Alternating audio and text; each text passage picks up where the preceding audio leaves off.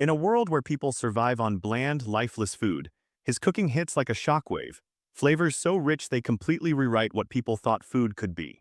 To perfect his craft, he travels far and wide, dealing with elves to secure rare plants, negotiating with dwarves for the finest spices, even crossing paths with dragons guarding treasure hoards, all just to elevate a single dish. Being a chef here isn't simple, it's a battle of its own, and this is where it all began. 15 years earlier, he was just Ellison, a regular culinary student chasing the dream of becoming a chef, until everything was cut short by a sudden accident, a truck ending his life before it could even begin. But death wasn't the end. When he opened his eyes, he found himself in a completely different world, one already drowning in war. Confused and lost, he had no idea what to do until a stranger guided him into a group of evacuees. From there, he learned the truth. This land was the Rubern Empire, specifically the city of Greek, and it was locked in a brutal war against dragons. Instead of breaking down, he adapted fast, convincing himself that this second chance couldn't possibly be worse than his previous life. At least here, he wouldn't be forced into military service after graduation, or so he thought. That illusion shattered instantly. A knight appeared before the crowd and delivered the emperor's command. With mercenaries abandoning the battlefield and manpower running dry, conscription was now in effect. Everyone between 17 and 45, regardless of status, would be forced into the Knight Corps. Just like that, his new life was decided for him. Training was brutal, to the point where he found himself wishing he had simply died back then instead of enduring this. But during that time, a knight noticed something unusual. After his initial training, he was told he would be transferred to the Mage Corps. His potential was too high to ignore. Even so, reality hit him in the smallest moments. At lunch, staring down at nothing but boiled potatoes, he felt genuine despair. But what shocked him even more was the people around him. They actually thought this was good food. That realization flipped a switch in his mind. If this world had no idea what real food tasted like, then opening a restaurant here wouldn't just work, it would dominate. From that moment on, he trained with a new purpose. No matter what, he would survive, endure everything, and build his dream here. All he needed was to last 2 years until the war ended. What he didn't know was that the war would drag on far longer than that. By the time he would finally earn his freedom, 15 entire years would have passed since the day he arrived in this world. A span so long that even imagining it now feels suffocating. Back in the present, those years weigh heavily on him, tears quietly forming in his eyes, not from sadness, but from everything he endured finally catching up to him. A passing girl notices, stopping in her tracks before introducing herself as Rain. He introduces himself as the restaurant owner, and when she asks if he's running the place alone, he casually mentions he does have a family member, though she's probably still asleep and won't wake until evening. Rain's curiosity sparks immediately, and she offers something valuable, a connection to a meat supplier, her husband's butcher shop located near the entrance of town. He accepts without hesitation, promising to visit, though she gives a small warning. Her husband is exactly the easiest person to deal with.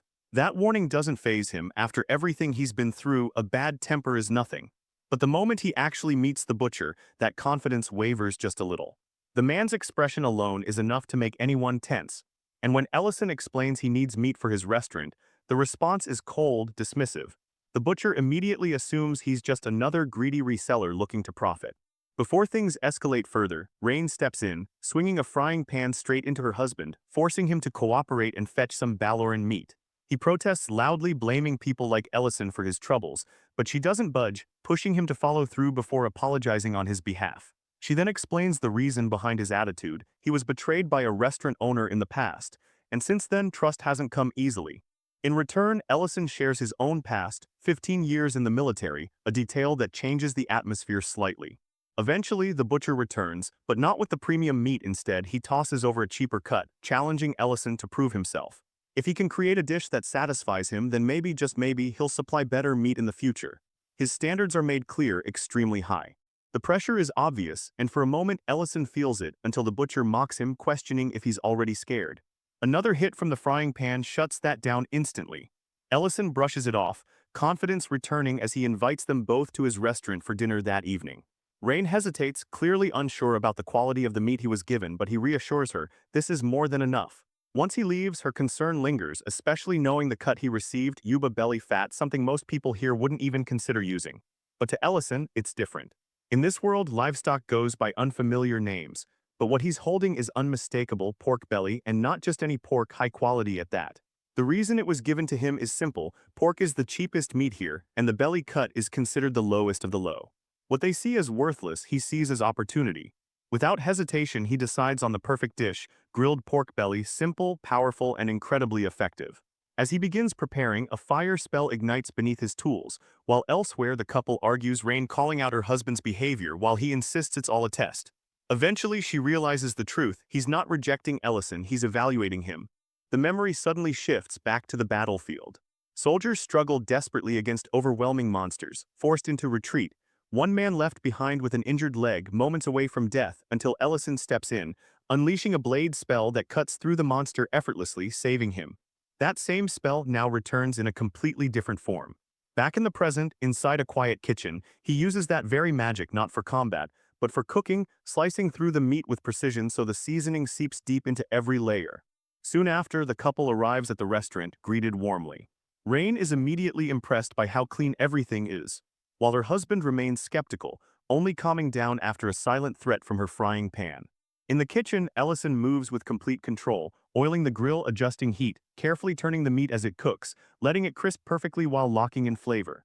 A light sprinkle of salt enhances everything, and once done, he slices it into bite-sized pieces, pairing it with a fresh salad. He considers adding more complexity, but knowing his audience, he keeps it simple. When the dish is finally served, the reaction is instant. Rain takes the first bite, and the shock hits immediately. It's unmistakably pork, yet it tastes completely different, rich, balanced, perfectly paired with the salad. At the same time, Ellison hears something even more important. The butcher declares he'll supply him. Looking over, Ellison notices his plate is already empty, despite the man still acting grumpy, claiming he's out of pork. When asked directly if he's satisfied, the answer comes out rough: he isn't, he wants more. Rain immediately forces him to give a proper response. And this time he does. He admits it, this was the best pork he has ever eaten. From that moment, the decision is made: he will supply Ellison with the finest pork in the entire empire.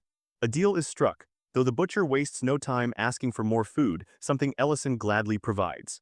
As the day wraps up, his first real business success settles in, just as his so-called family member finally wakes up, drawn in by the irresistible smell filling the air.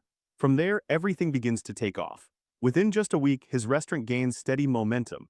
Orders pouring in non-stop, especially for the pork belly, and every single customer leaves the same way, plates completely empty and expressions filled with satisfaction. By the end of the day, he starts wondering if maybe it's time to close the restaurant for now. But while checking his supplies, another problem jumps out at him. His spice stock is almost gone, and he's completely out of pepper. In a world this old, where trade is slow and unreliable, spices are valuable. And even then, the quality still can't compare to what he remembers from modern times. Then an idea hits him. He pulls a coin from his pocket and goes with the one solution that always feels a little absurd but works. He summons ingredients straight from the modern world. He first discovered this magic while desperately trying to find a way back home.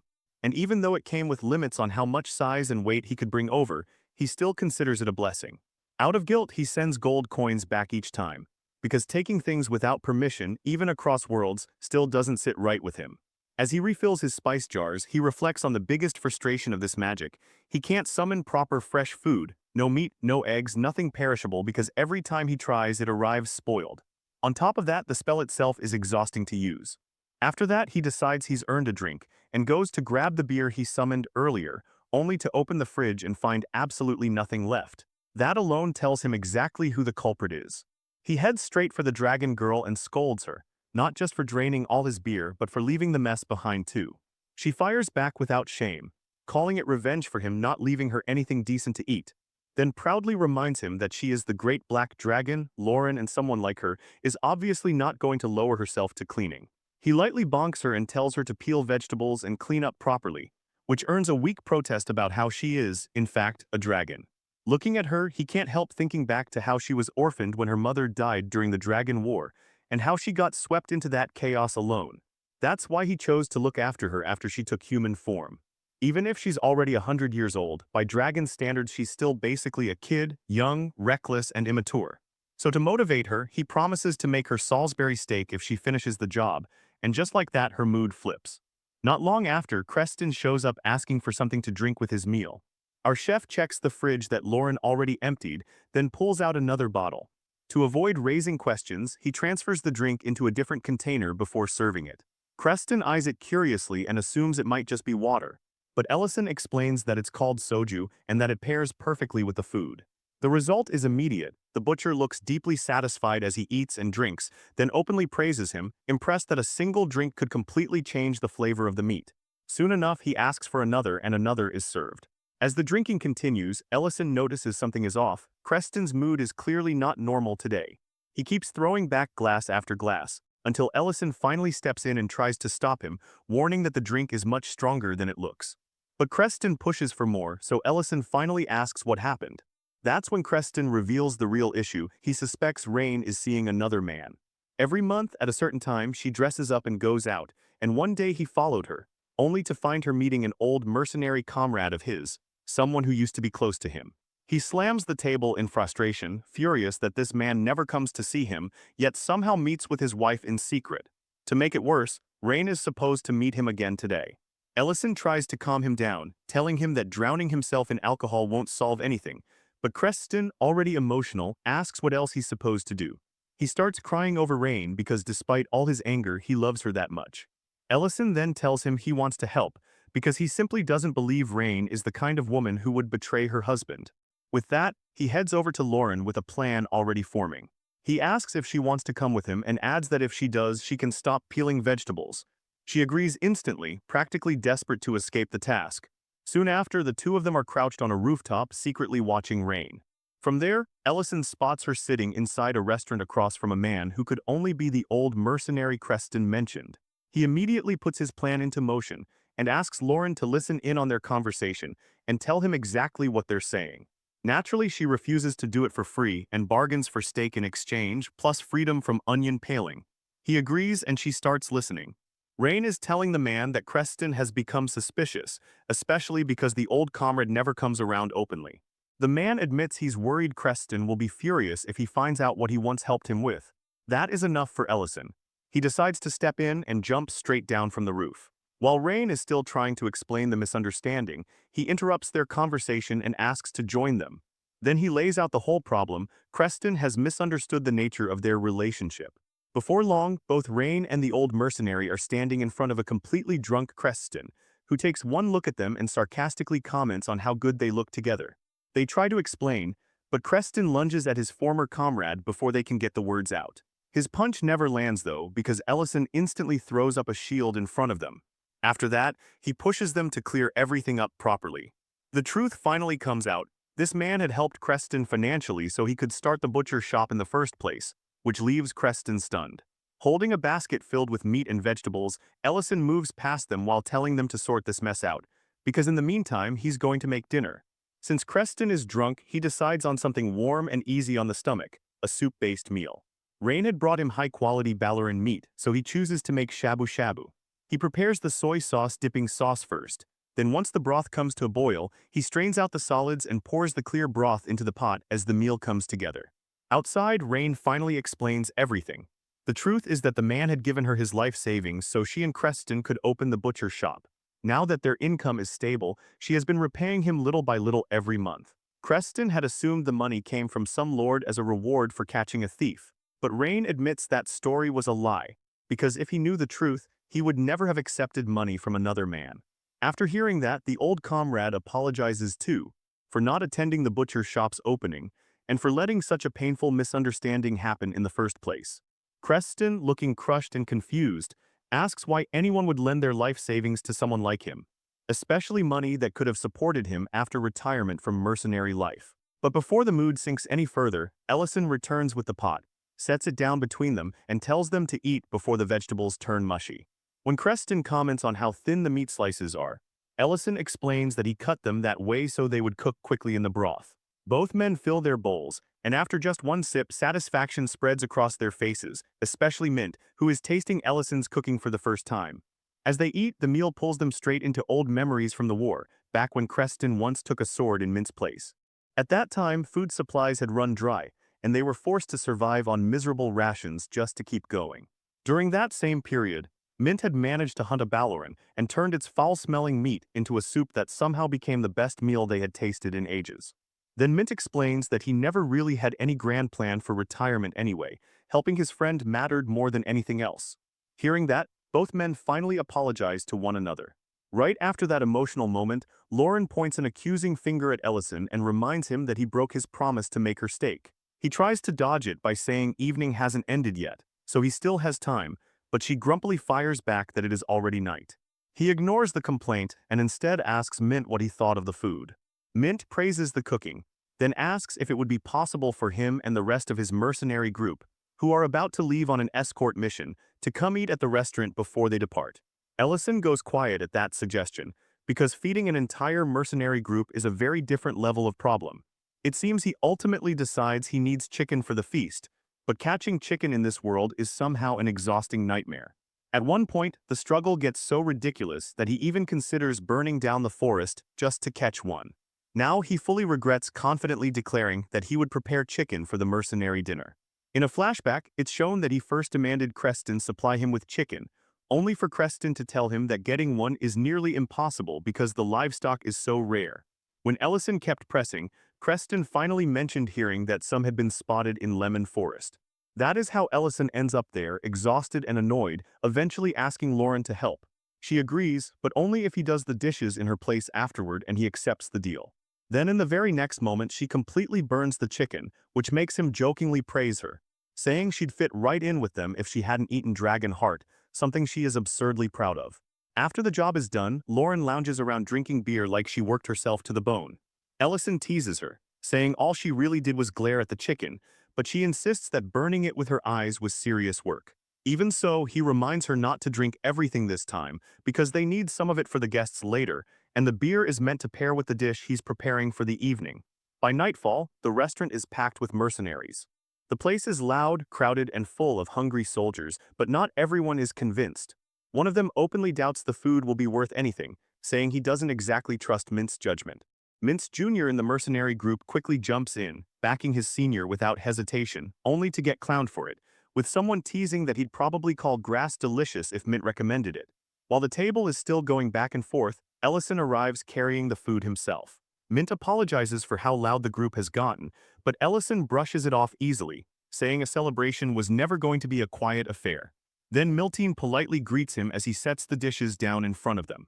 The moment he reveals that the main dish is made from chicken, the whole table freezes in disbelief, especially Milshin, who can't accept that something even skilled hunters struggle to catch ended up on their plates. But the second they taste it, the disbelief changes completely because the food is absurdly good. Even Mint's skeptical friend has no choice but to admit that Ellison's cooking is the real deal. After serving them, Ellison heads back toward the kitchen to take care of the other tables too. With the restaurant completely packed, he asks Lauren to help out, but she reacts like he just insulted her bloodline, asking if he seriously expects a dragon to serve ordinary humans, especially after she was the one who helped catch a legendary creature that even professional hunters couldn't handle. Ellison immediately realizes she must have heard everything from earlier with that absurd dragon hearing of hers. So instead of arguing, he plays the emotional card, reminding her that opening a restaurant after the war was supposed to be their shared plan from the beginning.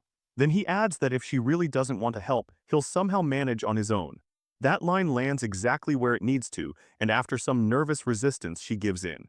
A while later, she's actually serving customers, running around the restaurant until the rush finally ends, and the moment it does, she collapses across the tables from pure exhaustion.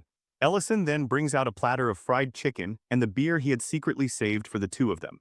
They dig in with the kind of satisfaction that only comes after surviving chaos together. That's when Ellison notices something else. She didn't just help serve, she cleaned up too. He comments on how grown-up she's become, and in her worn-out state, she leans her head on his shoulder and says she only did it because this is their restaurant. He teases her, saying that in that case, maybe the dishwashing deal between them can just disappear now. Lauren instantly shuts that down, saying that is a completely separate issue. That quiet little moment doesn't last.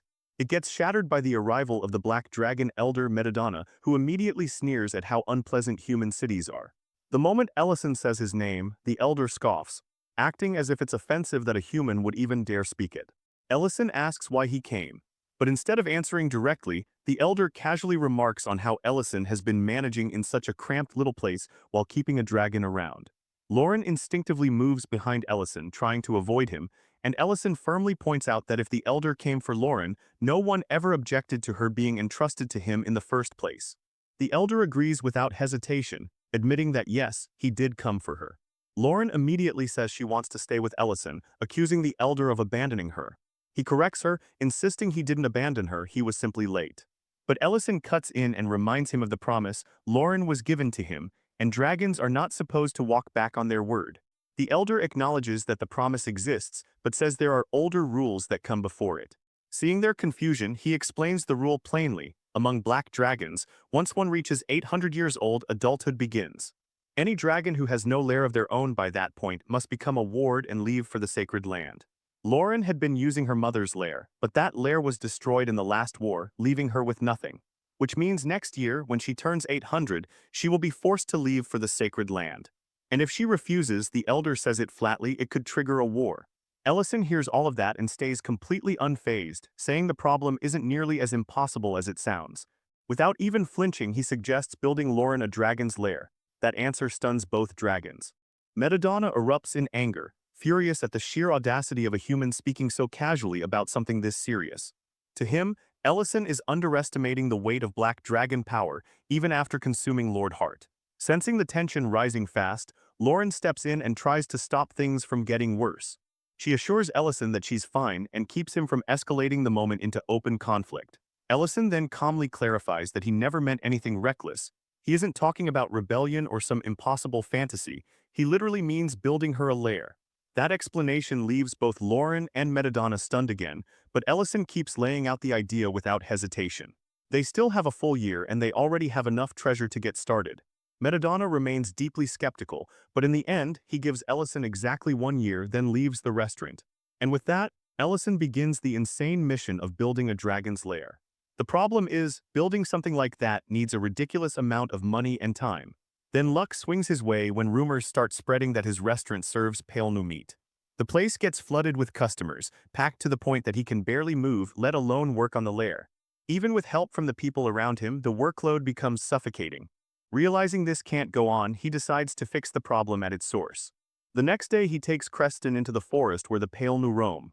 Creston is confused from the start and asks what exactly Ellison is planning. Ellison explains it simply. Creston is about to become the only supplier of pale new meat in the Empire, which means his butcher business will attract endless customers. Creston immediately doubts the idea, saying even the best hunters can barely catch those things. But Ellison confidently tells him the hard part has already been handled.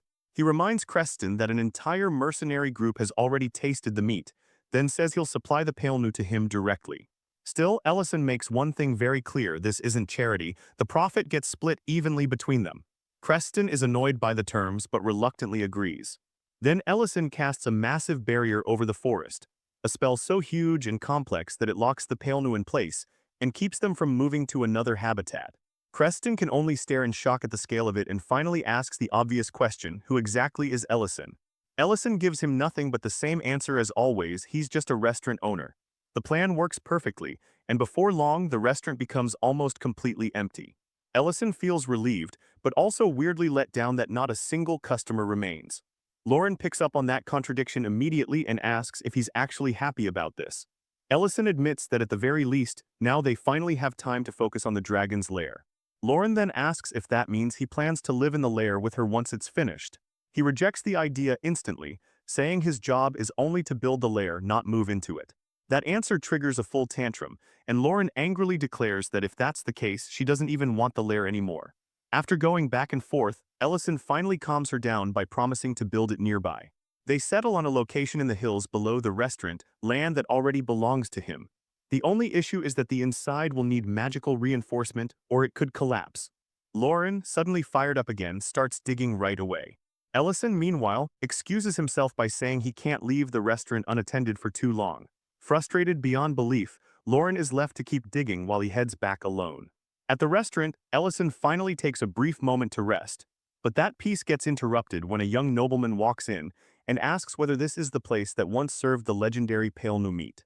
Tired of hearing the rumor by now, Ellison tells him they no longer serve it and suggests he try the nearby butcher shop instead. But the nobleman insists that he doesn't care what it is, he just wants something to eat. So Ellison decides to make him a hamburger, using the best ingredients available, including yuba meat. He carefully puts the whole thing together, finishing it with a special demi-glace sauce and topping it with an egg he had collected earlier. When the burger is placed in front of the nobleman, he is visibly stunned by how good it looks. But just as he's about to take a bite, a man suddenly rushes into the restaurant calling for him. The newcomer is horrified to find the nobleman in a place like this, and immediately warns him about food poisoning, insisting he leave at once. Insulted by that, Ellison defends his restaurant on the spot, saying the nobleman is a paying customer and there is absolutely nothing wrong with the food. The man then reveals that the young customer is the Baron, heir to the barony of Greek. That revelation means nothing to Ellison, who keeps arguing anyway. In the end, the nobleman quietly leaves a gold coin on the table, apologizes for the trouble, and walks out without even touching the burger. Later, Lauren comes back to the restaurant completely covered in mud, complaining that she's been working herself to death. She demands that Ellison take over the digging because she can't keep doing it alone. But Ellison is already dressed and ready to head out, and calmly tells her he has somewhere else he needs to be. That somewhere turns out to be the barony, where he approaches the young baron carrying a paper bag. He explains that the nobleman left his food behind and offers him the reheated hamburger. Surprised by the gesture, the baron accepts it. But just as he is about to eat, a knock sounds at the door.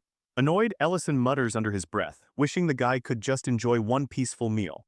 The baron, however, completely crumbles the second he hears the knock. His hands start shaking, sweat gathers on his forehead, and when he turns toward Ellison, his voice is weak and panicked as he asks what he should do.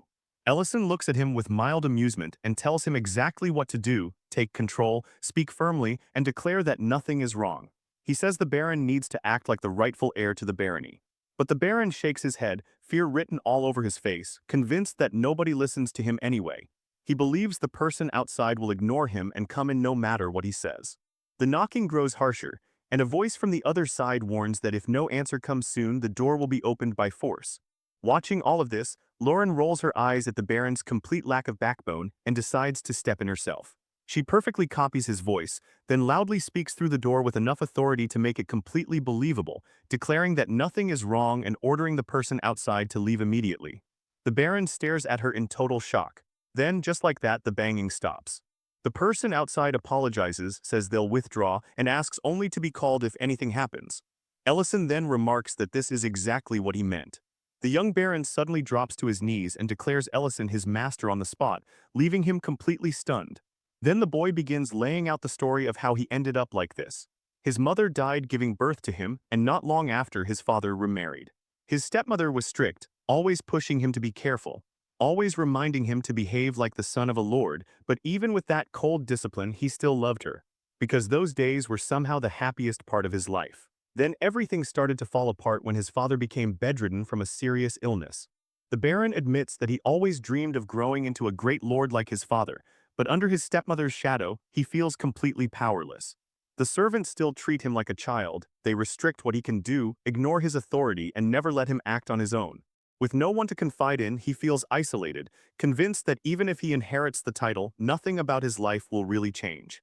But after what happened today, a tiny bit of hope finally sparks inside him, and he begs Ellison once again to guide him. Ellison listens, though he clearly finds the conclusion a little ridiculous. He points out that asking a restaurant owner to mentor a noble is definitely not normal. But he still recognizes the real issue right away. The boy has no confidence because he has been intentionally smothered for years. He tells the baron that he has been raised in a way that stops him from thinking and acting for himself, and from ever properly asserting who he is. So Ellison gives him simple advice, but the kind that actually matters. He tells him to look people in the eye when he speaks, and to stand by his own words and actions.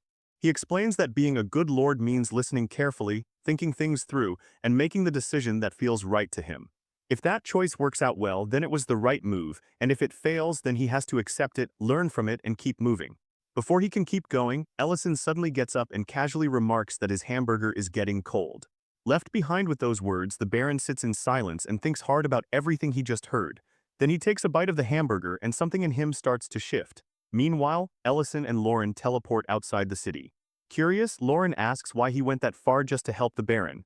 Ellison simply pulls out the gold coin and explains that this wasn't charity, it was business. The coin is worth 100,000 runes, way beyond the price of a hamburger. Lauren stares at it in complete disbelief, unable to process that anyone would pay that much. Ellison shrugs and says that for a price like that, proper service is only fair. He even says he hopes the baron becomes a regular customer, though Lauren immediately hates that idea, grumbling that it would just mean fewer hamburgers for her. Elsewhere, at a clinic on the outskirts of the city, the elf doctor Alina opens up to Rain, who listens like a close friend. Alina explains that she left her homeland because she genuinely wanted to help people, but instead of gratitude, she keeps running into prejudice and obsession. Many of the patients who come to her are less interested in treatment and more interested in staring at an elf. Some spread rumors and accuse her of seducing people, while others treat her like a curiosity instead of a doctor.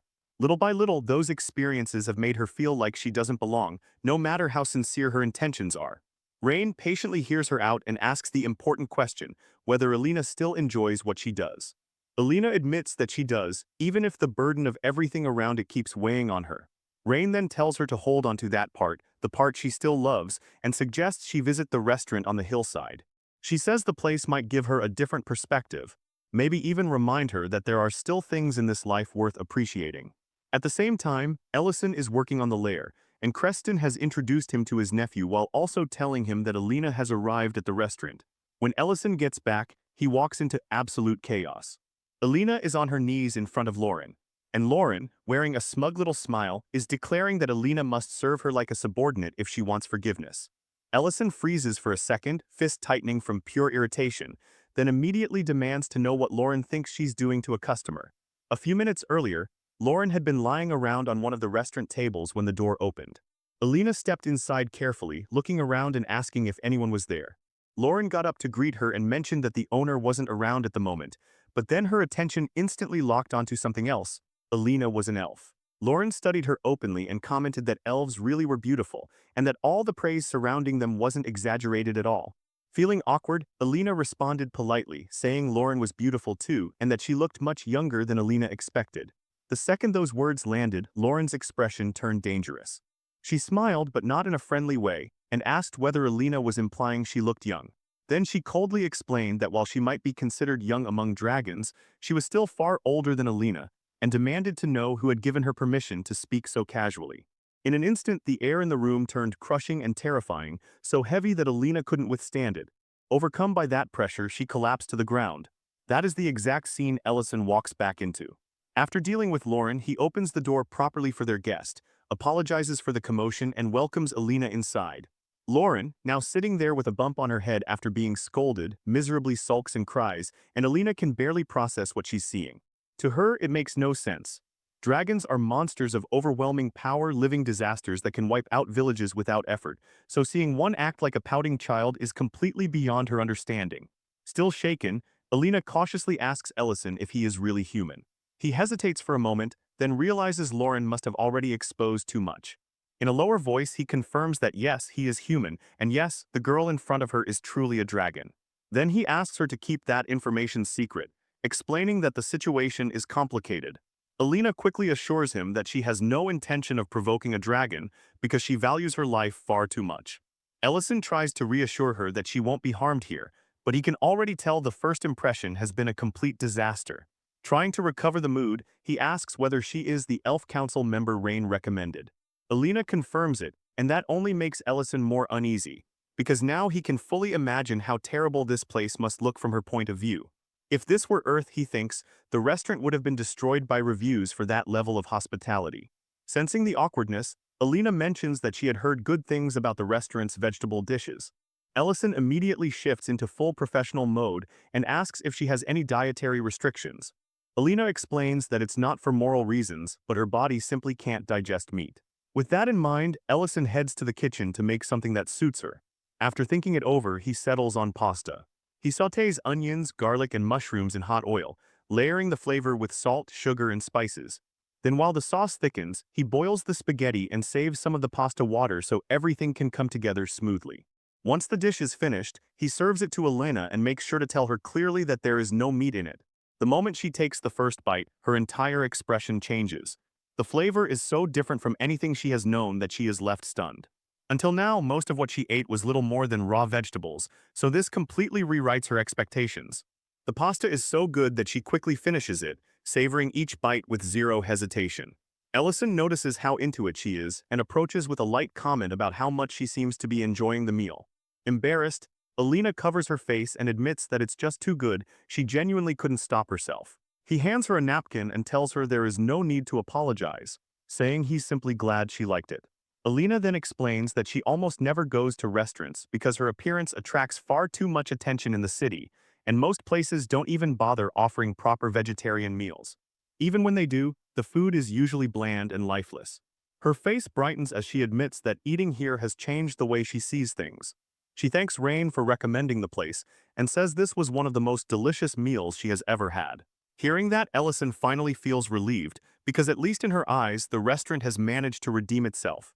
That calm moment gets shattered when Creston suddenly shoots to his feet, his voice full of anger, demanding to know what Nellen just said.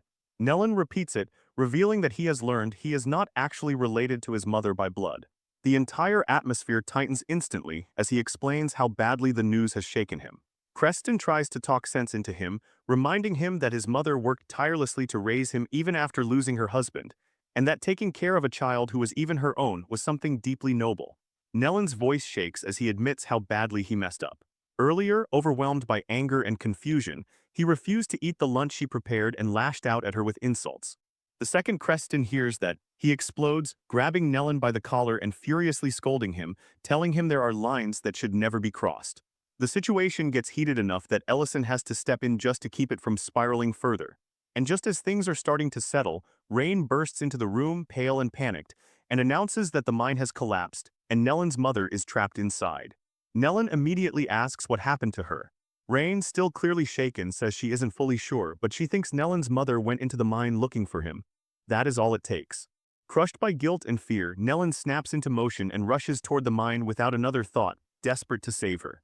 Ellison and Alina follow right behind him, hoping they can help, and when they arrive, the scene is complete chaos. People are holding Nellen back with everything they have, because the moment he breaks free, he's ready to throw himself straight into the collapsed mine to save his mother. Everyone around him is shouting for him to calm down, warning that the tunnel could cave in again at any second, but panic has already taken over. Right then, Ellison and Alina arrive, and Ellison immediately steps in, telling everyone to stop panicking because he and Alina are going inside to bring Nellen's mother back. The crowd instantly objects, insisting that going in now is suicide, that another collapse could happen without warning and bury even more people. Ellison doesn't budge. He makes it clear that this is an emergency, and that Alina is a healer, which means there could still be injured people inside who cannot move on their own and need treatment immediately. After a lot of resistance, the people outside finally give in and let the two of them enter. As they move deeper into the mine, Alina thanks Ellison for choosing to risk himself for people who are not even his responsibility. She openly acknowledges how dangerous this is and tells him he doesn't have to be here. Before he can respond properly, the mine suddenly trembles and rocks begin falling from above, but Ellison reacts without the slightest panic, instantly casting a barrier that shields them from the debris. While continuing forward, he casually explains that when he was younger he happened to be a rather successful magician, though those days are behind him now. Then, curious about her, he asks why she decided to walk into a collapsing mine and risk her own life, when she could have stayed safe back at her clinic in Greek City. Alina hesitates, clearly unsure how to answer, but before she can say much, they reach a split in the tunnel. Since there is no time to check both paths one by one, Ellison begins chanting, and a spell summons light spirits that brighten the darkness of the mine before dividing into two groups and drifting down both routes. Alina watches in amazement as the spirits guide them toward a group of injured workers. One of the workers catches sight of the glowing lights and immediately thinks he's hallucinating, until Ellison and Alina step into view and prove that the rescue is real. Their injuries are not as bad as feared, so Alina quickly treats them with healing magic, allowing them to move safely, while Ellison uses his own magic to clear blocked passages and shift heavy stone out of the way. One by one, the injured are saved and sent back outside, but Nellen's mother is still nowhere to be found. Refusing to stop there, Ellison and Alina keep going until they finally find her collapsed on the ground, unconscious and badly hurt. Alina examines her at once and realizes the injuries are serious, far worse than the others. Without hesitation, she uses a much stronger healing spell, pouring everything she has into saving her. Soft green light spreads through the area, wrapping around the injured woman as Alina pushes her healing magic to its limit. Outside the mine, Rain is barely holding herself together, crying as fear completely overwhelms her. Ken tries to calm her, telling her to trust Alina's healing because if anyone can save Nellen's mother, it's her. Ellison does the same for Nellen, who is frozen in helpless fear, assuring him that thanks to Alina, his mother is no longer in mortal danger. Exhausted but determined, Alina trembles as she explains that the head injury has been healed, and that the wound near the eye is not as terrible as it first looked. She even says that once the bandages come off, Nellen's mother should regain her sight. As Nellen looks at her lying there, guilt crashes down on him all at once. Then he sees the basket of breakfast she had lovingly prepared for him that morning, the same meal he cruelly rejected earlier, and the regret hits even harder. He starts blaming himself for everything, convinced that his own words led to this. Then, in the middle of all that pain, his mother stirs and weakly calls out, asking if Nellen is there. The second he hears her voice, he completely breaks. He drops beside her in tears, apologizing over and over, confessing that he was terrified his cruel words would be the last thing she ever heard from him. Tears stream from her eyes too as she answers, relieved beyond words to hear him call her mom again. She tells him that as long as he is safe, nothing else matters. Watching that reunion, Alina quietly reflects on everything that brought her here. She tells Ellison that she had been seriously considering leaving her clinic behind and returning to her hometown, worn down by too many bad experiences and too little trust from the people around her. But Rain encouraged her to look for reasons to love the place she had started to resent. Alina says that human lives may be short compared to those of elves, but they burn with a kind of emotion that is both inspiring and exhausting at the same time. Despite all her doubts, she has come to admire that sincerity, that passion. And she admits that those very qualities are the reason she opened her clinic and stayed in the first place. Then with a faint smile, she adds that she has recently discovered one more thing she likes about humans, their ability to make incredible food. But before she can say anything else, the strain finally catches up to her and she nearly collapses from exhaustion. Ellison catches her just in time. What follows turns a little awkward as he transfers magical energy into her to restore her strength. Alina feels that power moving through her and is instantly shocked, because the technique feels like the kind of magic normally associated with elves. When she asks about it, Ellison quickly brushes it off by saying he learned it from a friend named Bayon. The name alone stuns her, because Bayon is no ordinary elf, he is a legendary elven hero. She immediately asks how Ellison knows someone like that, but Ellison avoids the whole mess of explaining it and simply says that in his prime, he used to be a fairly famous magician. Meanwhile, back at the restaurant, Lauren is inside her lair, digging with pure frustration and complaining the entire time. She grumbles about how unfair it is that Ellison left her behind with all the dirty work, especially when she cannot openly use magic in front of other people. Just as her complaining reaches maximum volume, water suddenly bursts out and sprays all over her, soaking her completely. Later, Ellison returns to find the cave in total chaos. Mud everywhere, the ground torn up like a battlefield, and Lauren standing right in the middle of the disaster, covered head to toe in dirt, but somehow looking proud of herself.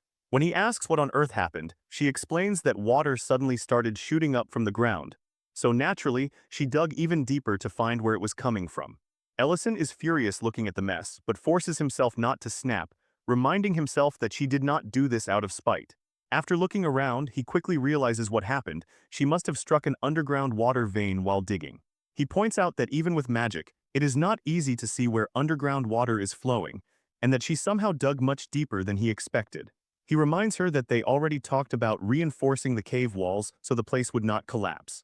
Lauren, completely unbothered, says she remembers just fine, and proudly adds that the cave is still standing because she has already been using barriers.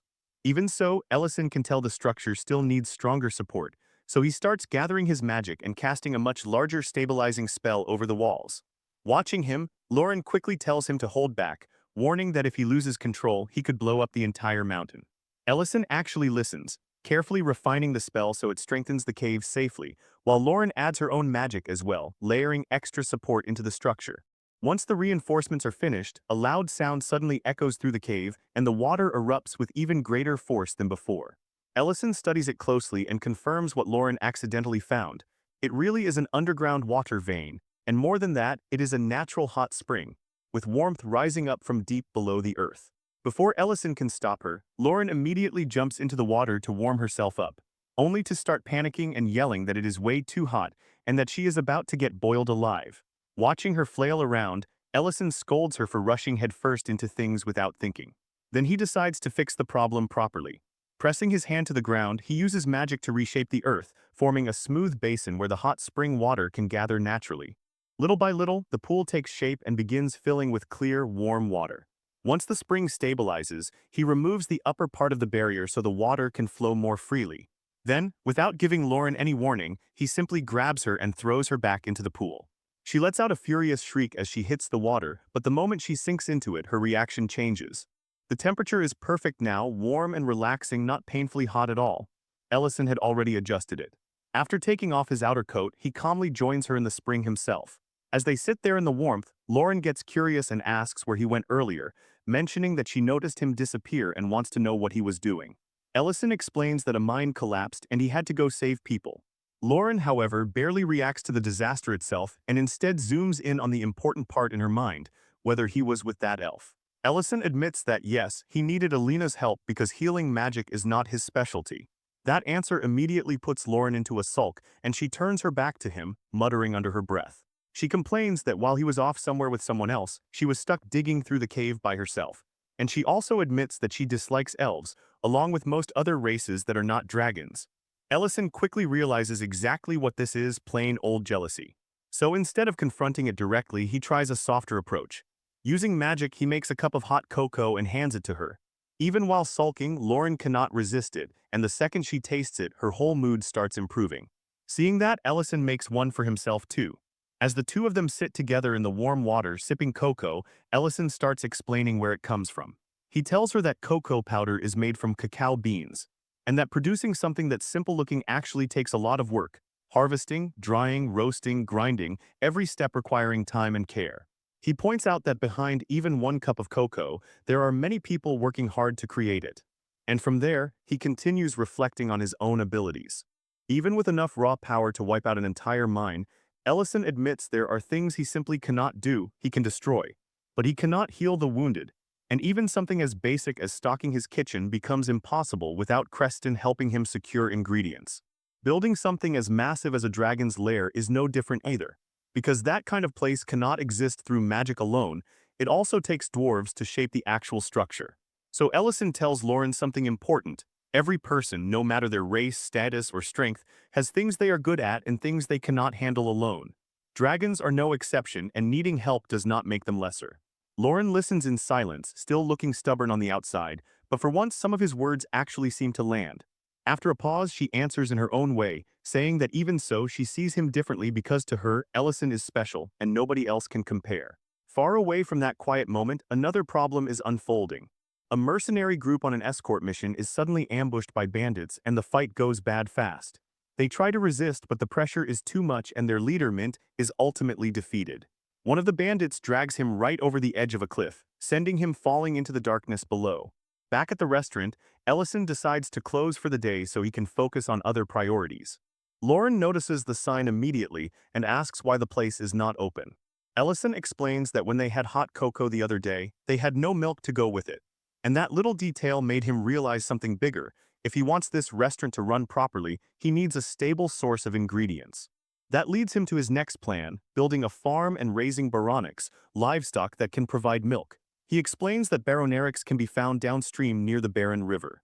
The second he mentions teleporting there, Lauren gives him a look, because unlike him, she cannot teleport accurately to places she has never visited.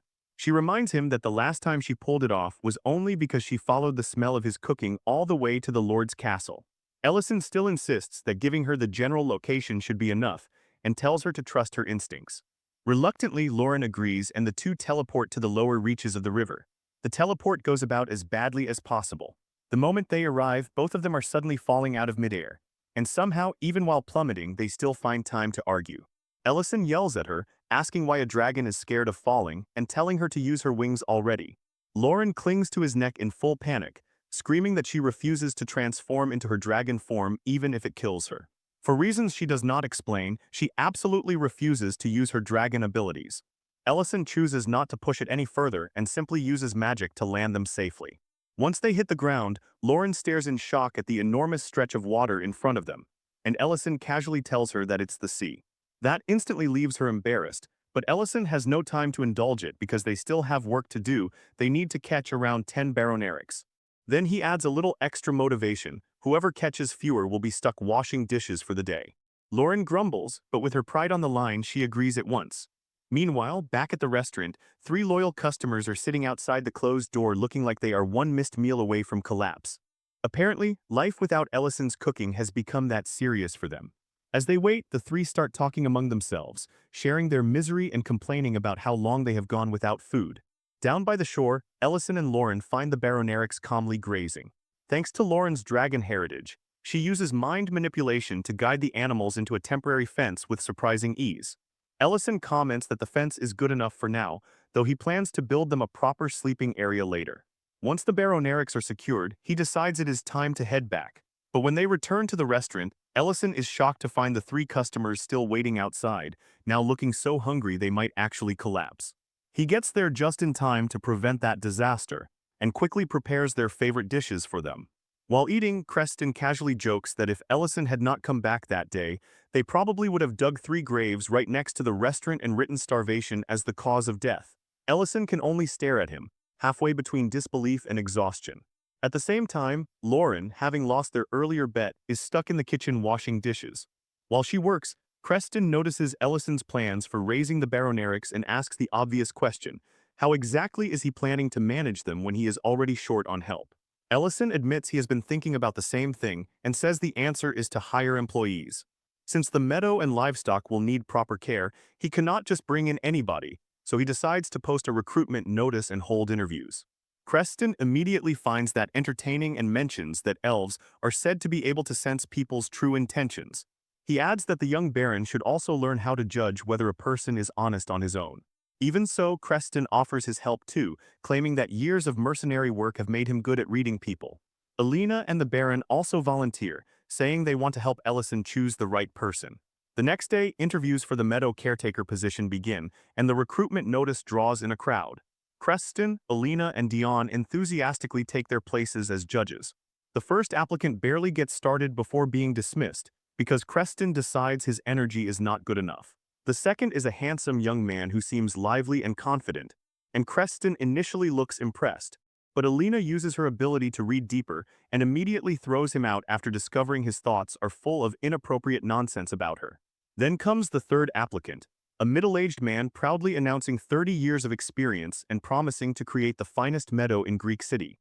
This time Dion takes over the interview and goes absolutely overboard, firing question after question at him about how he would keep the Baronerics comfortable, what he would do if they got sick or injured, how he would handle feeding schedules, and then even handing him a scroll packed with complicated text and demanding precise answers.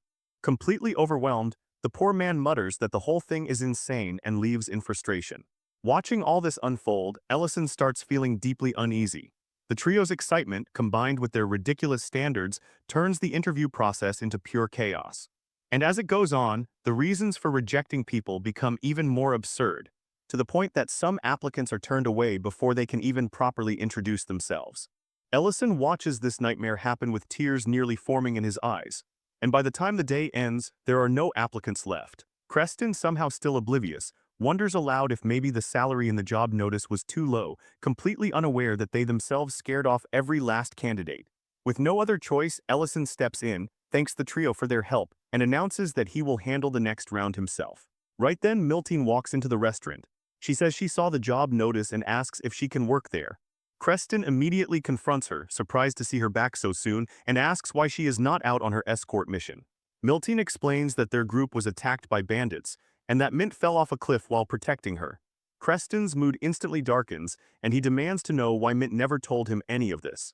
Miltine then reveals the part that matters most: Mint survived. But one of his legs no longer works, and he has retired from mercenary life because of it. Her expression turns grim as she recalls how, even though Alina wanted to help, too much time had passed for healing magic to restore his mobility. All Alina can do now is continue checking on him from time to time. Hearing this, Lauren bluntly asks why Miltine is the one looking for work when Mint is the injured one.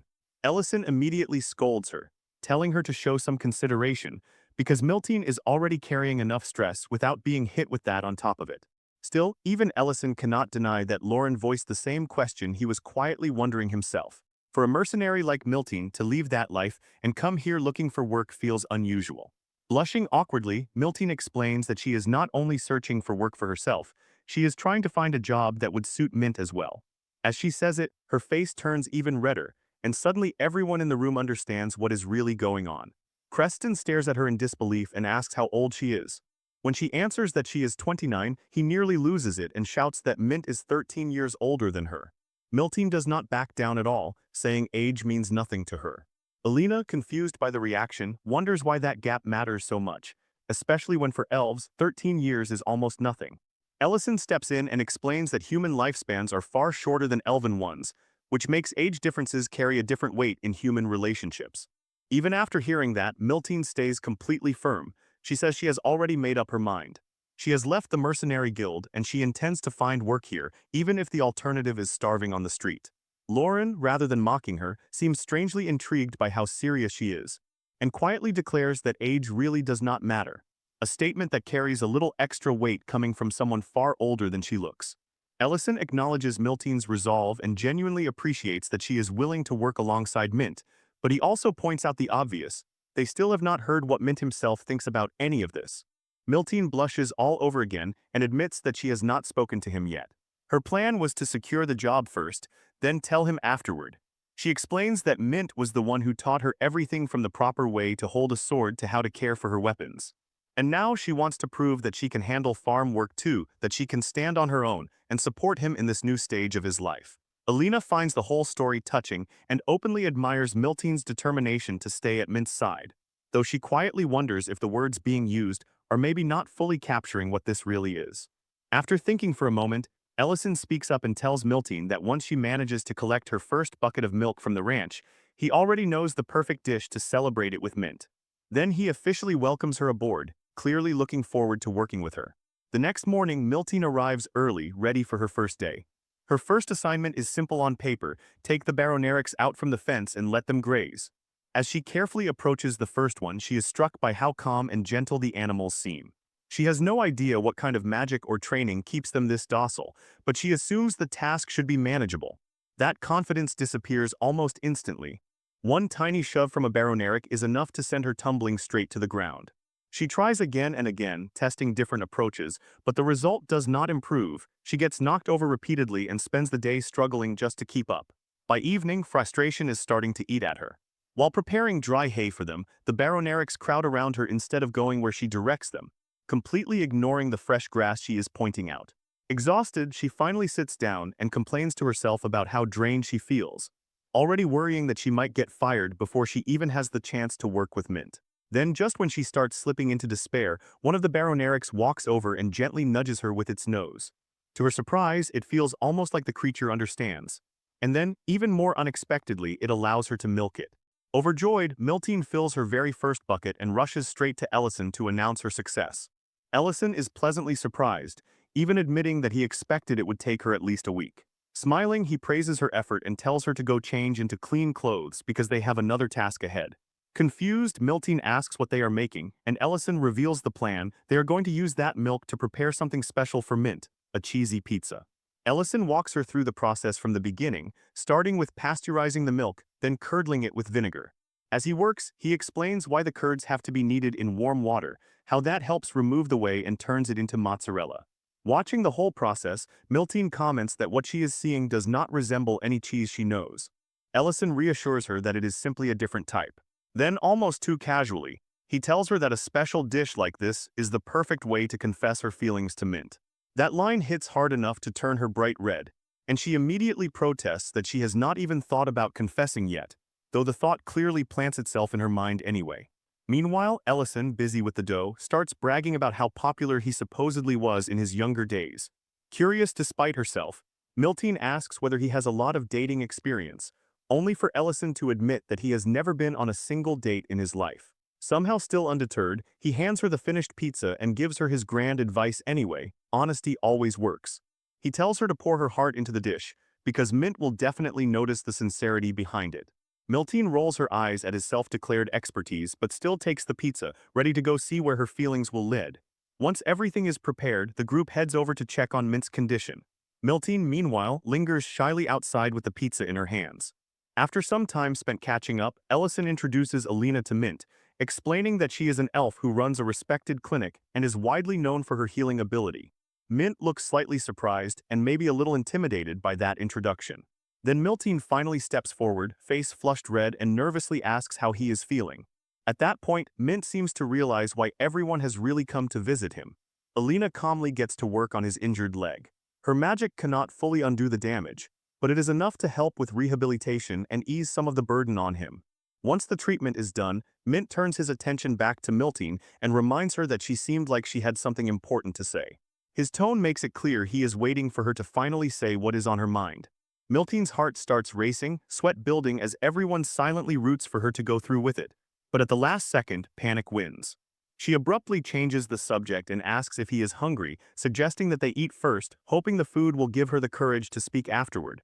She repeats Ellison's advice to herself: honesty will work as long as her sincerity reaches him. Then she presents the pizza she worked so hard to make, with the toppings carefully arranged into a heart.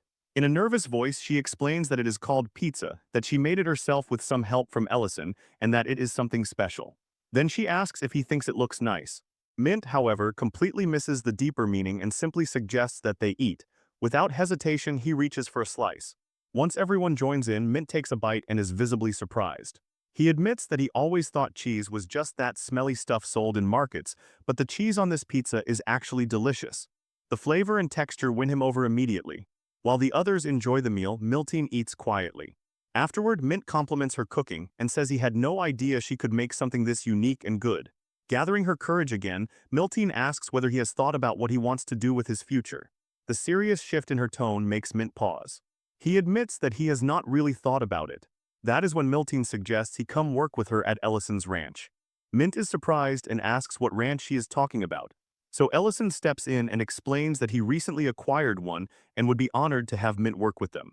Mint looks taken aback, and once he learns that Miltine is already working there, he asks what happened to her mercenary work. Embarrassed, Miltine looks away, then forces herself to say it plainly. She left the guild right after Mint did because she wants to stay by his side in the future.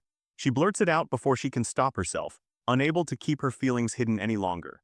Mint smiles warmly and agrees to work at the ranch, and that answer fills Miltine with happiness. The others look pleased too. Then Mint casually says the one thing that destroys the whole mood for her. Since she is no longer with the mercenaries, he says, maybe now is a good time for her to start meeting some younger men in town. He even adds that she is old enough now to start thinking seriously about dating.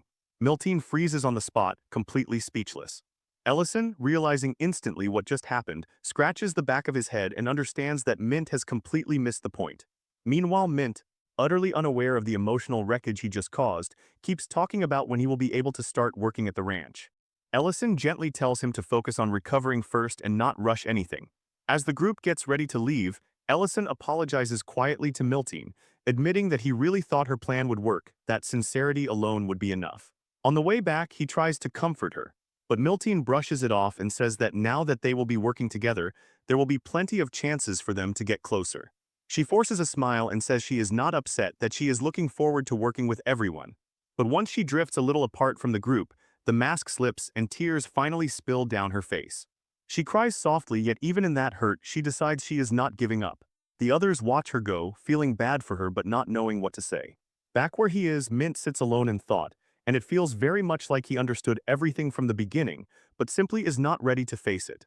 The very next day, Crown Prince Leon of the Loving Empire arrives in the area.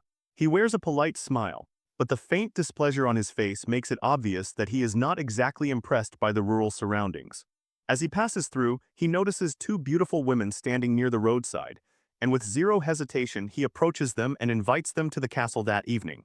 Nearby, Porgo watches the prince's behavior and asks Madrini what exactly is going on.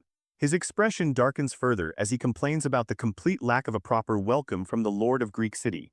At the same time, Dion prepares himself to meet the prince alone, since his mother is unwell and unable to attend.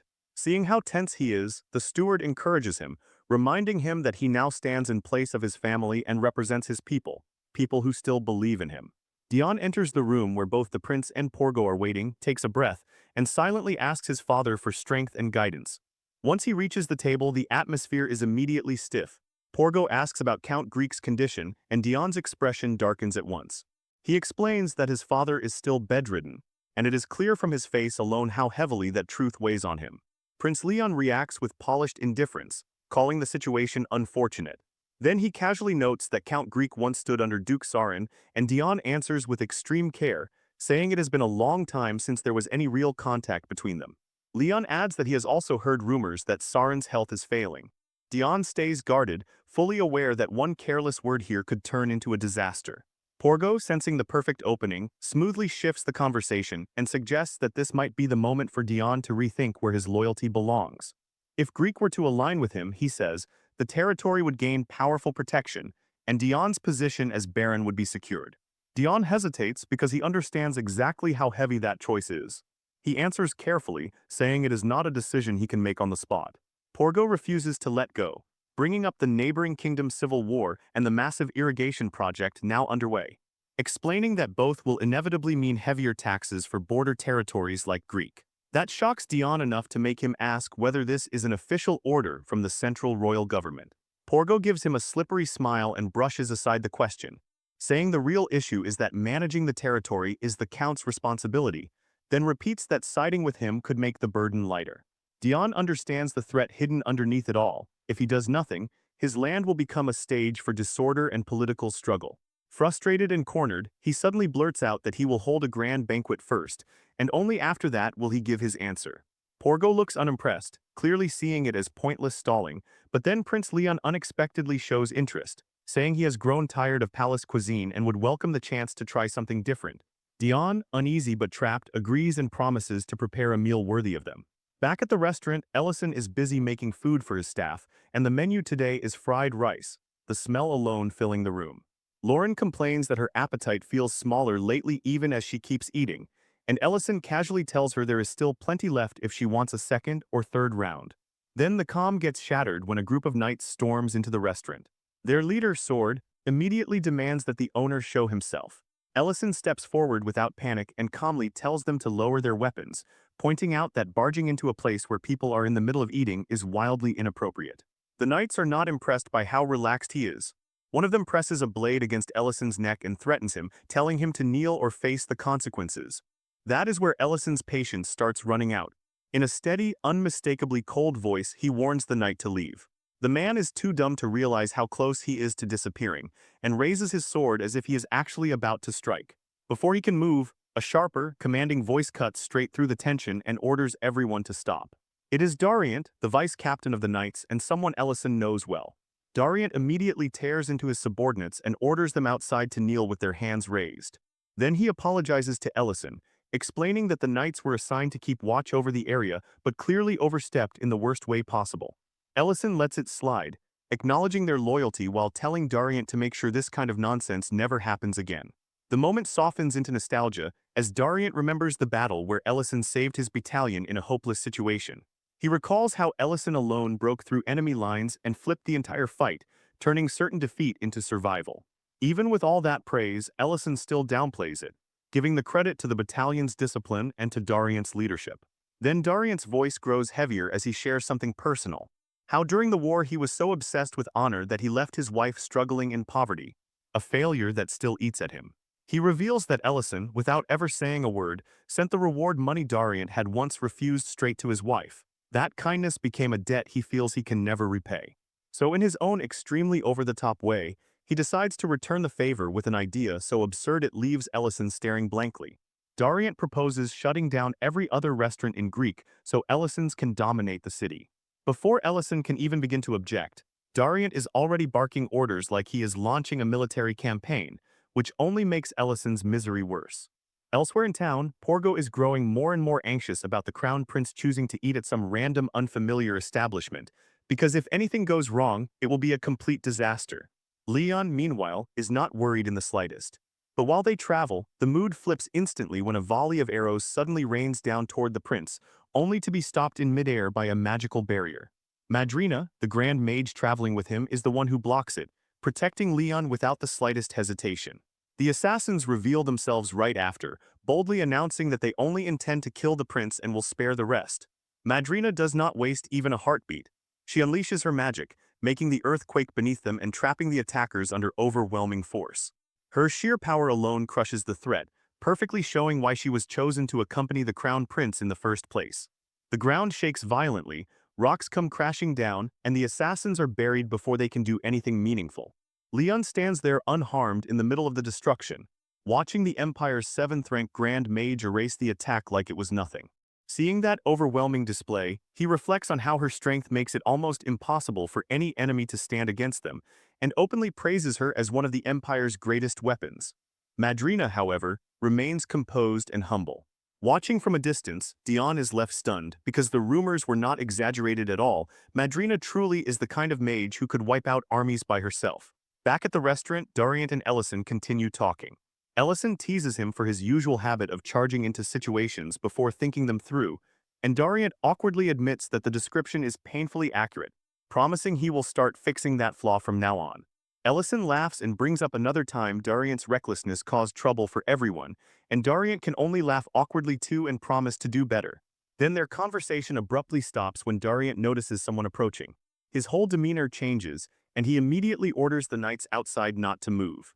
He explains with urgency that the crown prince is coming. Ellison, by contrast, stays calm and finally understands why the First Knight Order has been so active in Greek City lately. When Crown Prince Leon arrives, Ellison greets him respectfully, though he remains cautious, fully aware that this visit matters. Among the prince's entourage, Ellison's eyes are drawn to Madrina, specifically because she is wearing an old Royal Mage Corps uniform. Leon notices that too and immediately recognizes the connection, pointing out Ellison's ties to the Corps. Ellison casually replies that he still wears the uniform because it is comfortable, even though he was discharged long ago. Leon lights up at the discovery and excitedly introduces Madrina as a 7th-rank Grand Mage, assuming Ellison must have at least heard of her back in his service days, then calls her over with clear enthusiasm. Madrina freezes the moment this happens. Porgo, already impatient, calls her name again, snapping her out of it. She slowly gets off her horse, removes her helmet, and approaches, visibly tense. Leon proudly presents her to Ellison, completely unaware of how nervous she is. Madrina struggles to keep herself together, thinking about Ellison's overwhelming presence and how badly one wrong move could go for her. Then Ellison gives her a calm, almost pleasant smile, and she instantly recognizes it for what it really is, a warning. So she follows his lead and nervously claims that this is their first time meeting. Leon believes her, though with a hint of disappointment. Madrina, on the other hand, understands exactly what Ellison is doing, pretending not to know her so that unnecessary trouble does not explode right here. She immediately uses that opening to shift the conversation and announces that the group will be holding a banquet at the restaurant, formally asking Ellison to prepare a grand meal. Inside, the atmosphere changes the second Leon steps in. He looks around and comments on how clean the place is, and Ellison apologizes for the lack of grandeur, explaining that he had no way to prepare for guests of this rank. Leon dismisses that concern, saying that for any restaurant, taste matters more than decoration. Then he directly challenges Ellison to produce a dish worthy of impressing the crown prince. To make things even more ridiculous, he drags Dion into a bet on the spot, declaring that if the food fails to satisfy him, Dion will have to parade naked through the city. Dion is visibly shaken by that insane suggestion, but Leon keeps pushing it anyway. Ellison accepts the challenge because at this point his reputation is on the line. For the first course, he serves a delicate mushroom soup. Leon admits that the aroma is good and the flavor balanced, but dismisses it as not especially impressive given how many luxurious soups he has already tasted in his life. Porgo backs that up, calling it good but ordinary. Then Ellison turns to Madrina and asks for her opinion. She hesitates, opens the lid of her soup, and finds a message floating in the broth ordering her to give a passionate review. Her heart nearly jumps out of her chest, because she realizes instantly that she has to think fast. She takes a spoonful, then suddenly slams the table and rises dramatically, going all in with ridiculous enthusiasm. She declares the soup extraordinary, comparing its flavor to 9th-level magic itself. Her over-the-top performance leaves both the Crown Prince and Porgo stunned. It is absurd, shameless, and completely excessive, but it works, because it shifts the mood and takes some of the pressure off Ellison. Inside, Madrina is dying from embarrassment, desperately hoping that this level of drama is enough to satisfy him. Still trying to recover from what she just did, she hurriedly urges Leon to taste the soup again. She keeps insisting the soup is exceptional, and Leon, half impressed and half entertained by Madrina's absurdly intense reaction, finally agrees to taste it again. He remarks that if she is praising it with that much passion, then maybe it deserves a second chance, then adds with a teasing edge that her expressions are far more animated than he ever expected from her. Dion, trying to smooth over the strange atmosphere, admits that the soup is genuinely good too, and says that if this were not such an important occasion, he might have asked for another bowl himself. But even with those comments, everyone at the table can tell that Madrina's explosive performance has less to do with the soup and more to do with something else entirely. A royal mage of her standing has surely tasted dishes far beyond this, so her sudden theatrical devotion feels off. Leon notices it, Porgo notices it, and both silently question what could possibly make someone of Madrina's rank act like this over a bowl of soup. Dion glances toward Ellison, beginning to suspect that the restaurant owner himself may be the reason. Ellison, meanwhile, hides a laugh behind a mischievous smile, calmly promises that the next dish will follow soon, and walks away from the dining room like he knows exactly what he is doing. Leon still looks unconvinced, commenting that while the soup is decent, it does not feel all that different from what he has already eaten at the palace. Porgo agrees and jokingly says he had no idea Madrina loved mushroom soup this much, even promising to add it to her meals once they return to the palace. Embarrassed by the spotlight, Madrina hurriedly insists that the soup really is unique, then quickly finishes the rest to avoid more questions. But the moment the bowl is emptied, another message reveals itself at the bottom, telling her to meet Ellison behind the restaurant. Realizing she may have just made a mistake by drinking everything, she panics and spits out what little remains in her mouth, coughing hard enough to draw Leon's attention. He quietly leans toward Porgo and notes that Madrina is acting unusually unstable today. Desperate to escape the moment, she excuses herself and heads to the back of the restaurant. Ellison is already waiting there, leaning casually against the railing like he has all the time in the world. Madrina approaches carefully and nervously asks whether he was the one who called for her. Then, without warning, a rainbow-colored magical barrier forms around them. The moment she recognizes it as a soundproofing spell, she understands that whatever happens next will stay between them. Ellison turns to her wearing an innocent, almost pleasant smile, greets her warmly, and remarks that it has been a long time. He even compliments her earlier performance, though he says it came off more like comedy than genuine praise. The comment somehow feels like a compliment and a scolding at the same time, leaving her completely unsure how to respond. Before she can even try, Ellison reminds her that he once warned her never to cross paths with him again. His smile thins and the atmosphere around him shifts as a heavy, ominous magical aura begins pressing down on the space between them. He says he is glad to see her alive, but makes it clear that by being here, she has already broken their agreement. Panicking, Madrina blurts out that she had no idea he was in this city. Ellison is not remotely impressed by that excuse and immediately demands to know why she is accompanying Leon. She explains that she is only following orders from Duke Tamurin, who is expanding his influence across multiple territories, and that their visit is meant to strengthen his position in the royal court. Ellison cuts her off right there, saying he does not care about Tamurin's ambitions. What he wants is Leon's real purpose. Under the pressure of his gaze, Madrina starts visibly sweating. Ellison then lays out Leon's reputation himself, describing him as corrupt, indulgent, and morally rotten, someone who manipulates people through his status while pretending to have no interest in politics at all. His tone darkens further as he says Leon's behavior, including the way he is exploiting Dion, is part of something much bigger. Then he demands the one answer she clearly does not want to give. What is the Crown Prince ultimately trying to do? Trembling, Madrina insists that she cannot say. She pleads with him to believe that even under torture, she would not be able to reveal secrets like that. Ellison's expression goes cold as he tests whether she means it. In the end, all she can admit is that she just wants to leave. Some time later, Madrina returns to the banquet table looking pale and badly shaken. Leon and Porgo both notice it instantly, though neither comments on it directly. Trying to regain control of herself, Madrina places a hand over her chest and weakly claims she was simply savoring the aftertaste of the soup. Leon clearly does not buy it, but he lets it slide and instead remarks that it is surprising for an outskirt restaurant to serve something like that. The glance he throws toward Dion makes it obvious he suspects the young lord is hiding more than he lets on. Even so, Leon refuses to drop the wager.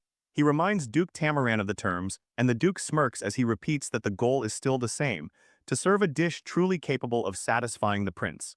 Leon's smile sharpens as he turns the knife a little deeper, mocking Dion by saying that even if his bedridden father somehow rose from his sickbed and personally presented the dish himself, it probably still would not meet his standards. Dion's fists tighten, but he answers with controlled calm, saying he is willing to endure any personal humiliation if it means protecting his people and securing their future. That resolve earns silent respect from everyone in the room, even Leon, though the prince hides it behind a mocking laugh. Then, as late afternoon sunlight pours gold across the room, Ellison returns carrying the main course. He lifts the lid with deliberate drama and reveals what at first glance looks like a smoky mound of dirt. Porgo, naturally skeptical, questions what kind of dish this is supposed to be, and Ellison casually explains that it is not dirt at all, but a chicken sealed in clay, based on an old recipe. Then, using a small hammer, he cracks the clay open, revealing a perfectly roasted chicken inside. The aroma that bursts out instantly captures everyone's attention. As he slices into it, Ellison explains the meaning behind the dish, comparing it to something precious hidden beneath an unremarkable shell, beauty concealed under an ugly surface. His words do not just describe the food, they carry a deeper edge, like he is quietly criticizing Leon's manipulative nature without ever saying it outright. For the first time all evening, the Crown Prince is left speechless. Ellison notices the reaction but remains composed, adding one final remark about how appearances can deceive for a while, but the truth eventually comes to light. Those words hang over the table long after he finishes speaking. From there, the conversation shifts into something far more dangerous. Holding a broken piece of clay in his hand like it is evidence in a trial, Ellison calmly suggests they talk about the current state of the Rubern Empire. He says the empire has weakened badly after years of dragon war, and that the king's fading authority has given the counts room to expand their power unchecked. The room goes quiet as he speaks, because his observations are far too sharp, almost like he has been studying the empire from the shadows this entire time. With each sentence, Leon's unease grows. Ellison points out that royal authority is at its lowest point, leaving the crown prince in an extremely unstable position. Then he says something even harsher, that in such a fragile moment, the safest path might be to give up all claim to power entirely. Sweat starts forming on Leon's brow and his carefully relaxed image begins to crack. He notes how Leon has carefully lived as a man of indulgence, hiding behind the image of a useless fool. Porgo, clearly infuriated now, glares at Ellison and repeatedly warns him to stop, his voice growing harsher as he demands to know whether Ellison understands the consequences of speaking like this. Ellison stays perfectly calm and simply asks everyone to listen a little longer. Then he raises the stakes again, saying Leon's aimless appearance is not aimless at all, that it is a calculated mask, and that beneath it he is preparing to strike back at the nobles and reclaim the royal authority that slipped away from the king. That is the point where Porgo finally explodes. He slams his hand down on the table and calls for Deputy Commander Darient. The whole room tightens instantly as Darient enters, visibly tense and unsure what kind of disaster he is walking into. Porgo fixes Ellison with a murderous stare and warns him that he has gone too far. Ellison, on the other hand, looks almost amused. He lets out a quiet chuckle, completely untouched by the threat, and even taunts Porgo by implying that getting rid of him would not be nearly as easy as he seems to think. Porgo's face twists with rage, and he orders his men to execute Ellison immediately. But before the situation can erupt into violence, Leon suddenly moves. He picks up his fork, takes a bite of the roasted chicken, and the exaggerated sound of him chewing cuts through the room hard enough to steal everyone's attention. Then he laughs, slams his hand on the table, and tells everyone to sit down and eat. The sudden, almost theatrical shift leaves the room stunned. No one is quite sure how to react, but one by one they reluctantly follow his lead and begin eating, even though the tension never really leaves. Leon, however, now seems almost delighted. Between bites, Leon casually remarks that pretending to be a fool has taught him more than people realize. Then he turns his eyes toward Porgo, smiling wider, and makes it clear that a truly clever man knows exactly when to play along and when to keep his real hand hidden. That shift catches Porgo completely off guard. For the first time, he does not look angry, he looks uncertain. A moment later, Leon declares the matter settled and announces that Dion has won the bet, leaving the young lord genuinely stunned. Then the prince rises from his seat, settles his cloak over his shoulders, and thanks Ellison for the meal as if none of the tension from moments ago ever happened. With one careless wave, he orders his knights to prepare for the return to the capital. Only once the group finally leaves does the pressure in the room begin to fade. Ellison keeps his composure until the door shuts behind them, and only then does he exhale, wiping the sweat from his forehead. Dion, still trying to process the whole surreal dinner, asks how Ellison managed to steer things so cleanly. Ellison just smiles and tells him that not everything needs to be fully understood. Sometimes the real trick is knowing when to move, and when to let events unfold on their own. The return trip to the capital is strangely quiet. Porgo and Madrina walk in silence, heads lowered, each buried in thought, while Darient, still unable to make sense of everything that happened at the banquet, stares ahead like his brain is still catching up. Eventually, Leon breaks the silence and asks Madrina about Ellison, reminding her that she had mentioned him before and wanting the full truth now. She hesitates, but eventually admits that yes, Ellison is the man she once warned them about. Porgo scoffs at the idea, unable to believe that a restaurant owner could truly be that dangerous. Leon, however, no longer shares that dismissive view. If anything, the prince seems impressed, even amused, because Ellison's refusal to bend only proves how strong he really is. Then Leon begins reflecting on the way he and his allies have built their power so far, through fear, pressure, and forcing nobles into obedience. But now, for the first time, he starts to wonder whether trust might actually be the stronger path. Back at the restaurant, Ellison is checking over a small barn he built himself outside. At first, he looks quietly satisfied with the work, but before he can enjoy the moment, one of the animals inside kicks the structure. The whole thing immediately collapses into a sad pile of wood. Ellison just stands there speechless for a second before admitting, with a little embarrassment, that trying to build it himself without proper knowledge was a terrible idea. Laughing at his own failure, he decides right then that construction should be left to professionals from now on. The scene then shifts to the Millerec, where a tall, muscular woman with fiery red hair appears. This is Serena, the Scarlet Dragon Guardian, and she arrives with a dangerous grin, ready to confront whoever has entered her territory. At first, she carries herself like a proper threat, all heat, confidence, and menace. But then she accidentally kicks a golden crown lying on the ground, and the sharp edge slams straight into her shin.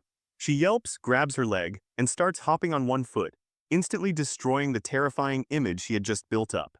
Her confidence wobbles on the spot as she wonders how she is supposed to punish intruders while barely holding herself together from the pain.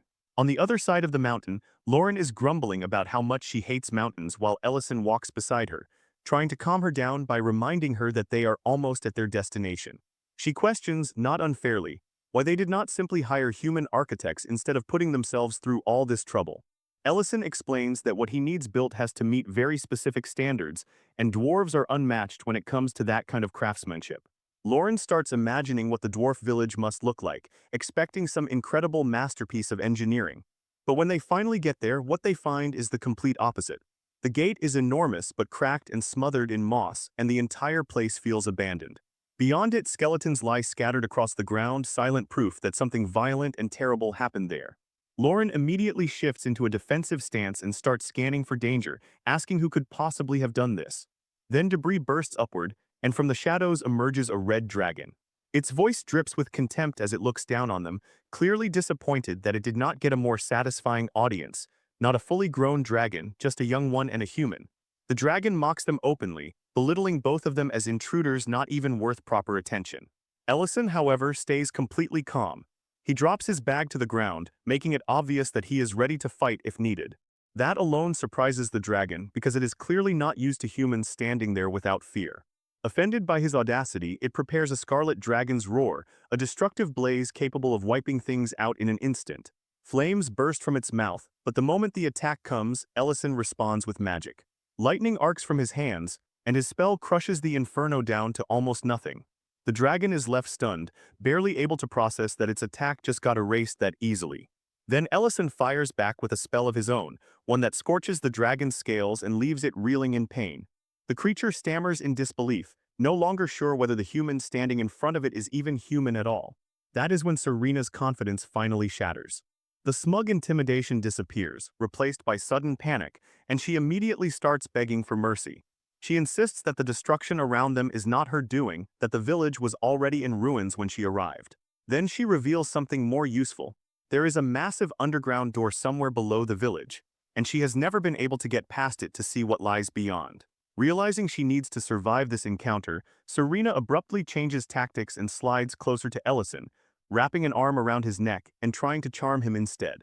She suggests that traveling with her would obviously be much more enjoyable than sticking with Lauren. That flirtatious move immediately sets Lauren off. She steps forward in anger, declares her claim on Ellison without hesitation, and kicks Serena right in the shin. Once again, the red dragon folds in pain, clutching the exact same leg. Even through the tension, Serena finally gives up the location of the underground door. Ellison and Lauren head deeper into the mountain, driven now by curiosity as much as purpose. Eventually, they arrive at a massive door covered in intricate carvings and pulsing with faint magical energy. The moment they approach, a voice comes from the door itself, warning them to leave at once. Ellison studies it carefully and quickly realizes this is no ordinary entrance, but a sealed barrier designed to protect whatever is hidden inside. Lauren, impatient as always, decides to handle it the simple way and starts punching and kicking the door. It does absolutely nothing. The glowing orb at the center reacts to her aggression and responds with another warning, accusing dragons of being the ones who brought destruction to their cave in the first place. Lauren gets more irritated when Ellison warns her to stop and tells her the problem is more complicated than brute force. He points out that there are traces of dragon magic on the door itself, which means opening it will not be simple. Lauren, still hot-headed, immediately suggests finding another red dragon and crushing its head until that solves the problem. Ellison assures her that he has a more peaceful way to handle it, one that just needs patience. So instead of forcing the issue, Ellison starts asking questions. He asks the voice inside how long they have been sealed away, and the answer is about a year. Hearing that, he comments that it makes perfect sense there would be serious problems by now, like running out of food. The voice inside remains suspicious, asking why they should trust him at all and whether he might be a servant of the Red Dragon. That question instantly triggers Lauren, and she furiously protests that they are nothing like that dragon's servants. Ellison quickly covers her mouth and tells her to calm down, then speaks to the voice again with respect, saying he understands their caution and had only hoped to help. Since the door stays shut, he changes tactics entirely. He starts stacking stones and uses magic to make a fire. Lauren watches him with a mix of confusion and disbelief as he explains that if they are going to be stuck here a while, they might as well eat. The people behind the door, starved after a year, are immediately drawn in by the smell of the sausages cooking over the fire. They ask what he is doing, and Ellison casually says they are just preparing for the trip back. That only makes them protest harder, demanding to know why he would cook and eat right in front of starving people. Ellison answers with total shameless calm, saying it is too far to go all the way back for food, so eating here is simply more convenient. By now Lauren has caught on and pulls out a string of sausages herself. As the scent of sizzling meat spreads through the air, both she and Ellison grab sausages and crack open cans of beer. Toasting to their efforts like this is all perfectly normal. And that is the final straw. The door creaks open and the leader of the dwarves appears, lured out by the smell. Ellison smirks, fully aware that his strategy just worked. Then the door opens wider, revealing a group of thin, starving dwarves behind it. The dwarves who step out are painfully thin, clearly starved for far too long, and the moment they catch sight of the sausages, the entire group practically loses control. Ellison sees their condition immediately and tells them not to rush, to slow down and actually enjoy the food.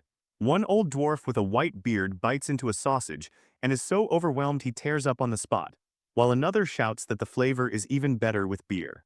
Ellison quietly notes to himself that giving alcohol to hungry people is usually a terrible idea. But in this case, dwarves can handle their drink, and they are not so far gone that one cup will drop them. Their leader, still wary even while starving, asks about the taste, and Ellison simply reassures him that it is something special. That finally earns a booming laugh from the chief, who admits that after a meal like this, they owe Ellison more than they can repay. Ellison, still perfectly polite, offers to share the rest of the sausages with the others, then casually asks about a dwarf named Geltzar. The chief visibly reacts and asks how he knows that name. Ellison explains that they have met before and that he needs to speak with him. Once the chief realizes Ellison is connected to people of real importance, he agrees to take him there. They head down into the underground mine, a dark, twisting place where what remains of the dwarf settlement is hidden. Only 20 or 30 survivors are left living down there, and as Ellison walks through it, he cannot help wondering how a clan that once flourished ended up reduced to this. Eventually they stop at a particular tent, and the chief calls out to announce Ellison's arrival. Inside, Geltzar, silver-haired and long-bearded, welcomes him warmly and recognizes him at once as an old acquaintance. Even in these miserable conditions, Geltzar carries himself like the true leader of the dwarves, wise and steady. He apologizes that they have to meet again under such grim circumstances, then turns his sharp eyes toward Lauren and immediately senses what she is. He asks whether she is the Almighty One, and Lauren, flattered, responds with her usual proud attitude. Ellison does not waste time with pleasantries. He asks directly what happened to the dwarves, how their once thriving mine ended up like this. Geltzar hesitates, clearly pained by the memory, but eventually tells the truth: it was the red dragons. The dwarves fought as hard as they could, but against dragons they never stood a chance. Only a handful survived, retreating underground to protect the last thing they had left. Ellison, feeling that there is more to the story, presses further and asks specifically how many dragons attacked. Geltzar reveals it was not one but a group. That confirms Ellison's suspicion immediately. The marks on the sealed door were the result of a coordinated assault, and that raises an even worse question: what kind of larger problem is forcing dragons to work together like that? As Ellison is processing that, Geltzar reaches beneath the table and presses a hidden switch. A bookshelf slides aside, revealing a secret passage, and he leads them into a concealed chamber. There he explains that the dwarves have survived dragon attacks for generations, not through luck, but because they always had a guardian protecting them. Then he takes out a gem glowing with a cold blue light, and the chamber brightens just enough to reveal something massive: the skeleton of a dragon. Geltzar introduces it as Killert, the noble golden dragon protector of the dwarves. The sight leaves Ellison speechless. Just from the scale of those remains, he can tell Kullert must have lived for at least 500 years, and the weight of that sacrifice hits hard. Geltzar quickly explains that the dwarves never worshipped him with offerings or tribute. Kullert protected them simply out of kindness, defending them, teaching them, helping them survive, but even a dragon like that could not escape time forever.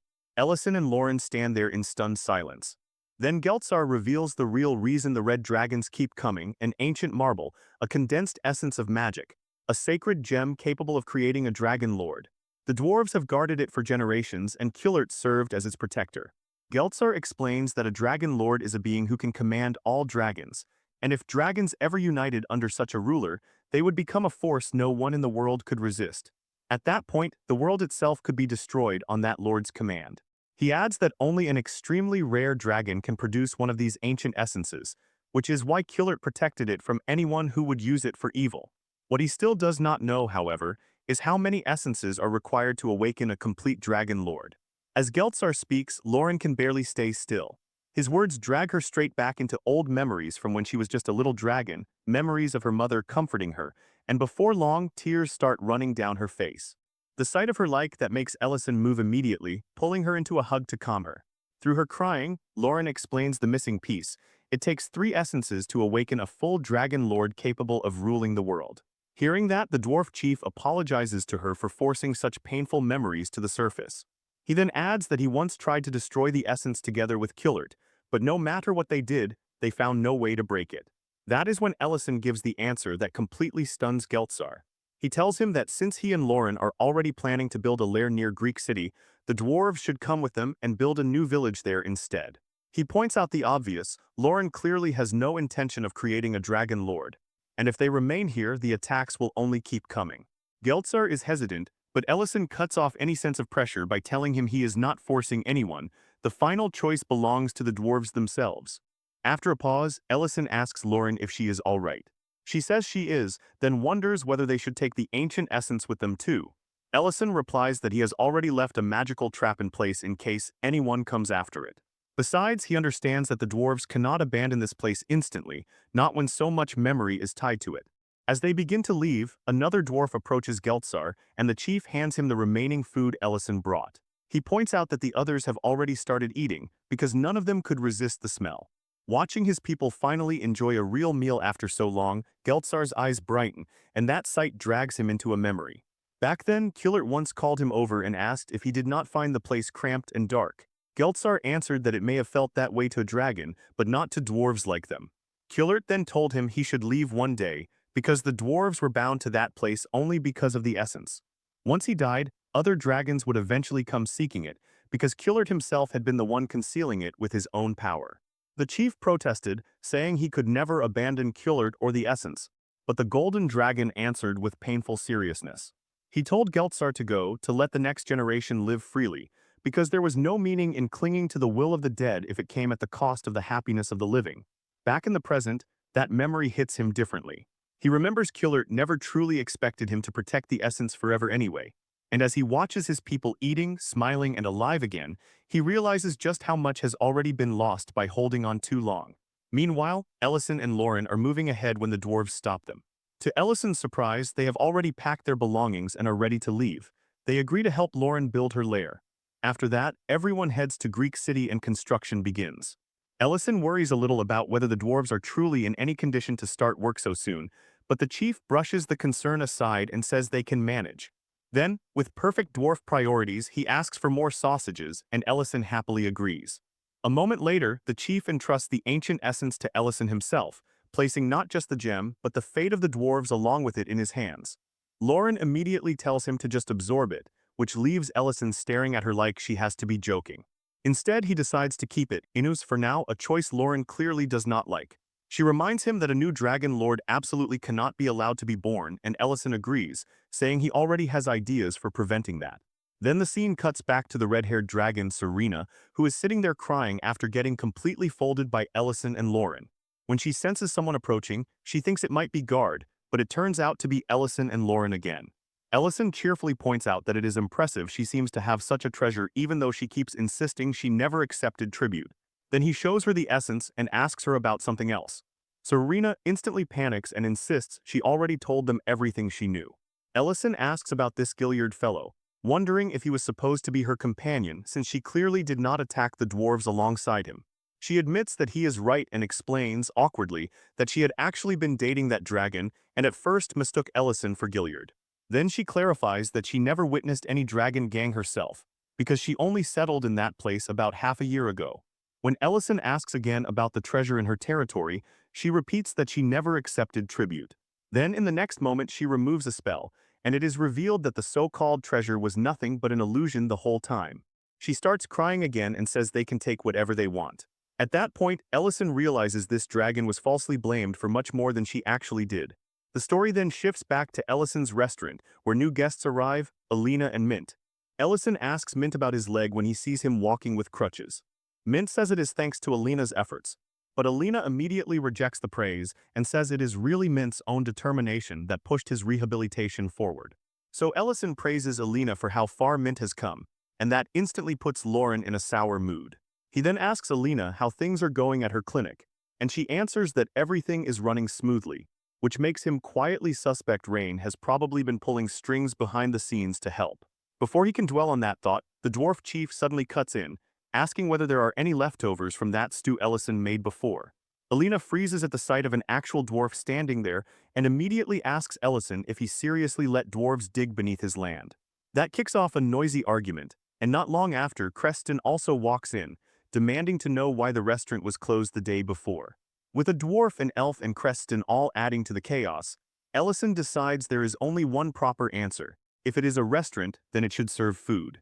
So he heads straight to the kitchen, and soon everyone is sitting with a meal in front of them, happy again, especially Mint, who clearly missed Ellison's pizza more than he wants to admit. As the table settles into eating, Ellison casually asks whether anyone wants more. Then through the restaurant window, he notices Dion standing outside, calling for him with visible urgency. A moment later, Ellison opens the door and asks what is wrong.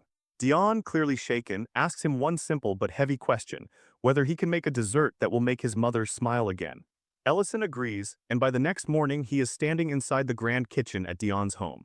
Dion tells him that everything needed should already be there, but if he wants anything else, he only has to ask.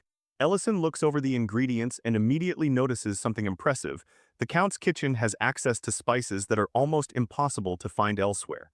At the same time, he notices the household chef standing stiff and nervous, clearly tense from the Count's unexpected presence in his workspace.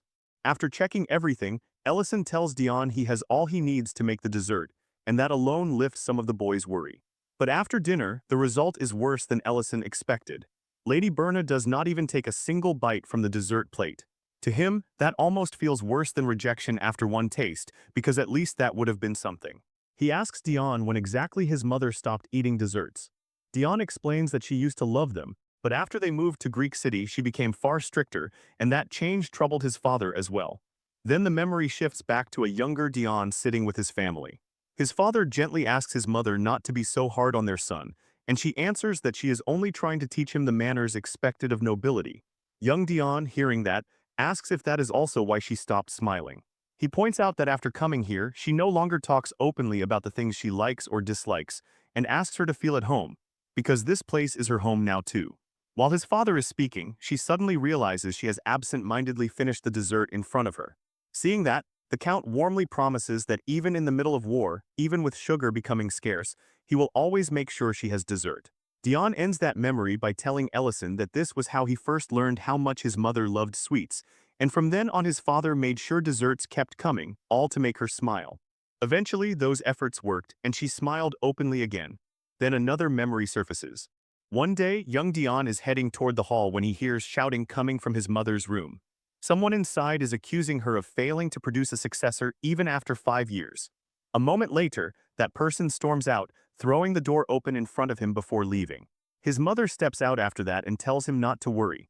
Afterward, she keeps teaching him manners, but her tone becomes softer, gentler, and slowly they start to feel more like a real family, helped along by the fact that she keeps smiling again. Another day, the two of them are in the kitchen making dessert together. And while he manages to bake his bread properly, she is failing so badly it becomes almost funny. Seeing her flustered and messy, he tries to comfort her, telling her that the effort matters. Then servants suddenly interrupt them with devastating news: his father has collapsed. They explain that they cannot even identify the illness properly because the symptoms are so rare that no one knows what caused it. In that moment, Dion is crying, but when he turns to his mother, what shocks him most is not panic, but the deep, crushing disappointment on her face. After that day, she stops eating dessert entirely. Worse, she begins controlling Dion indirectly, passing messages through servants instead of speaking to him herself. That is the reason he ran to Ellison's restaurant in the first place. Finally breaking down, Dion admits what he really wants: to laugh and eat together with his family again, even though now that feels impossibly far away. After leaving Dion's home, Ellison walks back to the restaurant thinking hard about everything. The Countess's behavior makes no sense on the surface. She controls Dion's life, yet keeps him at a distance. If the issue were simply that he is not her biological son, then why did she ever open up to him so warmly in the beginning? Then Ellison suddenly stops in his tracks because the answer hits him all at once: guilt. That is what has been twisting her behavior this whole time. He rushes straight to Lauren, who is drinking beer, and instantly tries to hide it the moment he barges in. Without giving any context, he abruptly asks what it would mean if someone collapsed, and after that another person stopped eating dessert forever. Lauren looks at him like he has lost his mind and says he sounds drunk. At the Count's residence, Lady Berna is feeding her sick husband and caring for him when someone opens the door to announce preparations, along with the arrival of Count Dedrin. She immediately leaves the room, and the second she is gone, Ellison and Lauren slip inside and look over the bedridden Count. Ellison wonders out loud whether he can still be cured. Lauren says that is beyond what she can judge. When he asks if she can at least tell the cause of his illness, she says too much time has passed for that. Then she asks why he is really here. While searching through drawers, Ellison answers that he wants to know Lady Berna's true intentions. In the middle of that search, he notices the Count staring toward something, clearly trying to signal them. Following that look, they find a piano. They search it and discover hidden documents inside. The contents are explosive, records showing that Lady Berna has been embezzling not just taxes, but resources from Greek City as well. Then Ellison sees the name of the one who compiled those documents, and his expression hardens instantly. He immediately tells Lauren to go to the imperial capital and bring someone back. Meanwhile, Lady Berna enters another room of the estate and finds her father waiting there with a smile that feels more poisonous than warm. This man is Count Dedrin. Not long after, Ellison enters Dion's room and jokingly says he is there with a hamburger delivery. Then he hands over the secret documents. Dion is stunned when he reads them and sees that Greek City's taxes have been flowing to Lord Dedrin. Ellison quickly warns him to lower his voice because the man in question is literally inside the house. The realization makes Dion tense up immediately. He wonders who could possibly have gathered such evidence, and Ellison tells him to look more closely. That is when Dion sees the shocking truth. The one who confessed everything in those documents is Lady Berna herself. Completely bewildered, he asks why she would ever make that kind of confession. Ellison then shows him a very specific type of magic, the kind only used under very particular circumstances, and tells him to come along if he wants the truth. Elsewhere, Lady Berna coldly asks her father what he is doing there. Dedrin casually says he simply wanted to see his daughter, and she fires back that there is no such affection between them.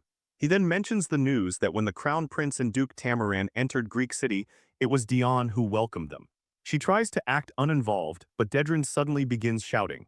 Then, in an even colder tone, he says that if Dion is starting to gain confidence on his own, then he may have to make the son's condition mirror the father's.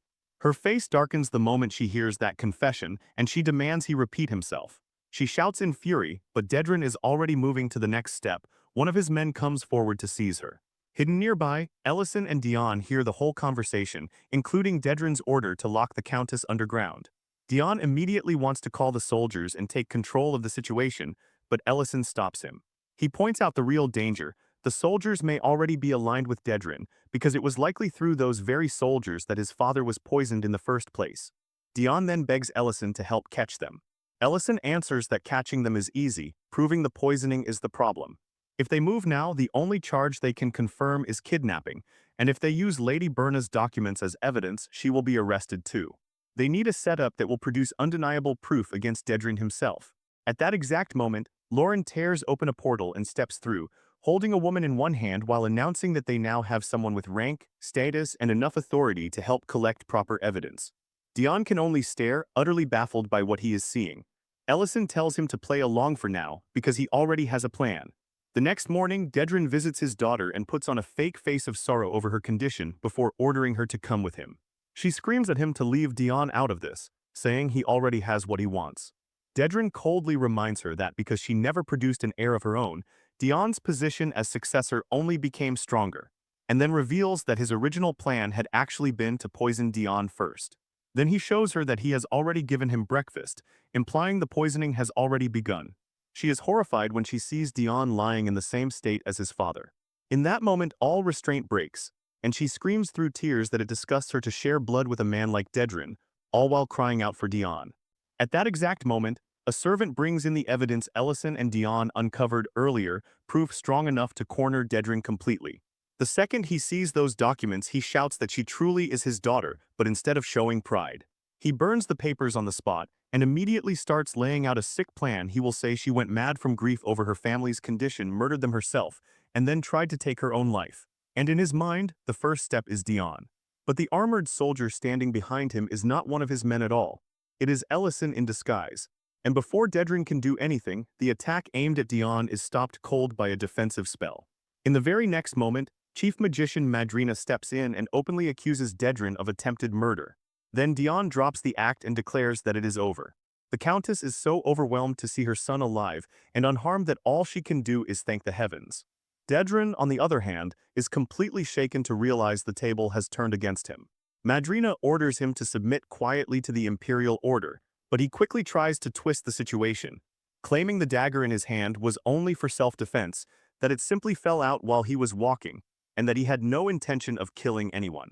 Madrina, clearly having expected exactly this kind of lie, summons the poisoned breakfast meant for Dion and calmly tells him to eat it if he wants to prove his innocence. For a second, dread flashes across his face. He reaches toward it, then throws it away instead.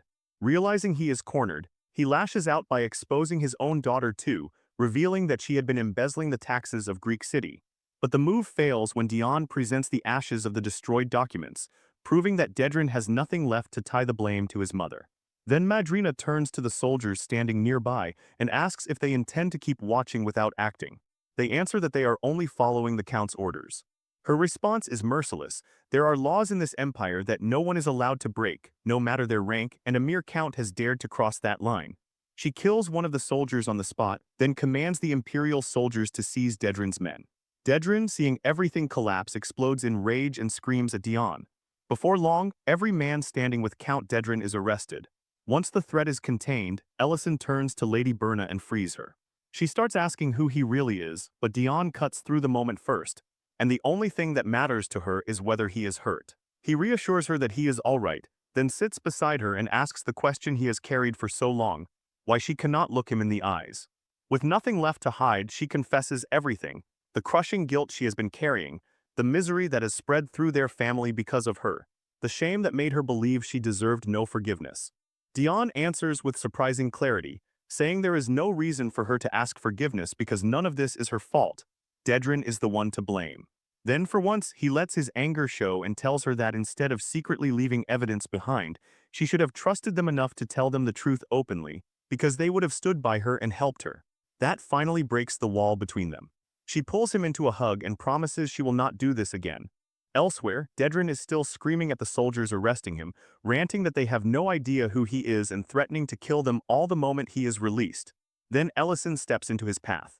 Dedren asks if he is some palace mage sent to deal with him, but Ellison answers in a colder way, saying that Dedren already had a vast territory of his own, and yet greed still drove him to reach for Greek city too.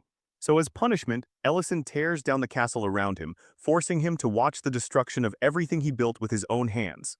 At the same time, outside the estate, Dion has arranged a dessert bouquet with the help of his friends.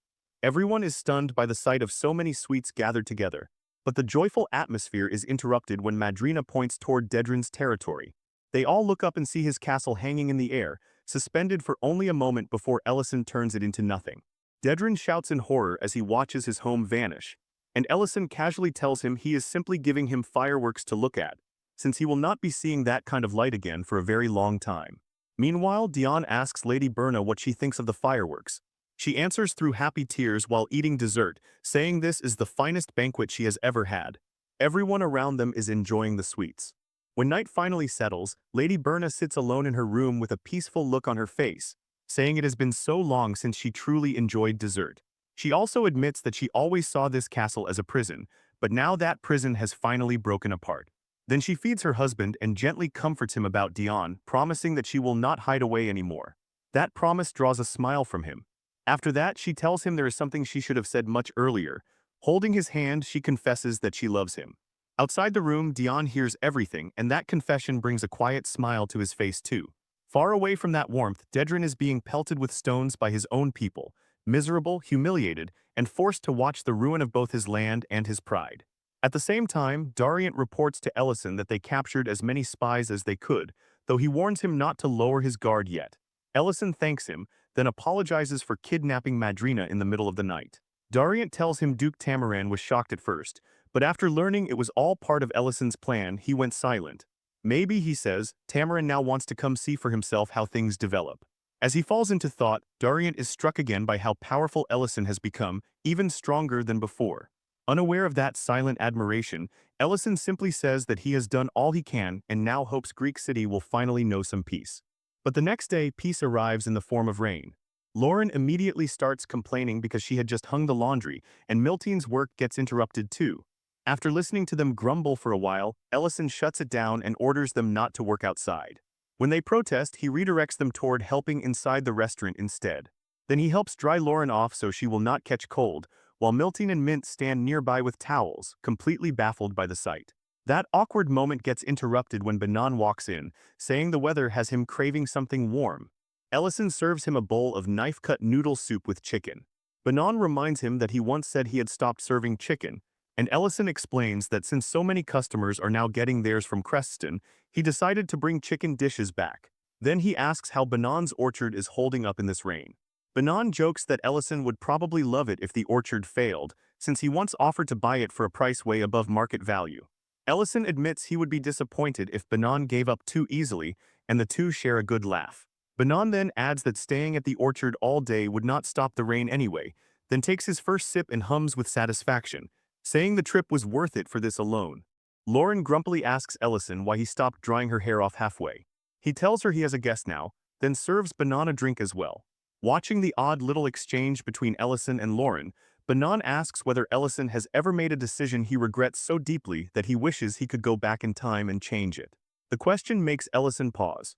Seeing that expression, Banan assumes that must not be the case for him and says he can tell as much from the way Ellison interacts with his wife. Ellison immediately corrects him, saying Lauren is not his wife. With a strangely peaceful expression, Banan begins talking about the girl he loved in his youth, the woman who held his heart for 30 years, Meal. He says no other woman ever came close. Curious, Ellison asks whether he ever confessed to her. Banan admits that he never did, because he always assumed they would naturally end up together after spending so much time by each other's side. But once they grew older and she began talking about marriage, he finally resolved to take her on a date in the outskirts and confess properly. He never got the chance. That day, the dragon attack happened.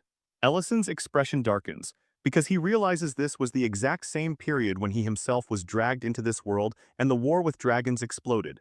Banan continues, saying that in that moment he ran away like a coward. After that, he never saw her again, and now, 15 years later, he has finally caught sight of her in the city. Ever since then, he has been haunted by that lost moment. He admits that he was too afraid to meet her and stopped going out, yet he still misses her terribly. Then he tells Ellison to treat his wife well so he will not carry the same kind of regret into the future. Before Banan leaves, Ellison corrects him again. Lauren is not his wife. But once night falls, Ellison still finds himself thinking about Banan, a man who has carried love for 15 human years, which in dragon terms feels almost like 150. The next day, Ellison asks Rain about Meal, who apparently recently became friends with her. Rain tells him Meal has just opened a repair shop and has troubles of her own. When he asks what kind of troubles, Rain reveals something that catches him off guard. Meal carries the exact same regret as Banan. Curious, he asks what they talked about. Rain explains that when Meal first met her, she asked why Rain did not seem to recognize her face.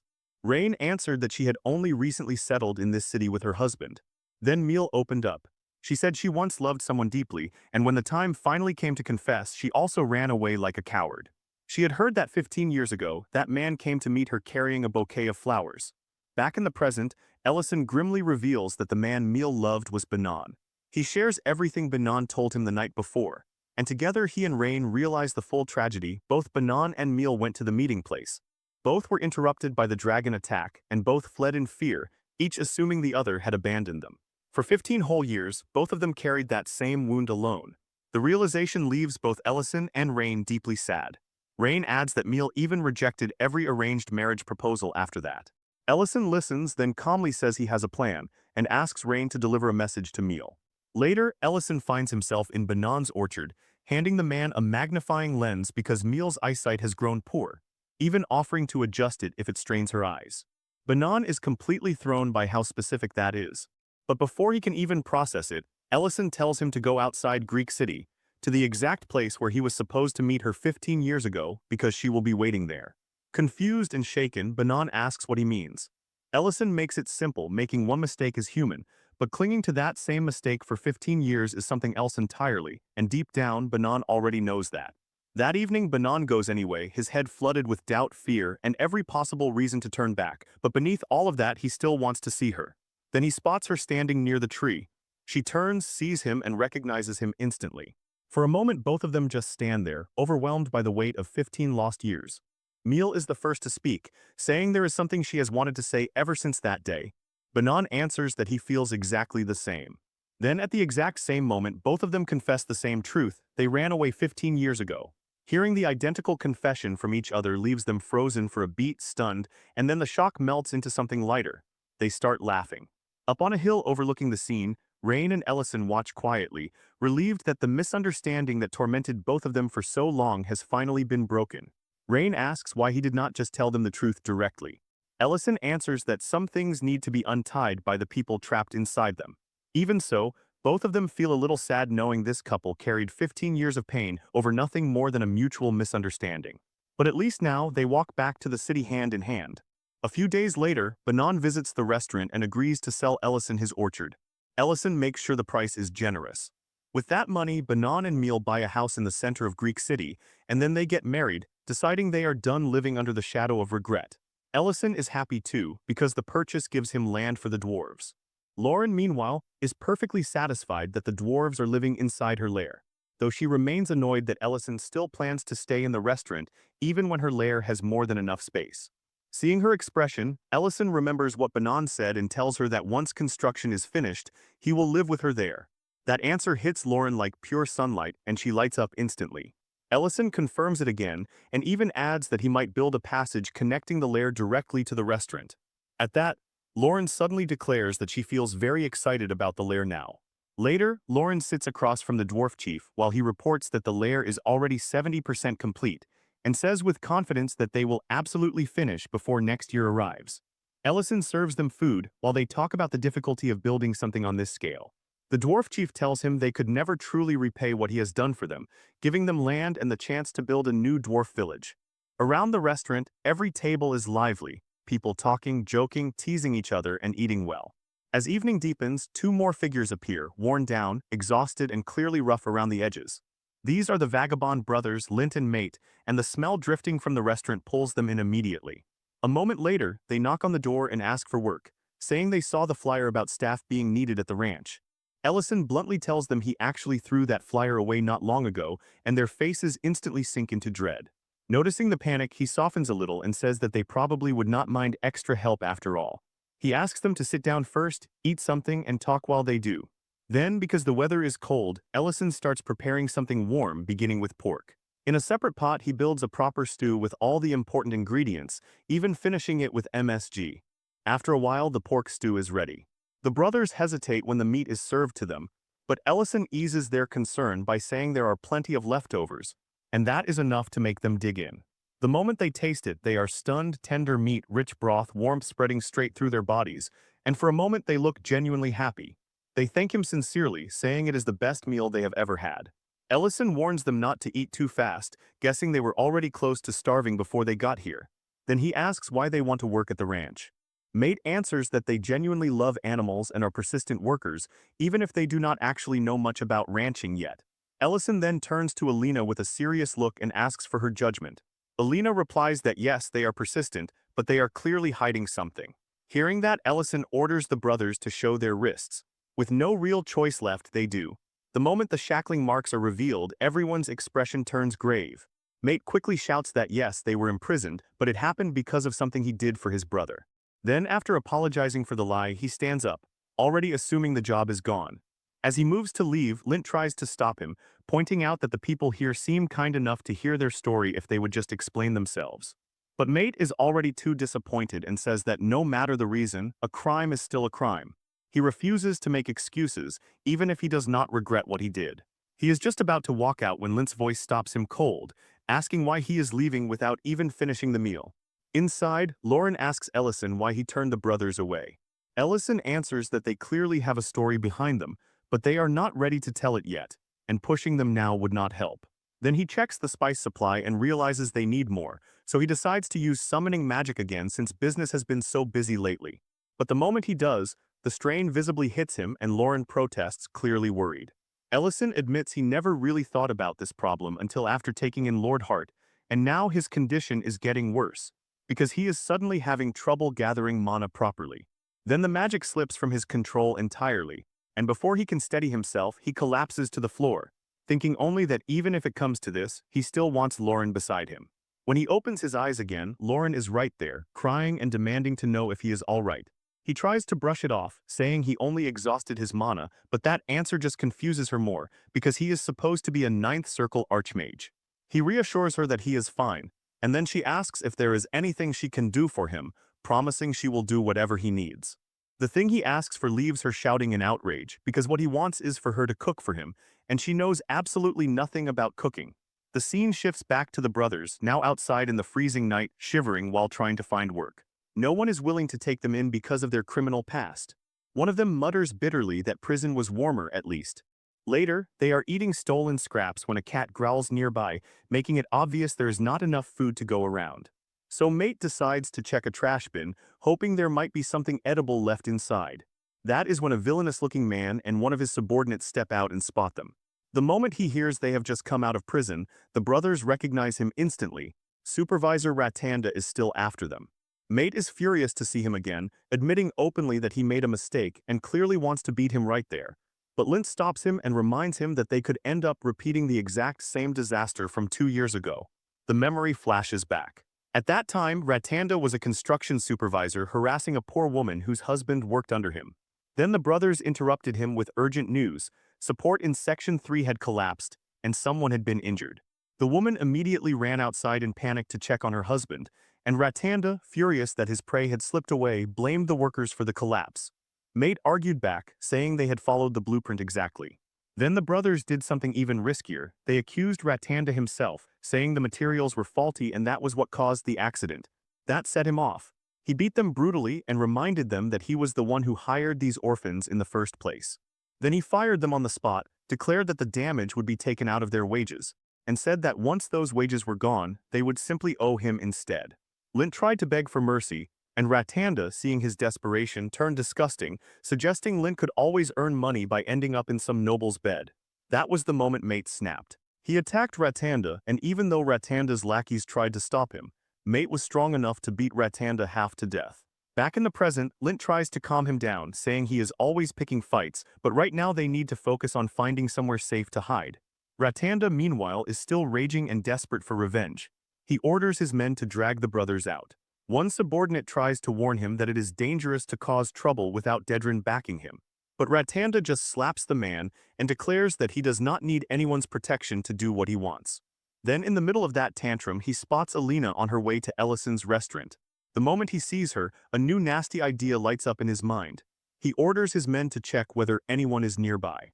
Inside the restaurant, Ellison is examining the ancient marble itself, and he realizes this thing is the reason he has been collapsing, because he already absorbed it. He never intended to do that in the first place, but now that his mana is badly depleted, he realizes he may need to absorb even more, even though that will only make the side effects worse. Even so, he decides the absorption has to begin soon, because something like this will take time to fully settle into him. For the moment, though, he holds off, planning to wait until Lauren brings him something to eat. He had honestly believed she could handle it after spending years beside him in the kitchen, but the strange noises coming from inside make him realize he may actually starve before the food reaches him. Inside the kitchen, Lauren stands there on the verge of tears, staring at the burnt disaster she made for Ellison. panicking that if he eats it, it might finish him off before his condition does.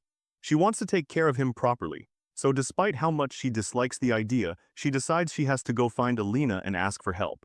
But when she cannot catch Alina's scent, her plan veers wildly and she almost decides to kidnap some random chef for Ellison instead. Then she stops cold, hit by an ugly realization she is always depending on someone else. She cannot use healing magic, she cannot cook, and when Ellison truly needs her, she cannot do anything on her own. Then his words come back to her that in this world not even a dragon can survive alone. That truth sends a chill through her, because now it feels brutally personal. At the same time, Alina is being grabbed by one of Ratanda's men, a disgusting fool who openly lusts after the fact that she is an elf and smugly claims he has visited her clinic many times before. He demands to know where Lint and Mate are, warning that if she does not cooperate, he will deal with her too. He assumes she might not even know those two brothers who just got out of prison, but Alina calmly says that she does. Then, without wasting another second, she activates her magic and tells him she still has no intention of speaking. He lunges after her in anger, ready to chase her down, but before he can move far, Mate's fist slams into his face. Mate can no longer stay hidden. He apologizes to his brother for stepping in, while Lint is already gripping a stick and preparing to fight as well. Mate tries to lighten the grim mood by telling his brother that at least now they can probably warm themselves this winter through the consequences of this decision. Alina asks why they came back, but Lint urges her to run instead, saying this man's grudge is really with them. Mate is furious too, because Ratanda attacked someone who had nothing to do with any of this. Ratanda, however, stays eerily calm, claiming that all of them are going to die anyway. Then it becomes clear why, because he has hired Roman, a brutal gang leader from Greek City, to handle the brothers for him. Roman is here to teach them a lesson. Elsewhere, Rain hears knocking at the door and opens it, only to find Lauren standing there asking for the location of Alina's clinic. Back outside, Mate is fighting Roman with everything he has, but the gap between them is obvious and he is losing. Lint tries to rush in and help his brother, but Roman easily grabs him by the throat and shuts him down too. Seeing his brother completely helpless in Roman's grip, Lint begs for mercy. Ratanda smugly praises Roman, saying he was never going to be easy to deal with after all those years of battlefield experience. Roman asks whether he should keep beating them, and Ratanda says he wants the younger brother alive, while also ordering Roman to keep track of where the elf ran off to. That instruction only enrages Mate more, and somehow he still tries to lunge at Roman again. Meanwhile, Alina is healing someone's injured wrist, but at the same time Mate is spiraling in his own thoughts. He knows he is not the kind of person who can just watch cruelty and pretend not to see it, yet against Roman's strength, he is completely powerless. He wonders if things might have been different if 2 years ago he had simply endured everything in silence. Then, right when things seem hopeless, Lauren appears, having traced Alina's scent, and urgently asks for her help. Alina says she is in no condition to do anything right now. But the moment Roman senses that Lauren is far from an ordinary girl, he backs off instantly and abandons both brothers where they are. Alina immediately steps in to heal them. Ratanda is left stunned by the sudden shift and orders his men to seize Lauren, only to watch them panic and scatter instead. So he tries to take matters into his own hands. He grabs Lauren, intending to capture and sell her, but in the next second she disappears from his grasp and rips his arm clean off. Everyone is left stunned. Lauren then goes straight to Alina and begs for help, because Ellison's condition is far more serious than she can handle alone. A little later, Alina is shown healing Ellison, exhausting herself in the process. Ellison thanks both Alina and Lauren for bringing help in time, while Lauren clings tightly to him the entire time. Alina ends up draining nearly all of her own mana because of how overwhelming Ellison's condition is. Afterward, Lauren turns to her with obvious jealousy still written on her face. But this time the feeling softens before it can become anything ugly, and she actually thanks Alina. Both Ellison and Alina are visibly shocked to hear that. Lauren immediately protests and claims she was just emotional, not genuinely being nice. Then Ellison calls the brothers inside. Mate thanks them for saving them, but Ellison flips that around and says he should be the one thanking them, because from where he stands, they were the ones who saved Alina. Lint explains that Alina only got dragged into this because Ratanda was after them, and she was caught in the middle of it. Ellison tells them not to blame themselves for the evil choices of other people. Then he asks why they did not tell him the whole truth earlier. Mate answers that he wanted to atone for what he did. Ellison asks whether they have anywhere to stay. Their expressions say enough, so he simply holds up a gold coin, enough to cover a month at an inn. Mate asks why he is giving them money, and Ellison answers that it is because they are starting work at the ranch tomorrow. Mate immediately reminds him that they are still criminals, But Ellison cuts him off and says that as far as he is concerned, they already paid for what they did, and he now knows perfectly well who the real sinner was. The brothers are overwhelmed with gratitude and start calling him elder brother, but Ellison quickly says he would prefer manager. The next day, the brothers begin work at the ranch. They immediately start calling Miltine Sr., which secretly makes her feel pretty good, and she welcomes them warmly. Mint, however, is nowhere near as easygoing. The first thing he notices is the bruising from the shackles on their wrists. He openly says that even if Ellison gave the final word, he does not trust them yet, though he also adds that he fully intends to beat Ratanda as well, which earns a small smile from Mate.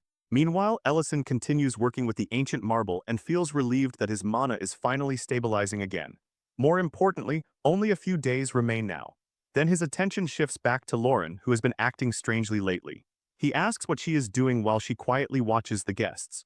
At the same time, he notices that his restaurant has gotten much more crowded, full of people he does not even recognize anymore, and he realizes he has no clue what is going on in Lauren's head either. In truth, Lauren is watching the women wearing jewelry and asks why they bother putting it on. Ellison tells her the answer is simple, because it looks beautiful. He reminds her that dragon lairs are usually filled with treasure for the same reason. Lauren answers a little sadly that her mother's lair was never like that. So Ellison asks whether she would like to receive jewelry as a gift. Then, while watching Neil receive a necklace from Banan, Lauren admits she feels strangely confused about the whole idea. Before the conversation can go further, Dion cuts in and calls for Ellison, saying he has good news. Once they sit down, Dion reveals that Ratanda has been arrested for numerous crimes, and that his own men betrayed him and testified. He also explains that Dedrin was the only real power backing him this whole time. Even while sharing that, Dion looks exhausted, because every time they think everything has finally calmed down, another one of the Count's old cronies seems to crawl out of the walls. While handing him a burger, Ellison praises him for managing all of it well. Then Dion asks whether Ellison will be free 3 days from now, and Ellison agrees for his sake. After that, he leans in and whispers something to Dion, and Dion instantly lights up and says he will absolutely take part. 3 days later, Ellison is sitting in a dark room across from the dwarf chief. The chief starts to speak, but Ellison stops him and says he wants to inspect the item first. The chief hands it over and Ellison immediately judges it perfect.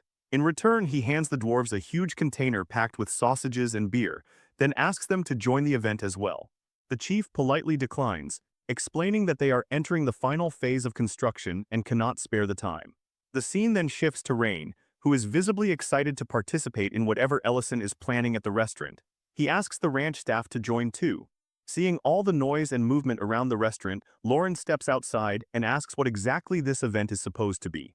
Ellison begins by thanking everyone for coming, then answers her question indirectly by announcing that today's restaurant event is a quiz called, "What did you put in my mouth?" The rules are simple. Contestants will be blindfolded, fed a mysterious dish or ingredient, and whoever guesses correctly wins a big prize. Mint points at Miltine and nominates her to go first. She hesitates immediately, not entirely convinced that whatever she is about to be fed should legally count as food. Ellison replies that everything he makes is edible, depending on how generous the eater's perspective is. Then he blindfolds her and places something warm and squishy into her mouth, a texture so unfamiliar that she gives up without even trying to identify it. It turns out to be a marshmallow. Ellison explains that it is a treat from a very distant place. Miltine admits that she likes the taste, but says eating something sweet while blindfolded feels strangely cursed. Next up is Creston, who walks in brimming with confidence, only to get eliminated immediately when he fails to realize he has just eaten red chili peppers. Ellison is clearly having the time of his life now.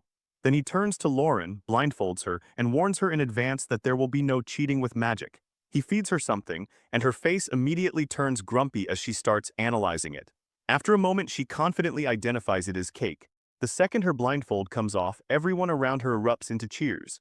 Wearing a soft, almost gentle expression, Ellison tells her happy birthday. She looks around and sees the entire restaurant celebrating for her.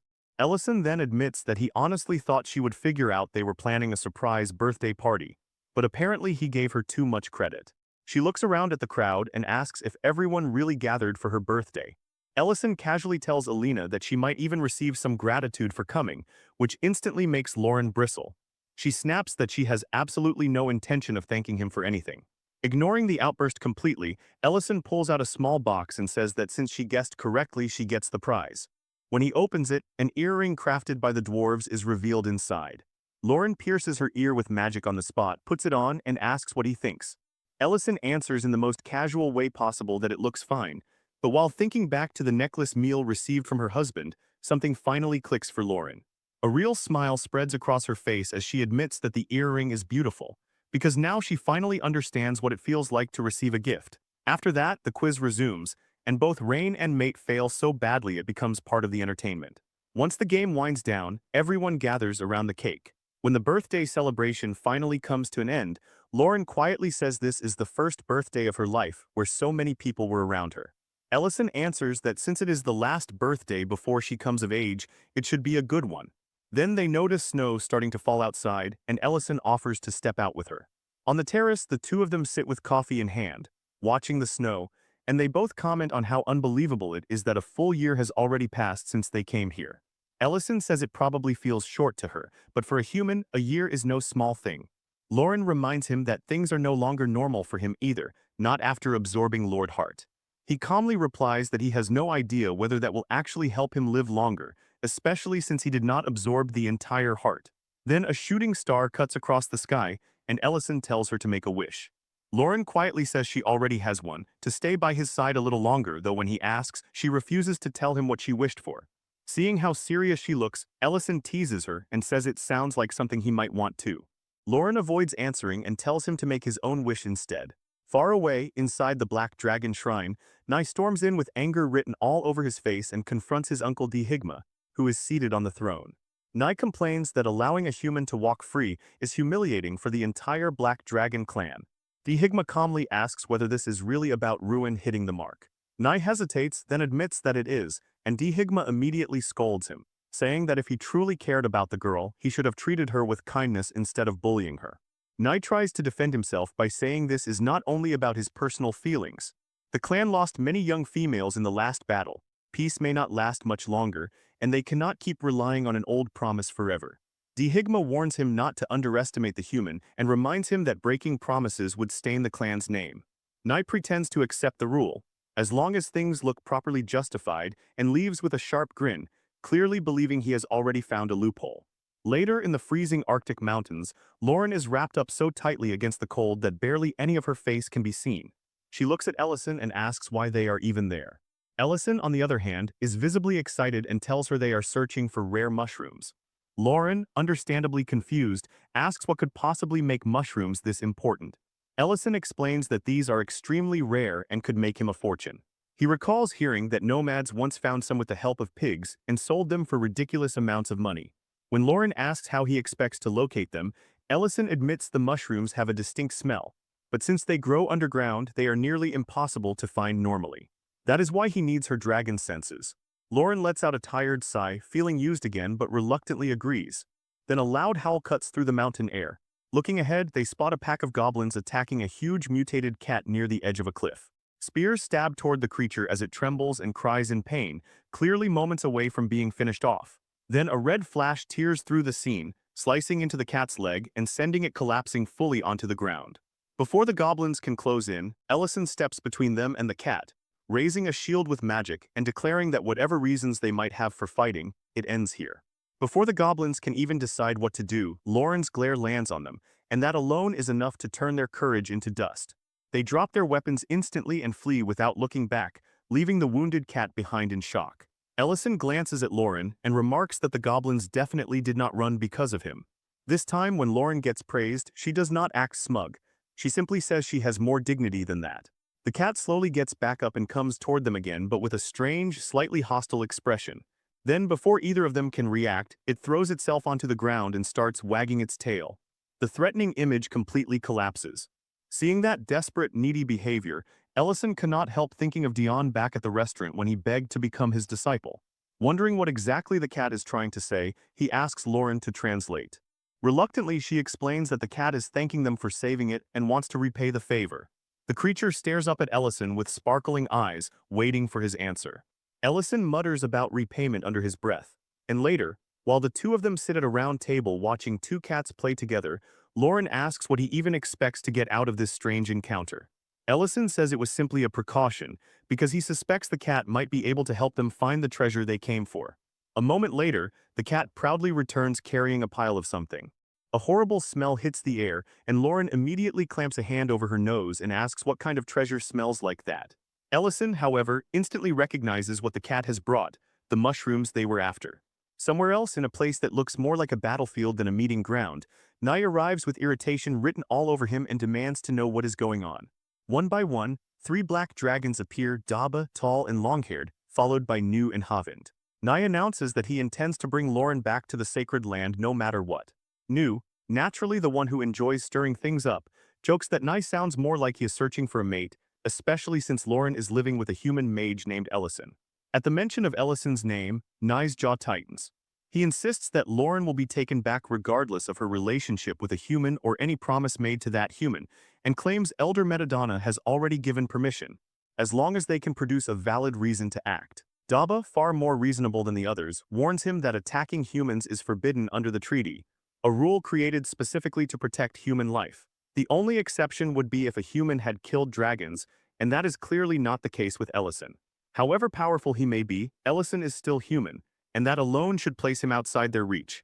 Daba still seems uneasy though, pointing out that despite Ellison's strength, it is still hard to imagine a human truly harming a dragon.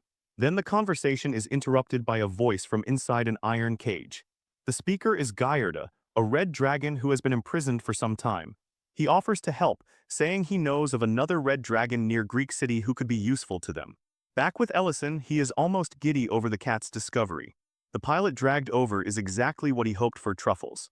Lauren, still unimpressed by the smell, immediately tosses the whole pile aside, and Ellison practically jumps to stop her, already calculating how valuable they are and how many possibilities they open up. He knows they have found something huge.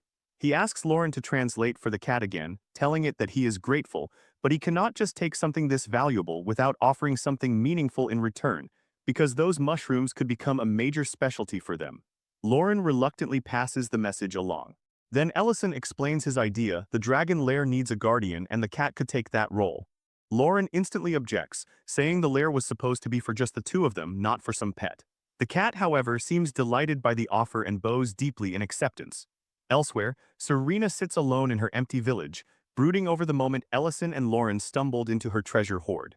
She remembers the embarrassment of her illusion being exposed and Ellison apologizing for ruining it, while Lauren mockingly pointed out how pathetic her lair looked, a comment that still stings badly. Bored and irritated, Serena decides she might as well go bother some humans for entertainment. Then she senses someone approaching and assumes it is Ellison and Lauren again. Instead, she is shocked to see Guard standing there. The sight of him instantly sends her anger flaring. Guard nervously stammers through a confession, saying he has realized she is the only one who truly loves him and that he wants to spend the rest of his life with her as her partner. Those words do not melt her in the slightest. They enrage her. In an instant, she transforms into her red dragon form and demands to know when exactly he became delusional enough to think that way. It all starts with a betrayal so rotten it makes Serena's rage explode. She demands to know exactly when Gyarda decided to cross that line. Was it when he vanished without a word, or when he helped raid a human village and abduct women? The answer barely matters now. Serena roars at him, calling him the trash he is, but Gyarda only grins, almost pleased that she figured it out. Then the ceiling above her suddenly caves in and he smugly announces that the time has finally come. 3 dragon heads crash through the broken stone, ready for war. The attack begins immediately. Serena is trapped in her own nest as chaos closes in from every side. 4 enemies are on her at once, and Gyarda, seeing his chance, smirks and tells her that if she keeps quiet, no one will ever know what happened here. Then he casts a spell, and a glowing magic circle snaps around her neck like a collar. Serena screams, but fury wins over pain. She shatters the restraint through brute force alone and curses him for daring to use such cheap magic on her. But before she can retaliate, Nye, hidden behind her, strikes with a brutal blow, and a flash of violet light tears through the air. Far away from that ambush, in the dwarves' village, Geltzar stares in confusion at the enormous creature Ellison has brought. Ellison calmly introduces it and immediately starts discussing practical details, saying the room temperature needs to be lowered because these cats are native to colder regions. Lauren, of course, instantly accuses him of only bringing the creature along for the sake of those rare truffles. Ellison does not even try to deny it. If anything, he looks thrilled, already going on about how unique truffles are, how their aroma and flavor are unlike anything these people have ever tasted. Soon after, he hosts a feast so everyone can try dishes made with the mushrooms. The results are all over the place. Some people react like they just tasted magic itself, while others look personally offended by the experience. Lauren loudly declares that the flavor is unbearable, and even Miltine pulls a face. For the first time in a while, Ellison's confidence wavers, and he realizes truffles may not be everyday ingredients after all. Maybe, for now, they are something to bring out only on special occasions. Back at Serena's lair, things are already spiraling. Even though she is badly wounded, she manages to cast an instantaneous teleport spell at the very last second and disappears before her attackers can finish her. The precision of the escape catches them off guard, and they curse her for slipping away. Gallardo stammers excuses, calling it a minor miscalculation, while Nu laughs and says it does not matter, because Serena cannot stay hidden for long. He has already traced the magical residue of her teleport to Greek City. The group starts discussing what to do next, pointing out that Serena cannot simply jump to the sacred lands anyway, since as an outsider to the Red Dragon tribe, that path is closed to her. Even Gallardo, disdainful as he is, shows the faintest trace of pity for how alone she really is. Nu, who has no patience for that kind of sentiment, tells everyone to stay focused and hunt her down before she can recover. Gallardo quickly hurries off, eager to avoid blame. Meanwhile, Nai is already thinking ahead, insisting that the moment Serena dies, they will pin the murder on Ellison. And then Serena does the last thing anyone expects. She shows up at Ellison's restaurant. Despite how close to death she should be, she walks in looking almost absurdly composed, pulls out a chair, sits down, and asks for food like an ordinary customer. Ellison is left staring, unable to believe the audacity. Lauren, already irritated by her existence, demands to know why she came. Serena ignores the hostility and focuses entirely on the dish placed before her. She eats slowly, carefully, and comments on the flavor with a strangely reflective tone. As she keeps eating, her thoughts drift into loneliness, love, and all the failed attempts she made to fill the emptiness inside herself. She talks about her old relationships with humans and dragonkin, admitting that she once believed she understood human men well. Now, though, she sees all of it as meaningless effort, desperate attempts to fill a void that never stayed filled. There is something final in the way she speaks, like she already knows this is the end for her. By the time Ellison and Lauren realize how bad things truly are, it is already too late. Ellison notices the wound on her back, the sweat soaking her face, and then she collapses mid-sentence, coughing up thick blood even while still praising his cooking. Panic hits both of them instantly. Lauren grimly states the truth: the injuries are so severe that even a dragon should not be surviving this. Then a red portal tears open outside the restaurant. Heavy armored footsteps follow it, and a group emerges accusing Ellison of murdering a red dragon. Inside, Serena lies motionless with her life hanging by a thread. Outside, dragons are already preparing to strike. Ellison and Lauren understand immediately this is a trap. He tells Lauren to take Serena to Alina at once, because that is their only chance to save her. Lauren nods, asks what he plans to do, and Ellison rises with grim resolve, saying he will go greet their guests. He tries one last time to keep things civil, welcoming them with tight politeness and suggesting they talk over tea, but that idea dies the moment it leaves his mouth. The dragon named Bent charges straight into the restaurant and launches a magical attack at Ellison. He dodges just barely, only to see Serena's blood still staining the floor behind him. Lauren reacts instantly, opening a portal to the clinic and disappearing with Serena.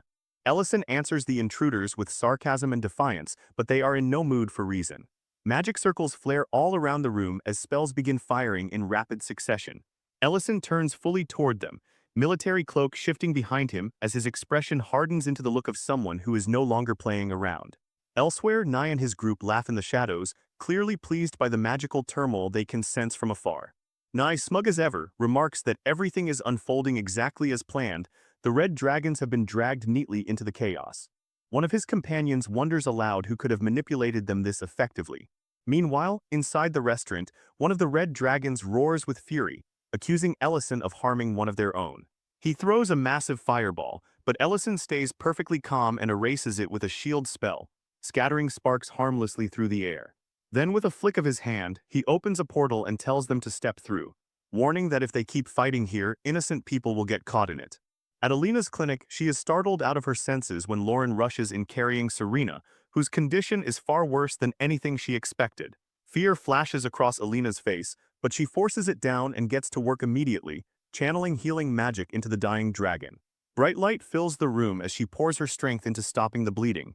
Back on the battlefield, Ellison teleports the dragons away to a barren field, hoping distance will at least contain the damage. Bent mocks him and declares that this empty place will become his grave. Ellison, however, is already piecing the puzzle together in his mind. He suspects the whole thing is a setup designed to frame him. The only question is whether he is the direct target, or whether the red dragons are merely pieces being moved by someone else. If it is the second option, then maybe there is still a path to reason. So he calls out, telling everyone to calm down and think rationally for once. He explains that the blood they saw in the restaurant was not spilled by him, but the older dragon, already poisoned by Nye's manipulation, cuts him off and insists the blood itself is proof enough. Ellison continues anyway, saying Serena arrived already wounded, that she is still alive, and that he is trying to save her. Then Gyarda steps forward and adds his own poison to the lie, accusing Ellison of driving Serena from her lair and then killing her when she refused to leave. At that point, Ellison realizes exactly how central Gyarda is to this scheme, but the other dragons are already too enraged to listen. Bayant transforms into his true dragon form and unleashes a terrifying roar, his rage taking over. Ellison throws back attacks while asking the obvious: if Serena mattered so much to them, then why did they abandon her in the first place? Their answer is cold: he knows nothing about dragon law. That is where his patience starts to break. Their stubbornness, their refusal to listen, their blind commitment to nonsense, all of it pushes him over the edge. A surge of magical pressure bursts from him so intense that Gyarda drops in fear. And then, just when the chaos is already bad enough, Nye and his group finally arrive. True to form, Nye mocks Ellison the moment he appears. Bent asks why they are there, and Nye answers with fake civility, claiming they came only to help settle the situation. But Ellison recognizes him instantly the moment he senses the mana. He knows exactly who he is dealing with now, which means the battle just changed again. Meanwhile, Nye is clearly eager to put him in his place. Inside the healing room, Alina is reaching her limit. Blood keeps leaking onto the floor despite everything she does, and she is so drained she begins whispering apologies, convinced that she has failed. But Lauren refuses to accept that. She channels her own mana into Alina and tells her to keep going. Alina is stunned because now mana shortage is no longer the problem. Outside, the battlefield only gets worse. The black dragons join the assault as well, hammering Ellison with constant attacks meant to pin him down. He blocks them, but even for him, the pressure is becoming heavy. Golden magic rises around him as he lifts the ground beneath his feet, preparing for the full force of what is coming next. Then Nye orders his companions to support him, and another coordinated strike begins to form, enough to make even Ellison tense. And just before it lands, a voice cuts across the battlefield, sharp and absolute, commanding everyone to stop. Then the sky itself seems to split. 4 teleportation gates open at once, and from them step the elders, among them Metadonna and D-Dank, their arrival crushing the battlefield into silence. The atmosphere changes instantly. Even the dragons who were moments from tearing everything apart stop and stiffen. The elders demand to know what kind of chaos has broken out here, and Metadonna, stroking his chin with that old, tired look, dryly remarks that somehow Ellison always ends up standing in the middle of these disasters. Then he says he wants the truth, all of it. Ellison, relieved but still wearing that irritating calm of his, pulls back his hood and greets them with a mix of sarcasm and respect. Meanwhile, Nye thinks he finally has the board set exactly the way he wanted. In his mind, Ellison must be feeling safe now, assuming the elders came to shield him, but Nye sees only opportunity, especially with Lauren standing beside a human, something he considers a disgrace to the clan. This is the escalation he wanted, the kind that cannot be undone. He is certain that if he convinces the elders Ellison killed Serena, a red dragon, then Ellison's public execution becomes perfectly justified.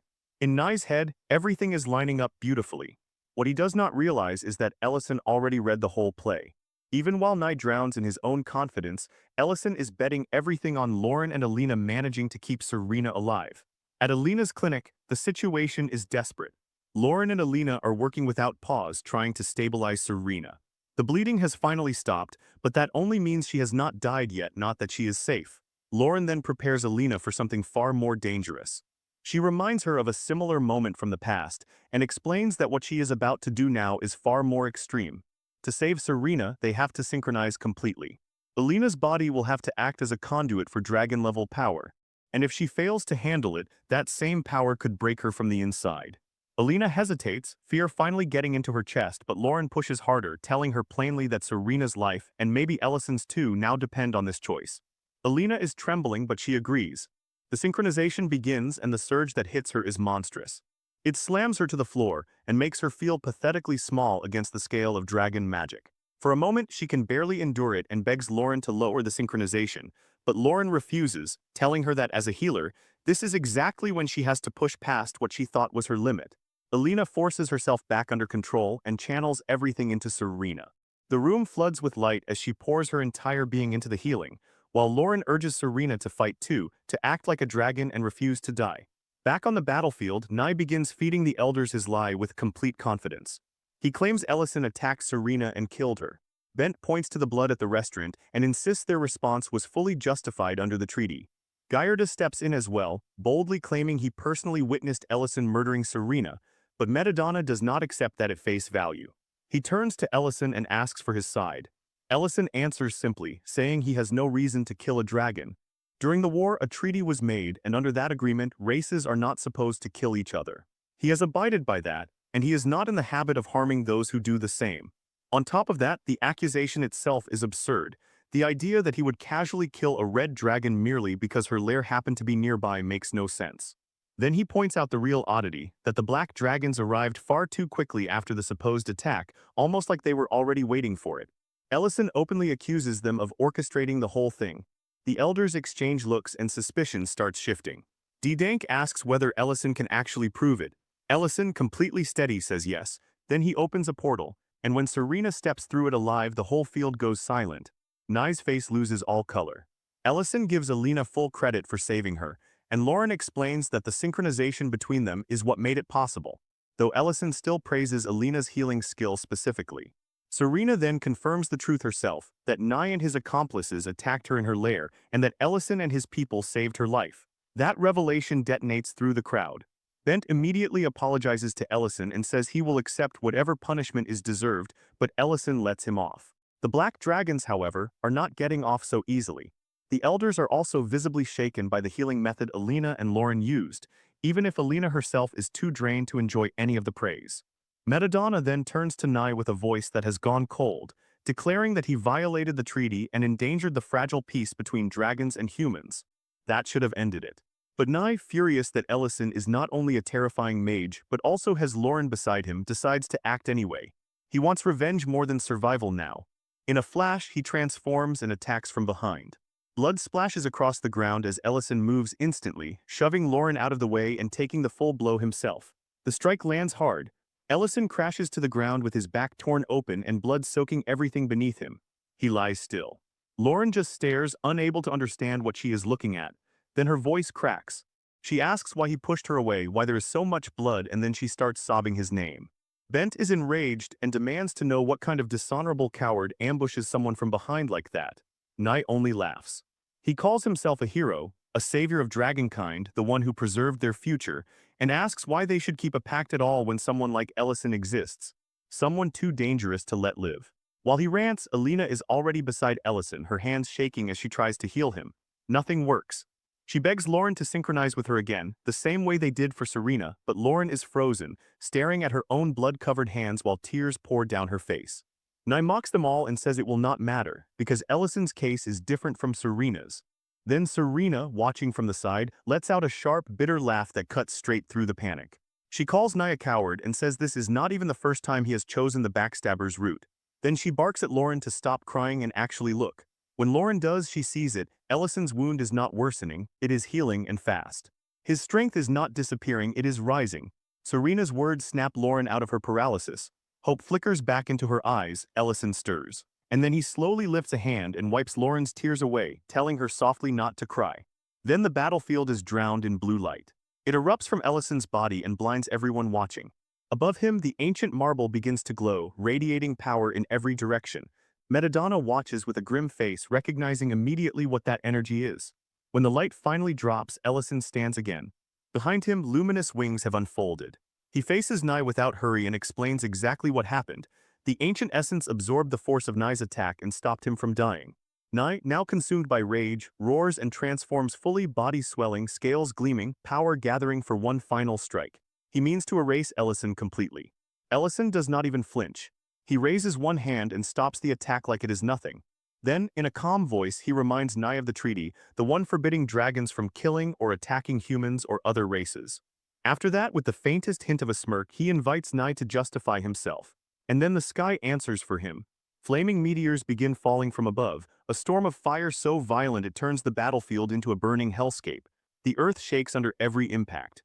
Nye can only stare, his voice shaking as he asks how a human can possibly wield power like this. The flames swallow him whole. When they fade, nothing remains of him but ash. His followers stand there in silence, regret heavy on all of them now that it is far too late. Ellison then turns back to Lauren, and the hard edge in his face disappears. He gently takes her hand and tells her it is time to go home. Still trembling, Lauren throws herself into his arms and clings to him while crying without restraint. Madamada steps forward then and delivers judgment. The ones who conspired with Nye will be imprisoned for 3,000 years in the sacred forbidden grounds.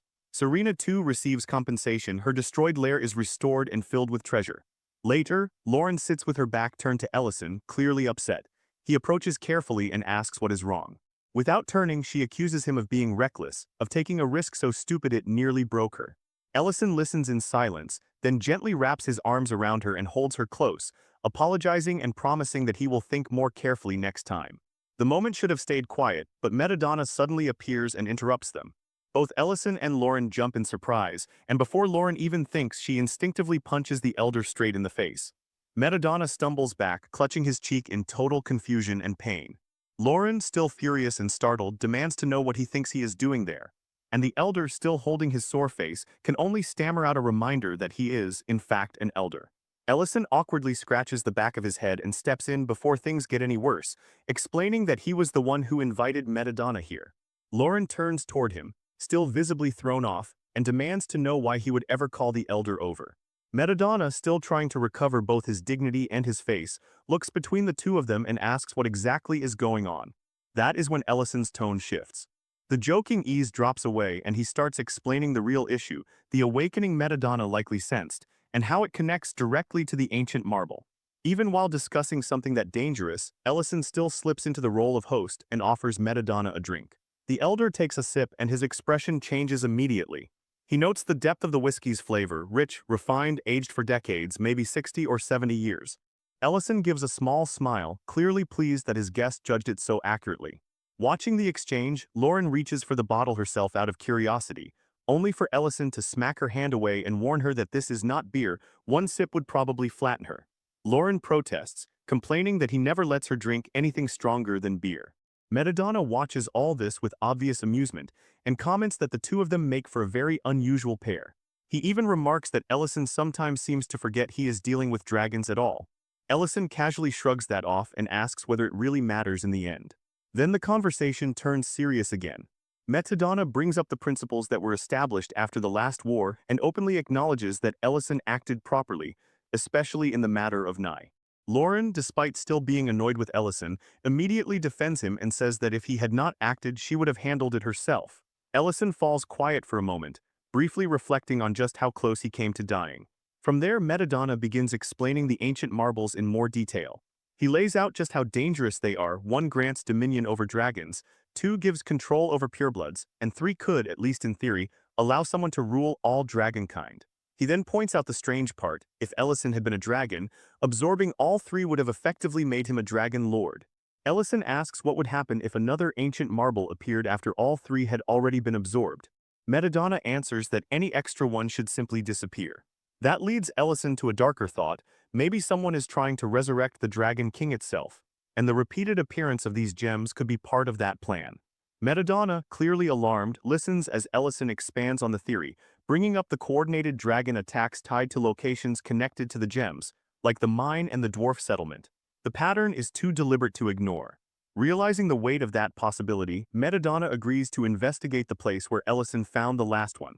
But he also suggests using Ellison as bait. Before he can really finish, Lauren cuts him off sharply and tells him to stop being dramatic. Even Madamada looks mildly amused by how boldly she talks to him, but he lets it pass and begins preparing for the investigation. The next morning, Alina is out in the forest gathering herbs, focused on rebuilding her medical supplies and muttering to herself that what she has collected should last her a while. Then Serena appears right behind her, startling her badly enough that she nearly drops the basket. Serena immediately teases her for being so easy to scare, then casually announces that she has decided to stay around for a while longer. Alina, still trying to catch up, reminds her that her lair was already repaired. Serena dismisses that by saying the place is way too big, and that she is simply not built for quiet recovery. Then she playfully accuses Alina of being cold-hearted for trying to send her away so quickly, which only flusters her more. After that, Serena shifts the subject and suggests Alina teach her how to transfer magical power, promising that if she learns it, she could help more with healing in return. Alina immediately turns red and stumbles over her words, trying to dodge the whole thing by awkwardly bringing up vegetarian food instead. Their odd exchange is quietly noticed by someone standing at the doorway. Somewhere else, Gyarda is running through the woods in desperation when a mocking voice stops him cold. A woman, calm and utterly in control, corners him without effort. He stops, breath ragged, and listens as she begins listing his failures one by one. How he failed to infiltrate the human village. How even the black dragons humiliated him. Panicking, Gyarda blurts out that everything could still be fixed if they just capture Ellison, because Ellison has absorbed 3 ancient marbles. The woman pauses for a moment as if considering it, then dismisses the thought with contempt. A sharp gust of wind slices across Gyarda's neck, and his pleading ends there. She coldly mutters that there was never any reason to keep him alive. Back at the restaurant, Ellison and Lauren are cleaning up after the morning rush when Lauren asks whether they should stay open for the rest of the day, especially since nothing urgent is pressing at the moment. Before Ellison can answer, Nellen rushes in carrying a stone and excitedly shows it to him. Ellison examines it with interest. Lauren, curious in the worst possible way, decides to lick the rock, only to recoil instantly and complain about how violently salty it is. Ellison identifies it as rock salt and is suddenly dragged into memory. He mentions how similar stones helped him endure his early military days, and then laughs at Lauren's reaction as his mind slips back to the beginning. He remembers how terrifying those first days in this world were, how soon after arriving he was dragged into military training, how even his original name was abandoned because the people here could not pronounce it, leaving him as Ellison instead. He had been frightened, homesick, and completely out of place. But somehow worse than the fear, worse than the training was the food. Sitting in the mess hall, staring down at the same tasteless sludge day after day, he could not understand how anyone ate it without complaint. 2 full weeks of that misery passed, and the one thought that never left him was how just a little salt would transform everything. Surely he was not the only one thinking that. Even worse, he overheard instructors complaining about the food too, yet they still ate it like it was nothing, which only deepened his frustration. By the time another 2 weeks passed, the training itself had become slightly less brutal, but the food remained an ongoing nightmare. Ellison realized that before he could ever chase a dream like opening a restaurant, he first had to survive this camp. Then came the moment that changed everything. During one of the magic lessons, the instructor, Vane, a 5th-level mage with a curled mustache and the kind of arrogance that comes naturally to small men with authority, announced that they would finally be learning offensive magic. He presented it like some grand privilege for recruits of such low rank. Vane introduced them to mana, showing off a glowing green sphere and explaining that all magic was built on manipulating mana through circles and attributes. To demonstrate, he launched a fireball into a training dummy. Then he ordered the recruits to try. Their results were pathetic, tiny flames that sputtered and died before they even reached the target. Furious, Vane started yelling at them, mocking their lack of talent and discipline, all while inwardly complaining that the war had forced the military to scrape together recruits this worthless. And then out of nowhere, a fireball the size of a small house tore across the training field, erased the practice dummy, and even blew apart part of the cliff behind it. Every recruit froze. Every instructor froze. Ellison himself stood there just as shocked as everyone else while all eyes slowly turned toward him. Vane, pale and rattled, grabbed him by the shoulders and demanded to know what he had just done. Ellison answered with complete innocence that he simply gathered the mana and cast the fireball the way he was told. When Vane pressed harder, Ellison casually added that he could see the wisps of mana floating in the air. That was the moment Vane broke into cold sweat. He realized Ellison possessed an absurdly rare sensitivity, the ability to see mana itself. Later, Vane discussed the event with Thern, the head instructor of the camp. Vane admitted Ellison's ability was extraordinary, but the conversation clearly brought up something ugly in him too, because he had clawed his way toward magic through effort while Ellison had just stumbled into genius. Thern suggested delaying Ellison's deployment to the front and sending him for advanced magical training instead. Ellison, listening in from outside the room, quietly smiled to himself. The possibility of avoiding the battlefield altogether was the first truly hopeful thing he had heard since arriving in this world.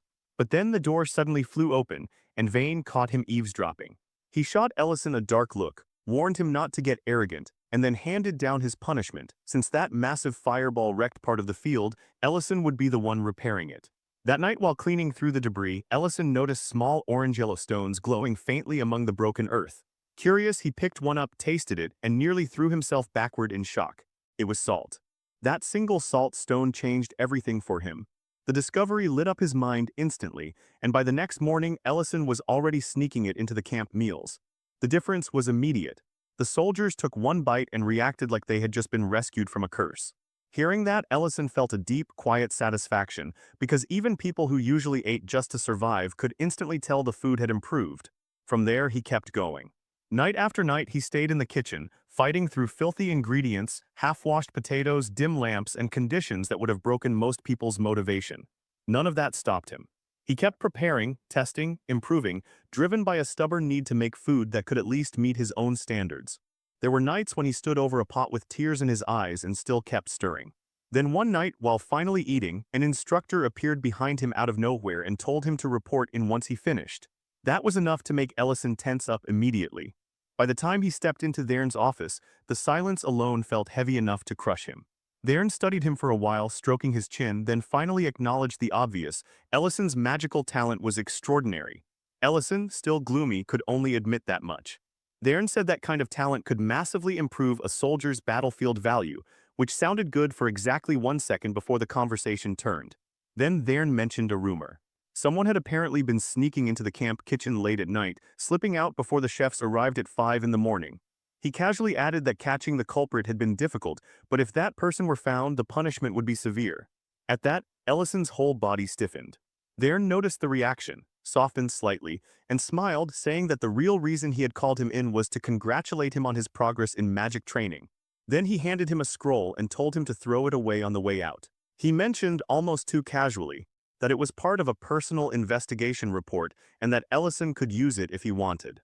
As Ellison took the scroll, Thern leaned in and repeated the point about the kitchen, saying once again that if someone leaves before 5 in the morning, catching them is basically impossible. That was when Ellison understood. Thern had known the whole time. Later that evening, sitting by a campfire in the forest, Ellison unrolled the scroll and burst out laughing. Thern had absolutely known, and instead of punishing him, he had quietly handed him useful information. The scroll was filled with details about edible mushrooms and spices, almost like the commander was approving those secret midnight cooking sessions without ever saying it directly. Ellison kept using that knowledge, and little by little, the food in the northern training camp transformed. The bland, soul-crushing meals became richer, better seasoned, and far more satisfying. Before long, the camp became known for having the best food in the entire military. Even after Ellison eventually left, the recipes he introduced stayed behind, passed down until the camp's reputation became permanent. Back in the present, Ellison decides to make that same old camp dish again. Feeling nostalgic about the salt stone that started it all, Lauren peers into the pot and asks if this really is the food he used to survive on back in Camp 5. Ellison says yes, it is exactly that, the kind of recipe they all clung to just to make it through. As they eat, Lauren and the others admit that it does not taste as impressive as his food now. But that does not really matter. Nostalgia gives it a weight of its own, bringing back the hardship, the mess, and the strange sense of bond that grew out of enduring all of it together. Elsewhere, Serena is sprawled across a table complaining about hunger when 2 children nervously approach looking for Alina. They explain that their brother is hurt, and since Alina is not there, they ask Serena for help instead. At first, Serena blows them off, pointing out that a scraped knee is hardly a life-threatening emergency. But the children keep pressing, and eventually she gives in, using a simple healing spell on the boy while acting like she hates every second of it. Later, Alina meets those same children and gets thanked for Serena's kindness. Confused, Alina confronts Serena, who instantly denies being kind and instead demands to know why Alina left her starving. Alina explains that she had gone to the Lord's castle to treat a patient suffering from a strange poison that caused damage to the brain. So far, every treatment has failed, and the Lord remains in a coma. Hearing that, Serena suddenly recalls a researcher who might know something about conditions like that, though she cannot remember the name or where to find them. Then a messenger bird arrives carrying a letter from Alina's homeland. The second she reads it, her face falls. The elf forest is under threat of destruction by a dragon, and to prevent that, Alina is now expected to become the dragon's bride. The news crushes her. She breaks down, saying marriage should be built on love and familiarity, not fear and extortion. Serena scoffs and dismisses the dragon's threat as bluff and intimidation, but Alina cannot shake the anxiety. Serena, full of confidence as always, tells her she will protect her. Meanwhile, back in the elf village, the elder Naria is informed that the letter has reached Alina. One of the elves asks whether Alina will truly return after learning what is at stake. Naria says she believes Alina will come because that is the kind of selfless person she is. though she is not certain even Alina's return will actually solve the problem. Later, when Alina brings the matter to Ellison and Lauren, Serena immediately scolds them for hesitating and insists they should prepare for every possibility. Even while the group debates what to do, Serena grows increasingly annoyed by all the doubt in the room. In the end, though, she agrees to go with them to the elf forest. Ellison lightly teases Alina, saying they might as well go meet this so-called husband candidate. And with that, the group gets ready to confront the dragon. Far away in the depths of the forest, a massive dragon is roaring and terrorizing everything around him. Back with Ellison's group, they stop at the forest's edge, where the path ahead already feels oppressive, especially since teleportation is useless there. Ellison comments on the time, while Serena suggests flying instead to make the trip easier. Alina explains that the elf forest is protected by a magical system that shuts down teleportation completely, which is why none of that will help. Before they can think further, a sharp voice cuts through the moment. An elf named Lilia appears with her bow already drawn, warning them not to move unless they want to be shot. A whole squad of elves steps out around them, fully armed and on edge. Lilia demands to know why they have come. Sensing how dangerous the tension is, Alina quickly steps forward, identifies herself, and assures Lilia that they are here with her. Even then, Lilia stays cautious, saying their identities still need to be confirmed. She turns to Ellison and asks his race and purpose. Ellison grimaces but answers honestly, saying he is human and came to help Alina. Lilia notices a brief flash in his eyes, something strange, a rare trait tied to thought-reading that normally belongs only to elves. When she turns to question Serena next, Ellison casually cuts in, introduces himself like he is at a market, mentions that he owns a small but highly rated restaurant in Greek City, and even invites them to visit sometime. That instantly irritates Lilia, who snaps at him for speaking out of turn. Just as she is about to demand Serena's answer, another elf rushes up and whispers something into her ear. Lilia's expression changes immediately. She orders her squad to lower their weapons and apologizes, explaining that Elder Neria has granted them permission to enter. As the group continues forward, Lauren mutters about how annoying the elves were at the entrance, but Ellison reassures her that everything is still moving in the right direction. Neria greets them warmly and immediately apologizes for the misunderstanding. She says they must have endured a long trip and thanks Alina for coming. Then, noticing the tension in Alina's face, Neria gently praises her courage, acknowledging how difficult this choice must have been. Alina, already trembling, asks if she is referring to the marriage proposal. Serena scoffs openly at the idea of any dragon wanting Alina as a bride, and insults him without hesitation. Neria is horrified by how casually Serena speaks and warns her that Mantium is an almighty being. In response, Serena and Lauren reveal their own dragon identities and openly state that they came here to deal with Mantium, which leaves Neria completely shaken. Once things settle enough to speak, Neria explains the full situation. Mantium is a dragon who has received tribute from the elf tribe for generations, but his demands have recently become more extreme. Now he insists on being given an elf bride and refuses to accept anything else. The elves tried offering many candidates before, but he rejected every one of them. In the end, they had no choice but to turn to Alina and hope she might succeed where the others failed. Alina quietly says she will probably just be rejected too. Lauren, hearing that, grows angry at the thought of Alina being hurt, and says she will step in if it comes to that. Then Serena remembers something important about Mantium. He is infamous for researching the brains of different species, which means he may know something that could help cure Lord Gates. That changes the entire direction of the discussion. Suddenly this is not just about driving the dragon away anymore, it is about capturing him. Before they can refine the plan, an elf rushes in with urgent news. Mantium is already on his way. Neria quickly warns them about one crucial detail: he is extremely cautious. If he senses another dragon nearby, he runs. And if he feels truly threatened, he abandons his lair altogether. So if they want to trap him, they cannot confront him directly. They will need subtlety, distraction, and perfect timing first. The plan comes together with everyone's eyes eventually landing on Alina, because once again she has to stand at the center of the mess. She complains, understandably, that somehow she is always the one forced into the worst role, but after enough pressure and not nearly enough mercy, she agrees. Soon after, Mantium arrives, stomping through the forest in a rage so violent it twists his already grotesque face even further. Trees shake under his weight as he prepares to burn everything in sight. But before the fire can come, Neria steps forward and offers Alina as the promised bride. And Alina, transformed into a breathtaking figure for the role, appears before him. The effect is instant. Mantium's fury evaporates and is replaced by pure delight. From a safe distance, the others watch and wait for the right moment. Alina walks beside the dragon, nerves tightening with every step, silently wondering why the others still have not made their move. Mantium, already completely captivated, starts talking to her, asking her name, then flushing when she answers and demanding that she call him master. As if that was not enough, he presents her with a maid outfit and insists she wear it. Alina is nearly in tears, but she forces herself to endure it, clinging to the hope that her friends will act before things get any more humiliating. Now standing there in the outfit he gave her, Alina nervously smooths the fabric and tries to keep up the act. Even though he told her not to follow him into this part of the lair, she says she still came because she wanted to help. The place is a disaster, and in an attempt to play the part of a proper beautiful wife, she offers to tidy it for him. She carefully says the mess looks overwhelming and asks whether he could step aside for a moment while she cleans. That suggestion instantly sets him off. He snaps that he will never leave this place unattended.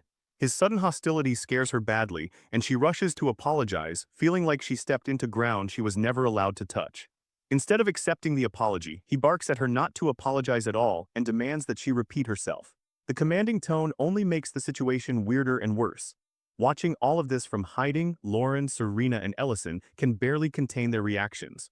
Their amusement slips out just enough for Alina to notice, and the second she does, her anger flares. She snaps at them for hiding their laughing instead of stepping in to help her. That outburst ruins everything. Mantium turns immediately toward the trio, hostility pouring off him as he demands to know who they are and how they dared enter his territory. The three try to retreat, but the moment is already gone. They reveal their dragon power, glowing with the kind of force that makes it obvious they are far from ordinary. Feeling threatened, Mantium instantly tries to teleport away, but the spell fails. Before he can try again, Lauren and Serena bind him in glowing magical chains that slam him to the ground.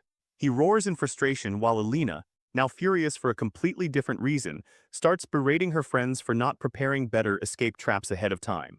Lauren admits that part was a mistake, then immediately blames Ellison, who awkwardly explains that they honestly thought watching the dragon's reaction would be entertaining. Serena rolls her eyes and calls both of them irresponsible. Then everything shifts. A green sphere wrapped in black energy appears in the sky, pulsing with something deeply wrong. It explodes with a deafening roar, and poisonous gas spreads across the forest. In the nearby elf woods, the effect is immediate and horrifying. The elves freeze where they stand, weapons drawn like puppets waiting for orders. Neria, struggling under the pressure of the mind control, unsheathes her own blade and begins raising it toward herself. The whole forest tips toward disaster in an instant. Back at the lair, Mantium starts laughing like a madman, proudly revealing that the gas is the result of a mind control spell he perfected over 100 years. With the elves caught under it, he demands that Alina agree to marry him, using their lives as leverage. Alina is horrified, trapped between revulsion and panic. Her friends tell her not to give in, but the choice looks impossible. Just as she is on the verge of agreeing, Ellison appears in a burst of golden magic. He casts a protective spell over the forest and breaks the mind control entirely. The relief is instant and overwhelming as the elves lower their weapons and return to themselves. Neria drops to her knees and thanks Ellison for saving her people, while Alina, crying openly now, clings to her in pure relief. Mantium completely loses it. He cannot understand how his spell was broken and spirals into furious disbelief. At that point, Ellison, Lauren, and Serena decide the dragon has had enough chances and bind him even more tightly so he cannot pull another stunt. That night, the elves celebrate their freedom with a full feast. Music fills the forest, people dance, stories spread from table to table, and the crushing tension of the day finally starts to lift. Alina, still shaken, finds some comfort in Neria's embrace, while Lauren and Serena take the opportunity to clown on Darren for his earlier cowardice. In the middle of the lighter mood, Lauren discovers a sauce Alina brought along, and once it hits the vegetable dishes, the whole meal changes. Serena immediately complains that Lauren should have revealed that treasure sooner instead of hoarding it, and the teasing pulls real laughter out of everyone. As the celebration continues, Ellison quietly slips away in search of something else, or maybe someone else. He heads toward the statue of the elf hero Benna, and the story drifts back to his military days, back when Ellison was a 7th Circle Archmage and Ben was still alive at his side. Ben was complaining, as usual, about being fed greens, saying he wanted meat not grass. Ellison shot back that Ben could not even digest meat, and asked why he kept insisting on it anyway. Ben responded by saying that if Ellison truly claimed to be some amazing cook, then he should make the meat digestible. Darren, who had to listen to their endless bickering, told Ben it would suit an elf like him more to fight than whine about food. Ellison immediately told both of them to shut it and focus. Then Darren suddenly spotted movement in the distance, trolls attacking a refugee camp. In an instant, the scene turned to chaos. Tents torn apart, people screaming, panic spreading in every direction. One troll grabbed a young boy who cried and begged for his life, while the refugees recognized Ellison and the others as heroes of the war and started shouting that they were saved. Even Ben, annoyed that his meal had been interrupted, got ready to fight. Back in the present, Ellison sits quietly in front of food, staring down at it while wondering whether the person he once made a promise to has finally found peace. Neria approaches him then, and he asks if anyone still resents him for what happened. Neria gently reminds him of the day 2 years ago when he returned carrying Ben's body. She thanks him for honoring Ben's promise and tells him plainly that no one here holds a grudge against him. She thanks him again for saving the elves today, but Ellison immediately shifts the credit to Ben, saying it was Ben's strength and actions that really saved the day. The two of them stand there in front of Ben's statue while the other elves thank Ellison and the rest of his group for saving their lives. Nearby, the captured Mantium is still whining and demanding to know where they are taking him. Serena mocks him and says he will find out soon enough. Lauren, meanwhile, starts teasing Ellison about how long he spent talking to Neria the night before. Ellison asks whether she heard everything, and Lauren answers that of course she did, then casually adds that Ellison really did eat the Lord's heart.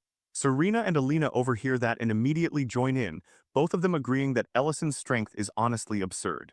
Eventually, the whole group arrives at Dion's castle. Dion welcomes Ellison enthusiastically, while Lady Berna is stunned the moment she sees him and instantly recognizes him from everything that happened with Dedrin. Remembering how he saved both her and her son, she tears up while thanking him. That moment gets interrupted when Lauren drags Mantium into the room and orders him to heal Dion's father. The dragon hesitates, but under the circumstances he has very little choice. After examining the count, he discovers a dangerous poison in the man's brain and begins removing it with his magic. Once the treatment is complete, Dion's father opens his eyes and calls for his wife. Berna and Dion immediately throw themselves into his arms, overwhelmed with relief. Ellison watches the reunion quietly and his thoughts drift, just for a moment, toward his own mother. Lauren notices he is not asking for any reward and asks why. Ellison simply says he does not need one. The moment in front of him is too beautiful to ruin by asking for payment. So they leave and return to the restaurant. That night, as Ellison and Lauren prepare for the next day and work through the last tasks, Ellison notices something important. Thanks to the power of the ancient marble, summoning has started to feel far less exhausting. But when he checks more carefully, he senses a strange energy gathering around him. Then, before he can properly understand it, that energy takes hold of him. Ellison finds himself thrown backward through time, waking inside his own past. He walks through the familiar streets of his hometown, groggy and confused, noticing that he seems to be the only one awake at that hour. His mind is already drifting toward ingredients and recipes out of habit, and then suddenly he sees a girl. She is standing over a man she just dropped to the ground, and for a second Ellison can only stare in confusion. He calls out, asking what Lauren is doing there, but the girl turns to him with a hard, unfamiliar expression and demands to know who he is. She does not recognize him at all. That alone leaves him blank, but then things get even stranger, because his vision starts warping and he catches himself wondering why Lauren is wearing a school uniform. Before he can sort out even one thought, she shouts the question again, demanding his identity. Then it starts hitting him. This place, this street, this air, he knows it. It is the world he lived in before everything changed. His mind races, and right then a truck comes barreling toward him. Then Lauren's voice cuts through his daze, shouting for him to get up. She looks just as confused as he is and asks what happened and where they are. That is when the truth lands fully. This is not a dream, he is back in his original world. A woman rushes over and asks if they are alright, suggesting they call 119. Lauren, having no clue what 119 even means, looks to Ellison for answers, but he cuts in quickly and tells the woman they are fine, that neither of them is hurt. Then the two of them immediately run off, leaving the woman staring after them and commenting on how strange Ellison's clothes look. Later, Lauren is stunned to learn that this place is Ellison's hometown. As they walk, she points out how completely alien everything feels to her, the iron carriages, the cars, the towering buildings, all of it. Ellison, though clearly overwhelmed himself, smiles faintly and admits it has been a very long time. If anything, the city looks even prettier now than he remembered. Lauren points out that if this is truly his hometown, he should know where they are. She asks where they should go, but Ellison is still trying to think through the time gap. Remembering the phone he saw earlier, he guesses time must have passed equally in both worlds. That would mean more than 15 years have gone by. Even if the buildings changed, he figures the roads themselves probably stayed similar. Still trying to hide how shaken he is, he tells Lauren he does not know the exact location. Lauren immediately calls him out, because a second ago he was claiming this was his hometown. Ellison, already thinking about his mother, tries to reassure her by saying he knows where they are headed and that money will not be a problem. Lifting up a gold coin like that somehow solves everything. Back in Greek City, morning is already moving. Link greets everyone brightly, saying good morning, while Mint comments in surprise that they arrived early. When the barn doors open, Miltine remarks on how freezing the morning is, though she also admits that if the dwarves had not rebuilt the barn, they would have been in serious trouble. Linty notices that the restaurant is still dark inside and figures they probably will not open early today. Mint is surprised by that, because Ellison was never the type to sleep in. Meanwhile, Lauren notices that the clothes Ellison is wearing now clearly belong to this world.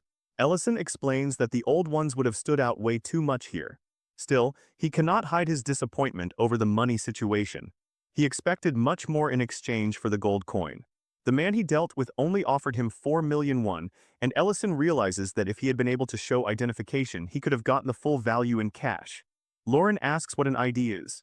The vendor, clearly confused by Ellison not having one, offers a compromise. In the end, Ellison agrees to take only half the coin's value as long as the man stops asking questions about identification. Lauren then asks whether he is not hungry. Ellison suggests finding a good restaurant nearby, and when he spots a Chinese place, he lights up. He tells Lauren that jjajangmyeon is the kind of food people always come back to. Lauren gets excited immediately, asking what they are going to eat, and Ellison eagerly agrees to start with that. After tasting it, Lauren says it is delicious and urges him to eat too. But when Ellison glances at the menu prices, he nearly breaks. The food is far more expensive than he remembered. Back in his day, jjajangmyeon used to cost only 4,000 won. Lauren teases him, calling him an ancient dragon for sounding completely out of touch with modern prices. Ellison brushes that off and insists this is not about saving money, it is about enjoying the food properly. Then he suggests they try jjambong too, and Lauren warns him not to regret ordering so much. Once she tastes the spicy dish, she says it feels like breathing fire. Ellison, loving every second of the experience, tells her to grab something to cool down. The two of them go on trying dish after dish, fully enjoying the absurdity of the moment. Back at the restaurant, Serena is furious. She demands to know where Ellison and the others disappeared to because their day off was supposed to end yesterday. One customer complains he is going to starve to death waiting. Alina, who is also hungry, is clearly irritated. Null asks if Mint has heard anything about where they went, since they never disappear without saying a word. Mint shakes his head and admits he is just as confused. Two annoyed men give up and walk away from the restaurant, one saying he came all that way for nothing, the other grumbling that he does not even know whether the place is worth the hype. Mint immediately realizes this is becoming a real problem, because if customers keep leaving, the restaurant's reputation will take the hit. Miltine nervously asks if something bad might have happened to Ellison and the others, but Mint doubts it, reasoning that even the Baron himself submits to them, so it is hard to imagine anything truly serious. Then Linty suggests they should just run the restaurant themselves until Ellison comes back. After all, every meal they have had there was made by him, they know how good it is supposed to taste, and the ingredients are already in the kitchen. Mint and Miltine are caught off guard by the suggestion, but after a moment they agree to try. Elsewhere, Ellison and Lauren are sitting together on a train. Ellison finally admits he cannot eat another bite. Lauren, who has apparently sampled everything in sight, says she is full too but very happy with the experience. Ellison smiles, glad she enjoyed it. Then Lauren points at the much larger iron carriage outside the window and asks what it is. Ellison explains that it is called a train. Since where they are going is too far, they need to use this instead of teleporting, because teleportation magic would cause absolute chaos here. Then, a little awkwardly, Lauren asks whether they are going to meet Ellison's mother. Ellison looks surprised and asks if she already knew, and Lauren says it was obvious from how excited he had been. She then comments that she really likes the scenery of his hometown. Ellison, a little embarrassed now, asks what she would say if he asked her to stay there forever and never go back. Lauren just stares at him, clearly caught off guard and unsure how to answer. Ellison keeps going, saying that he has been thinking about this ever since they arrived. Since the ancient marble no longer appears here, and the threat of a dragon lord being born has vanished in this world, he wonders what she would think about starting a completely new life there. He quickly adds that she does not need to answer immediately and can take all the time she wants. Then, awkwardly, Lauren asks the real question. If she says no, would he really give up living there and return with her, because she has no intention of staying behind alone? That question pulls Ellison into an older memory, back to the elf forest, where he was once trying to use summoning magic. Ben, half asleep, asked what he was doing. Ellison answered that he had finally done it and then reached toward the portal, asking it to take him home. His friends instantly grabbed him. Ben shouted that he was doing this reckless nonsense again and told the others to hold him back. Darren yelled that the portal would close instantly and asked if Ellison wanted to lose a finger. Ellison fought them, demanding to be let go, and in the middle of that struggle he pushed a document through the portal and said he understood now. Then the portal snapped shut. Ben, furious, scolded him and reminded him that even his own magic could not solve a problem like that. And now Ellison had drained himself so badly he would not be able to use magic properly for weeks. Exhausted, Ellison asked Darren whether he would return to the mines after the war. Darren stayed silent. Then he asked Ben whether he would go back to the elf forest where his fiancée was waiting. Ben said yes. And Ellison, on the edge of tears, asked the one question he could never answer for himself. Where was he supposed to go when all of this ended? Where did he even belong? Back in the present, Lauren answers quietly that she never abandoned him in her heart. Ellison takes that in, then says they should head to his house first. Lauren agrees to follow him to his old lair, as she calls it. Meanwhile, in Greek City, word starts spreading that the restaurant has reopened. People suggest checking it out. Inside, Linty is already cutting meat while Creston asks if the amount is enough. Excited, Linty says it is perfect and that all they need now is to grill it. Then he asks where the firewood should go. Miltine, surprised, says she thought everything in this place was done with magic. Creston watches in surprise as Alina uses fire magic, though Linty immediately says the flame is too weak. Alina defensively explains she only learned that amount for camping. Serena then tells them all to get out of the way and uses her own fire magic, saying they do not need to worry about the flame and should just focus on cooking. Linty, who still has no idea who she really is mainly relieved that the problem is solved. Smiling, Miltine says all the ingredients are ready now so they can start and officially open the restaurant. But the moment the food starts going out, things go wrong. One miner takes a look at his dish and complains that it looks like charcoal, asking why they would serve him something that already looks like the rocks he stares at all day underground. Mate immediately apologizes and promises they will remake it. The miner stares at the plate in front of him and asks if they served him coal because he works in a mine. While Creston is trying to throw together a salad, he pauses and wonders aloud whether he should add one more ingredient.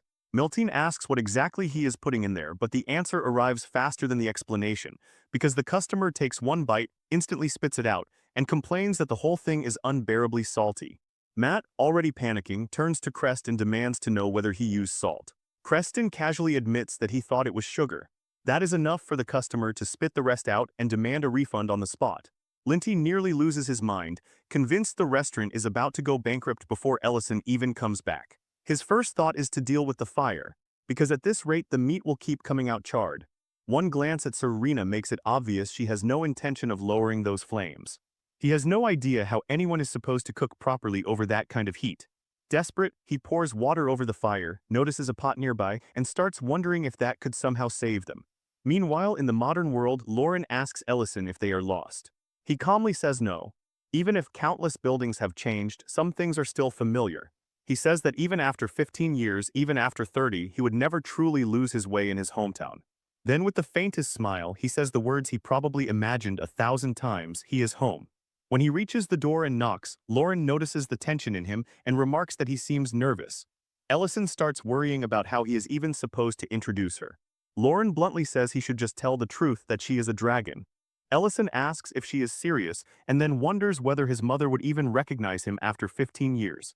His hairstyle has not changed that much, but everything else has. With a trembling voice, he calls for his mother, but the house stays silent. Lauren comments on how quiet it is.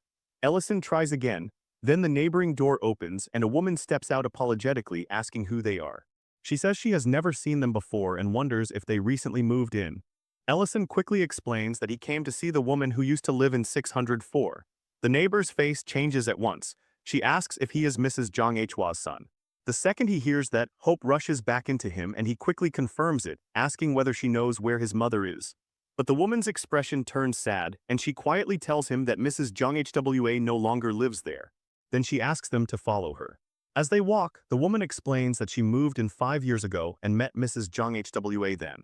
She says his mother worked constantly, was always busy, and often lived on instant noodles, but even so she still found the time to cook for her, and the two eventually became close. She remembers how his mother constantly bragged about her son, saying he would probably be around the neighbor's age now. The woman mentions that she writes for a small website, but Ellison barely hears it. When he realizes they are heading into a small wooded area, he asks where they are going. The woman answers that Mrs. Jong Hwa missed him too much to ever put up missing posters, because she believed he would come back on his own someday. Then they stop in front of a grave, and the woman asks the question that tears straight through him: why did he come back only now? Why could he not have returned even just 2 years earlier? Ellison is completely frozen.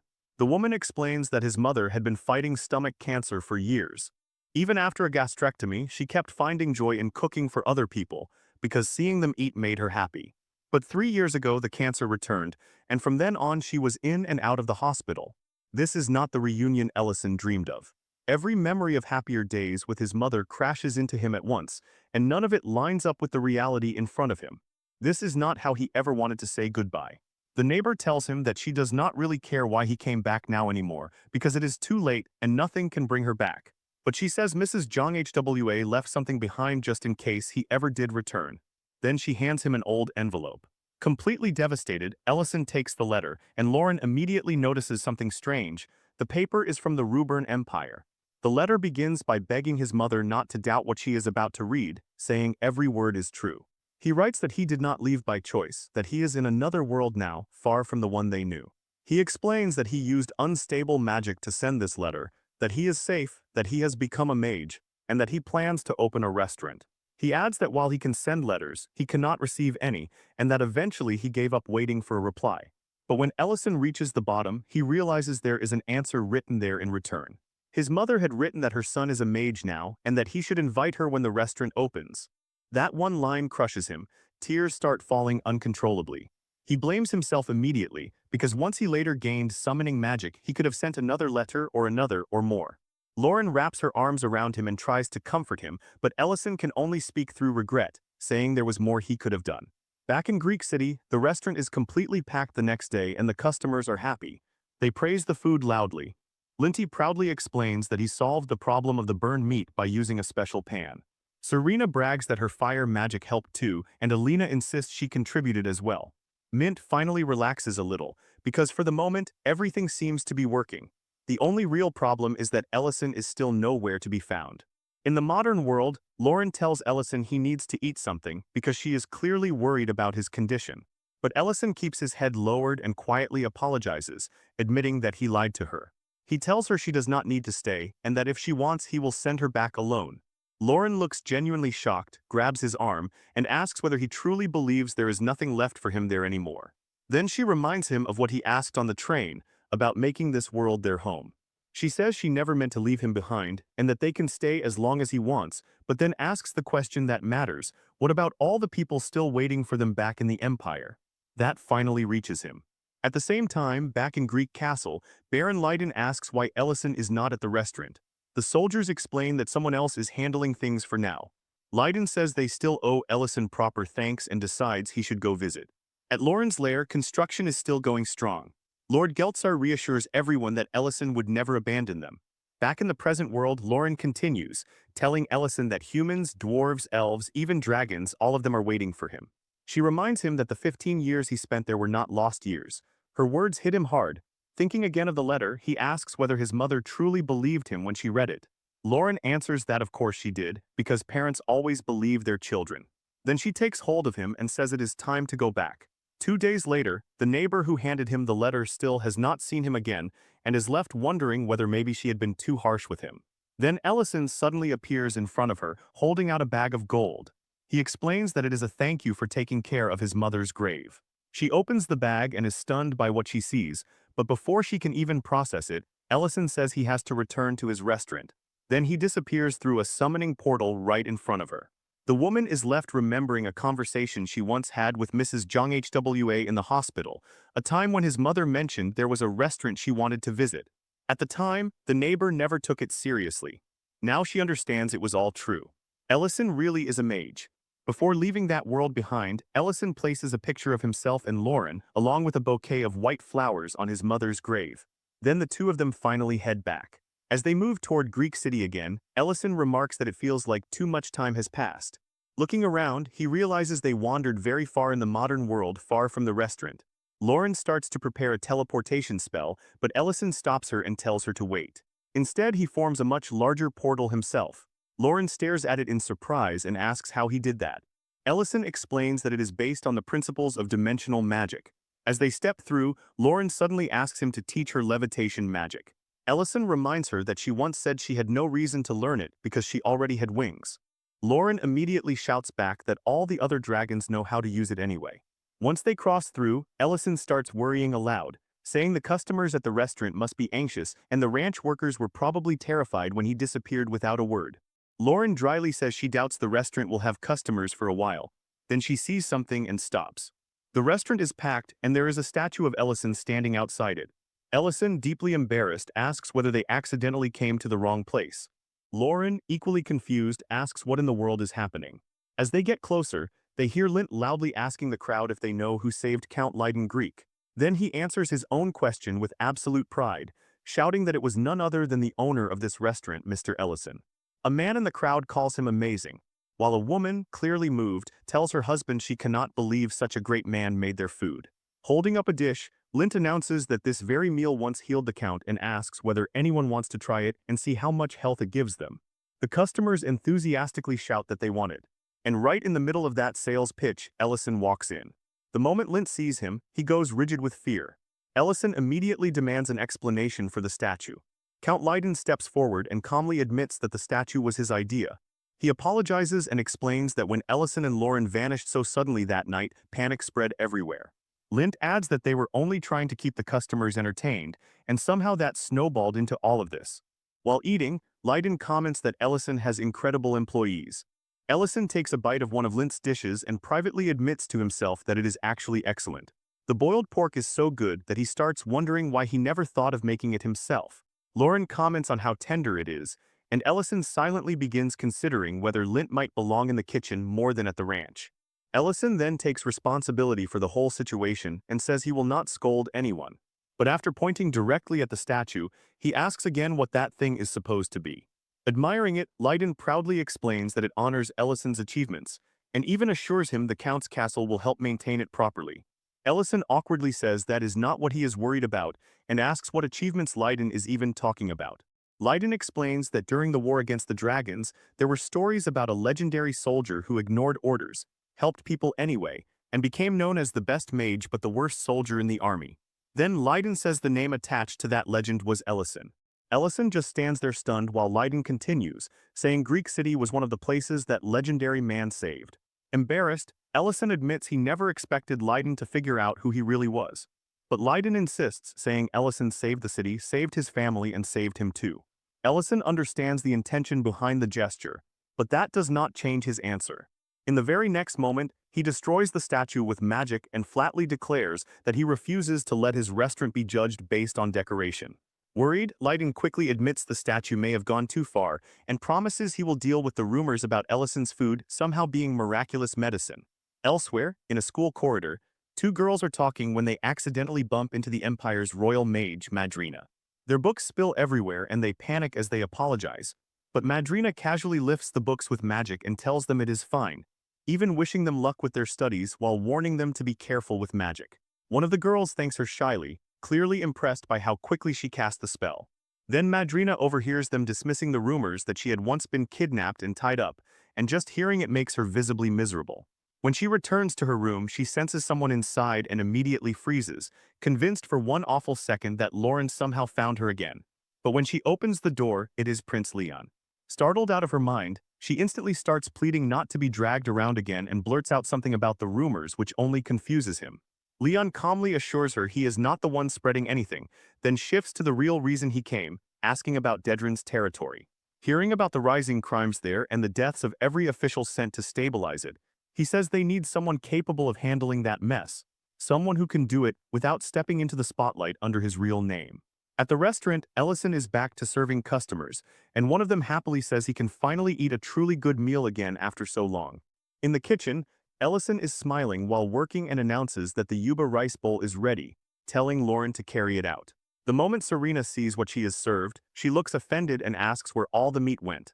Lauren casually chews while saying this is simply how the dish is meant to be eaten. Serena immediately calls her bluff and demands to know who she thinks she is fooling. Lauren fires back that she should just eat what she was given. Lady Berna is there as well, and after tasting the food, she openly says how much she loves the restaurant. She asks whether Dion has really been coming here by himself that often, and Ellison answers that at this point he can probably be called a regular. A little awkwardly, Berna admits she had actually been against putting up a statue in the restaurant. Ellison tells her she does not need to apologize for that every single time she visits because the Lord already explained everything. Then she asks what today's dessert is. Right then, two disguised newcomers enter and ask about the menu. The woman is Madrina, and she requests 2 portions of the special dish. Ellison lets out a quiet sigh, says he will handle it, and tells them to wait. A little later, he serves them both, announcing that 2 plates of fried rice with yuba are ready. The man takes a bite and admits the taste catches him off guard. Madrina agrees, saying it is genuinely that good. Ellison then asks if he is surprised because he does not look like the type to be easily impressed. The man stiffens. He realizes Ellison has already seen through the disguise and knows he is Leon. Madrina, equally stunned, mutters that Ellison's eyes are as sharp as expected. Ellison then asks how exactly this was supposed to be the perfect disguise. Leon answers that apparently the lady sitting there did not notice anything wrong. Ellison asks what drove them to come in disguise at all. Leon says that first, he wanted to eat the food here again, and second, he pulls out a small vial and asks if Ellison knows what it is. Ellison studies it and asks what he is looking at. Leon replies that it is a poison, a very specific one, something capable of destroying the human brain. It is the same poison that left Count Leiden bedridden for years. That answer freezes Ellison in place. Leon goes on, saying the poison is slowly spreading through Dedran City, and while the Count waking up was practically a miracle, that outcome cannot be expected for everyone. Worse, the poison leaves no trace in the victim, making hard evidence almost impossible to obtain. Before he can say more, 2 thieves burst into the restaurant and order everyone not to move. They demand all the money and food at once. Berna is instantly terrified. One of the thieves snarls that anyone who wants to live should obey quietly. Lauren and Serena stop bickering long enough to glare at them with enough hostility to ruin a normal person's soul, while Madrina releases just enough of her aura to make the thieves feel like they walked into the wrong nightmare. Later, outside the restaurant, one thief is groaning on the ground, while Madrina coolly remarks that these men came from Dedran City. She is literally sitting on one while grinding the other into the dirt with her foot, warning them not to try anything.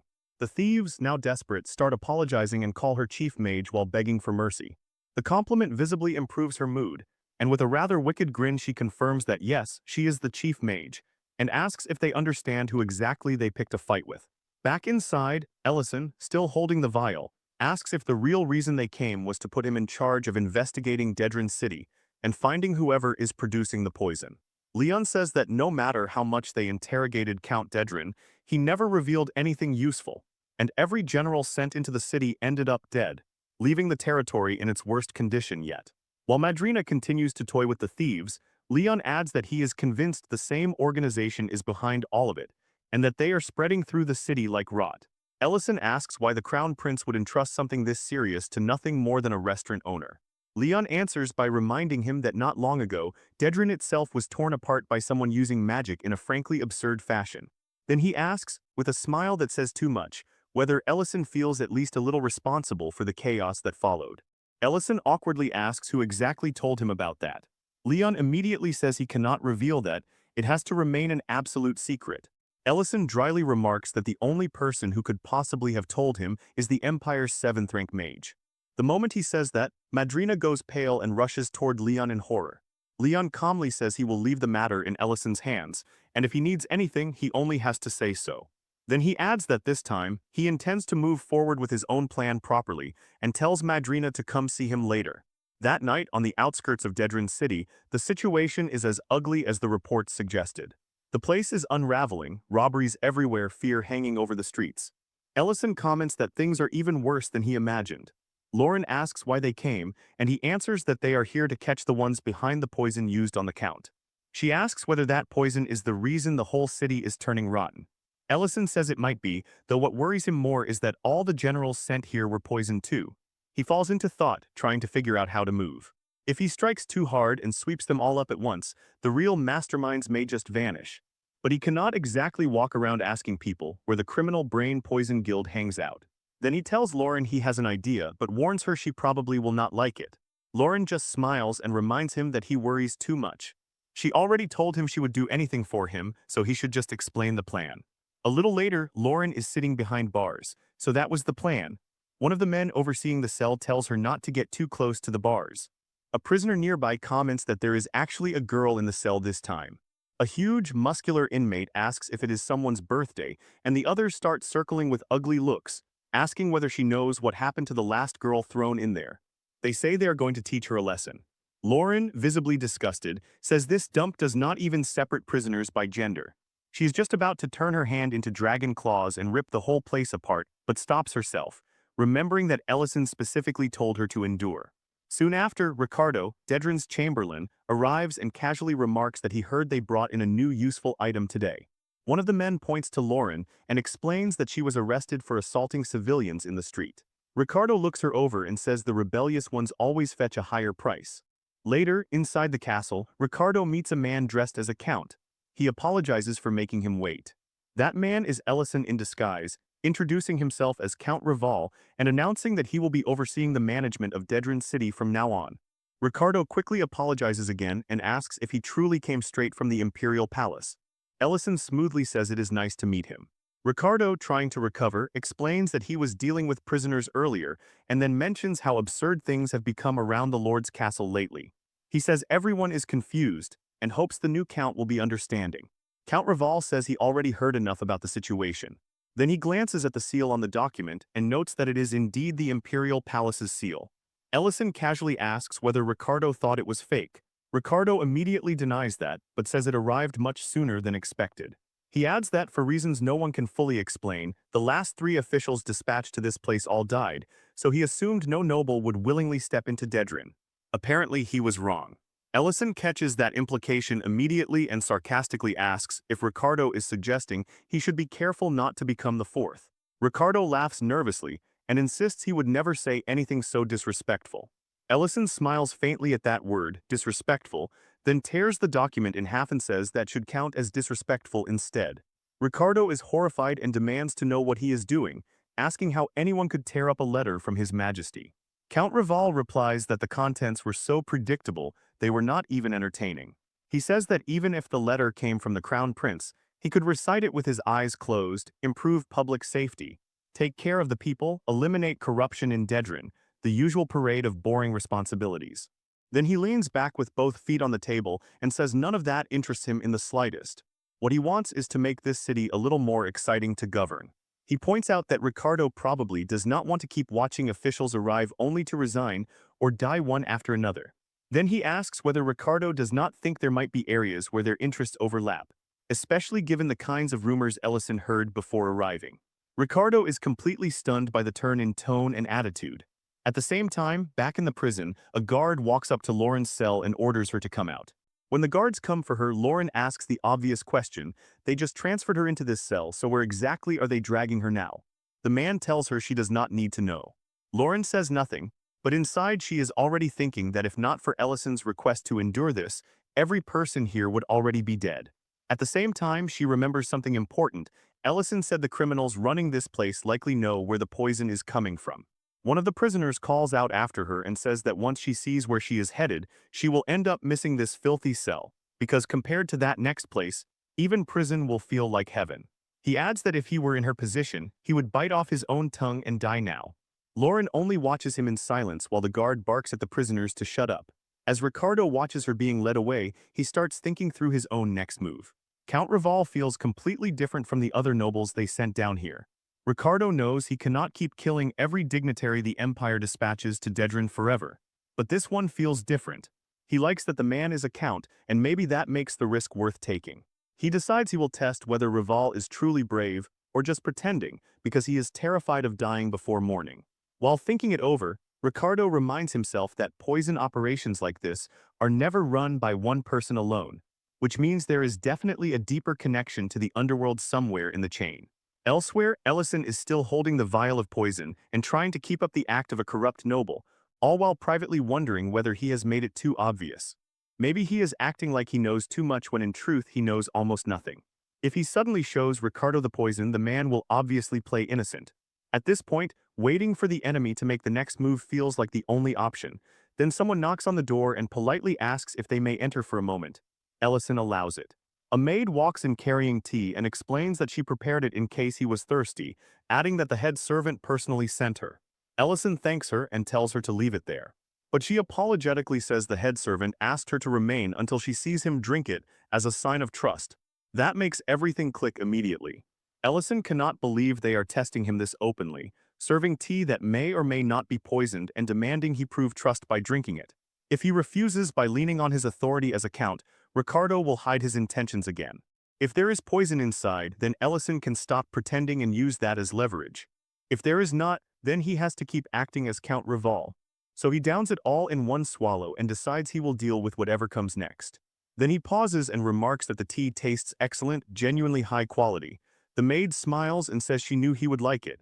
Looking at the empty cup, Ellison realizes there was no poison after all. Maybe he passed the test. As the maid starts to leave, she adds that there is one more thing. Then she opens the door and another woman steps in, a slave. The maid explains that after passing the trust test, the head servant wanted to present him with this gift as proof of his sincerity. Ellison is stunned. He expected poison, traps, maybe threats, but not this. He never imagined they would hand him a slave like a luxury item. The maid cheerfully says she hopes he enjoys the gift. Then Ellison notices something deeply wrong. The woman seems dazed, almost empty, like she is moving through a trance. He asks if she can hear him. In the next instant, she moves with terrifying speed and knocks him straight to the ground. At the same time, somewhere out on the outskirts of Dedrin, two tied-up robbers are trying to explain themselves to a far more dangerous man surrounded by equally sinister faces. According to them, they broke into what they thought was an empty house, only for a girl to appear out of nowhere and start beating them while asking why they were making such ugly faces. One swears she was absurdly strong. Another says she did not even feel human. Their listener coldly asks whether they remember what they were told, be discreet, especially after the trouble with those officials. If they cannot avoid a fight, then at the very least they should avoid getting caught. He asks if that much is really beyond them. In the end, he says this is clearly not working and calls for Veretto, ordering him to take the two of them to the cultivation room. The robbers immediately panic and beg for one last chance, swearing they will keep an even lower profile from now on. The man only looks at them with contempt and says the fact they are still alive at all is already their last chance. This man is Master Reedon, the one actually managing Dedrin's darkest operations, including human trafficking. Veretto then mentions that Ricardo requested another slave. Reedon grimly notes that Ricardo never seems to tire of it, and says Dedrin really ought to keep a little more distance from that sort of attention if it wants to avoid provoking the Imperial Palace. He has no desire to kill Ricardo too. Then he asks whether Ricardo was not also supposed to send over a prisoner today. Veretto confirms that she was arrested for assault. One of the men wonders if this is really the same person who beat up his people. They say she is waiting in the selection room now. Meanwhile, Lauren is standing in a line of slaves while a man with glasses sorts people with awful efficiency. 3 for the cultivation room, 2 for the nobles, 5 for the black market auction. As the next prisoner is called forward, Lauren quietly reflects that even if she does not fully understand every human custom, she knows perfectly well that slavery is illegal throughout the empire. Yet somehow a business of this scale is operating right under everyone's nose.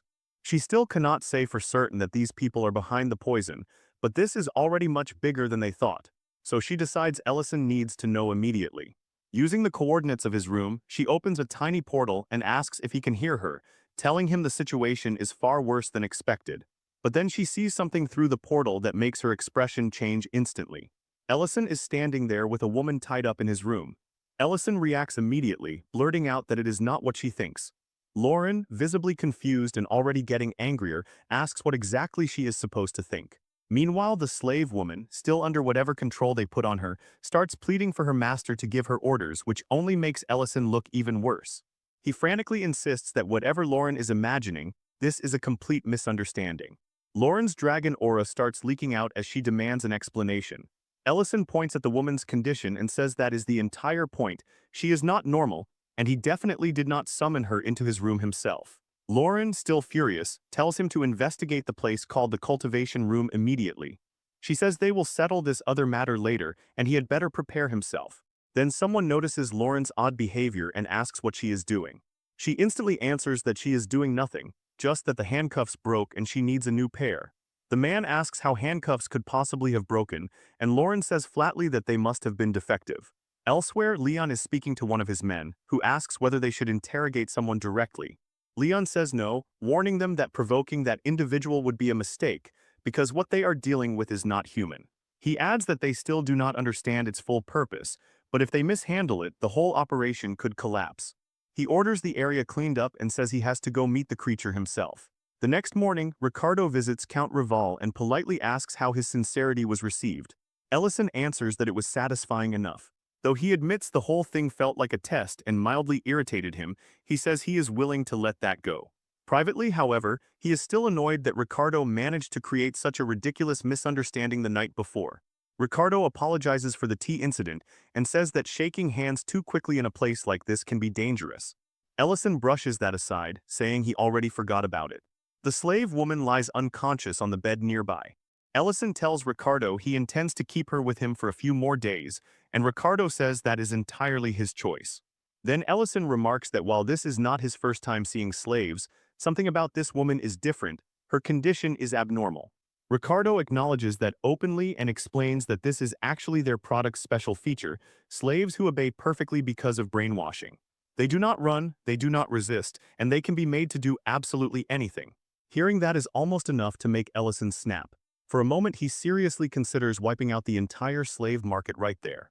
But he forces himself to hold back, reminding himself how badly things spiraled when Dedran Castle was destroyed too soon. So instead, Ellison asks Ricardo if he has thought about expanding this market further, selling these products through elite connections, using Ellison's supposed noble status to move high-quality slaves directly to powerful aristocrats across the empire. Ricardo laughs and says that partnering with Ellison was clearly a brilliant decision. Then Ellison casually asks whether the slaves are tied to a place called the cultivation room.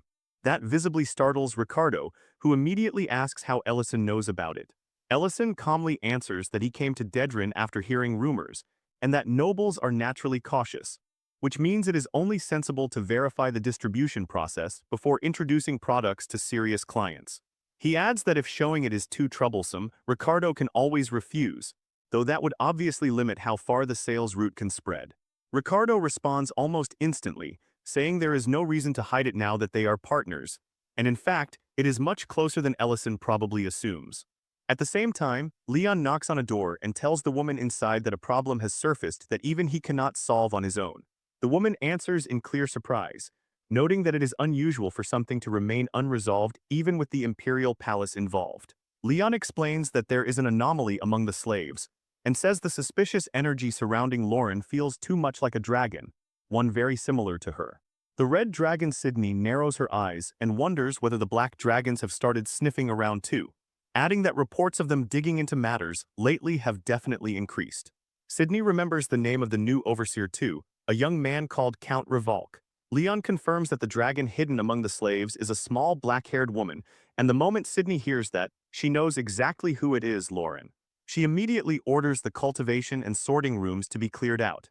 Deep underground in the cultivation room, Ricardo proudly presents the entire operation to Ellison and calls it Dedran's pride. He explains that they grow all kinds of herbs and mushrooms there, mix them into drugs, and use the results to create slaves who obey their masters perfectly. Ellison looks around at the glowing magical lights and cannot help wondering how they managed to build something this elaborate beneath the mansion. The workers themselves look awful, exhausted, sickly, half dead from being forced to tend the poisoned plants. Ricardo lightly suggests they should not stay there too long.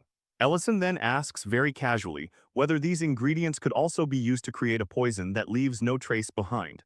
Ricardo does not answer directly. Instead, he asks if Ellison is interested in their other products too and says he was just about to show him anyway. That is the exact moment Leon arrives, following Sydney's instructions to observe what is happening. The second he sees the scene, he is furious. He cannot believe Ricardo exposed all of this to a new overseer who only just arrived. Ricardo immediately starts apologizing, but Leon cuts him off and tells Ellison that if he really intends to work with them, then this whole place will need to be cleaned up properly. Ellison answers in a way that makes it clear the game is over, saying Leon's suspicions were right all along.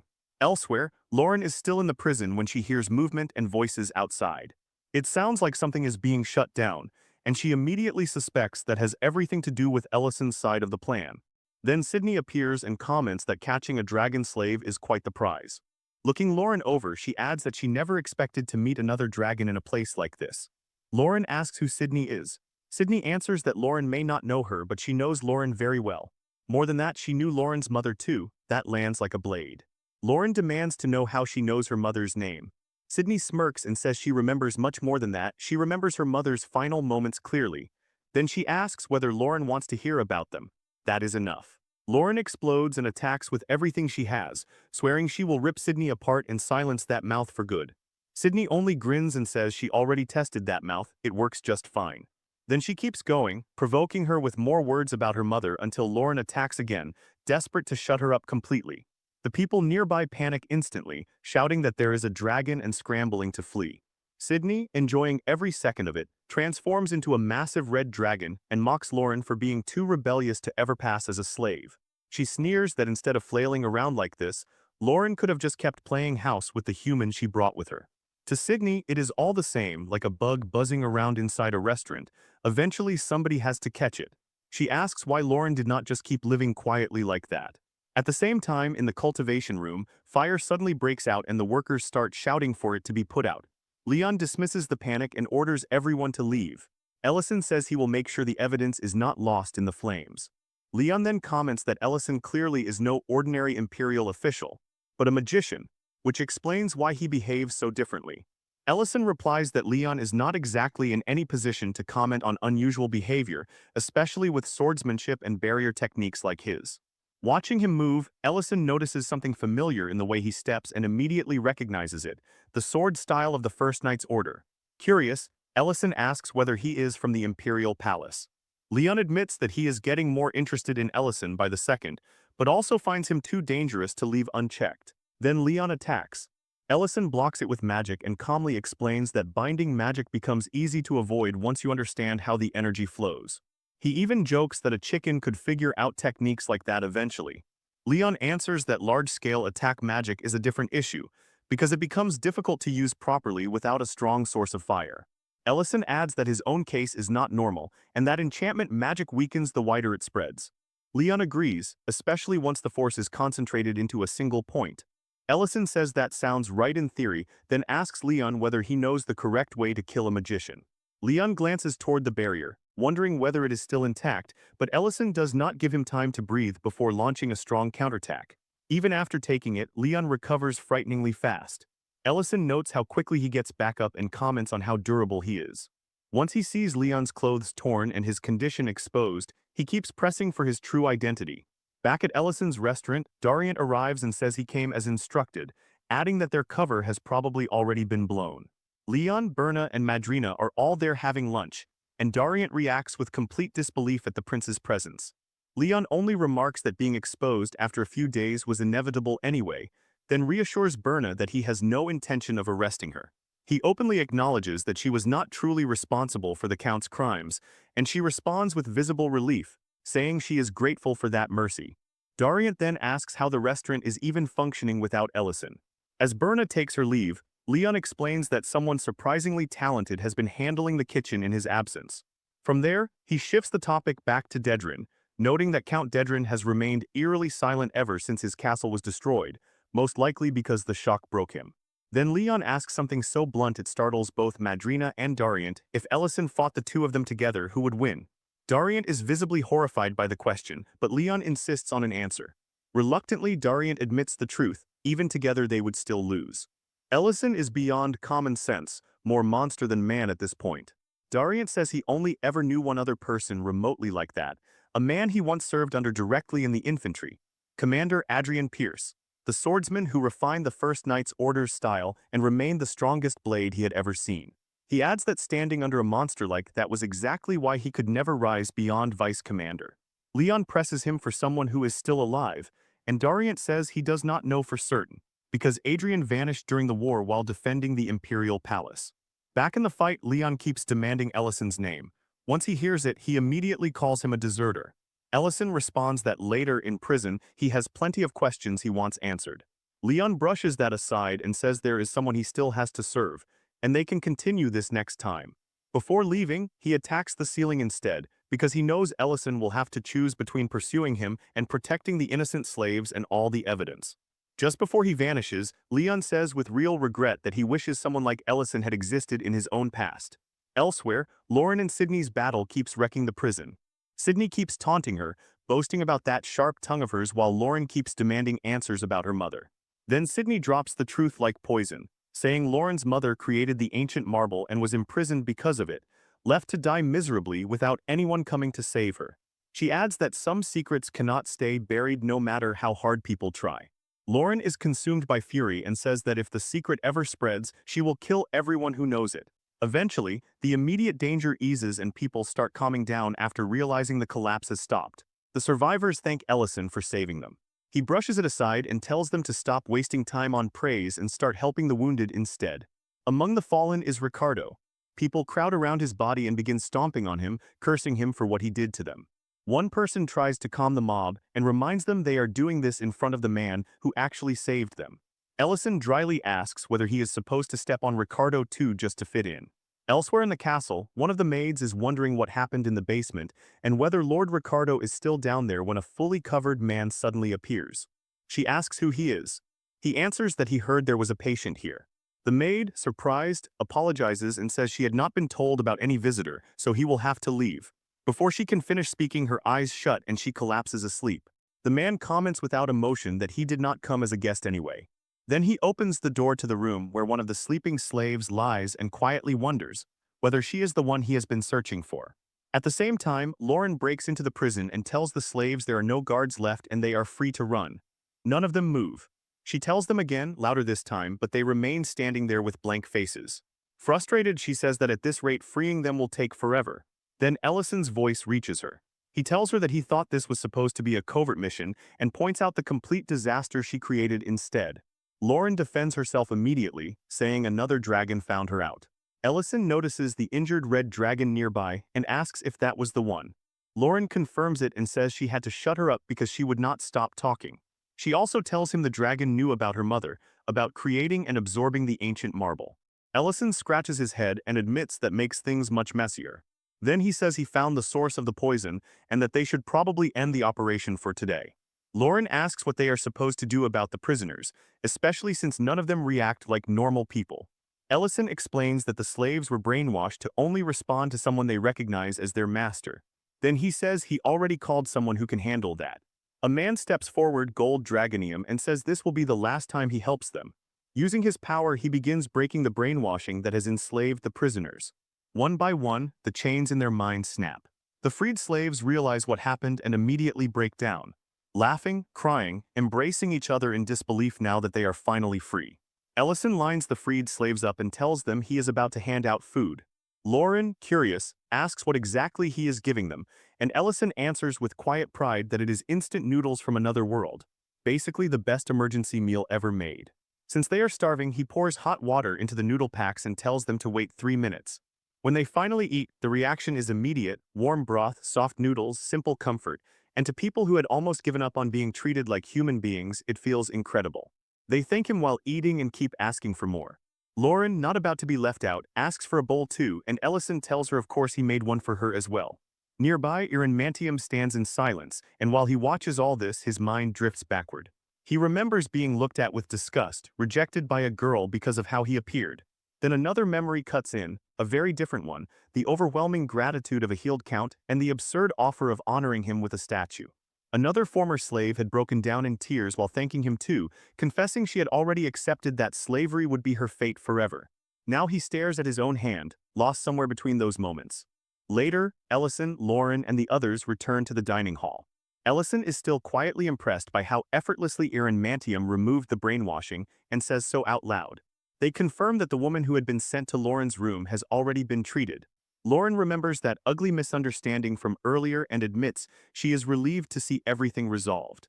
Then she suddenly turns to Ellison and asks whether he is ready to face the consequences of what he did.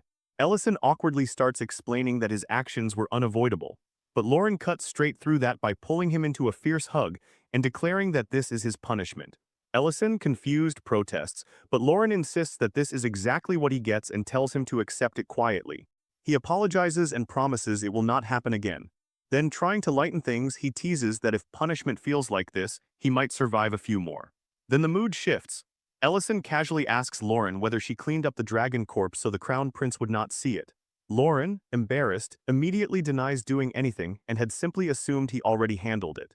Realizing neither of them did, Ellison grimly says that is a very bad oversight.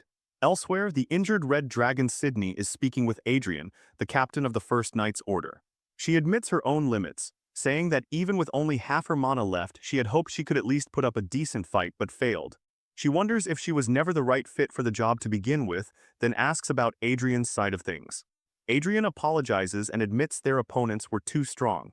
Sydney dryly notes how unusual it is to hear him praise humans, then dismisses the topic and says she should have warned him about Ellison earlier. In the end, she concludes that their plan is going to need a major rewrite.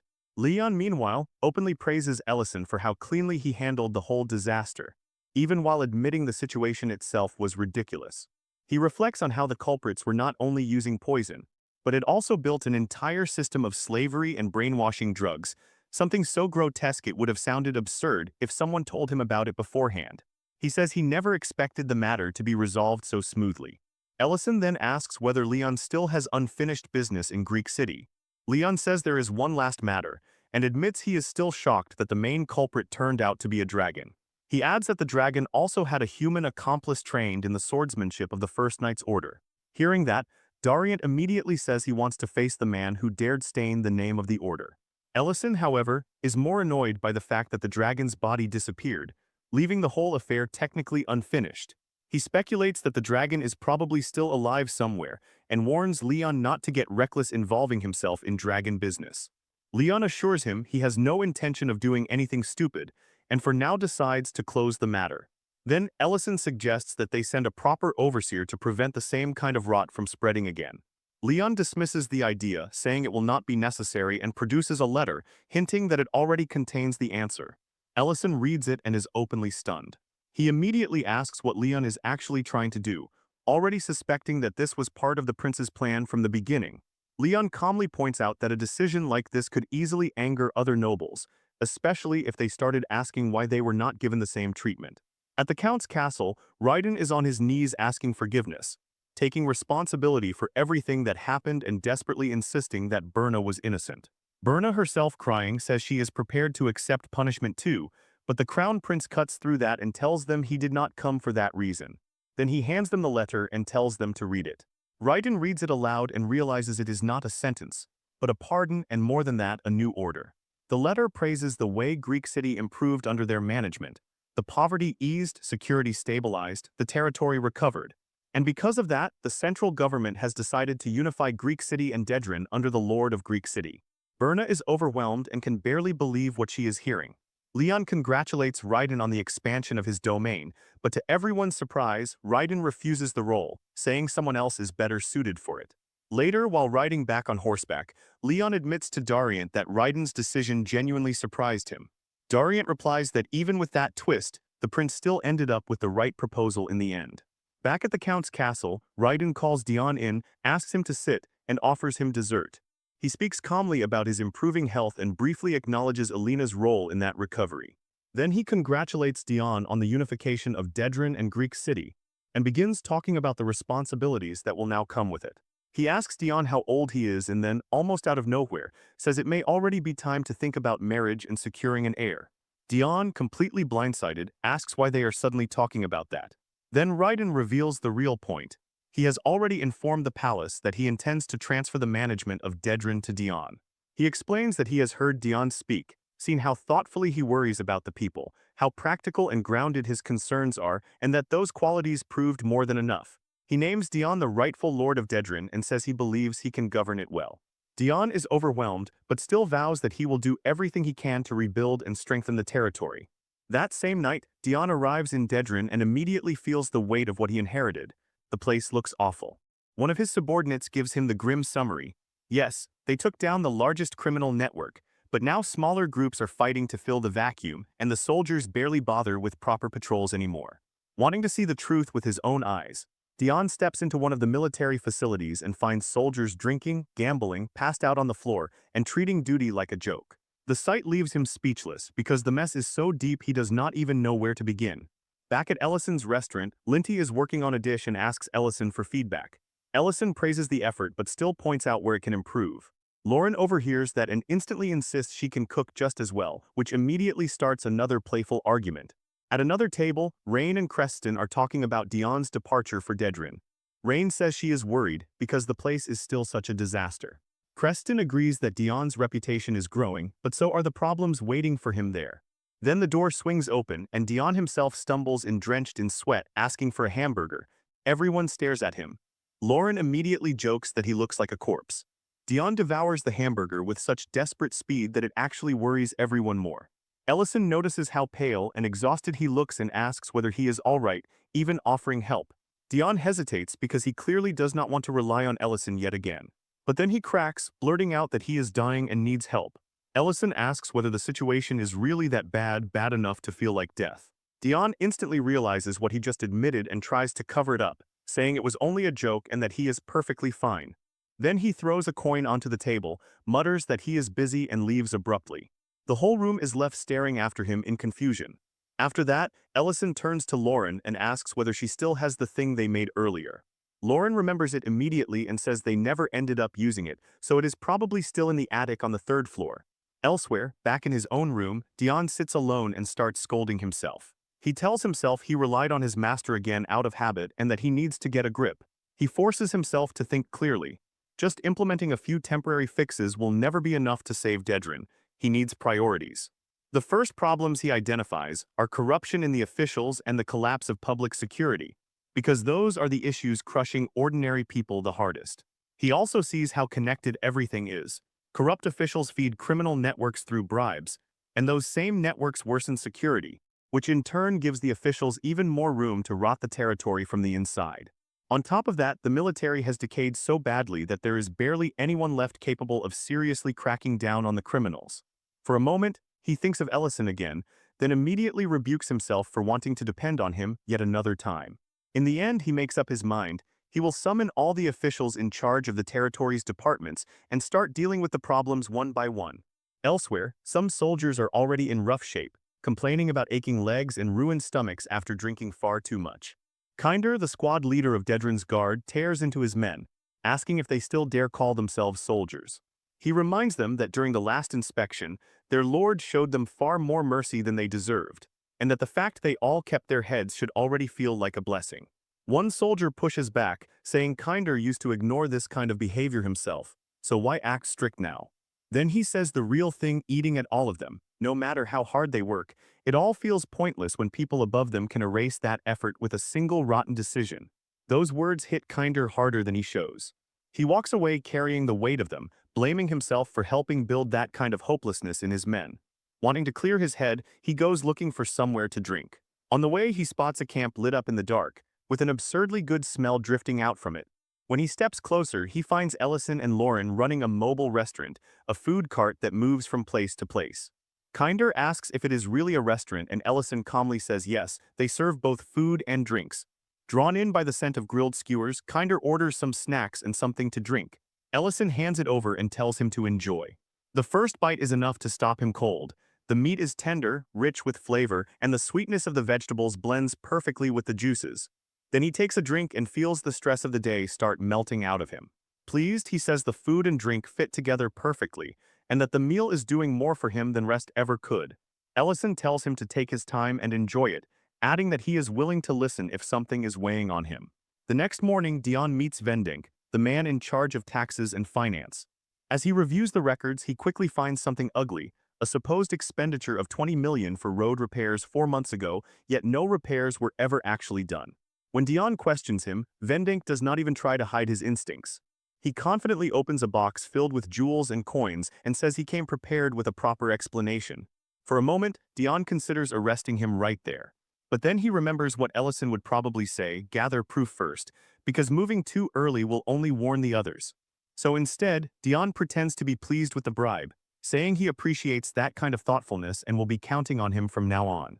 Back at the mobile restaurant, Kinder talks about how he used to patrol the streets even on his days off just to keep them safe. He says the state of his unit has gotten so bad that there has to be something deeper rotting underneath it all. Right then, a thug barges in and demands to know who gave them permission to run a restaurant here. Ellison calmly tells Lauren to handle it, then notices she is holding a bottle. When he asks about it, she explains that it is not beer, just a drink that pairs well with the food. The thug starts threatening to flip the whole place over. Watching this, Kinder says the Dedran army has really fallen if street garbage is bold enough to act like this. The thug responds by punching him. Even while getting hit, Kinder is already saying he is placing the man under arrest. The thug sneers that some people only understand after being beaten, and then swings toward Ellison next. But Lauren suddenly hugs Ellison and mutters that Lord Dion really must be suffering if this is what he deals with. A flash of light erupts inside the camp, and the thug is left in terrible condition. Ellison comments that he does not want to crush the man's entire operation just yet. More importantly, he cannot step in too directly, because this is supposed to be something Dion learns to handle with his own ability. Still, after looking at Kinder half slumped with his head resting on the table, Ellison decides they need to help a little. Despite everything, Kinder still has a decent core, and maybe that means he deserves another chance. While unconscious, Kinder drifts back into his early days with the security team. Gabon, the captain, had been lying there lazily, telling him there was no proper instructor for weapons or arrests, and that if he wanted training, he could just figure it out himself. Then Gabon casually added that he should only be woken if someone from the castle showed up. Kinder had been stunned and furious. He immediately turned to the other guards and told them robbers were looting openly in the streets while they stood around doing nothing. He insisted they could compensate for lack of training with numbers. Reluctantly, the others agreed. Together, they caught a robber, only for that same criminal to laugh and ask if they really thought the Lord would support what they were doing. Soon after, the Lord himself scolded them for acting beyond their authority and ordered them to release the robber. Kinder and the others were crushed by it. When Kinder tried to rally them again, they refused. They said they were already underpaid, overcriticized, and starved of proper supplies, and that extra patrols would only make their lives worse. In the end, they gave up, leaving Kinder alone to cling to the idea of doing things right. He wakes to Ellison's voice. Ellison tells him he left him a gift. The gift is the thug tied up tight with ropes. Ellison tells Kinder to throw him in jail on the way back. Recognizing the man instantly, Kinder asks if Ellison caught him. Ellison acknowledges how hard Kinder has tried to make the streets safe and asks him directly if he still believes in that goal. Kinder looks confused for a second, then answers with absolute sincerity that he has never abandoned that dream. Right then, another man steps in and says Kinder should seize this chance while he has it. It is Dariant. Kinder is stunned to see the vice-captain of the First Knight's Order standing there. Dariant introduces himself and says he has been assigned to guide Kinder's swordsmanship. Back at Dion's castle, the atmosphere is a different kind of ugly. People keep arriving with gifts. One man mentions treasure vending and offers a pouch full of jewels. Another drags in a bigger box and says Dion should accept it without hesitation. Then more people come, each one trying to outdo the last with larger, shinier offerings. As the pile of wealth keeps growing, Dion's subordinate starts looking uneasy. Dion reassures him outwardly, but inside he knows the truth. Arresting these officials will trigger a massive backlash. Then a woman with short hair and glasses steps forward and introduces herself as Mohan, the one in charge of land administration. Dion asks if she brought a gift too. Mohan apologizes and says she has neither wealth nor resources to offer him anything. To her total confusion, Dion immediately approves of her. He says he has been waiting for someone exactly like her. Then he grabs her hand and declares that the two of them are going to uproot corruption together. Mohan is so overwhelmed by how sudden and unhinged this sounds that she starts wondering if the new lord has lost his mind and whether she should run. Meanwhile, Kinder is already training. He asks Dariant for feedback, and Dariant tells him the problem starts at the very beginning. He has to relearn even how to hold a sword. Kinder takes that in seriously. Ellison, watching nearby, reassures him that with Dariant teaching him, there is no reason to panic. Then he casually asks how Dariant plans to keep commuting back and forth from the palace, and also how long it will take before Kinder can truly handle the duties of the security team. Dariant, a little shocked that Ellison is going this far over one thug and one broken town, answers honestly that even with daily training, it will take at least 3 months. Ellison looks disappointed and says that is a long time. Inside, he tells himself he should stay out of this further, but he cannot ignore the suffering in front of him either. Dariant senses that Ellison just got some kind of dangerous idea, but decides not to ask, partly because he really does not want to get dragged any deeper. That night in Dedran, a woman carrying groceries loses her way and is cornered by 2 thugs.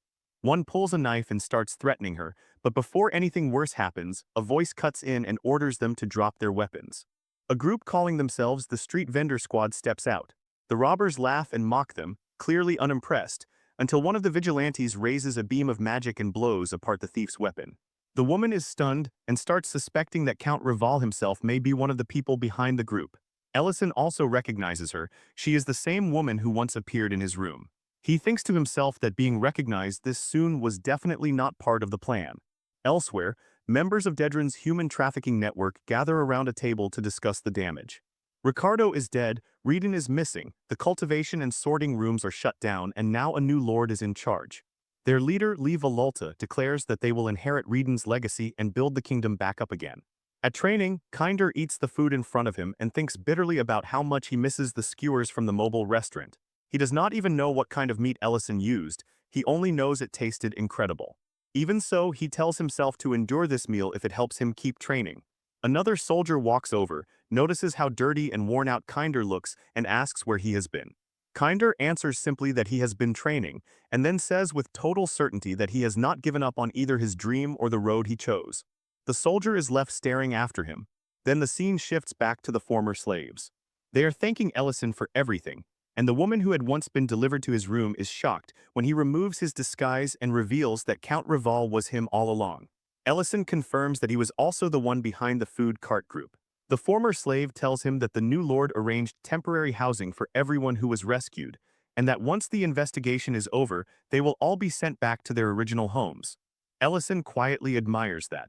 Then one of the freed slaves complains that the rations they are getting are bland enough to drive a person insane, and says that is why some of them tried buying bread in the first place. Hearing that, Ellison turns to the gathered former slaves and asks them something much sharper. Whether, after everything they suffered, they really feel no desire for revenge. The woman looks confused, but Ellison presses further, asking if it does not burn at all to simply avoid the people who ruined their lives and keep walking like nothing happened. Ellison gathers everyone who carries the same bitterness and tells them plainly, if they still have that anger in them, then they should follow him, because he knows someone who can teach them how to fight properly. Not long after, Dariant is drilling Kinder in weapon work, telling him to stop swinging like a man trying to beat the air into submission. He explains that the First Knight's order is built on precision, not wild arm movement, and that a sword handled badly is nothing but a glorified club. To prove the point, he demonstrates so cleanly that Kinder's weapon gets knocked from his hand before he can even understand what happened. Kinder immediately asks for more training, hungry for every correction, but Dariant warns him that private lessons are no longer realistic. By then, others are already arriving, asking to join too. They want training, they want to improve, and more than anything, they want the strength to stand against the same kind of people who once crushed them. Kinder is stunned at first, but they keep pushing, practically begging to be taught. Dariant scratches his head and mutters that he thought he would be training one person, not building an army. Ellison dryly points out that the number will only keep growing, because the more victims are given a path forward, the more of them will come. Dariant lets out a resigned breath, and accepts that he will probably be late returning to the capital with any new recruits. Elsewhere at the Dedrin Guard Barracks, the land administrator Mohan reads through a letter and reflects on how she initially thought Dion had assigned her to collect bribes for some shady political purpose. But earlier, Dion explained it differently. He said that some officials who offered him money may have done so because the old system left them no choice, and her job was to determine whether that money came from reluctant donations, embezzlement, or outright extortion. Mohan had asked why he trusted her with something that sensitive, and Dion answered by pointing to the one thing that still mattered, her honesty. Even then, she had found herself wondering whether Dedrin really could change. As she walks away, she overhears Gabon ordering guards to move workers out of the sorting and cultivation rooms, even telling a subordinate to remember to send him his reward afterward. That instantly makes Mohan suspicious. Meanwhile, in the sorting room, soldiers comment on the poor condition of the place, yet still talk as though restoring it will somehow return Dedrin to its former glory. At the castle, Dion is reviewing the progress of the bribery investigation. He notes that tracing the full source of those payments will still take months, but the military problem is more urgent. If he moves too openly, the remaining corrupt officials will scatter. He is still thinking that through when a magic circle opens and Ellison appears. Dion is confused, but Ellison does not waste time explaining. He simply tells him to follow. He takes Dion to the training grounds, where slaves, guards, and ordinary people are all practicing with weapons. Ellison tells him clearly that every person there came of their own will. While Dariant is in the background scolding Kinder's sword form, Ellison points out how much the effort has grown, how many people are now training because they actually want change. Seeing that, Dion realizes something he badly needed to learn: he was never fighting alone. For the first time in a while, hope for Dedrin feels real. 3 months pass. One of Veretto's men reports that both the sorting and cultivation rooms have already been restored. Veretto, still furious over how much he lost once they were no longer allowed to openly prey on civilians, decides it is time to strike back. He orders his men to move on every facility and seize control, while also sending word to Mohan and Vololta. But when they move out, they find something waiting for them: a full force of guards and former slaves, all standing under Lord Dion's command. Dion demands that they surrender peacefully, promising a lawful trial if they submit and warning them that resistance will bring harsher judgment. Veretto laughs it off, dismissing the force as nothing but a row of scarecrows in armor, though even one of his own men looks shaken. Then Kinder steps forward and orders every criminal to show themselves. A woman from the crowd shouts for the kidnappers to come out, and the sheer force of that fury leaves Veretto visibly confused. Why are these people suddenly standing their ground like this? At the same time, Mohan is shouting orders of her own, telling the soldiers to arrest the corrupt officials and detain everyone who tried bribing their way out of consequences. Those being arrested start screaming in outrage, demanding to know who authorized this and calling the soldiers mad. Gabon, sword in hand, demands to know whether they are staging treason right in front of him, reminding them that he is still their leader. One of the soldiers apologizes, but calmly says they are only following orders, because a soldier's duty is to obey the proper chain of command. That completely floors Gabon. Then Dion gives the order. He declares that Dedrin will be purged of the rot eating it alive and tells his people to show the criminals what Dedrin justice looks like. The fight begins. The criminals swing first, with one sneering that these could not possibly be Dedrin guards because those weaklings were supposed to be useless. Kinder charges in fully committed, determined to bring every one of them down. Then Veretto enters properly, leaping from above with such force that the ground cracks when he lands. The impact stuns everyone. He remarks that the guards have gained some strength, but they are still fools without real training. Then he orders his side forward. Kinder answers with biting sarcasm, saying that for the past 3 months they have all been through hell, and asks whether Veretto even understands what that means. Then he attacks with everything he has. Veretto is genuinely surprised and mocks him, asking how a man like Kinder even learned swordsmanship. They clash, and Veretto keeps insulting him with every parry. Nearby, a soldier is shouting for the others to push forward when a massive handcuff-like weapon suddenly catches one of Veretto's men by the throat and lifts him into the air. Vololta appears and coldly remarks that the bribery exposed by the new lord was not the full story after all. The guards immediately react and order his arrest. The newcomer looks over their techniques with contempt and comments that they are still terribly unrefined. He says that if he is going to fight them, he might as well lower himself to their level. Watching from a distance, Dariant finally steps in and recognizes him instantly. This is Mian, the leader of the assassination group that once targeted the crown prince. Mian is visibly rattled. Dariant attacks with first-night swordsmanship and blood spills almost immediately. He comments that matching his current level was never something Mian could actually do. Then he looks over the battlefield and notes that the guards might be able to carry the rest of this, though it will be close. Elsewhere in the clash, Vololta realizes the people fighting him are actually the former slaves he once owned. The sight irritates him deeply. He growls that they should not dare look down on him and raises his weapon with all his strength, ready to crush them. But before he can bring it down, a woman captures him and declares him a criminal under arrest. After some time, reports start coming in their side is clear, and all the criminals in that section have been captured. Kinder is still locked in battle with Veretto, who begins to notice strange magic circles intercepting and dulling his attacks. Frustrated, Veretto finally turns and retreats, shouting that even if it takes multiple attempts, he will rebuild their kingdom. While fleeing, he runs straight into Lauren, who is casually sitting on top of one of the captured criminals. She asks if he is a criminal too and tells him to go back. The second Veretto recognizes she is a dragon, he goes white with fear. Lauren then threatens to burn the whole place down, only to be genuinely startled when he identifies her as a dragon out loud. Right then, Ellison and the others arrive and finish capturing Veretto properly. Soon after, Dariant reports to Ellison that there were injuries while subduing Mian, but no one's life is in danger. Then he asks the question that has clearly been bothering him: why did Ellison intervene after agreeing to leave this to Count Dion? Ellison answers that once attacks started reaching soldiers and former slave women directly, staying out of it stopped being an option. Back at the castle, Dion is being praised by his father for capturing the criminal network and the corrupt officials tied to it. But while holding his drink, Dion waves off the praise and calls himself unfit to be a lord, basically certified trash. His father, understandably confused, asks what on earth he means. Elsewhere, Ellison is cooking barbecue at the camp when Lauren asks if the reason he came was really to protect the soldiers. He confirms it, adding that the young count probably is not happy about it. Lauren does not understand why, because in her eyes everyone got saved, which should be the only thing that matters. Ellison answers thoughtfully that he understands exactly why Dion feels bitter, and just hopes he will not be too hard on himself. That leads back to Dion's study, where his father brings up the success in Dedrin, but also notices that his son is clearly unsettled by how much Ellison had to do with it. Dion admits it.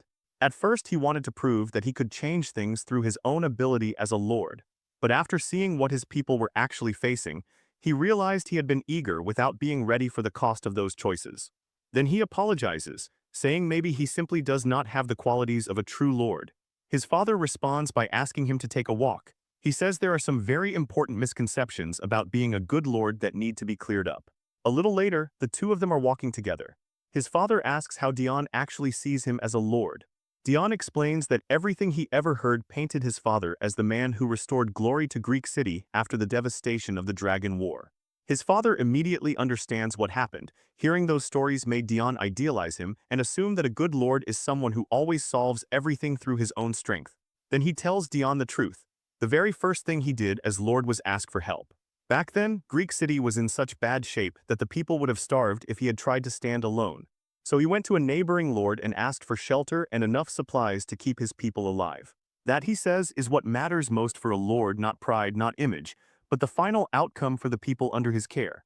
And with that, he gently pushes Dion toward Ellison, because there is no point spending a celebration day walking around with that kind of face. At first, Dion is completely thrown off by what his father just did. But then he sees it. His soldiers, his people, and Ellison all gathered together, celebrating and welcoming him in without hesitation. That sight finally pulls a smile out of him. Watching from a short distance, his father feels a quiet pride, because he knows many of those people would not be alive if he had refused to ask Ellison for help when it mattered. And because of that, he is certain of one thing now: Dion is already a fine lord. The next morning, nearly everyone is wrecked from drinking through the night. Ellison looks over the scene and dryly remarks that he did not expect the celebration to spiral that far. Then he turns to Lauren and asks whether she wants to come with him, assuming she is not too sleepy. She asks where he is going. As he activates his magic, he answers vaguely, saying there is something he needs to ask and someone he needs to show something to. The scene then shifts to the royal palace, where Prince Leon approaches the chief mage. Madrina asks why he came, and Leon says he has been curious about one particular piece of history, the story of the three heroes who once saved the empire from the dragons. Everyone knows the elf hero, everyone knows the dwarf hero, but there is no real record left of the human. Leon explains that almost nothing remains except the fact that this human was a powerful mage. Then he shows her an old document with a single name written in it: Ellison, a man who served the imperial military as a mage for 15 years before retiring. Leon says he is also convinced Madrina already knew him the first time they met, and that she lied when she claimed it was their first encounter. Madrina answers that it is not what he thinks, though that hardly settles anything. Then the story moves again, this time to Ellison and Lauren standing before the Emperor of the Reuben Empire. The Emperor greets him calmly and asks why he came, even jokingly wondering whether Ellison wants to visit the Magic Academy again. Ellison says there is no reason for him to go back there, because plenty of people would grind their teeth just from seeing him. Apparently, he was the Academy's biggest headache. That sends the story back to his Academy days. The new students are being congratulated for entering the Imperial Magic Academy and reminded that they were chosen for a reason: to sharpen their power and advance the Empire's magical strength in a time of war. And right in the middle of all that promise stands Ellison, somehow managing to fail in what looks like every class. The principal is already losing patience because Ellison still has not graduated, while Ellison keeps babbling about taking life one small step at a time, which only makes the principal angrier until he finally kicks him out of the office. Outside, Ellison runs into other students who jokingly call him the Academy's distant senior. He laughs it off, saying he enrolled young so he does not really mind. As they walk, a younger Madrina, still a junior at the time, watches him with pure contempt in her eyes. Later on the training grounds, the principal demonstrates advanced freezing magic and explains its principles before ordering the class to practice it. Ellison casually says he cannot do it. The principal, already irritated, drops down to the basics and tells him to perform even simple magic instead. But Ellison helplessly says he cannot do that either. The principal reminds him that even junior students can manage the basics by now, and Ellison answers that juniors these days are unusually talented, unlike in his own time. That excuse nearly drives the principal insane. Meanwhile, Ellison is quietly sticking to a plan. If he keeps up the image of someone who cannot progress, maybe he can stay in the academy until the war ends and avoid being thrown into the real battlefield. At the same time, Madrina is shown to be everything Ellison is pretending not to be: gifted, brilliant, admired by both teachers and students. One instructor even comments that Ellison should try learning something from her, since he had also shown exceptional magical talent when he first entered the academy. Madrina hears that and only looks at him with even more scorn. Back in the present, Leon, hearing all this, is baffled that Ellison once claimed he could not do magic properly at all. Madrina explains that it was not entirely false, because technically there was only one spell he could really perform. Leon asks the obvious question, why keep him there during wartime if he could not advance? In times like that, the academy could not afford to be generous, and students who could not keep up were normally pushed toward frontline duties instead. Madrina answers that the reason he was kept was simple, that one spell he could use was absurdly powerful. Back in the past, the academy buzzes with admiration for Madrina's brilliance. She is praised everywhere and gets so wrapped up in her own talent that she starts believing she is the future of the academy, the one genius no one else can compare to. Then that fantasy gets brutally interrupted when she sees Ellison cast a fireball. The other students explain that while he cannot do much else, he is terrifyingly good at creating fireballs. And that is the reason the professors refuse to let him leave without learning anything more. Watching the destruction he causes with that one spell leaves her genuinely shaken. She had convinced herself she would be the academy's uncontested future. And now, she is forced to watch someone she sees as completely inadequate casually overpower her in the one field that matters most. She decides right there that she refuses to lose to someone like him. From then on, she starts working harder on fireball magic too. At her level, her version is excellent, but next to Ellison's, it still feels pitifully small, and that only makes her angrier. So she starts keeping an eye on him. One day she notices him leaving the canteen with his friends because none of them can stand the food. Other girls catch her watching him and immediately start teasing her for always looking his way. Madrina snaps at them, but their answer only deepens her interest. They say Ellison is the exact opposite of her, and that he once openly declared he had no interest in becoming a mage at all. That gets her attention instantly, and she demands they explain. The scene shifts to Ellison sitting with his friends, happily eating food he made himself. One of them is amazed that the meat is so tender when it was clearly tough before cooking. Ellison explains that he seasoned it with multiple spices and cooked it slowly over low heat so the juices stayed inside and the meat never got overdone. Then he checks the sides and says it is finished. His friends also comment on the pot simmering over a flame he lit with automatic magic. Ellison casually mentions that most of these spells were made by himself. The group laughs at the ridiculousness of him, fooling the professors into thinking he can barely perform magic. Then one of his friends asks seriously whether he has changed his mind about graduating. Ellison says he still does not know what he would even fight for, because he wants to be a chef, not a magician. To him, magic is just a tool, nothing more. His friends understand, especially because he is not even from this country. Why would he feel the same responsibility to protect something he was never truly born into? Ellison replies that a few more failures will eventually get him thrown to the front lines anyway. One of his friends jokes that by then they will have been promoted enough to look after him, and Ellison says that does sound nice. Listening to all of this from hiding, Madrina finally sees the real face behind his act and it leaves her tense.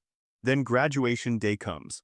His classmates receive their emblems and celebrate leaving the academy, while Ellison stands off to the side, watching the whole thing from nearby. After the ceremony, Madrina goes to see the principal because she wants to talk about Ellison. Around the academy, everyone is talking about the graduating batch leaving for assignment, all except Ellison. His graduating friends tell him they are all being sent to northern Delian City, far away, and say their farewells. Ellison asks if they will come visit his restaurant after the war, because he knows they will miss his cooking. After they leave, he quietly activates his magic and starts preparing food. He knows the middle-level students will soon move up and become seniors, and he hopes maybe he can find a few new friends in the next class too. That thought is interrupted when Dean Bond appears and immediately starts inspecting his magic seal, a layered defensive enchantment. Then he examines the magic working through the cauldron and confirms that it is as complex as he suspected. After tasting the food Ellison made and admitting it is excellent, the dean tells him the truth. He has heard from students across every class that Ellison is far too gentle by nature for the battlefield, and that his whole act of being unable to learn basic magic has clearly been a pretense. In reality, he is already an expert. Then the dean gives him two options. First, he can graduate properly and head to the war as a first-class wizard alongside his friends, and the dean will pretend not to have noticed the deception. Second, he can become the academy's cook, with the extra duty of organizing the lists. Back in the present, Ellison tells the emperor that naturally he chose the cook position. Then, with obvious dread, he adds that it stayed enjoyable only until the list work started. Back in the past, 3 months have passed since Ellison became the academy cook, and he is genuinely thriving. He has figured out how to make large-scale cooking easier through scorching magic techniques, and he now turns out delicious yuba and stir-fried vegetables for masses of people. Madrina and her friends happily eat his food. On the surface, Madrina is satisfied, because now she is officially the top student while Ellison has, in her eyes, been demoted to glorified kitchen staff. But that mood does not last. One day after academy hours, Ellison is summoned to see the dean again. The dean praises him, saying everyone is talking about how good his cooking is, then casually hands him a paper and tells him he needs the names from a 200-person batch organized in chronological order. Ellison's eyes widen the moment he understands what the list really is. The dean quietly tells him to take his time, because another list will arrive in 3 months. When Ellison asks directly, the dean confirms it. These are the names of those who died on the battlefield. Later, Ellison sits alone making the list, forced at last to truly face the reality he had been avoiding. He had once told himself the war would probably end in 2 years, maybe less, and that he could spend that time shielded away in the academy. Living peacefully and pretending distance was enough to keep him clean. But now, with the dead laid out name by name in front of him, that illusion starts to break. He once told himself that people in this world had to be strong. Of course they were. This was a fantasy world after all.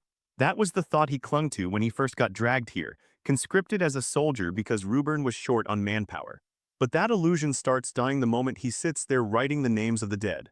One name after another, page after page, until his face starts breaking apart and he has to fight just to keep from sobbing out loud. He cannot understand why so many have already died. And then the final blow lands, because among those names are the friends from his own class, the ones who only recently graduated. The next day, Ellison cooks for the academy students almost like a machine, moving through the work without really feeling his hands. The older girls thank him for the food and tell him they are going to miss his meals once they are deployed. The moment he hears that, the dean's words echo back in his head. Another list will come in 3 months, and he nearly loses control right there. That night he goes to the dean's office. The dean already knows why he is there and asks whether Ellison finally has something to say. Ellison shocks him by asking to be sent to the battlefield. Then, while setting down his graduation robe, the dean tells him to show his fireball one more time. What Ellison unleashes later is seen by no one directly, yet the force of it shakes the academy hard enough for everyone to think an earthquake struck. The next day, the dean calmly explains it away as an accident caused by magic, while the students hear that a first-class wizard, one who somehow never received promotion, quietly left the academy. Back in the present, Madrina tells Leon that Ellison disappeared from the academy the very next day after that accident. Leon quickly pieces it together, realizing the massive crater left behind must have been Ellison's doing. Madrina does not argue, but the memory gives her no peace. Even after he vanished, the stories reached her. Ellison had gone straight to the front lines without ever officially graduating.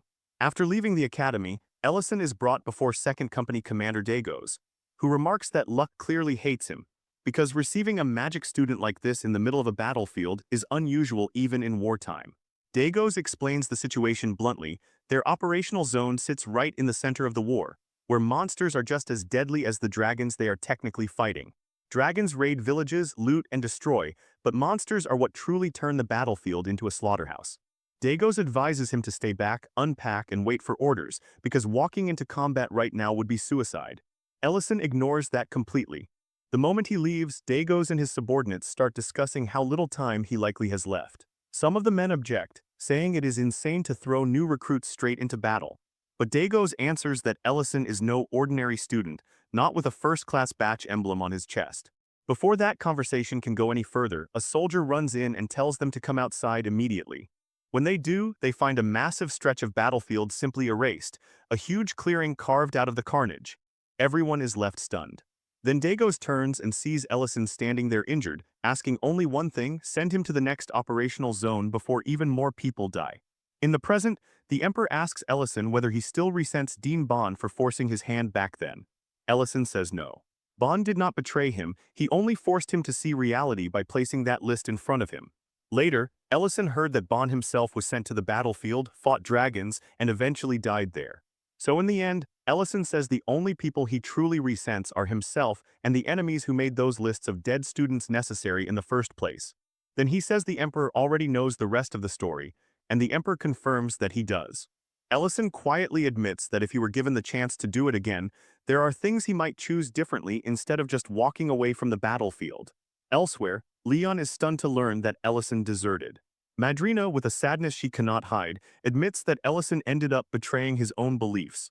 Thinking back on it, she says their actions put their lives on the line too. Leon complains that she cannot just leave a story like that hanging. Madrina fires back that even if he is the crown prince, desertion tied to men like that is not a small issue. Before Leon can press further, another voice cuts in, saying he did not expect to find the crown prince in a place like this. The speaker is the Empire's third duke. Leon immediately looks at Madrina while hiding his real thoughts, because he still does not have the power to reveal what he truly wants. So instead, he slips right back into the role of a spoiled, unserious prince, and cheerfully declares that he will gladly go anywhere if it means enjoying the company of such a beautiful woman.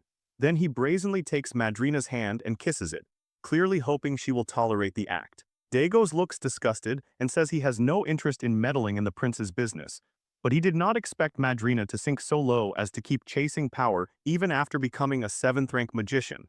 Leon looks genuinely confused. Dagos points at the 7 circles on her badge and explains that they symbolize her rank and position. Leon shrugs and says he never noticed something so complicated, insisting that he summoned her simply because she is beautiful. Dagos leaves, advising him to keep those activities away from the records room.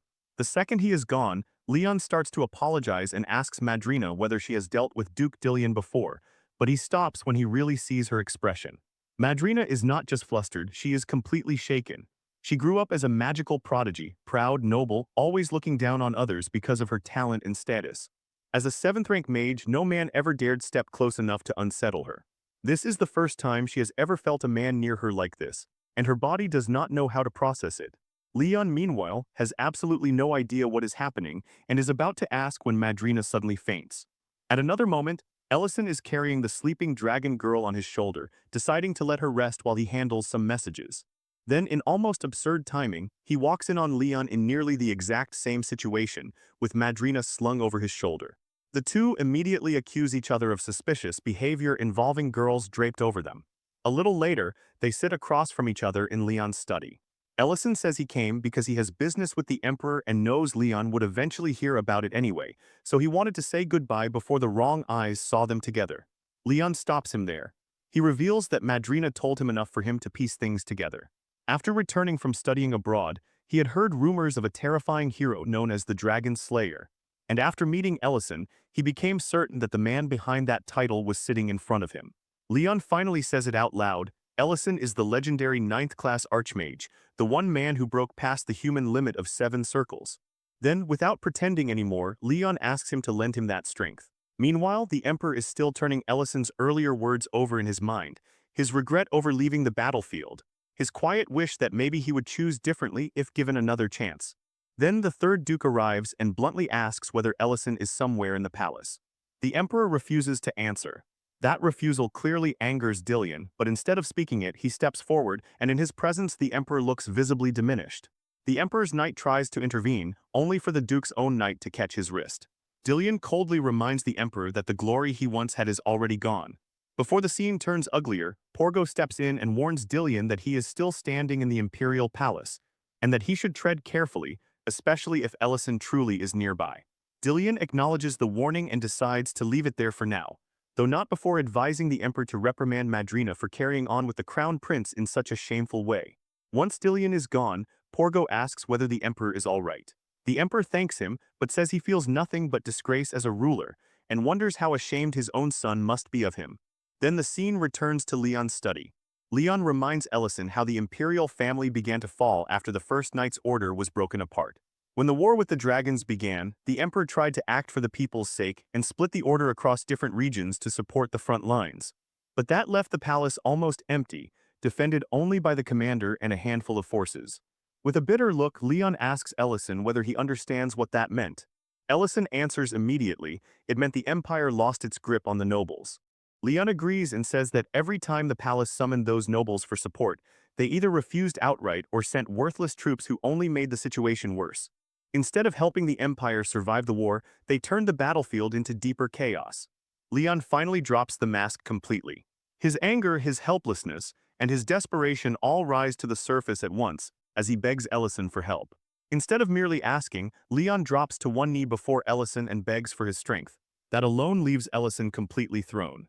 He immediately tells the prince to stand, saying a man in Leon's position should not be kneeling to anyone, especially not to someone who is, on paper at least, just a restaurant owner. Leon rises, visibly embarrassed by his own desperation, and briefly admits he may have judged Ellison wrong. But then his eyes catch the insignia on Ellison's person, the mark bearing 9 circles, and in that instant the truth becomes impossible to ignore. Ellison calmly tells him that he never abandoned his duty. Even so, he makes one thing absolutely clear. He will not go around crushing authority figures just because Leon asks, and he will not take a side in the palace's internal power struggles. But if a genuine threat rises against the Reuben Empire itself, then he will act and he will erase it. When Ellison leaves, Leon sinks back into his chair, finally grasping what kind of existence the Ninth Circle Archmage really is. His thoughts drift back to when he first returned from abroad during the war, when 2 boys mocked him for bowing despite being crowned prince, and sneered that the country was relying on only 3 heroes to survive. Even then, Leon snapped at them, because they did not understand the weight those heroes were carrying for the Empire. Back in the present, he can only smile faintly and trust that Ellison will return someday, even if everyone else assumes he is gone for good. Elsewhere, Lauren wakes up and immediately finds a terrified Madrina in front of her. Madrina hurriedly tries to explain that she did nothing wrong, but Lauren is still angry enough that explanations are not helping. Then Ellison arrives and dryly remarks that if he had been even a little later, the whole thing would have turned into a disaster. Lauren instantly throws herself at him, complaining that he left her behind. Ellison tells her it is time to go home since he finished what he came there to do. Madrina asks what he was even doing there in the first place. Ellison answers that she will understand soon enough once Dariant arrives. She then warns him that Duke Dillion is inside the palace. Ellison tells her not to worry because he is leaving immediately anyway. But before opening his magic, he turns back and asks whether she was the one who told the crown prince who he really was, and whether she was also the one who failed to stay quiet about the Dedrin Castle incident. Madrina nearly breaks under the pressure, but insists that she did not reveal everything and only spoke because the crown prince himself ordered it. Somewhere else, Leon quietly apologizes to her in his own mind. Later, Porgo sees a completely drained Madrina stepping out of Leon's chamber and comes to the wrong conclusion, thinking Dillion's ugly suspicions may have been right. The next day, Ellison returns to the restaurant and immediately asks everyone to give lint and made a proper round of applause for keeping the kitchen alive while he was gone. He then praises Mint and Miltine for all the work they put in too. Lauren immediately asks what about her, but Ellison completely ignores that question.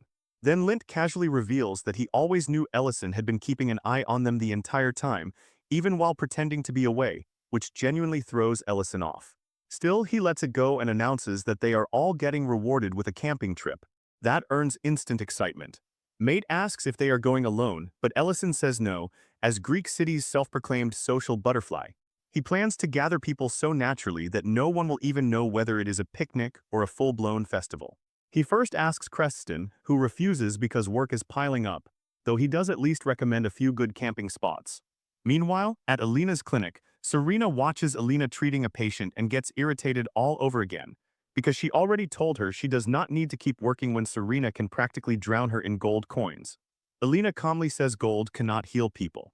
Right then, Ellison walks in, and Alina's face brightens so clearly that Serena notices immediately and decides she has seen enough expressions to know that one means something. Ellison invites Alina to join them for the camping trip, pointing out that she already comes to his restaurant for meals anyway, so she may as well come properly. Alina agrees without hesitation. Serena keeps watching her face, trying to decide whether what she is seeing is admiration or something closer to love. Then she cuts in and declares that, as a great dragon, she will also be joining them. Ellison is visibly nervous that she just invited herself, which annoys Serena even more because she had assumed the invitation obviously included her too. Soon they arrive at the campsite, a beautiful place near a waterfall. Alina asks how Ellison found it, and he gives one of his usual vague answers, saying that as a social butterfly he simply heard about it on the wind. Mate quickly points out that with all that social power, Ellison still only managed to bring 2 extra people, which makes Ellison look faintly wounded. Once everything is set down, Lauren asks if they are finally going to pitch the camp. Instead, Ellison announces they are about to play a game called Rhubaruma Monopoly. Lauren asks if that name is from his homeland, and Ellison says yes, then starts distributing cards and money. He explains the rules, build up capital, bankrupt the others, and whoever holds the most money after 10 rounds wins. Lauren immediately declares that this is basically a game about the world's ruin. Ellison adds that there will be prizes and penalties too, and then the match begins. The chaos starts almost immediately. The second lint lands on Serena's property. Serena proudly demands payment for stepping onto the great dragon's land. Ellison quickly points out that her land is not worth much, which visibly lifts Lint's spirits. Then Lauren draws a golden card with a smug expression, only for her face to collapse when she realizes it is a penalty card announcing that all buildings on the most expensive lands are destroyed by a dragon. She instantly declares that she is going to kill that dragon. Later, Ellison points out that Alina built an inn on her property, and he just landed on it. Alina immediately starts daydreaming about being the innkeeper and Ellison arriving as a traveler, only to destroy the whole image in reality by awkwardly telling him he can stay for free, which just leaves him confused. Meanwhile, Miltine asks Mint whether she should build on one of her spaces, and he starts helping her, prompting Ellison to protest that this is supposed to be an individual game. At another corner, Lint is begging his younger brother for mercy while Mate icily reminds him that money has no concept of brotherhood. Ellison has to point out that the money is fake anyway. Lauren also tries to argue her way out of prison, but Ellison shuts that down too. In the end, they total up the money. Lauren and Serena crash out dead last, both completely bankrupt. Ellison places third. Alina somehow wins the whole thing. As her prize, Ellison gives Alina a wish ticket, something she can use to ask for anything within his power to provide. Alina asks whether she can save it for later, and Ellison tells her there is no expiration date.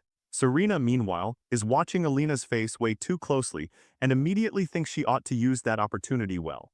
Ellison then announces the penalty. Lauren and Serena, the 2 losers, are on tent duty. Naturally, the 2 of them spend the entire setup process fighting with each other. That night, while everyone else sleeps in their tents, Alina lies awake and gently kisses the wish ticket Ellison gave her. Then she notices Miltine quietly getting up and slipping out of camp. Curious and maybe a little alarmed, Alina decides to follow her. Soon enough, she finds Miltine in someone's arms, declaring that she cannot bear being apart from him. That someone is Mint. Alina is completely stunned to catch them like this, as the 2 talk quietly about how they plan to keep the relationship secret for a while. Miltine comforts Mint by saying everyone is asleep, so there is nothing to worry about. Of course, that immediately stops being true when Lauren and Serena arrive beside Alina, and casually admit that they heard the noises too and came to investigate. Lauren dryly comments that they keep calling it a secret even though basically everyone could already tell the 2 of them were into each other. Not long after, the newly exposed couple is standing in front of Ellison, who calmly says he already heard the news that they are together. He congratulates them and tells them there is nothing to feel guilty about. Off to the side, the brothers are discussing how foolish they were for somehow never noticing what was going on between the 2. Ellison then declares that since the relationship is out in the open now, everyone is going to hear the full story over a meal. He decides to make curry for the occasion. First, he sautés onions until they brown, then in another pot starts working the vegetables and meat with butter. He adds water, cooks everything down, mixes it all together, and layers in the spices. The sight of the meal alone makes everyone happy. He even prepares a vegetarian curry for Alina, which makes her blush at how thoughtful he was.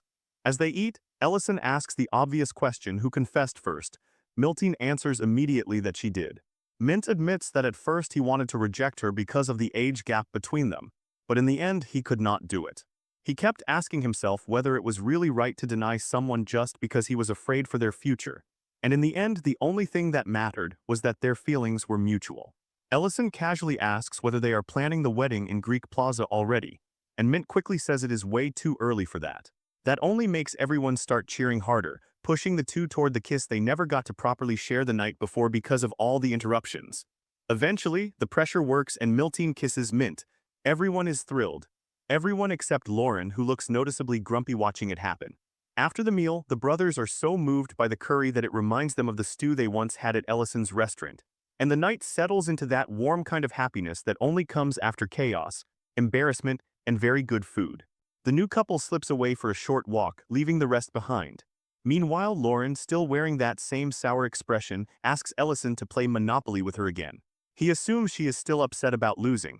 But Serena, off to the side, compliments the curry while Alina agrees that it was wonderful. Serena then leans in and tells Alina not to hesitate too long, because a wish ticket may not expire, but a good man absolutely can be stolen first. She adds that Ellison made some kind of decision today, which only makes Alina's heart more restless. At the same time, Ellison and Lauren sit down for another round of Monopoly, and almost immediately he ends up stuck in jail. Lauren coolly tells him that he is simply unlucky. Then Ellison subtly shifts the conversation toward Mint and Miltine.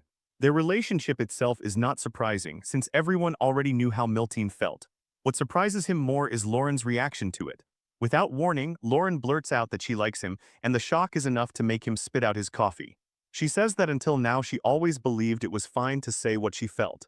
But after watching everyone cheer for Mint and Miltine, after seeing how openly their feelings were celebrated, she cannot shake the difference. Ellison tries to explain that everyone was celebrating the beginning of something new, just like they celebrated Lauren's birthday. Lauren shoots back that no one celebrated her feelings. Her frustration spills over as she says that when she confessed to him, nobody reacted that way. Ellison awkwardly tries to reason that what they have feels more like family, something natural, something already there. That answer hurts her immediately. Tears start forming as she says she does not want what they have to be seen as something ordinary. Then in the middle of that tension, Ellison rolls double ones and suddenly brightens because he can finally leave jail. Lauren, however, slides the rule card toward him. On it, she had written her own condition: to get out of jail, he has to kiss the black dragon. With a shaky but determined voice, she says that if a kiss is what makes everyone treat a relationship as different, then she sees no reason not to cross that line. She grabs his collar and pulls him closer, and for once Ellison is the one visibly cornered. Just as she is about to kiss him, the sound of something clattering snaps the moment in half. Ellison instantly bolts up and blurts out that he needs to wash the dishes. The one who caused the noise is Alina. She had come to get clean water for the dishes and walked straight into that scene. The second she realizes what she interrupted, she drops to her knees in silent dread. Regretting the noise she made, she notices the wish ticket on the ground. Serena's earlier words echo back in her head and she picks it up, wondering whether she can actually use this to ask for something she truly wants. Her feelings for Ellison did not begin all at once. At first it was curiosity, then gratitude. The more she came to know him, the more she saw things she could not forget. The joy he brought through cooking, the way he quietly helped with her clinic, the care hidden in all the things he did without announcing them. And then she learned who he really was, one of the three heroes of the war, someone who protected others without discrimination alongside Banan. That knowledge changed everything. Curiosity turned into something deeper, something painful enough that she found herself wanting to go to the restaurant just to see him. And now, holding the ticket in her hand, she finally knows what she wants to ask for. Sometime later, the group packs up and prepares to head home. Ellison helps everyone gather their things and makes sure they all enjoyed the trip. The brothers confirm that they absolutely did and once again praise the food. Serena, meanwhile, watches Lauren's expression closely and realizes that there is definitely tension now between Lauren and Ellison. Secretly, that gives her a flicker of hope for Alina. At that moment, Alina arrives carrying the clean dishes. Ellison notices she ended up doing his share of the work too, but Alina brushes it aside and says it is the least she can do after being invited. Then she says she wants to use the wish ticket. Ellison smiles and tells her to go ahead. She states her wish. Later, when they return to the clinic, Alina quietly says she truly enjoyed the trip and asks Serena whether she enjoyed it too. Serena, however, is far more interested in why Alina wasted her wish. The wish Alina made was for Ellison to keep running his restaurant in Greek City indefinitely. Ellison was clearly caught off guard, because that was already what he intended to do anyway, and he even asked her whether that was really all she wanted. Alina firmly said yes. So he accepted it. Now back in the present, Serena is irritated on Alina's behalf. At the very least, she says, Alina could have used the ticket for a date with him or something equally obvious. Serena is genuinely annoyed that such a rare chance slipped away for nothing. Alina softly explains that she made that choice because she sees how Ellison looks at Lauren. She has noticed it for a while. Hearing that, Serena finally goes quiet when she sees the tears in Alina's eyes. She had always wanted someone as pure and kind as Alina to fall in love and actually end up happy, unlike herself. But instead she is watching another sadness grow in silence. Alina says that for her, it is enough just to be able to see Ellison from time to time at the restaurant. Serena tries to console her, but inside, all she feels is disappointment at how cruel love can be. Back at the restaurant, Lauren is in a terrible mood, still stewing over Ellison's behavior. Ever since she tried to kiss him, he has been avoiding her, and now he does not even let her curl up against him at night. Then Mate casually points out that she seems taller lately, which startles her. Thinking about it, Lauren realizes the truth. Her coming-of-age ceremony must be close. She turns to him and asks if her height really matters. Mate answers that it is not just the height, she seems more mature these days. At the same time, Ellison is distracted enough in the kitchen that he cuts his hand without noticing right away. He brushes off Lint's concern and asks where the bandages are kept. Lint stares at the blood and tells him very clearly that it does not look fine at all. But Ellison's mind is somewhere else entirely, still trapped in the memory of that near kiss with Lauren. And in the middle of those thoughts, he finally admits to himself what he feels for her. Far away, at the Black Dragon holy ground, the elders Metadonna and Dagma are discussing preparations for Lauren's coming-of-age ceremony. Dagma lays out the traditional arrangements he already prepared. When asked, he even produces a list of possible Black Dragon suitors for Lauren. Looking over it, Metadonna remarks that Nai's name would likely have been on that list if he were still alive. Dagma agrees. Then Metadonna carefully asks whether Dagma still resents Ellison for killing Nai. Dagma says no. Metadonna starts to bring up Lauren's feelings for Ellison, but Dagma cuts him off, revealing that he already knows about his nephew's conspiracy, which shocks Metadonna. Dagma says he never openly supported it, but he did not stop it either, because in one ugly way Nai was not entirely wrong. The Black Dragon clan really is facing extinction. In that situation, giving a rare female dragon to a human is not a small matter. Metadonna demands that he speak plainly. Dagma finally does. He says this is about preserving the Black Dragon bloodline just as much as it is for Metadonna. Then he brings up the deepest wound of all. Metadonna once imprisoned his own daughter and punished her for creating an ancient marble, breaking the clan's taboo. He says he knows Metadonna regrets that decision now.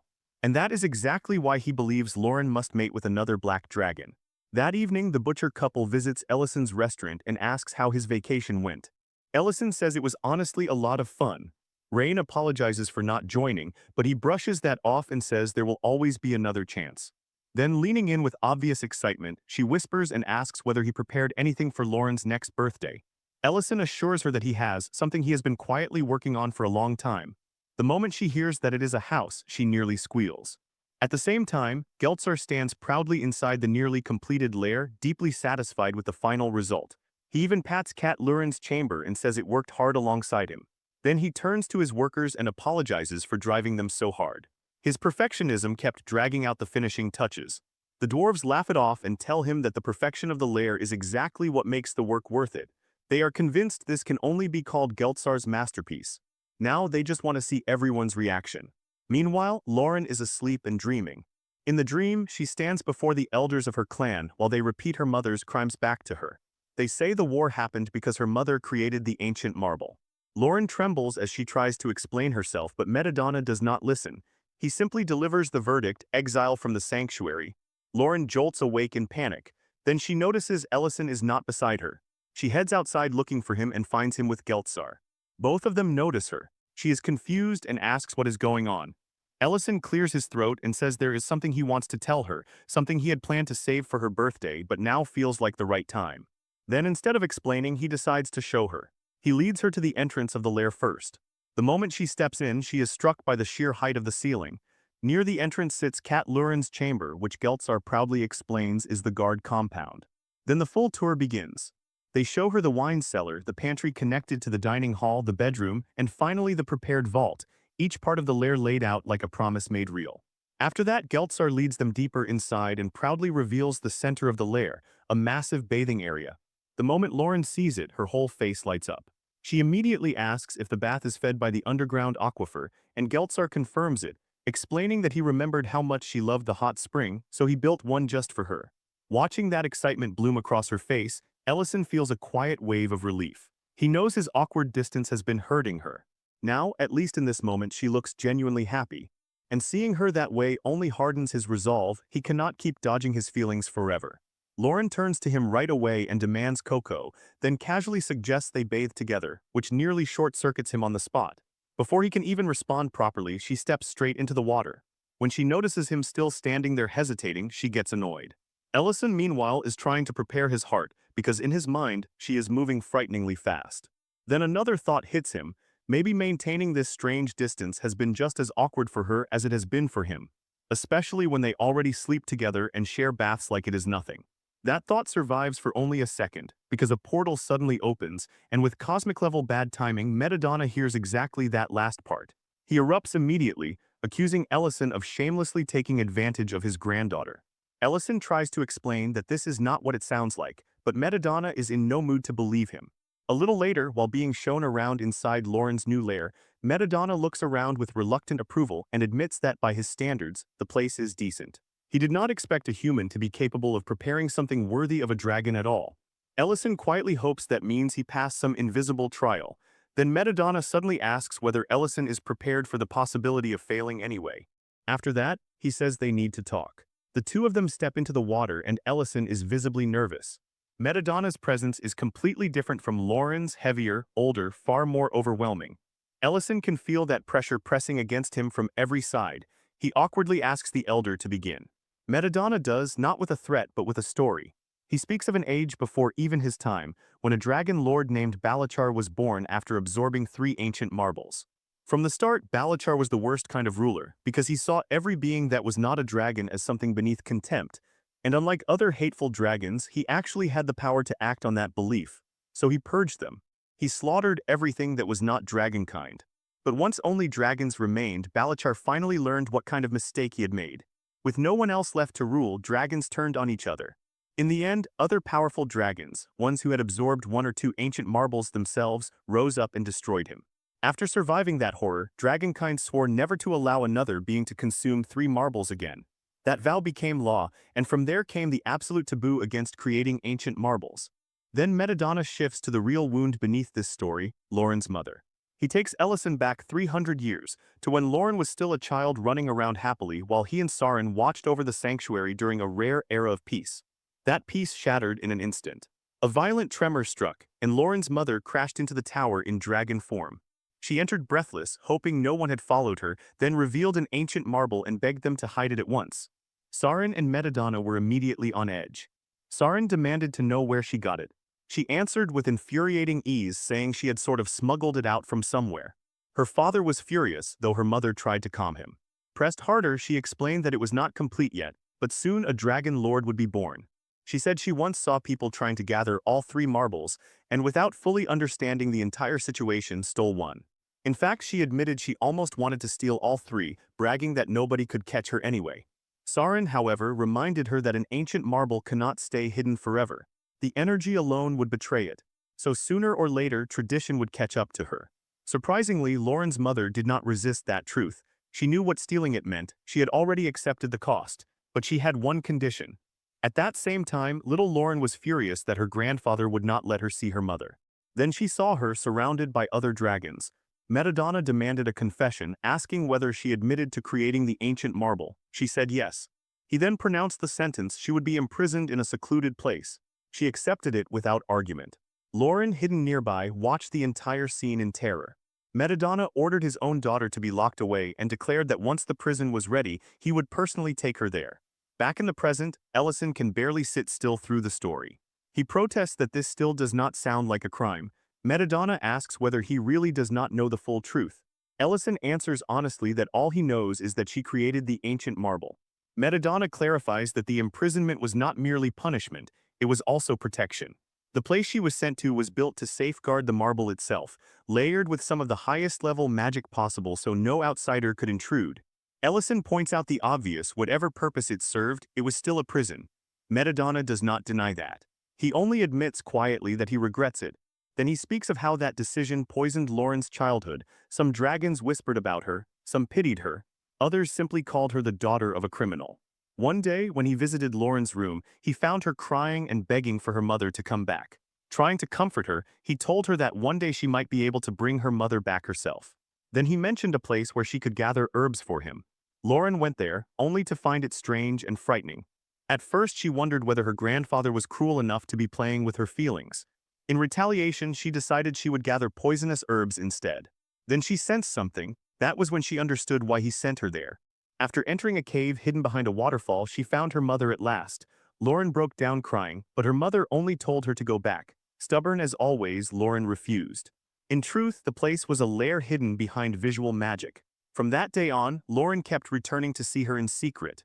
Her mother always tried to stop her, but Lauren argued that her grandfather would never find out. Her mother calmly corrected her, saying it was Madamada himself who led her there. Lauren realized that too. Madamada admits now that because Lauren was naturally rebellious, no one ever noticed her disappearances. She never got to study magic like other dragons or properly see the world. Instead, she spent those years growing up at her mother's side. He worried that one day she would be isolated by her own clan because of it, but he never stopped her, because for the first time in a long while she was happy. During one of those visits, Lauren declared that once she became an adult, she would stop sneaking around and just live with her mother forever. Around then she began noticing something strange. The passage to the lair was getting shorter each time she came back. One visit later, she found her mother staring at the ancient marble with a dark, uneasy expression. Lauren stepped closer in alarm. Her mother had realized the cult behind all this had not abandoned its goal. They still intended to create a dragon lord. At the same time, the red dragons had gathered under their lord Sardalone. He declared that he would restore the world, and with that single declaration, the Age of War began. Madamada says that during those days, he and Sarin had already been observing the growing danger.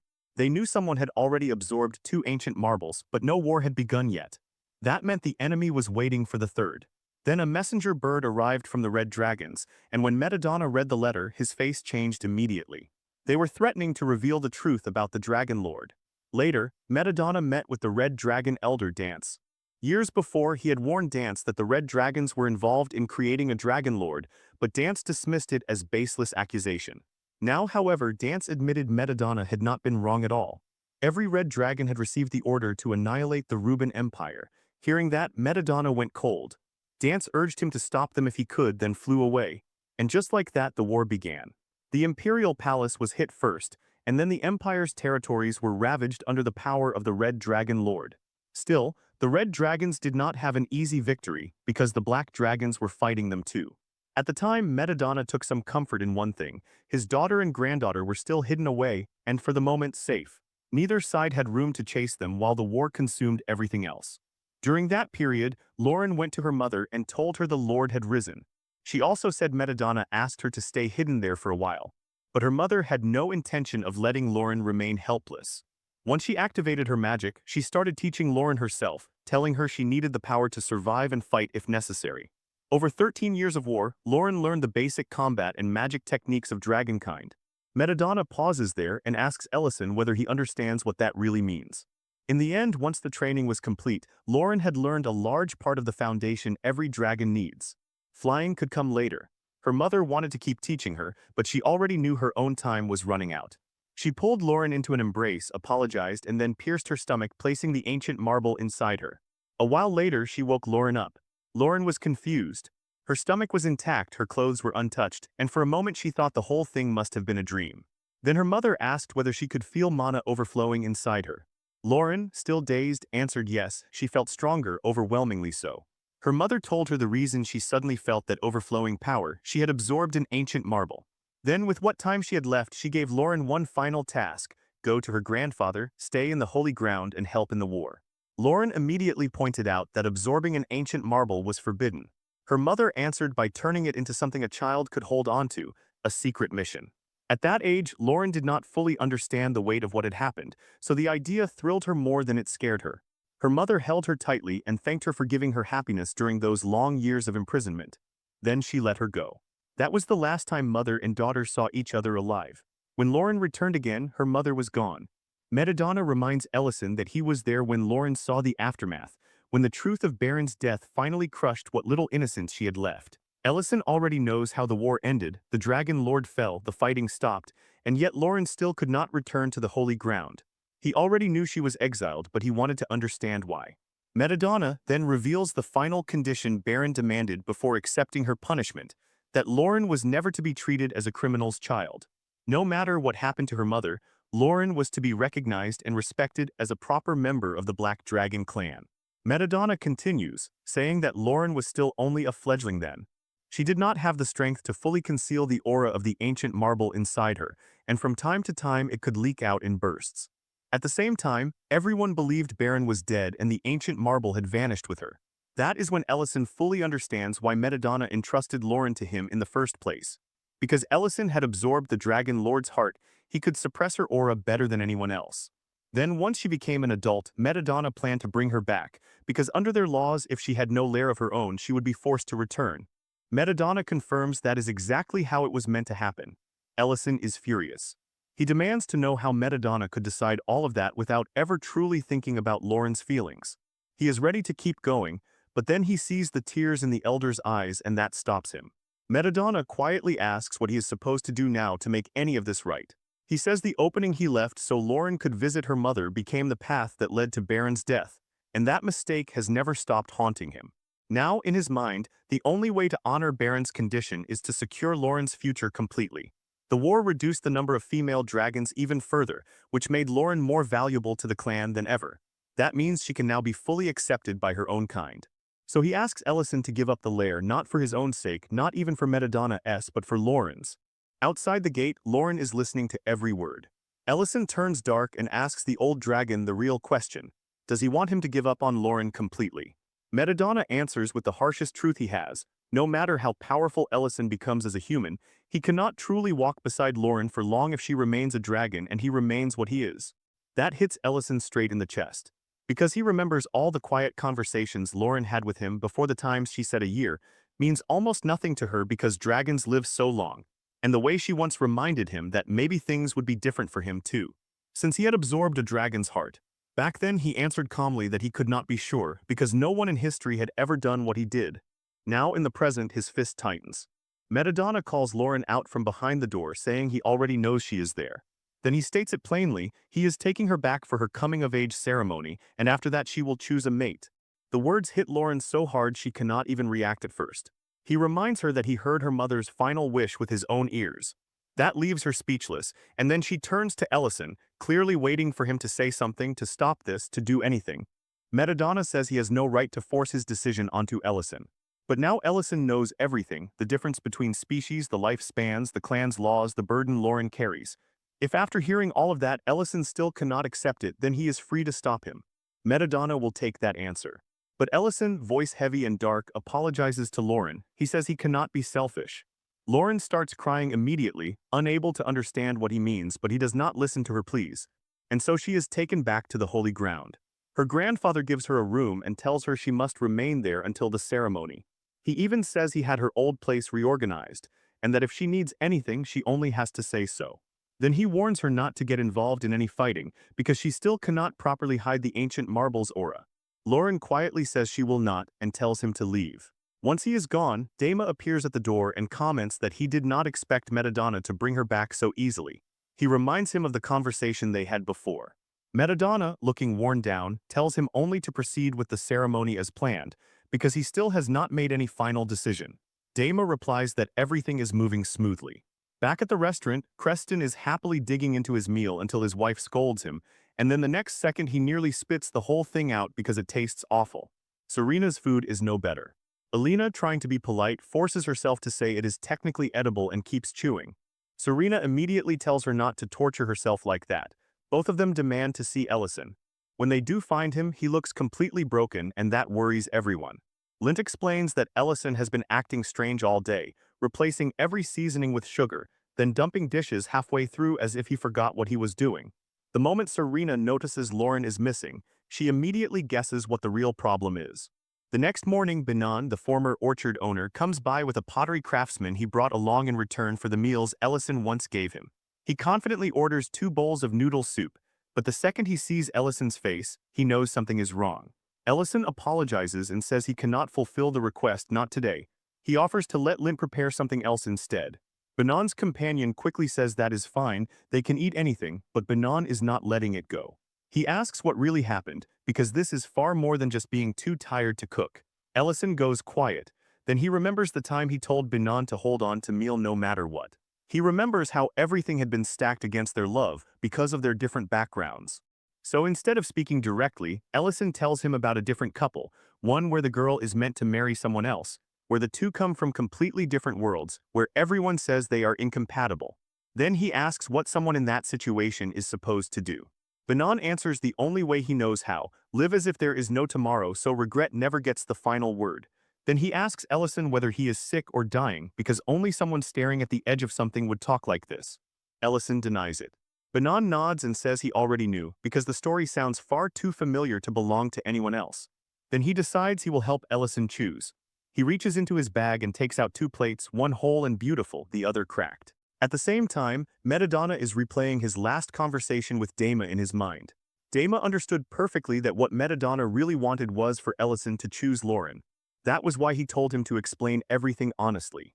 If Ellison still wanted to keep Lauren after learning the truth, then they would skip the mate selection part of the ceremony altogether. If not, then Lauren would be given a dragon suitor. Back then, Metadonna confidently bet on Ellison choosing her. Now he sits there in tears, crushed by Ellison's foolishness. In his mind, he keeps imagining another ending, one where Ellison fights for Lauren and earns the happy ending everyone secretly hoped for. Instead, he remembers Baron's words and realizes with despair that her wish for Lauren is coming true in the cruelest possible way. Then the day of the ceremony arrives. Guests fill the holy ground, and Lauren appears in the hall. Before the ceremony can properly begin, commotion breaks out at the gate.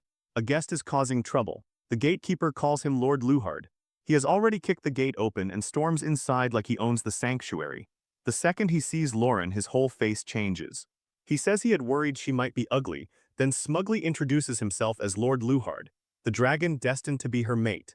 Elsewhere, Metadonna is reviewing the list of possible suitors and is visibly thrown when he sees that Dama marked Luhard as the best match. Dama explains it bluntly, the war thinned the male dragons too, which means their choices are now ugly in a different way. Either weak males who could not survive war or strong ones brutal enough to make it through. Luhard as a war hero becomes the obvious option. But Metadonna already knows the truth about him. He knows this dragon fought through the war with no regard for human life. Back in the hall, Luhard is openly pleased now that he sees Lauren up close and confirms she is beautiful. He orders the servants to leave them alone, then steps forward like he is claiming something already bought. He boasts that he already has everything a dragon could want: glory, women, honor, power, and now he will claim her too. The only flaw, he says, is her mother's reputation. The second he touches her, Lauren grabs his wrist and says only one person in the world has any right to touch her. Luhard is genuinely startled by the bloodlust coming off her. For someone so young, the force of it is monstrous. But instead of being frightened away, his thoughts twist darker. Now he wants to tame her. The moment breaks when Sarin steps in and sharply reprimands Lauren for releasing bloodlust inside the sanctuary. She orders her back to her chamber at once. Inside the room, Sarin scolds her for using bloodlust at all, because that kind of emotional spike could let the ancient marble's aura leak out. She says it was only lucky that Luhard was dense enough not to notice.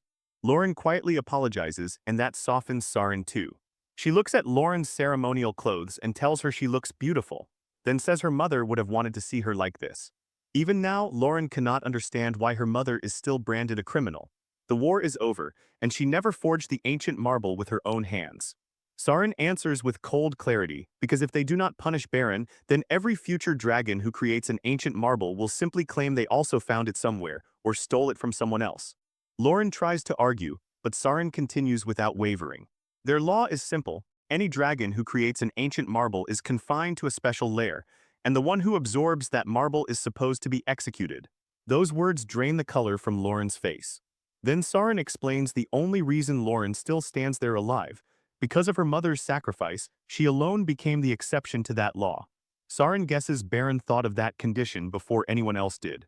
After telling Lauren to prepare herself and complete the coming-of-age ceremony, Sarin leaves her alone with that truth. Elsewhere, Hone introduces himself properly as a vessel artisan. The 2 plates he brought are part of the wedding gift he once prepared for his daughter Tina. When she came of age, she had 2 men pursuing her.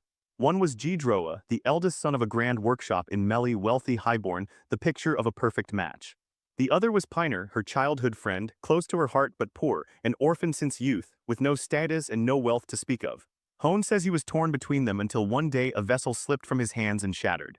On a whim, he asked both young men to repair it. At the time, it felt like a casual task, but in truth, it gave him the answer he needed. Then he shows Ellison the results. Gidroa's repair looks flawless, beautiful, seamless, almost too perfect. Piner S, on the other hand, still shows a large crack. He asks Ellison which one appears better. Ellison points to Gidroa's vessel exactly as Hone expected. Then Hone reveals the catch: Gidroa used a toxic adhesive. It looks perfect on the outside, but it can never safely hold food. Piner's vessel still bears its scar, yet it is strong, useful, and honest in what it is. Hone says that vessel became the symbol of Tina's marriage. Once he allowed her to wed Piner and saw their happiness with his own eyes, all his worries dissolved. Love, he says, is not decided by appearance. Then he leaves Ellison with one last question: does he still think a cracked vessel is worthless?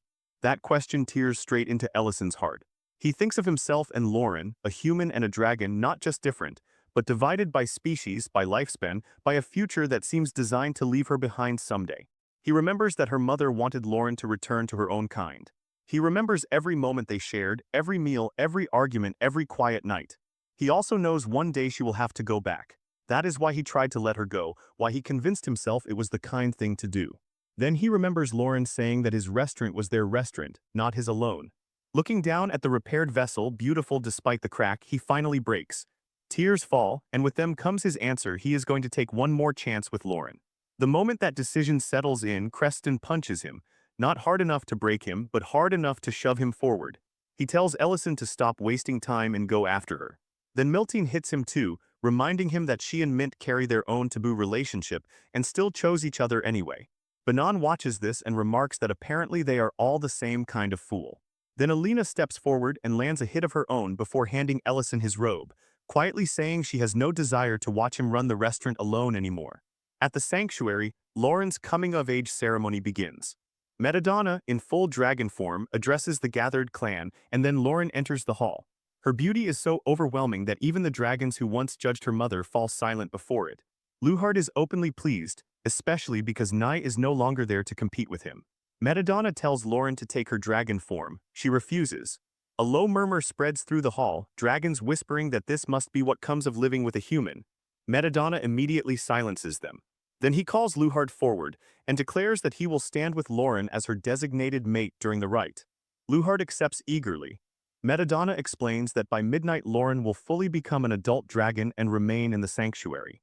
Afterward, she may leave only if she creates a lair, bears offspring, or earns her independence. Until then, she must complete the ritual bond with her chosen mate before the ceremony ends. Lauren hears all of it with empty eyes. Her mind drifts backward to the day she first met Ellison.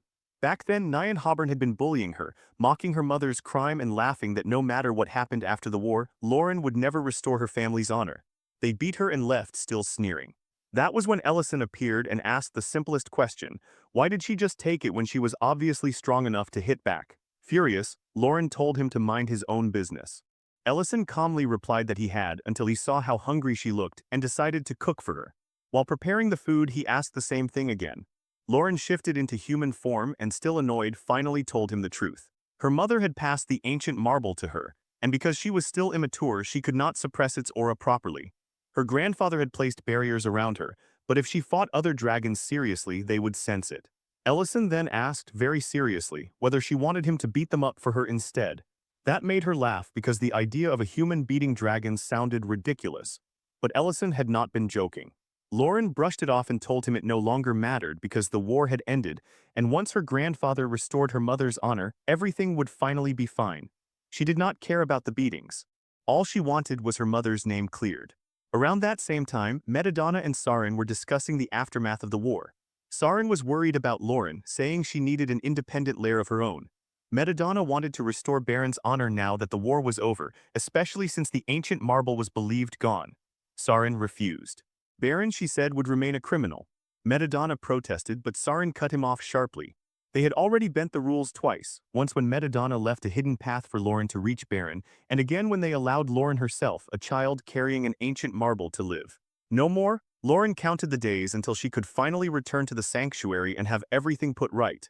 When the day came and she prepared to leave Ellison, he admitted that he felt sad about her going. Lauren scolded him for not showing enough respect to a dragon. Ellison mockingly gave her the exaggerated respect she demanded. Lauren, half joking and half serious, told him he could come work as a servant in the sanctuary since he made decent food. Ellison refused because he had other plans. That was how they said goodbye. Then Lauren returned to the sanctuary, only to be welcomed by a slap across the face. The woman who struck her blamed Baron for starting the war that killed her son. Lauren stood there in disbelief, unable to understand how people were still cursing her mother after everything. She looked to her grandfather, still hoping. Madamada then pronounced the verdict: exile from the sanctuary. In that instant she realized the truth. After everything her mother endured, after everything she herself endured, nothing had changed at all. Time had moved, but her life had not. With nowhere else left, she went back to Ellison. He asked why she returned. Lauren told him she had been banished, and Ellison was genuinely shocked because her mother's honor was supposed to be restored. Lauren, hollow and furious, said none of it mattered because she had never meant anything to them in the first place. Their efforts were worthless. Ellison tried to comfort her by saying he understood. She hated that answer. She accused him of enjoying watching her get beaten. He tried to deny it, but she did not let him finish. Instead, she transformed into her dragon form and attacked him, shouting that he could never understand what it felt like to live under that kind of pain every single day. She screamed at him to leave. She said he was just a lonely human from another world, someone who could never truly know what her suffering meant. Now, in the present, Lauren remembers those words and regrets them. She knows she has no right to ask anything of Ellison after that. Meanwhile, the ceremony continues. Madamada praises Luhard's achievements in war and explains to the gathered clan that this is why he was chosen above the other suitors. Lauren is told she must accept the blessing. Then both of them are ordered to stand facing one another. Finally comes the part that makes her entire body go cold. They are to seal the ceremony with a kiss. But Lauren's mind is nowhere near the hall anymore. It is with Ellison, the one person who kept accepting her even when she pushed him away. Tears gather in her eyes. Deep down, she makes one last wish that he would come for her again. The moment one of those tears falls, the entire sanctuary trembles. A shudder runs through the barrier and every dragon there feels it. Someone gasps that the sanctuary is under attack. Another points out that no message came from the guards, which only makes it more terrifying. No one can believe anyone is actually powerful enough to breach a barrier of this level. Then the barrier breaks. And on the other side, standing there like he tore through heaven itself just to get here, is Ellison. He apologizes for being late. Then he looks straight at Lauren and tells her he will not hesitate anymore. Daima is the first to truly register what this means. He immediately recognizes the intruder for who he is, one of the three great war heroes, the only ninth circle magician, the legendary dragon slayer. Madamada, for one brief, honest moment, looks almost delighted to see him and even urges him to take Lauren away. Then he remembers where he is and what role he is supposed to play, and hardens himself again, demanding Ellison explain why he has come. Luhard, obnoxious to the end, steps forward first and declares Ellison nothing but an intruder. He says he has wanted to challenge him for a long time, and now he finally has the perfect reason. By stepping into the sacred ground and daring to halt the ritual itself, Ellison commits what every dragon present would call blasphemy. His very arrival stains the sanctity of the place. Ellison answers that darkly, saying he already apologized, and no one told him simply standing in front of a dragon was a capital offense. Luhard takes that tone as pure mockery. Furious, he changes form and prepares to put this insolent human in his place. In his mind, whatever stories follow Ellison, they are still exaggerated, because there is no way a human who happened to kill a few dragons can truly challenge him. Then, in the next instant, Ellison's magic hammers him into the ground. The entire hall freezes. Ellison coldly declares that Luhard is no longer qualified to stand there as a suitor. Luhard cannot even process what just happened. He was brought down by what looked like nothing more than simple reinforcement magic. Ellison is ready to keep going, but Madamada cuts in and warns him that his power is shaking the sanctuary itself apart. Ellison steps forward anyway and makes his position unmistakable. He was the one who ended the war. He was the one who brought peace to every race. He holds the Lord's heart, and he absorbed the ancient marble too. He tells Madamada plainly that his power is enough to uphold the dragon packed by force if it comes to that. The dragons around him feel the pressure of that statement in their bones. He openly invites anyone there to challenge that authority if they dare. Lauren feels it too, and for a second her fear shifts not for herself but for Luhard, because at this rate Ellison really might kill him. Sarin is the one who stops the moment from tipping further. She reminds Ellison that Luhard's attack was not meant to kill. So if Ellison goes too far now, he will be the one crossing the line. She says that even if he stands there carrying dragon-level authority, he is still human, and that alone does not spare him from judgment, especially not after absorbing an ancient marble. Ellison answers that he has never claimed authority over them, even after carrying the power of 3 different beings. But by the same logic, they have no simple right to punish him either. He is the only one alive capable of stopping another ancient marble from ever fully becoming what it was meant to be.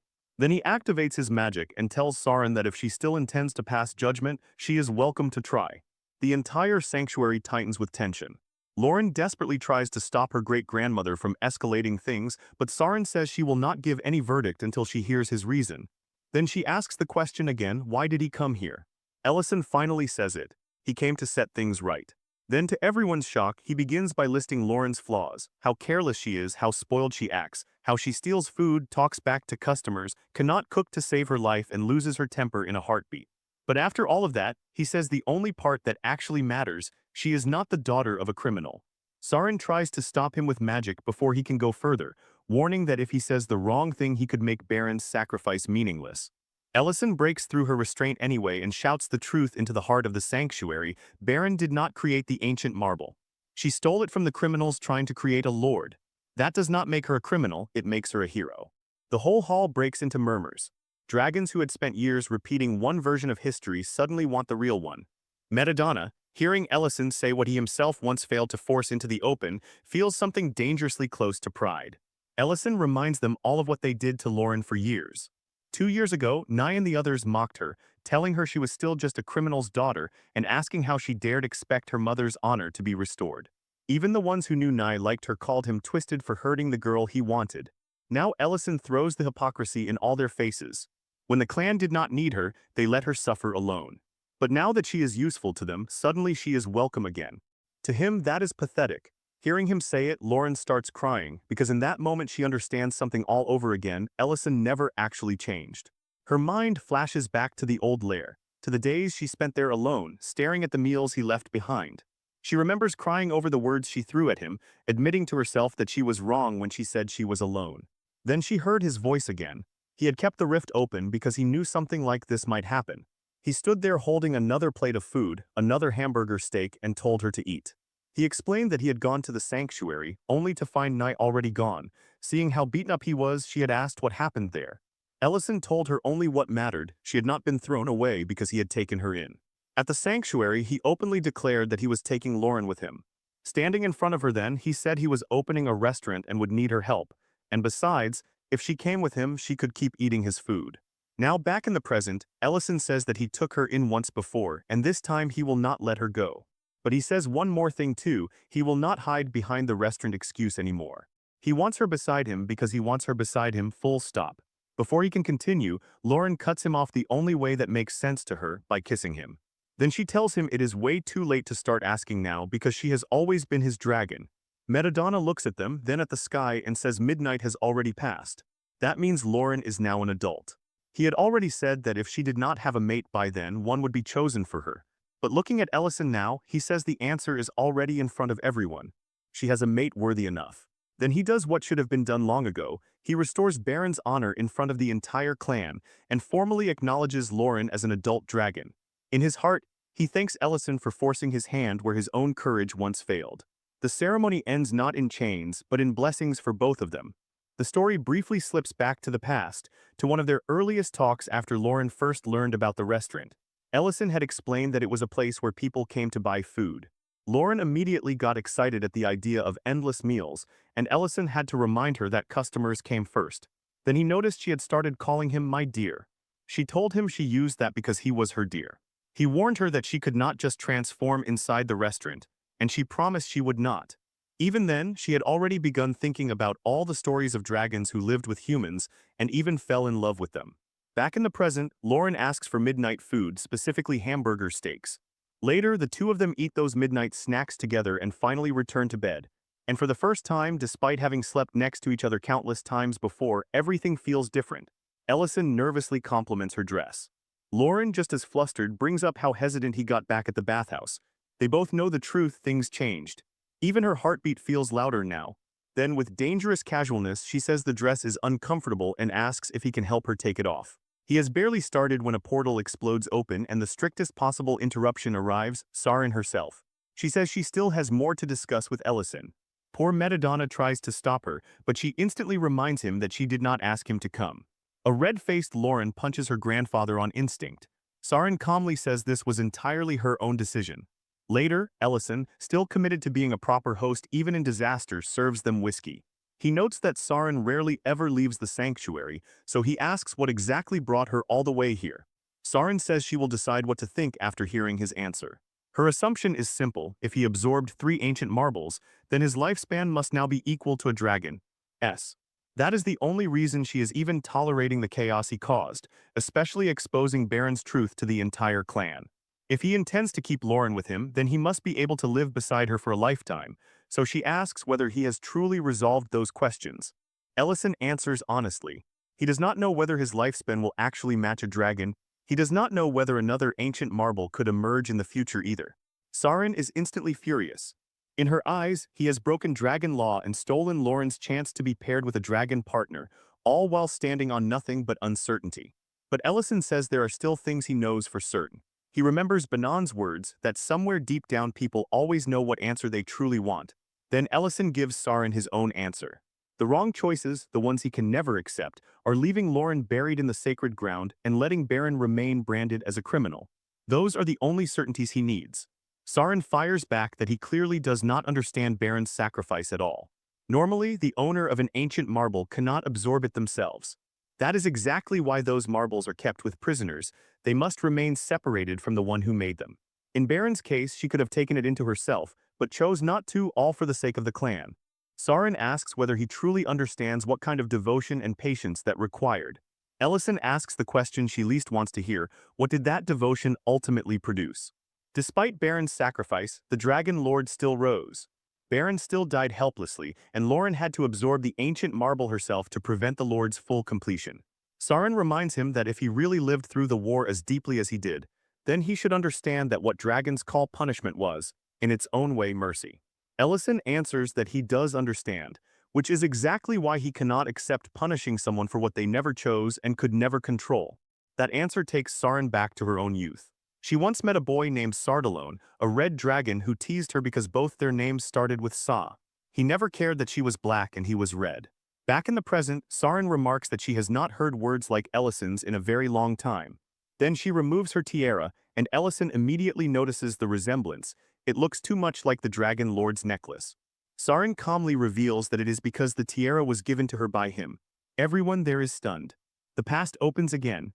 Sardalone had been irritating from the start, always appearing in front of her, always following her around until she was forced to acknowledge him. He promised he would come again the next day, and he did. One day he took her to a cliff he thought was beautiful. There, the two of them complimented each other's hair in the kind of awkward, innocent way only young people in love ever do. In the present, Saren admits it plainly: she loved him, but it never led anywhere. Before her own coming-of-age ceremony, she broke things off. She was already expected to meet her designated mate there. Sardalone protested and told her that he could be that mate. Saren answered with the law she had been raised under: mixing different dragon lineages was taboo, because if an incomplete dragon lord was born, resistance to command would weaken. Back then she told him she couldn't allow it, not because she didn't care, but because duty came before desire. So she pushed him away and it left him shattered. Even then, he refused to accept the excuse. He reminded her that neither of them chose the lineage they were born into, but loving her was never something he could control. Before leaving, he broke his necklace in two and gave her one half, almost like he was forcing his heart into her hands. He told her to stop hiding behind bloodline and rules, because none of that was his fault and deep down she knew it. Then he walked away. In the present, she quietly says that she had done it because the rules demanded it. She rises to leave, wishing that even if Ellison's choice is a reckless gamble, maybe, somehow, their road will still lead somewhere right. But before she can go, Ellison stops her and reveals something that hits far deeper than she expected. He says he finally understands the Dragon Lord's final words. Back then, he couldn't make sense of them, but now he can. Those words were meant for her. The Lord's last regret was simple and raw. He wished he had run away with her, wished he had stolen her away and escaped instead of letting duty decide everything.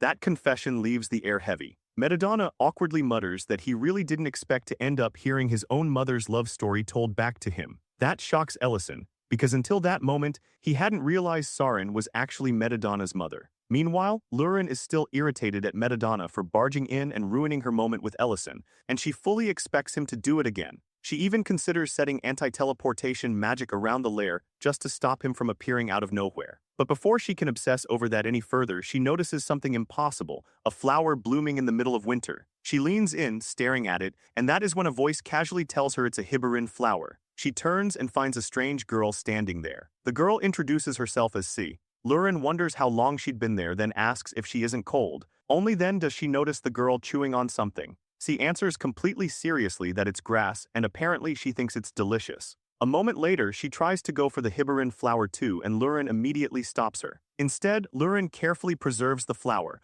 already deciding to use it as decoration in her room. Watching her use magic, C asks if she's a mage. Now that Lurin knows the flower's name, she's ready to head back, but when C casually reveals that she's homeless, Lurin pauses. Then, almost too casually, she says she's heading somewhere warm, somewhere with plenty of food, and C is welcome to come along. C follows without hesitation. When they reach the lair, guard cat Lurin instantly reacts like the world is ending, clearly furious about this random new arrival. Lurin calms him down by saying C is her guest. Once inside, she feels relieved seeing that her relatives are finally gone. Ellison notices the flower in her hand right away. Lurin tells him what it is and announces that she's going to grow it on the restaurant's second floor. Then Ellison notices C, who promptly introduces herself as Lurin's little sister. Lurin immediately snaps that she is absolutely not her little sister. She is her mother's only child, and she only brought C because the girl had nowhere else to go. Ellison assures her he isn't judging anything, he's just glad to see her looking after someone else. Lurin immediately starts fishing for praise for her good deed. But when Ellison, clearly flustered, points out that there's literally a child standing right there, it kills her momentum instantly. Instead, he tells her to let C stay for now and assigns Lurin the job of keeping an eye on her, which Lurin is clearly not thrilled about. The next morning, Creston is happy to see Lurin back and already assumes this means Ellison might finally return to normal too. Serena quickly notices that Lurin has reached adulthood and starts mocking her, saying she was supposed to bond with someone else by now. Lurin fires back immediately, while Alina nervously tells them not to start fighting first thing in the morning. She does, however, say how relieved she is that Ellison wasn't too late. Lurin hears that Alina also played a part in changing his mind, but Alina brushes it off. Then Alina asks what exactly happened between them when they met again. The memory of that kiss instantly flashes in Lurin's head, and with an embarrassed face she mutters that it's a secret. Alina quietly congratulates her anyway, even though there is a sadness buried inside it. Serena, done with all this emotional tension, just demands food. At that exact moment, C starts causing trouble. Lurin had brought her there so she wouldn't be lonely at the lair, but now the girl is becoming a one-child disaster zone. Lurin warns her not to interfere with restaurant work. C promises to behave, then immediately proves that promise means absolutely nothing. A little later, she's already back to mischief, breaking a plate, poking around the beer, and creating one problem after another. Lurin is ready to explode, but then something clicks. Watching C's chaotic energy, she suddenly sees a reflection of all the trouble she herself used to cause for Ellison. So, instead of snapping, she forces herself to hold it in. Lint notices the weird atmosphere and asks what's going on, and Ellison, way too amused by all of this, happily announces that someone is finally getting hit by karma. Later, while Lurin is cleaning up the mess, Ellison shows up with pancakes as her reward, telling her she can share them with C. That hits harder than she expects. Realizing just how much of a nightmare she must have been in the past, Lurin quietly admits she gets it now. Ellison says she made her understand that on literally the first day, which is honestly kind of impressive. After a while, both girls sit together eating pancakes and both are completely delighted. C envies Lurin not just because she gets amazing food, but because she seems popular. Lurin is stunned that C sees her that way. C explains it simply, everyone talks to her, so obviously she's popular. Lurin shrugs it off and says she doesn't really care about popularity. When C asks why, Lurin answers honestly, because the one person she wanted had already found her. That answer makes C go quiet for a second. Then she asks if maybe someone will find her too. Lurin asks whether she lost someone, and in response, C starts singing a song. When she finishes, she explains that she remembers nothing else, not her name, not her past, not her family, only this song. That's why she wants to find the person connected to it. Maybe it was sung by her parents. Lurin can't say for sure. She then suggests that if she becomes popular and sings it in front of a crowd, maybe the person who knows it will hear it and come find her. Hearing that, Lurin feels her chest tighten. She remembers her own story with Ellison and gently reassures C that they'll find that person just like Ellison found her. Later, Lurin dresses C in warm clothes, though C complains non-stop about how tight and uncomfortable they are. Lurin gets irritated and calls her greedy. When Ellison walks in and learns that Lurin is now actively trying to find C's parents, he's caught off guard. Lurin insists it matters because C can't just live with them forever. She explains the song, and the second Ellison hears it, he already knows who they need, the city's biggest information network in human form, Rain. So he heads straight for the butcher shop. The first thing he asks is whether the meat supply has stabilized. Rain confirms that part is under control now that they've got their own butcher. She also tells him Creston is out, but he can wait if he wants. Instead, Ellison explains C's situation right away, that the girl can't even remember her parents' names. When Rain asks to see her, Ellison brings C in with Lurin. He estimates Siz's age at around 13 or 14, and Lurin immediately locks it in as 14. Rain takes in everything on the paper and promises she'll let them know the second she finds anything. Ellison tells C to thank her and C obeys instantly. After that, the search begins in earnest. They ask around everywhere, but almost nobody has ever heard of a girl named C. One person brings up an old man named Oman who lost his daughter, but it clearly doesn't match. The search keeps going, one lead after another, all of them dead ends. Meanwhile, daily life at the restaurant continues as usual, but not a single clue appears. Ellison starts to worry. If even Rain can't recognize the name, then Siz's family probably isn't from Greek City at all. So trying to lift the mood, he makes pancakes again and tells C to bring Lurin too. Later, the three of them sit down together. C says pancakes are her second favorite thing after Lurin. Then she notices the restaurant is empty. Lurin explains it's closed today, and Ellison asks if she wants to go outside and play somewhere. Lurin immediately understands what he's doing. He's trying to cheer C up before the silence around her parents starts hurting too much. She joins in and tells C they can take her anywhere she wants. C thinks for a bit, then says she saw some eggs earlier and wants to see the animals that laid them. Lurin offers to show her big creatures like Baron Eric and other impressive beasts, but C rejects that and says she wants to see small animals. Ellison thinks for a moment and lands on the ceribine birds they usually deal with. He agrees to show her the birds but warns she won't be touching them,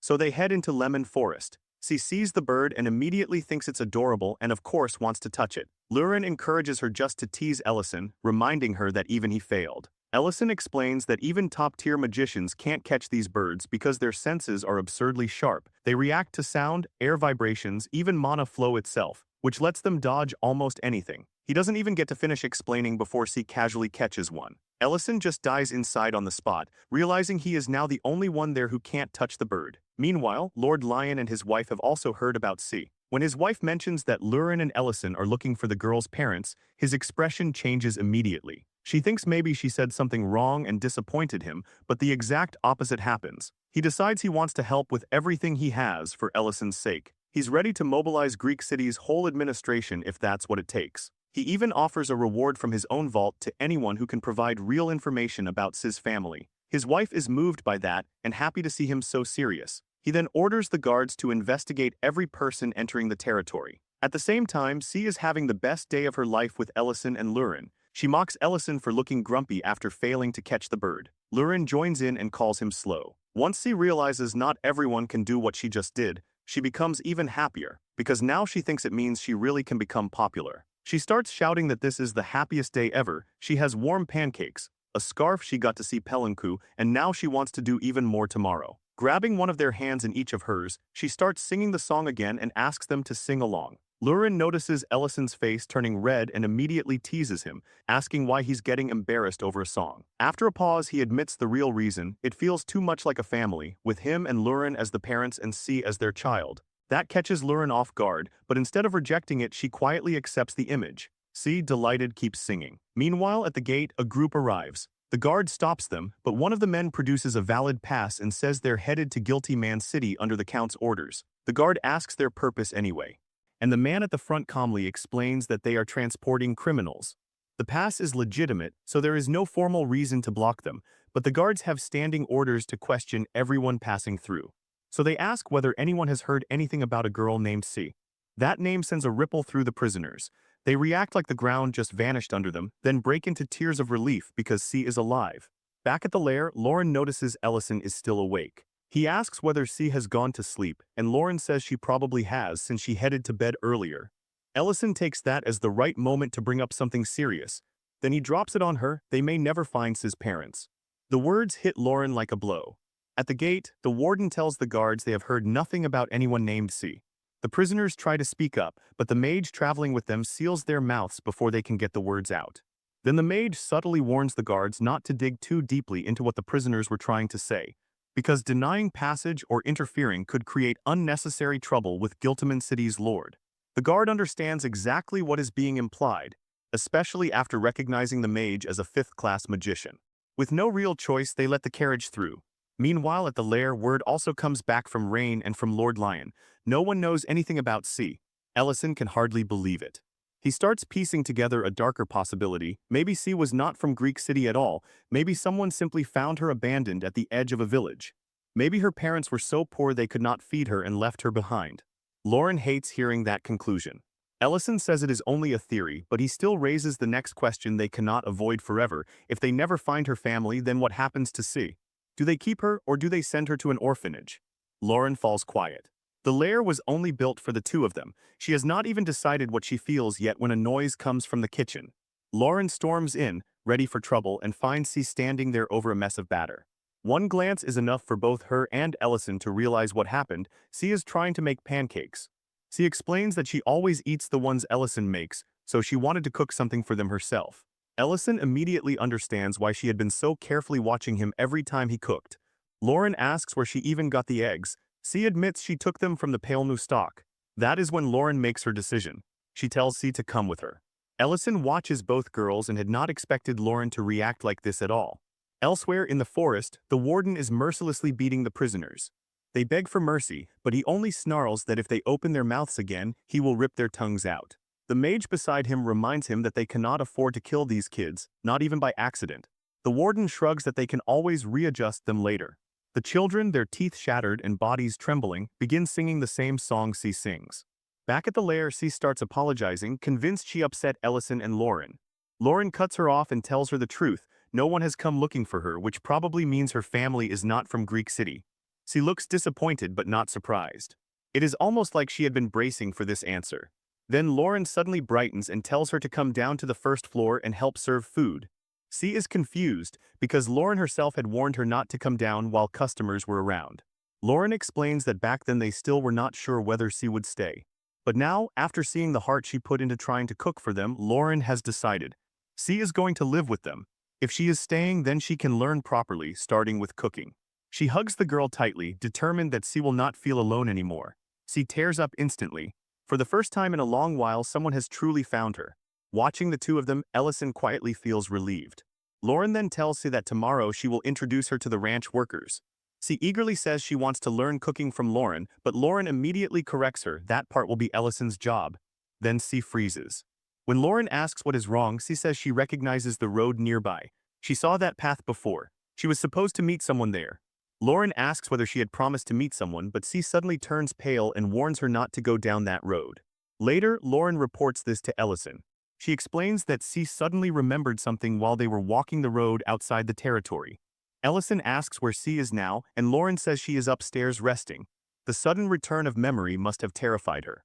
Lauren tells Ellison to stay with C while she checks the path herself. At that exact moment, C jolts awake in bed. Now she remembers everything.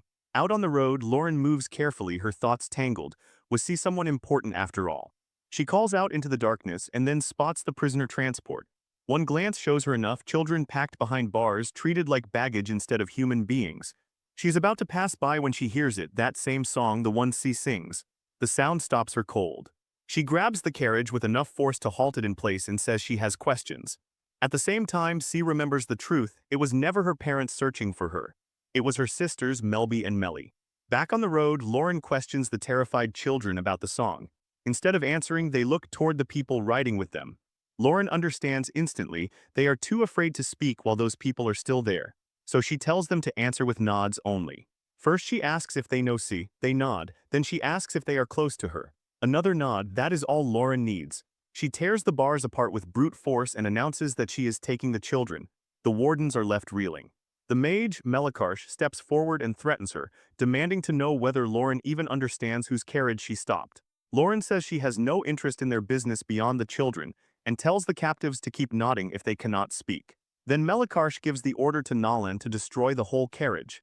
He understands immediately. They are going to erase the evidence and dispose of the prisoners. Melikarsh launches a 5th-class fire spell, Amber Blast, at the carriage, furious that everyone from the checkpoint guards to Lauren keeps asking about C. She wonders whether Lauren is some noble's daughter or something similarly annoying. Then Lauren's voice cuts straight through the flames. She tells the mage she is not going to kill her, not today, but she will make sure she never forgets this fear. With that, she tears both of Melikarsh's arms apart with magic. The mage collapses screaming. Lauren turns to the children and decides their first stop is Alina's clinic. As she opens a portal, she tells them who she is, C's elder sister. A while later, after leaving the injured children with Alina, Lauren returns to the lair and finds C and Ellison waiting. She asks if C is alright and C says she is fine. Lauren then proudly announces that she finally found people who know the song. When C quietly asks whether their names are Melby and Melly, Lauren freezes for a second. Then she understands C's memory really has come back. C throws herself into Lauren's arms, revealing through happy tears that they are her siblings. Ellison asks how Lauren found them and she tells him everything. Melby is hurt, but Alina already said it is nothing life-threatening. C is overwhelmed with relief that both of them are alive. Lauren tells her to get some rest because tomorrow they will go see them properly. That night, C sleeps between Ellison and Lauren. The two adults eventually drift off, but C stays awake longer, too full of feeling to close her eyes. She is relieved her siblings are alive, and more than that, she realizes how happy this time with Ellison and Lauren made her. Hugging both of them, she silently admits that this has been the happiest moment of her life. As tears of joy slide down her face, flower petals scatter around them. The next morning, Ellison wakes up and immediately notices the space where Sis should be. He wakes Lauren and asks where she went. Neither of them heard her leave. Ellison guesses she may have gone to Alina's clinic to see her siblings, but then realizes she does not even know the way there. Lauren, looking deeply unsettled, says she learned something strange yesterday. Ellison asks what, but Lauren only tells him they need to get to Alina's clinic first. When they arrive, Alina informs them that she recently finished treating the children. The siblings recognize Lauren instantly and call her their savior. Ellison is startled seeing them there, and both children thank Lauren repeatedly for rescuing them. Then they ask the obvious question, where is C? Lauren takes Ellison outside before answering. He asks where she is going now, but she avoids the question and heads straight for Rain instead. Lauren asks Rain if C is there. Rain says no and adds that she never met C personally at all. That answer turns Lauren's face completely pale. Just a few days earlier, when they asked Rain to help search for C's family, C had come with them, but Rain firmly says that never happened. Only Lauren and Ellison were there that day. That realization horrifies Lauren. Back at the clinic, C's siblings explain something equally strange. C called both of them her sisters, even though only Melly is actually her blood sister. They cannot even remember the exact ages clearly anymore. Then one of them reveals that C is the same age as them. Ellison is completely taken aback by that. He first asks their ages. Melly says she is 17, Melby is 18, and C somehow should only be around 13 or 14. The numbers hit Ellison like a bad omen. None of it fits. Alina notices the look on his face and asks what is wrong because he looks like he has just seen a ghost. What is haunting him is the gap, 5 whole years that refuse to make sense. Now Ellison starts checking every detail with Alina and Serena. Both confirm the same thing, neither of them ever truly saw C. When Lauren used to storm upstairs to scold the girl, Serena always assumed she was just going off alone to sulk. Thinking back, Ellison realizes Rain never addressed Sid directly either. The only people who ever truly met, saw, and spoke with C were him and Lauren. Then memory after memory begins lining up in the worst possible way. He remembers Cat Lurin hissing at C when she first came to the lair. He remembers Lauren showing him the Hibarin flower before he ever noticed C standing there. Lauren had even said she wanted to grow it on the second floor of the restaurant. In that instant, something clicks. Ellison opens a portal without another word. Alina follows immediately. On the way, Ellison says the connection has to be the flower, because C only appeared to him after Lauren showed it to him. When they reach the second floor, they find Lauren already there, holding a withered flower in her hand. She says she watered it properly, so it should not have died this fast. Then the truth starts surfacing all at once. Everything C used always seemed to return to how it was before. Broken plates looked untouched again, pillows shifted back into place, little traces vanished too neatly. By then everyone else has followed Ellison into the room. Lauren reaches the same answer at the same time. It feels like C was never really there. Then Alina finally recognizes the flower. Ellison asks what it is, and Serena immediately snaps at Lauren for dragging home something so rare without even knowing what it was. Alina explains that the flower is called La Placia, the undying flower of the underworld. Legends say it carries a soul's unfinished wish, its final words, even its longing for rebirth. When that message is finally delivered to the living, the flower begins to wither. The color drains from both Ellison and Lauren's faces. C's siblings, hearing all this, panic and demand to know what that means for her. Lauren turns to them and asks for everything, where they met her, what happened back then, anything at all. Melby explains that they were slaves when they met C, trapped in the sorting room. She was singing that same song even then. At the time, C confidently said that once she got outside, she would sing it in the open air. Melly wanted to play music with her, and they even joked that Melby could dance. But Melby had no hope. She believed freedom was impossible unless someone bought them, and even then it would only mean a different cage. C refused to let them sink into that despair. She told them that no one wanted to buy children like them anyway, so until then they should become strong enough to break their own bars one day. That absurd hope actually reached them. But then everything fell apart when the two siblings were selected by an old pervert with too much money and influence. No one else dared outbid him. The siblings were horrified. That was when C stepped in. She spoke up in a way that shifted the old man's interest toward her instead. When the siblings tried to stop her and take her place, C shut them up by kicking them and declared that as their elder sister, protecting them was her job. Before she was taken away, she told them to remember the song because if they did, they would find her again someday. Then they reveal the final piece that was 5 years ago. Both of them break down, crying and begging to find her again. At that moment, Ellison notices the mana in the flower moving, flowing in a very clear direction. Lauren immediately remembers the promise she made to C and asks the siblings if they can keep moving. Everyone agrees. They follow the current of mana out into the open. Lauren keeps wondering why C would leave without a word, especially after the flower was supposed to have already delivered her wish. She refuses to believe this is the end and opens a teleportation portal, forcing herself forward until the effort finally crushes her and she drops to the ground. Ellison takes over from there. The siblings keep searching too, clutching to old memories of C casually eating grass and acting like the world could still be funny. Eventually, they reach a lonely tower where the mana trail ends. They open a portal nearby, rush to the door and brace themselves to see C. Instead, they hear her song and walk into horror. Inside lies her body, or rather what time left of it, a skeleton chained in place. She had been dead for 5 years. Her siblings collapse over the bones, sobbing. Just then Nolan and the mage arrive, apparently searching for a first aid kit to treat the mage's wounds. Nolan is about to report that all the slaves escaped when he sees the expressions on Ellison and Lauren's faces, and instantly realizes something is very wrong. The siblings are beyond grief now, they are furious. Lauren, staring at the remains, says she gave that mage a chance to live and now knows exactly how badly she miscalculated. When the mage tries to activate magic again, Ellison crushes it before it forms. Lauren follows with her own attack and says their chance at mercy ended 5 years ago. Then Lauren steps toward C's remains and notices the chain at her throat. She breaks it herself, quietly saying that now C will never have to feel that tightness around her neck again. At the same time, Ellison sees the flower's mana flowing into C's remains. Then, to everyone's shock, C's soul appears. She is smiling, happy that her siblings really found her in the end. They hug her so tightly it hurts, and C laughs through it, teasing them for growing taller than her. Then she says her time is already almost over. This is just the final moment granted by the undying flower.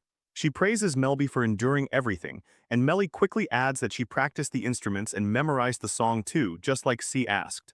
Both siblings beg her not to leave yet. They plead with her to stay long enough for them to repay what she gave up for them. C only smiles and says this is what an elder sister is supposed to do, protect the younger ones. Melby immediately protests that they were the same age the whole time. Then C turns to Ellison and Lauren. She says that the time she spent with them was the happiest of her life. She asks Ellison softly whether he will make pancakes for her the next time they meet. Ellison pulls her clothes and says yes. As her form begins to break apart like light on water, she asks if that is a promise. Ellison promises again, then C fades. Her siblings cry openly, but Lauren just stands there frozen, because now she understands exactly what C gave up to spend even those few days with them. Later, Ellison finds Rain and tells her there is no need to keep searching for C's parents. At first, Rain does not understand. Then she sees the shovel in his hand, and the truth lands without another word. The next morning, C's siblings are ready to leave. Ellison asks what they plan to do now. They answer that they are going to travel and share C's song everywhere they can, because that had always been the dream. Ellison tells them to wait, then returns with a purse full of silver coins. He warns them not to show it off because bandits would kill for less, but still tells them to take it. They try to refuse, saying they cannot accept that much. Lauren cuts in and tells them they are welcome to come eat anytime, and besides, C's grave is there now too. They will always be welcomed by everyone including her. The siblings thank them with tears in their eyes, then finally leave. And with that, the search for C's parents comes to an end. That night, Ellison dreams. In the dream, C is meeting someone. The woman places pancakes in front of her and C lights up instantly. The woman says her pancakes must surely be better than Ellison's. After tasting them, C says the flavor is exactly the same as the ones she had before. The woman asks whether C ate pancakes at the restaurant run by that mage. C immediately says yes, and also mentions that there was a girl there too. The woman, who is revealed to be Ellison's mother, asks her to tell her more about the restaurant. Ellison wakes up drenched in sweat. Lauren looks at him and says she had the same dream. She adds that the woman smelled like him. Ellison quietly says that C will never be hungry again. Both of them understand then that it was not just a dream. That same evening, one of the escaped slaves from the transport is reduced to begging on a street corner. A restaurant owner steps out, furious to find a beggar in front of his business, and splashes water on him to drive him off. The man mutters that leftover scraps are no good anyway and says he misses the bowls of rice from Greek City, the ones where no one ever left food unfinished. That beggar is actually Dariant. He looks at the cook and briefly thinks this must be Ellison's rival restaurant, but pushes the thought aside because he has a mission. He is bait tonight, and the kind of people he wants to catch always come for isolated prey.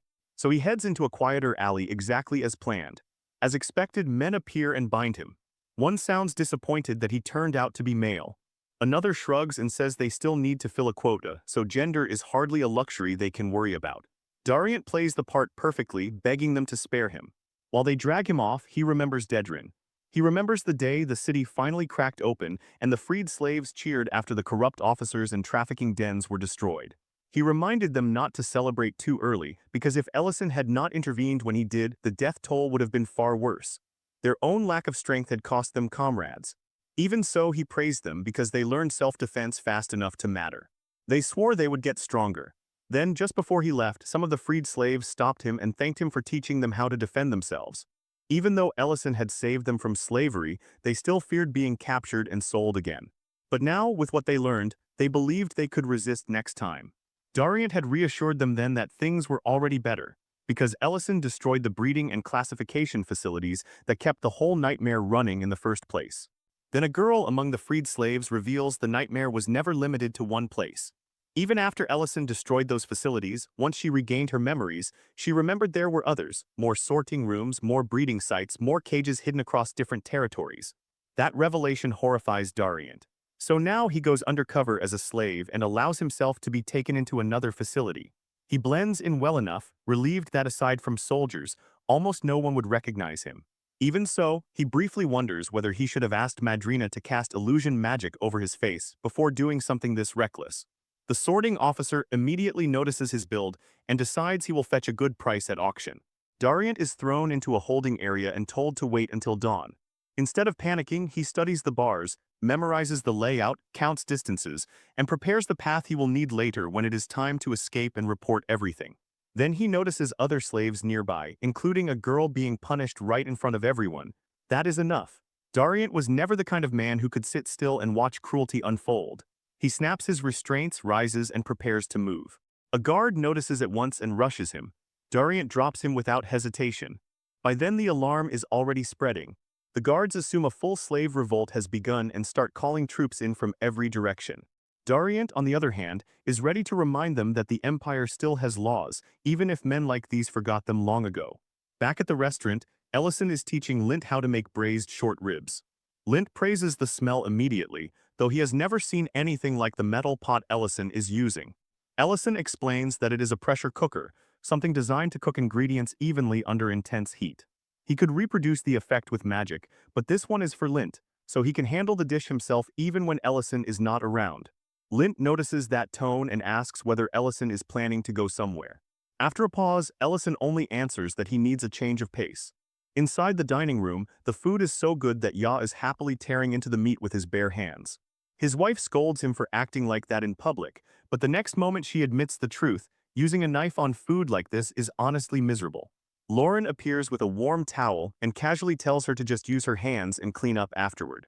Mate watches that moment and realizes it is the first time he has seen Lauren smile like that in a while. Serena notices too, and comments on how quickly Lauren seems to have recovered from the whole sea incident, which surprises everyone. Meanwhile, at the facility, bodies are already piling up. Dariant has cut down multiple guards.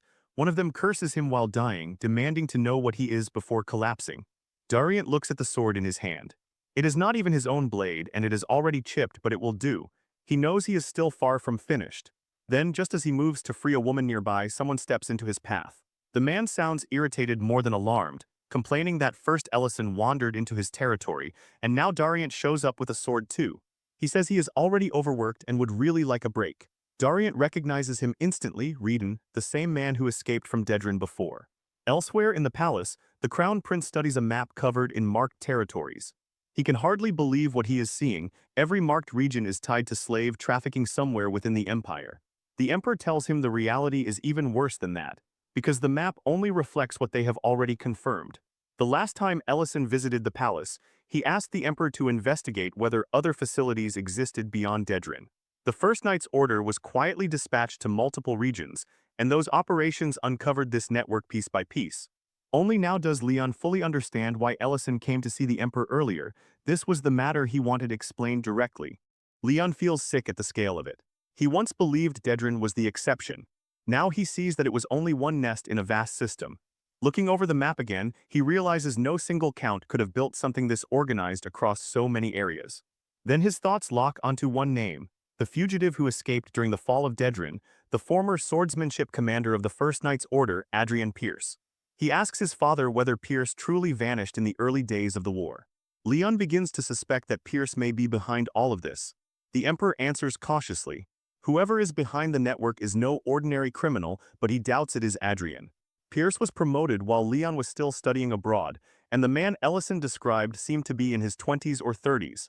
Adrian, by contrast, should be closer to the Emperor's age, a man in his 60s. Leon can barely process the idea that someone so young could command a system this large. At that same moment, Reedon slashes Darian and calmly announces that the slave revolt is over. The blow is sharp, dismissive, almost insulting. Back at the restaurant, Ellison and Lauren pack their things before setting out. As Lauren sorts through the luggage, she grows strangely nostalgic and reminds Ellison of the last time he pushed himself too far. Ellison agrees, especially since everything changed after absorbing the Lord's heart. Then she pulls out his ridiculous mask and asks whether he is seriously bringing that with him. Ellison refuses immediately. They are not dealing with street-level thugs this time, and he is not going out as a restaurant owner. With that, the two of them leave. Back in the facility, Reedon continues picking at Dariant's pride. If a man like Dariant is the vice-captain of the First Knight's Order now, then in his eyes the Order is already dead. He says Dariant should have disappeared when the war began, because the First Knight's Order after the war was only a rushed reconstruction of something once great. Dariant lunges again, and this time Reedon barely avoids the blade. That alone tells Dariant something important. This man knows his name, knows his movements, and knows the Order too well. He demands to know who he is to speak so lightly of the First Knight's Order. Reedon remarks that Dariant managed to shift his blade away from the vital points at the last instant. Then their swords collide again. Back in the palace, the Emperor tells Leon that Reedon uses the swordsmanship of the First Knight's Order. He suspects that came from Commander Pierce, who traveled from place to place teaching his art to anyone willing to learn. That had always been Pierce's philosophy, to spread the craft until someone eventually surpassed him. Leon processes this and realizes something else. Maybe Pierce is not the architect behind the trafficking empire, but Reedon is still dangerous enough to matter. He escaped Ellison once already, and there is also a dragon involved in these facilities. Then Leon remembers Ellison's own words. If something threatens the empire, he will face it not as a restaurant owner, but as a mage. Leon rises from his seat and says plainly that someone needs to call Ellison in. The Emperor apologizes but says there is no need for that now. Back at the collapsing facility, Dariant is already figuring Reedon out. The man's swordsmanship is far too refined. Dariant only avoided fatal wounds earlier because he read the movement ahead of time, but every exchange still feels like being tested by someone standing above him. Reedon's voice, his build, even his rhythm on the battlefield begin to remind him of Commander Pierce. He asks the question directly whether Reedon is Pierce's son. Reedon answers that he is older than he looks. That is when the realization hits Dariant so hard it nearly stops him. This man might actually be Pierce himself. The structure around them begins to fail, yet Dariant keeps fighting. Then Reedon suddenly appears right in front of him and calmly corrects his stance, saying that stepping forward and slashing upward like that is wrong. That one sentence confirms everything. Dariant's mind flashes back to training. Back then, Commander Pierce told him the same thing: plant your weight properly, follow the angle with your wrist, do not twist it. A sword used correctly should not chip, and it should never fail to cut. Dariant had once pointed out how much land Pierce had flattened while training, and complained that factions inside the palace hated how Pierce traveled the empire teaching others. Pierce admitted they hated it because stronger regions meant weaker control for the palace, but he refused to care. An unused sword rusts, he said, and he would not allow his art to die with him. He wanted the craft to keep evolving forever, passed down, challenged, surpassed, then reborn again. If someone surpassed him, then that person would become his teacher, and Pierce would gladly learn in return. That was the future he wanted.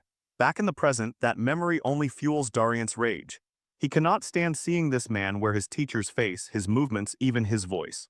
He says he worked too hard, bled too long, and climbed too far to become vice-captain so he could properly inherit that swordsmanship and honor the commander's will. Now Reedon is desecrating that legacy by acting as though he owns it. Reedon, however, only observes that rage is clouding Dariant's judgment just like before. Dariant attacks with everything he has. The strike is so fierce that even Reedon is forced to acknowledge it. Then he laughs, genuinely thrilled by Dariant's growth. He is about to finish the fight when a shield appears between them. It is Erantium who tells them to let the guard speak first.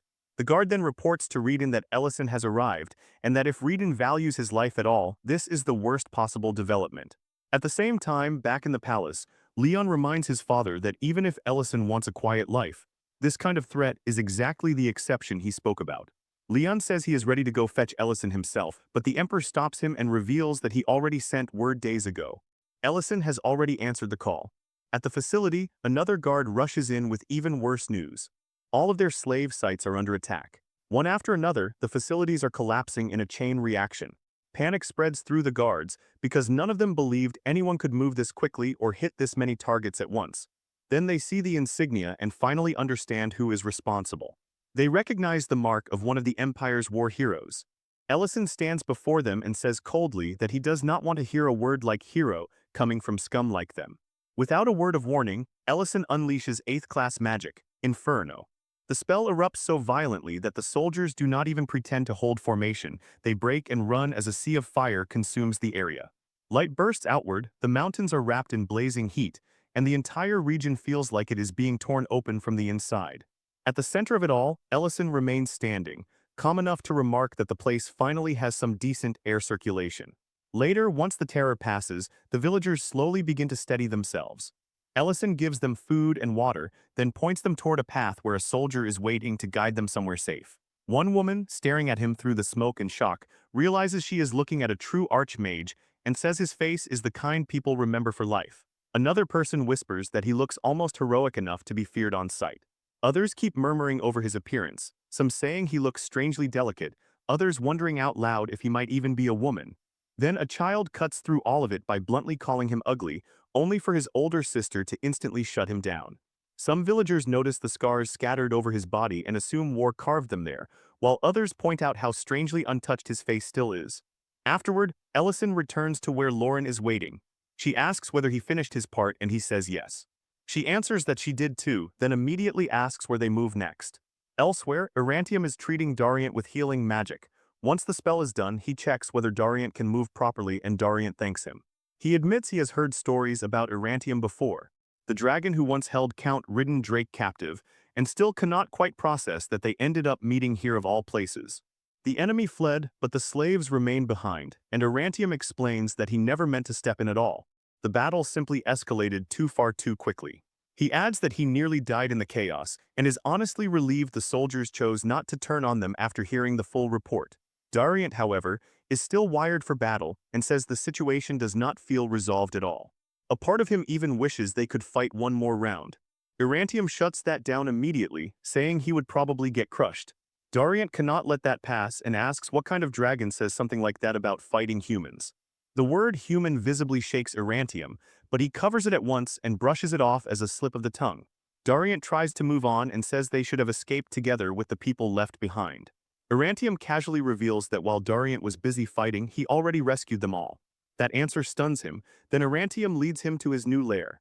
Inside, Dariant finds the rescued people safe and settled.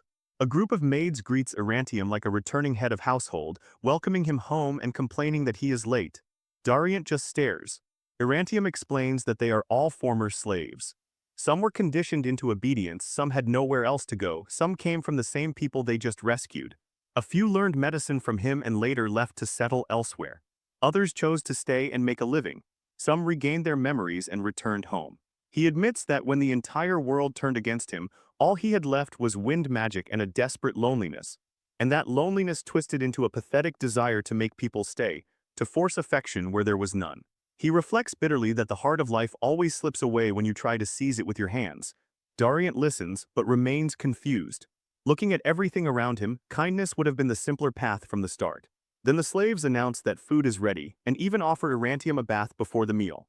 Watching from a distance, Dariant cannot shake the feeling that beneath all this strange domestic peace, Erantium is still carrying that same warped, needy hunger.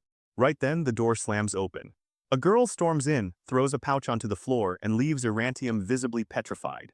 She starts scolding everyone for not cleaning the herb room, says the whole place looks like a disaster zone, and before anyone can breathe, Erantium drops straight to the floor at her feet, snatches up the pouch, and starts apologizing. He says he meant to clean before leaving. She mocks the excuse, grinds her heel into his back, calls him filthy, and makes him cry out. Then she notices the girls nearby and asks whether he picked up a fresh batch of slaves again. Dariant freezes. He recognizes her. It is Lady Madrina. She recognizes him too, and the moment their eyes meet, panic flashes across her face. Meanwhile, Ellison and Lauren are sitting together on a blanket while he prepares food. He tells her it will be ready soon and adds that meat always tastes best when someone is exhausted. Lauren quietly apologizes and says she is not hungry. Ellison notices immediately that something is wrong. Not long ago, empathy for strangers was not something Lauren even pretended to entertain. Now she stands, says they need to move to the next facility, and refuses to rest. Ellison understands exactly what is happening. She is still carrying Siz's death inside her, still blaming herself, still unable to bear the thought of another child suffering while she pauses to breathe. Tears rise in her eyes as she insists there is no time. Ellison catches her hand and begins telling her about himself. He says that 3 years into the war, right after graduating from magic school, he was thrown straight onto the front lines.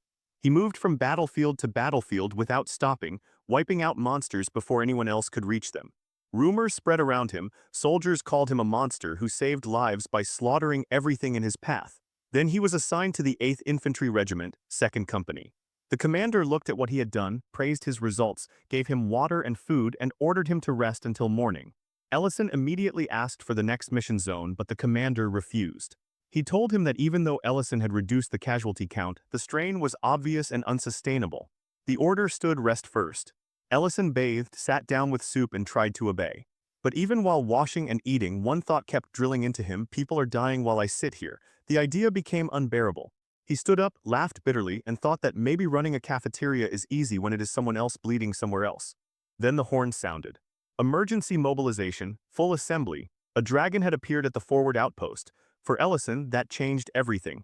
For the first time, he had the chance to face the beings who started the war and perhaps end it. He had encountered a dragon once before, but back then he was not ready, not skilled enough, not the same person. This time he ran toward it. The dragon was crushing soldiers, fire spread everywhere, explosions ripped through the ground, and then Ellison landed in front of it hard enough to crack the earth. It turned its attention toward him. That moment became the first true time he stood before a dragon and chose to challenge it head-on. When Dagos realizes Ellison left alone, he explodes with anger. His subordinates explain that the tent was empty and someone saw him heading out, but no one stopped him because no one really could. That truth lands heavily. If it is Ellison, then it means a direct clash with a dragon is already underway. Dagos feels fear and pride at the same time. On the battlefield, the dragon laughs at him as if he is just another suicidal human sprinting toward death. Ellison ignores the insult and pours every scrap of mana he has into his strongest spell, determined to end everything in a single strike. The blast that follows shakes the entire battlefield. Back in the present, Ellison explains to Lauren that he has always felt different from other people. Mana makes sense to him in a way it never should, formulas unfold naturally in his mind, spells amplify almost on instinct. After leaving the academy, he stopped pretending to be normal, and once he did, he truly believed he could even kill a dragon. The dragon itself admitted that Ellison broke through its barrier and wounded it, something far beyond ordinary magic. That was the moment Ellison truly understood why dragons were called living disasters, incarnations of death itself. Then the dragon fired its breath straight at him. He thought stupidly that maybe he could block it, but the attack was too fast. Before it landed, someone grabbed him and dragged him out of the path. That was his first meeting with Darren and Bin. Bin immediately told him the most important rule: no one blocks dragon breath, not even dragons if they value survival. You dodge or you die. Darren glanced at Ellison's insignia in surprise, while Bin, even while firing support arrows, admitted that trying to block that attack still took insane courage. But they made one thing clear: today was not the day Ellison would die. Ellison could not understand how they appeared in the middle of an operation like this. Darren ignored the question and charged straight at the dragon. Ellison shouted a warning, but Bin remained calm, loosed a manifold arrow, and struck the dragon cleanly. Darren followed immediately with a brutal forward assault. Ellison watched, stunned, as a man fought a dragon head-on like this was simply the next thing to do. Bin, meanwhile, noticed something else entirely: that Ellison had been carrying everything alone for too long. He could see it in the exhausted look on his face. in the way he held himself like all the deaths around him somehow belonged to him personally. Ben praised his talent, said he had never seen anyone break a dragon's barrier with raw magic before. But as Darren called for support and Ben kept firing, he made the real point clear: strength breaks when pushed too far. A bow drawn too long snaps. Ellison's isolation was not noble, and this war did not belong to him alone. Then the battle changed again. Several black dragons descended and attacked the red dragon. Ben told Darren to finish it while the black dragons kept it pinned. Ellison could barely process what he was seeing: dragons fighting dragons.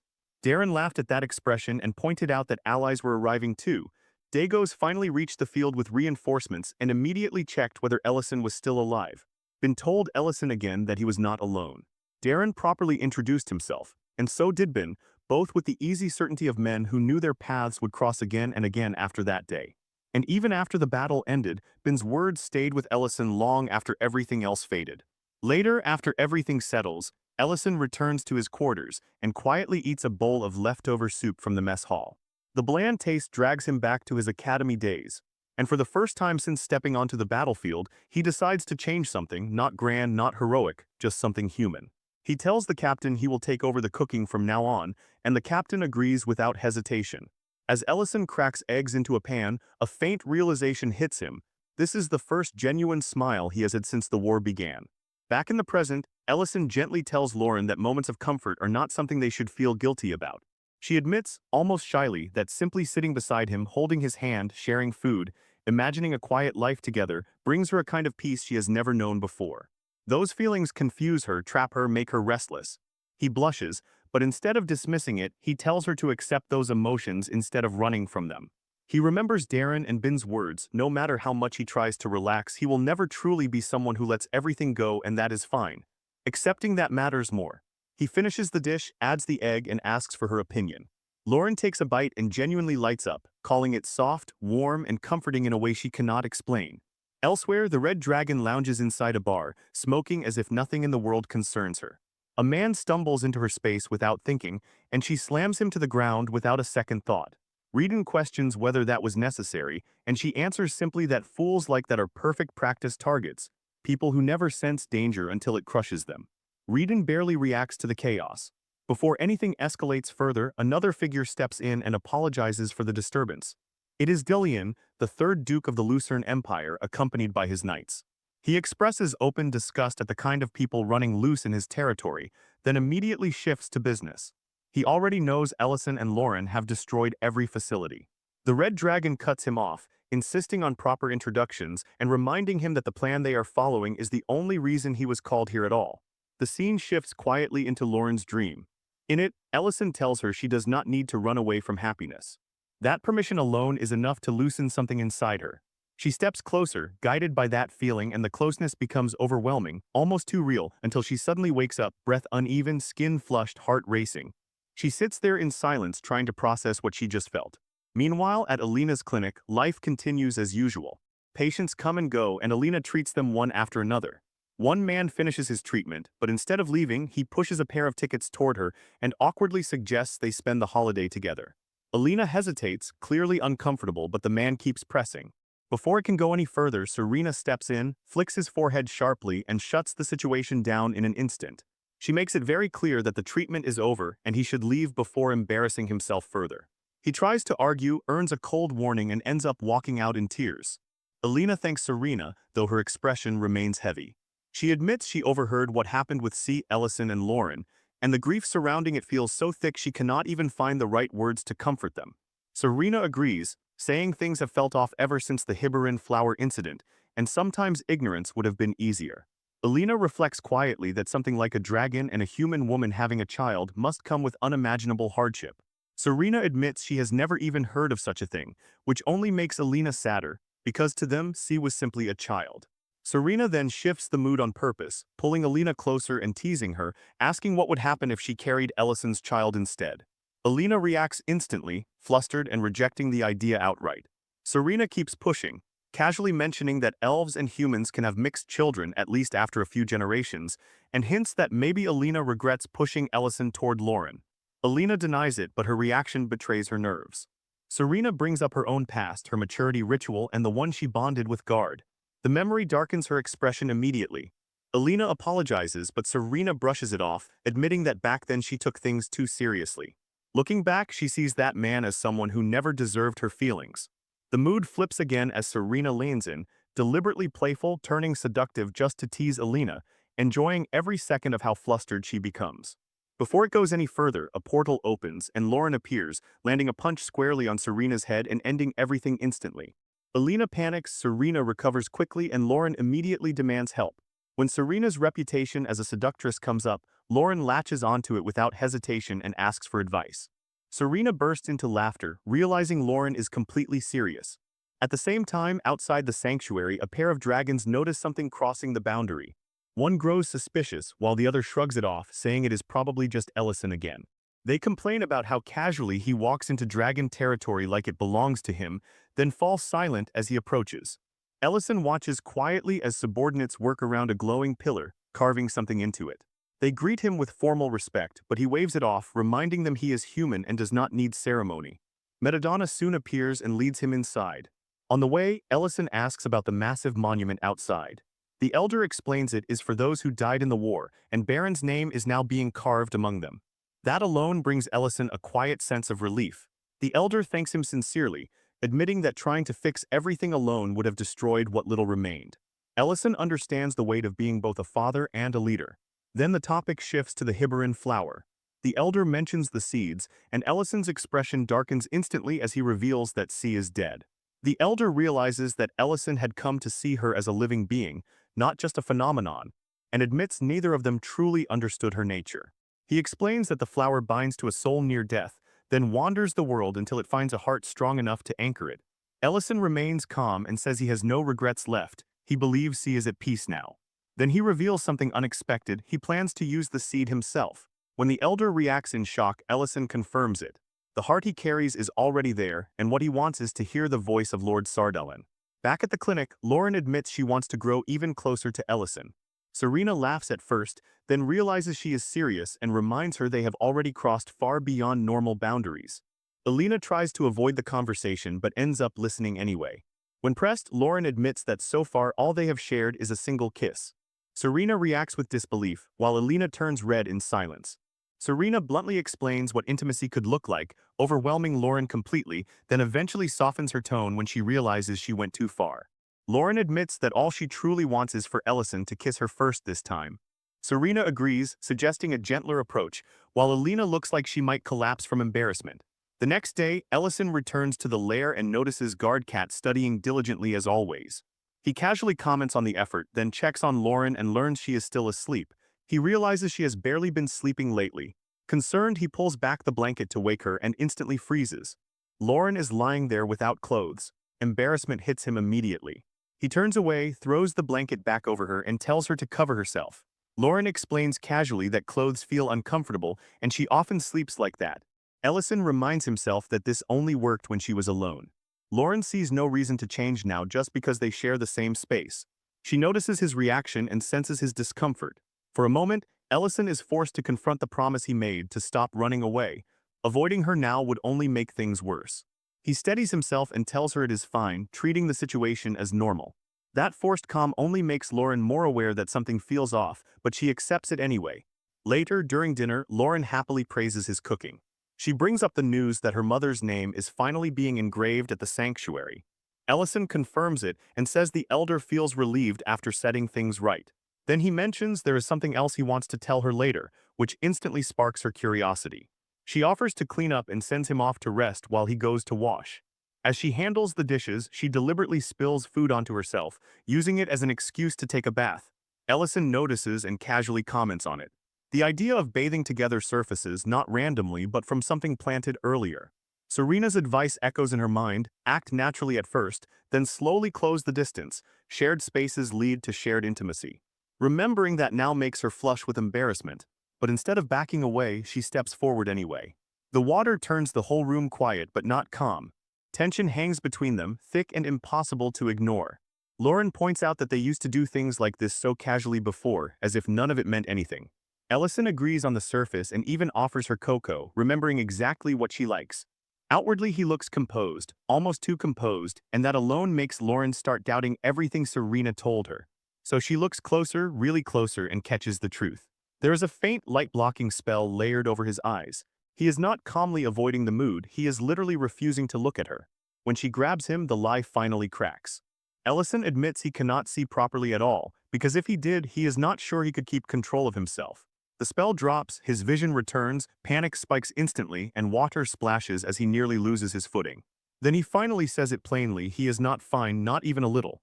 The same actions may resemble the past, but he cannot accept them the way he once did. Not anymore. If he keeps pretending, he will only lie to both of them, and he already promised himself he would stop doing that. Lauren places a hand on his shoulder and tells him the one thing he still needed to hear. Yes, the actions may look the same, but the feelings behind them are completely different now. This time, every step she takes is meant to reach him. Then, blushing hard enough to embarrass herself, she confesses the whole point of it, she is trying to seduce him. That is when it fully hits him. Nothing here is a misunderstanding. Nothing is accidental. Lauren tells him she wants whatever his heart wants, and that answer shocks even her when he moves without hesitation. Water spills over the edge of the bath as the distance between them disappears. Then, of course, chaos arrives through a teleportation portal. Serena is watching from the other side, complaining that stopping halfway makes no sense at all.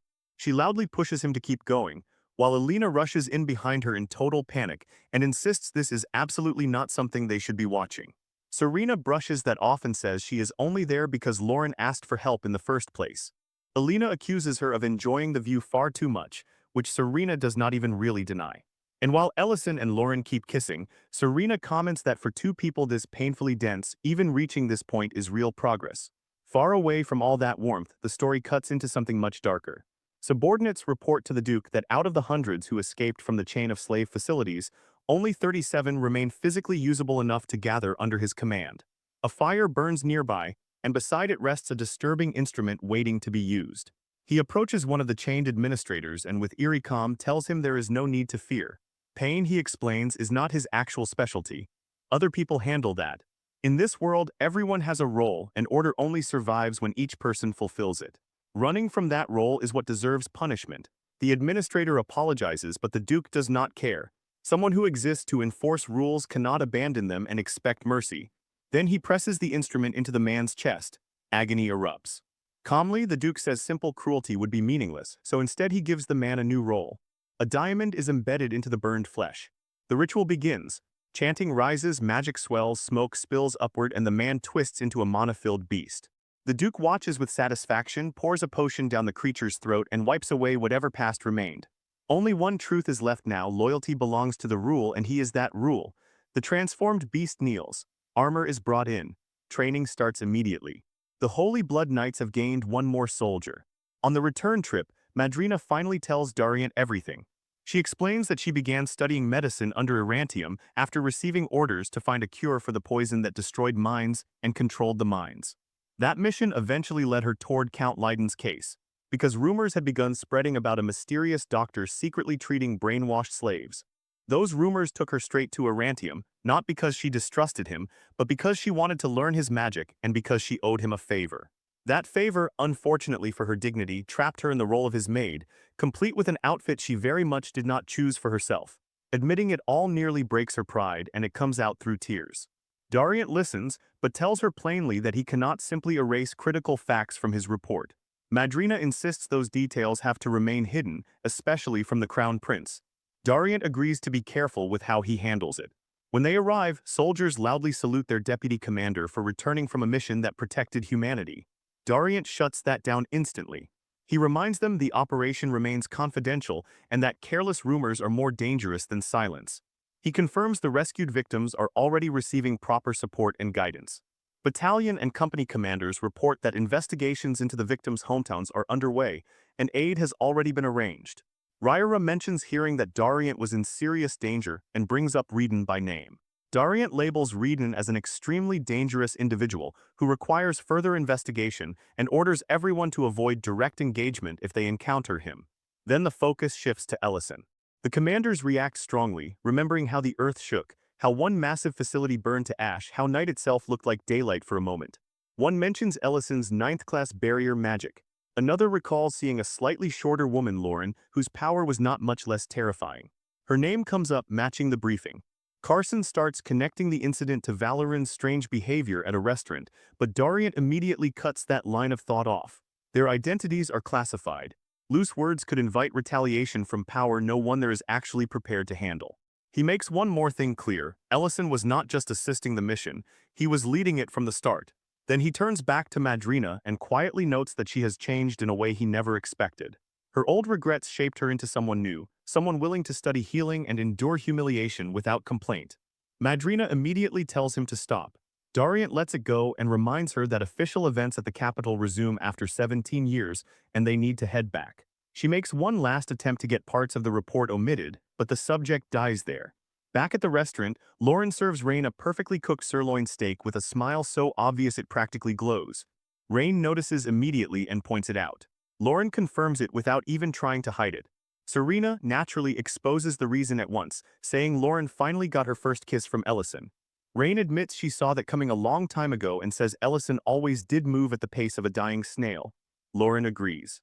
Creston, overhearing all this, reacts in disbelief somewhere nearby. Serena takes the chance to tease Alina again, insisting things would have advanced far more quickly if Lauren had followed her advice sooner. Alina firmly says today is not for that kind of talk. Serena lets it go. Lint overhears everything, turns bright red, and practically flees while carrying pasta to another table. Meanwhile, Lint and Mate keep finding excuses to hover around Ellison, pretending to fix chairs and plates while clearly teasing him. Ellison accepts that being mocked is simply his life now. Then he brings up something more serious: the item he asked Lint to investigate. Lint confirms he meant Hibaran flour and says he already contacted herbalists across the country, but none of them found even the slightest trace of it, not anywhere. Because of that, Ellison concludes that normal methods are useless. He remembers the elder explaining that even the seeds vanished from the world long ago, except for a few preserved inside a royal treasure vault before disappearing from circulation entirely. That is enough to settle it. No one out in the world has one now. Ellison calmly accepts that not every ingredient can be found by ordinary means. Then he remembers one last piece of information: one seed may still remain inside the royal palace treasury in the capital. That realization sharpens everything. They have taken risks, completed missions, and done far more than most nobles ever would. Asking for a treasure as a reward is possible this time. So Ellison decides it is finally time to return to the capital.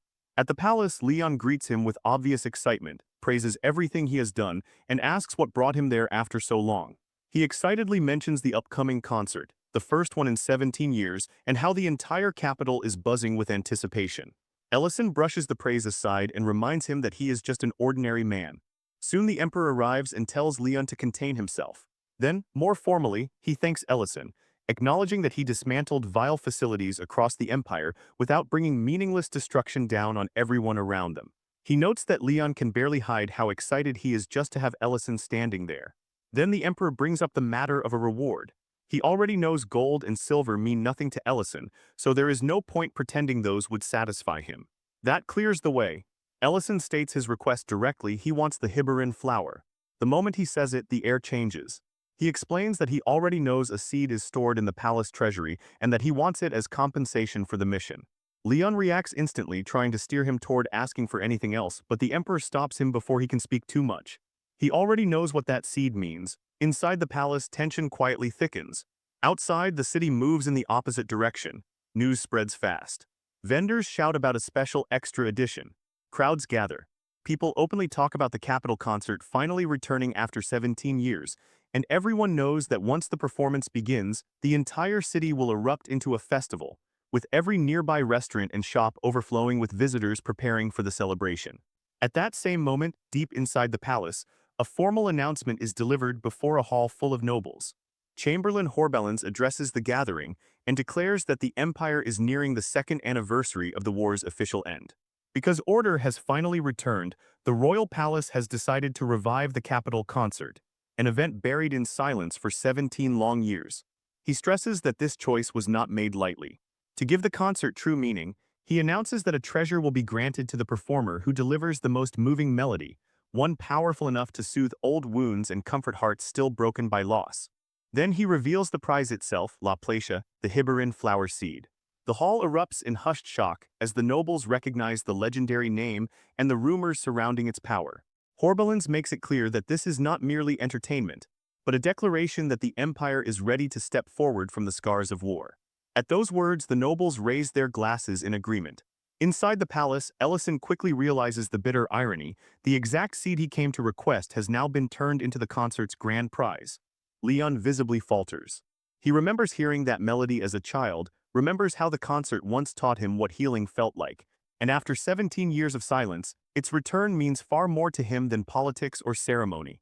The thought of that reward disappearing from the event stirs real frustration in him. Caught in the emotion of it, he pleads for the flower to be set aside just this once, for the sake of the concert itself. The Emperor's hand answers before anyone else can.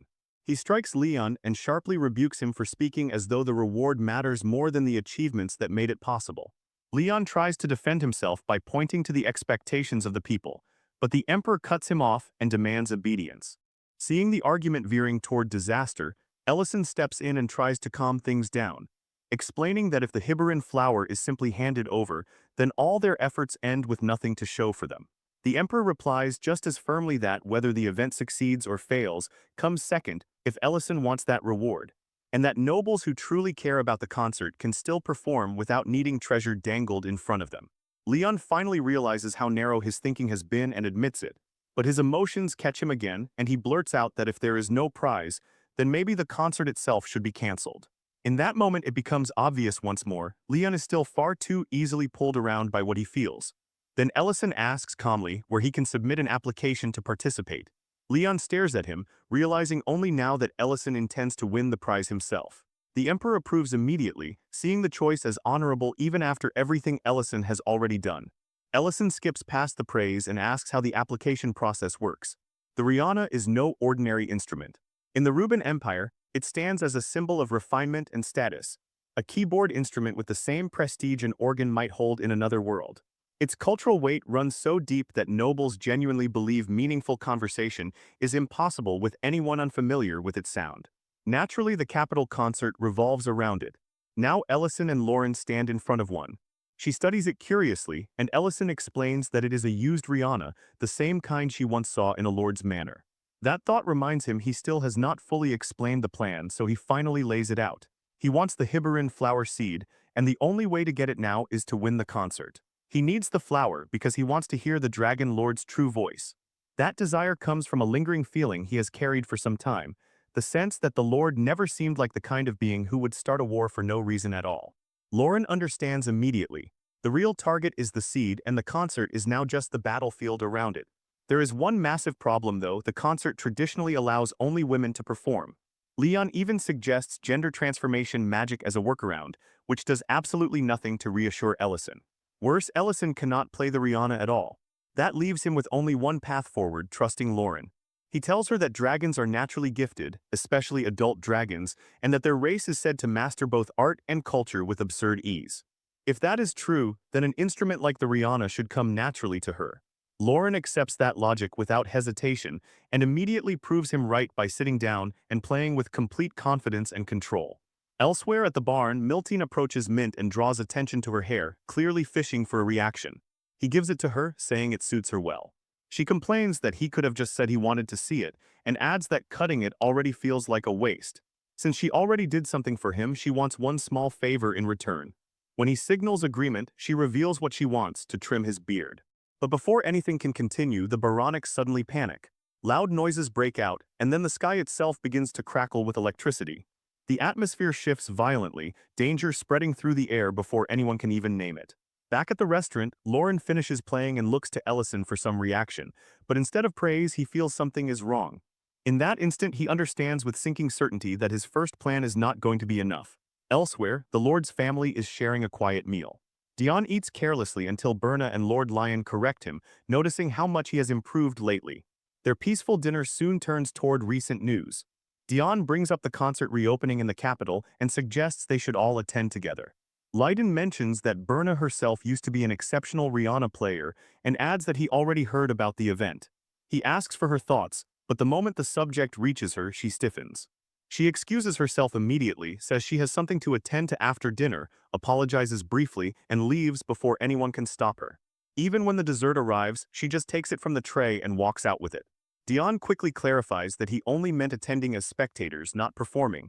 But Leiden's thoughts have already turned elsewhere. He remembers the Rihanna in that locked room, how it has gathered dust for years because Berna never allowed even the servants to touch it, insisting she would handle it herself. The more he thinks about it, the heavier the realization becomes she has not played it once since he collapsed. That alone tells him she is still carrying everything by herself instead of sharing any of it with her family. Quietly, he begins discussing a plan with his son. Meanwhile, Berna locks herself in her room and sinks into her own thoughts. Of all the things her father once forced on her to shape her into something perfect, the Rihanna had been the only one she truly loved. She can still remember the warmth of her family clapping for her the first time she played. And even now, she cannot deny that she felt gratitude for learning music from him. But that gratitude is poisoned by another memory, his words about how no one would suspect her even if someone collapsed. That thought drags guilt straight back into her chest. Even now, with a happier life with people around her who genuinely care, she still cannot bring herself to play. The image of herself proudly touching the instrument he taught her feels revolting. She imagines Dion and Leiden looking at her with disgust. Every time she sees the Rihanna, it feels like her own sins are staring back. In her shaken mind, the instrument almost takes on a shape of its own, like a dark presence looming over her and accusing her of neglect. The pressure overwhelms her and she collapses. Lauren, who is there because of the Rihanna, notices Berna fall and immediately moves to help. At the same time, in another place, someone reviews the concert applications. Many names have already been submitted, but one entry stands out, Count Michelle Frown, a name no one recognizes. Further details reveal she is supposedly a noblewoman from distant Greek city. That confirms it, this ridiculous identity is the best plan Ellison could come up with. Just then another figure enters and dismisses the concern entirely, saying everyone will kneel once they hear her performance. She is Loriana Dillion, niece of Duke Melik Delion. The Duke coolly reminds her that confidence means nothing without preparation. Back at the estate, Berna wakes to find Lauren and Ellison beside her. Confused, and noticing the swelling on her head, she tries to piece together what happened. They explain that, as strange as this may sound, the real reason they came is to borrow her Rihanna. Lauren intends to enter the concert, and they cannot tell whether the real obstacle will be her skill or the instrument itself, so they want to know if Berna can help. Lauren casually plays a few notes, and the sound alone disturbs Berna immediately. Before the moment can settle, the door slams open and Leiden rushes in with urgent news. The Dillion family has made its move, and allied nobles have imposed a new restriction on the concert. Families without previous participation now have to pass preliminary rounds in their own territories before they are even allowed to compete in the capital. The situation turns grim instantly. Yet Lauren keeps playing as if nothing changed and calmly points out that the Rihanna should still be enough to get through the preliminaries. Our boy feels the floor drop beneath him. The Hibarin flower suddenly looks farther away than ever. While he scrambles for a way around it, Duke Dillion is elsewhere, calmly checking in with the Red Dragon about the plan they set in motion long before this. He expects progress by now, and she confirms it without hesitation.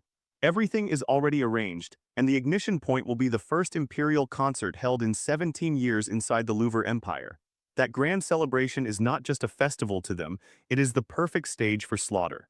Nobles tied to the imperial faction and civilians packed into the capital will become targets at the same time, maximizing chaos in one strike. The reason is brutally simple. The last war failed to finish the empire only because people united behind three so-called heroes and found hope where none should have existed. Without that unity, the empire and the Black Dragons would already be dust. This time, they intend to make sure hope never gets the chance to rise again.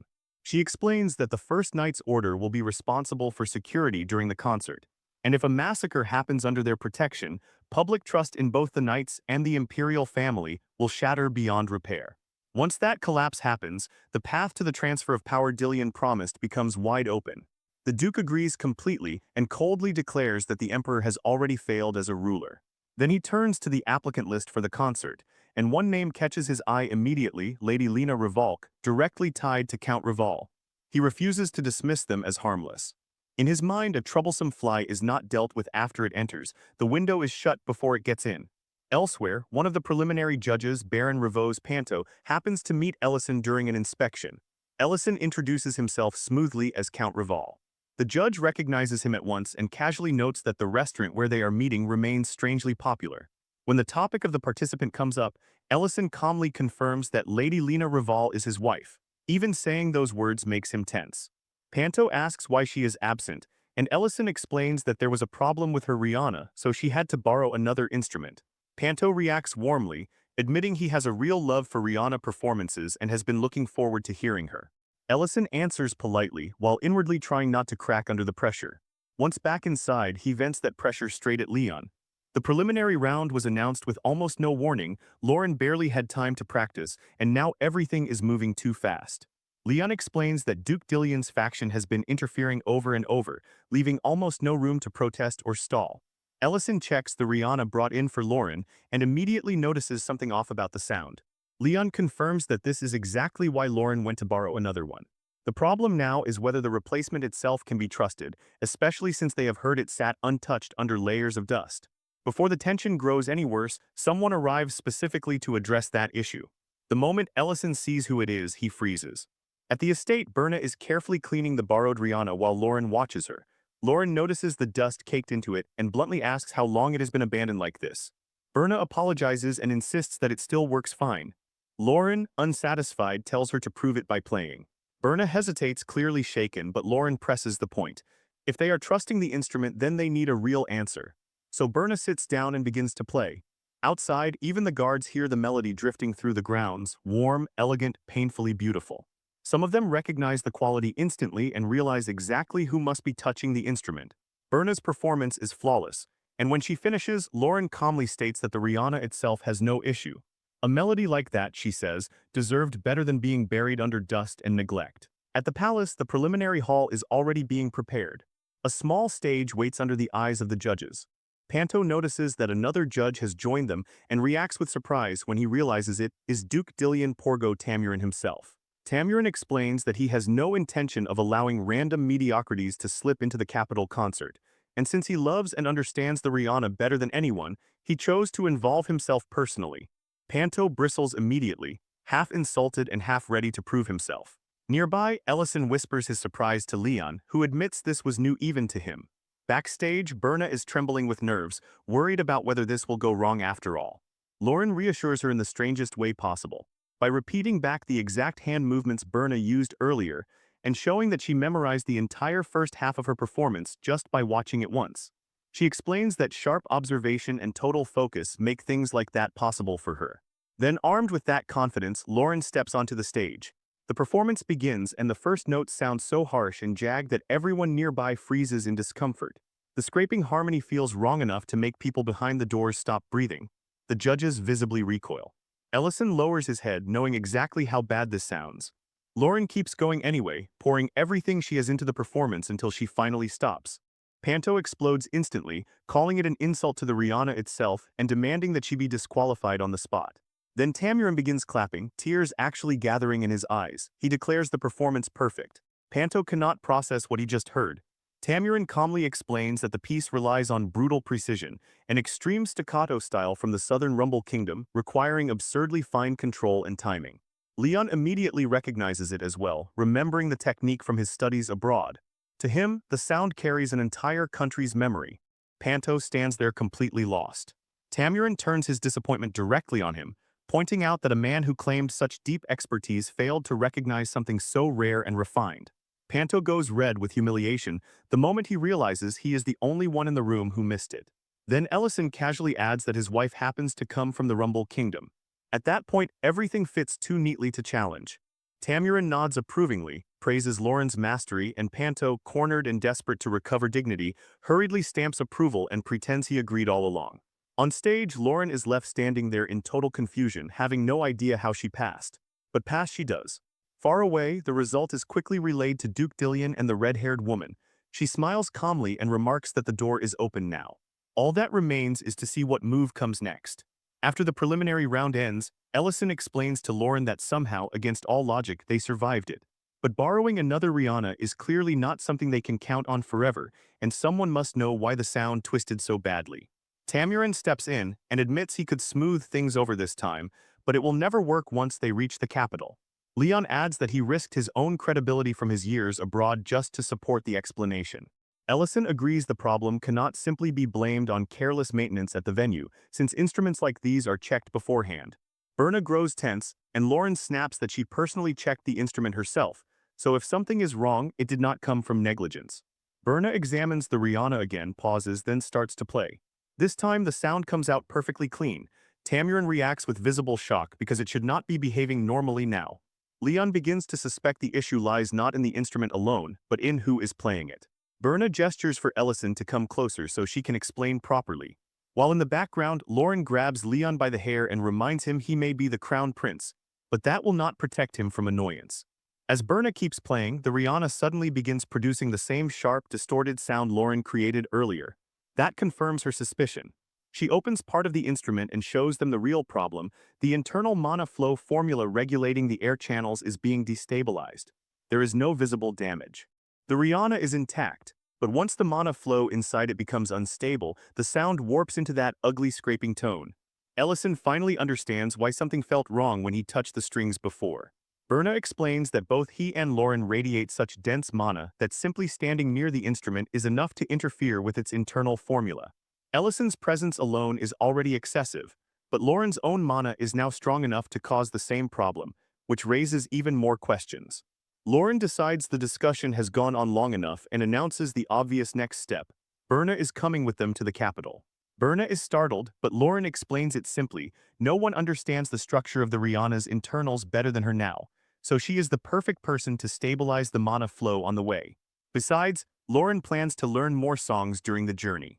Berna agrees, though she weakly mentions meetings and obligations she should not abandon. Lauren brushes that aside and says walking forward together sounds better than being dragged alone.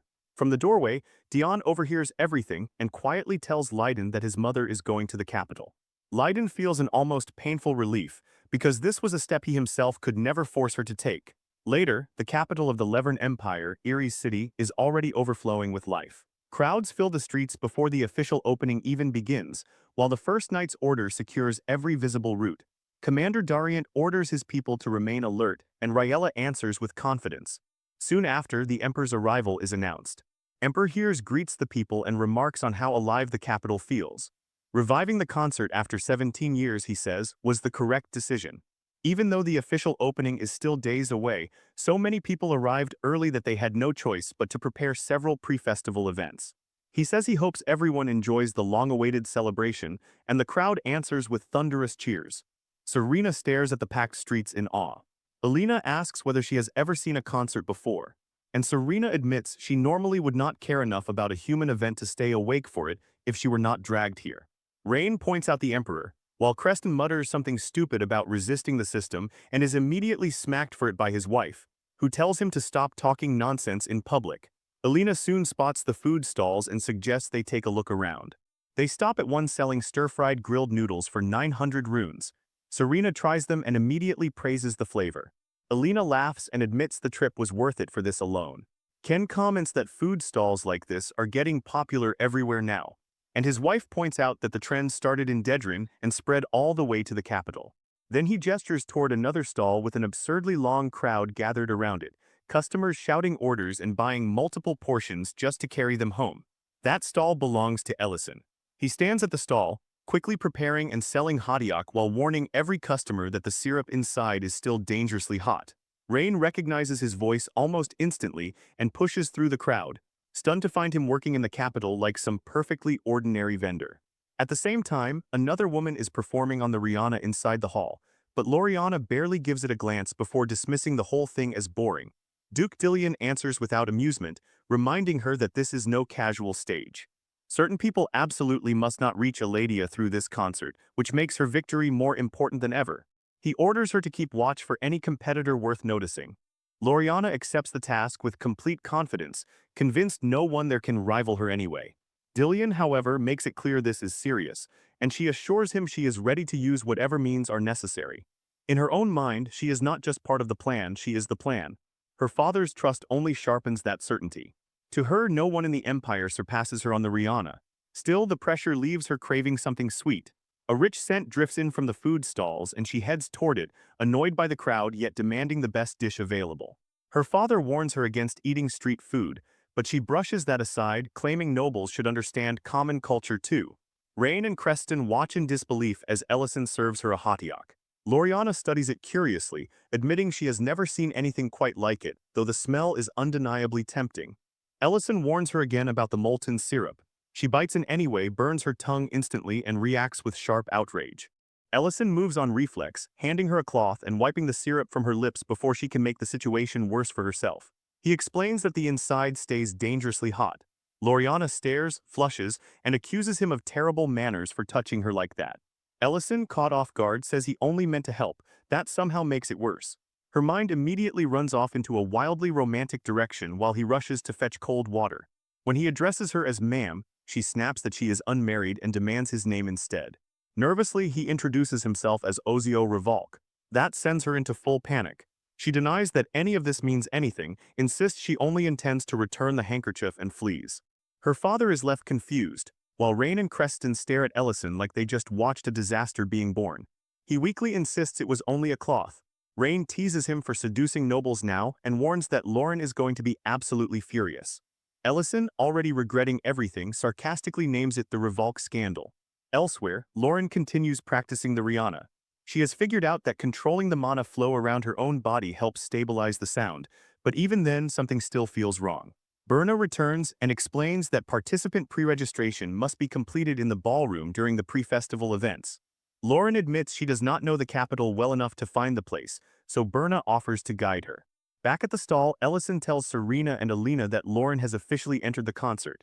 Both of them react in shock. He then asks them, with way too much seriousness, to address him properly as Count Ozio Revolk and Lady Lena Revolk. Creston grumbles about being ordered around by nobles now, while Rain finally understands why Ellison has been introducing himself in such a ridiculous way. Serena ignores all of that and asks for more hadiak. Rain narrows her eyes and questions Ellison about the noble girl from earlier, clearly suspecting nonsense. He denies trying to seduce anyone. Alina, more hesitant, asks what he means by competition. Rain answers for him, revealing the girl's identity, Loriana Dillion, one of the highest-ranked Rihanna performers alive, famous enough to tour across entire regions and widely considered the Empire's best. Ellison corrects that immediately. The last true winner before the war, he says, was someone else entirely, Lady Byrne Drake. Inside the palace, Loriana spots Lauren standing beside Berna, and the sight alone irritates her instantly. She remembers Berna's victory in the last recital, remembers Dedrin, remembers humiliation that still burns years later. Her expression hardens at once, and she immediately assumes Berna has entered the concert too. Berna calmly clears up the misunderstanding and says she is not participating, then turns to leave without lingering. That should have ended it, but somehow it makes Loriana even angrier. Berna refusing to compete feels like a deeper insult than challenging her ever could. She grips the stick in her hand so hard it trembles. Her pride still remembers that old loss. That is when Ellison arrives, having heard rumors about an impressive performance and wanting to check on Lauren. He steps into the tension without realizing just how bad it already is. Lauren calls out to him, Berna formally addresses him as Count Rival, and Loriana catches that title immediately. The fact that he is a noble changes something in her eyes. Ellison recognizes her as the Hatiak customer from earlier and casually calls her the same thing, which only annoys her more. She rejects the title at once. Watching the ease between Ellison, Berna, and Lauren clearly gets under her skin. Then Ellison mentions Berna's old recital victory, and Berna quietly says she was only a child back then. Loriana's jealousy sharpens into obsession almost instantly, and she suddenly tries to force a duel into existence, demanding that Berna enter the recital. To make it worse, she stakes Ellison on the result, insisting that if Berna loses, she must leave him behind. Ellison and Berna both freeze, while Lauren's anger detonates on the spot. She is ready to attack, and Ellison has to stop her immediately, reminding her that causing trouble now could cost her the concert entirely.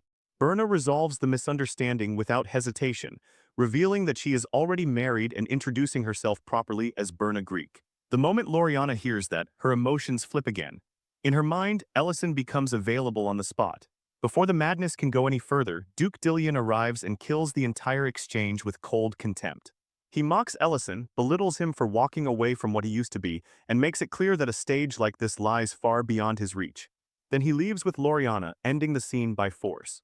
Only after he is gone does Berna visibly tremble, finally understanding exactly who she had just spoken to. Ellison steadies her, and without wasting the chance, urgently asks her to enter the recital. He admits plainly that he needs her help for something important. Berna hesitates, knowing she already walked away from the Rihanna once.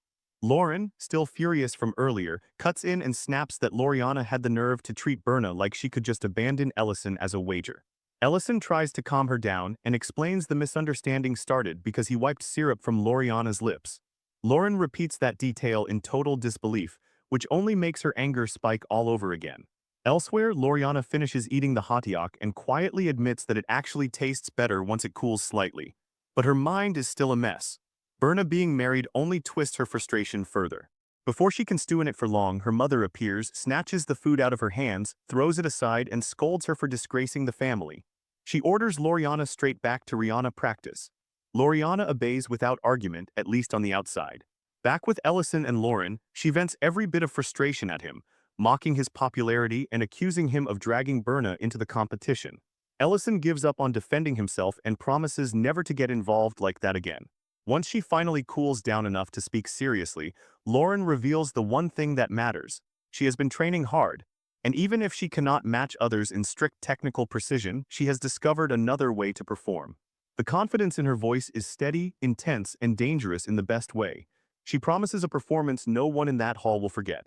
At the registration area, Berna approaches quietly and asks about signing up. A subordinate explains the process and adds that experienced performers can skip the preliminaries entirely. Berna grows tense as she listens. Then a woman bumps into her, tosses out a careless apology, and takes one more look at her face. The mood changes instantly. Recognition hits, and with it comes open hostility. The woman lashes out, strikes Berna down, and sneers while exposing her identity as Count Dedrin's daughter, dragging old hatred straight back into the present. This woman is Lucian de Lelyn. She grabs Berna by the face and makes it brutally clear that someone like her has no place in the competition. Before things can get worse, a strong hand tears Lucian's grip away. Leiden steps in between them and openly condemns her behavior, making it clear that jealousy over his wife's talent does not justify public humiliation or sabotage. Berna freezes the moment she realizes he is there, fear still visible in her eyes. Leiden does not hesitate. He calls Lucian's conduct disgraceful. She snaps back and questions his authority, but before her anger can build momentum, Ryra steps in as well. Calmly and without emotion, he reminds everyone that violence is forbidden during the event and that all nobles are still subject to the First Knight's order. Lucian masks her anger with sarcasm, remarking that the Greek family now has knights standing up for them. Ryra accepts the insult like dust in the wind. Lucian throws out one final warning, making it clear that if Berna ignores her and joins the recital, she will regret it for the rest of her life. Leiden shuts that down at once. He reveals that Berna's registration has already been completed and says he is only passing through. Then he leaves Lucian with one last pointed remark, hoping Loriana does not suffer another bitter ending like before. Lucian is left standing there, dark and shaken, while the nobles around them begin doing what nobles do best, spreading rumors before the dust has even settled. People all over the venue start whispering the same thing: Berna has really entered the recital. Old memories resurface fast, especially the fact that she once won the last one. That immediately drags Loriana's name back into comparison, along with the rumor that Loriana stopped playing for a long time after losing to her. Just like that, anticipation spikes. Everyone can feel this recital is no longer an ordinary competition. As evening deepens, Rihanna melodies begin spilling from every corner of the capital, every participant pushing themselves harder than ever. Then, when the tension is stretched to its limit, the day of the recital finally arrives. Sultan D. Horn, head of the Imperial Magic School, opens the event by declaring that this concert belongs to everyone, not just the nobles inside the hall. Every performance will be projected into the main plaza, with viewing windows set up throughout the capital so the whole city can witness it. At his food stall, our boy realizes the finals are beginning and starts getting ready to head over. He wonders what kind of monsters, in the artistic sense, must be waiting on that stage. The first finalist proves immediately that the finals are on a completely different level. Even from the audience, the performance feels far beyond the preliminaries, polished, powerful, and carried by years of discipline. Emperor Leodin comments on the sheer effort behind each piece, while Tamarin answers coldly that he intends to judge without mercy. Lucian sits beside Duke Dillion and casually says the first day's standard feels low. Dillion corrects her, explaining that the truly dangerous performers are always saved for later. Then the host praises the last performance and introduces the next contestant, Mrs. Lena Rival, a first-time recital participant. That name alone sends a ripple through the entire hall. Attention sharpens instantly. Lauren steps onto the stage wearing a green dress she is visibly uncomfortable in, and the moment she appears, all eyes lock onto her. Rain quietly recognizes her at once, while Serena corrects the name in her head, Lady Lena now. Elena notices how striking she looks, but Creston is too busy worrying because he still remembers the last time that Rihanna sounded less like music and more like it was dying. Rain waves off the concern, assuming Lauren must have practiced like crazy since then. In the end, they all settle on the same choice: trust her and wait.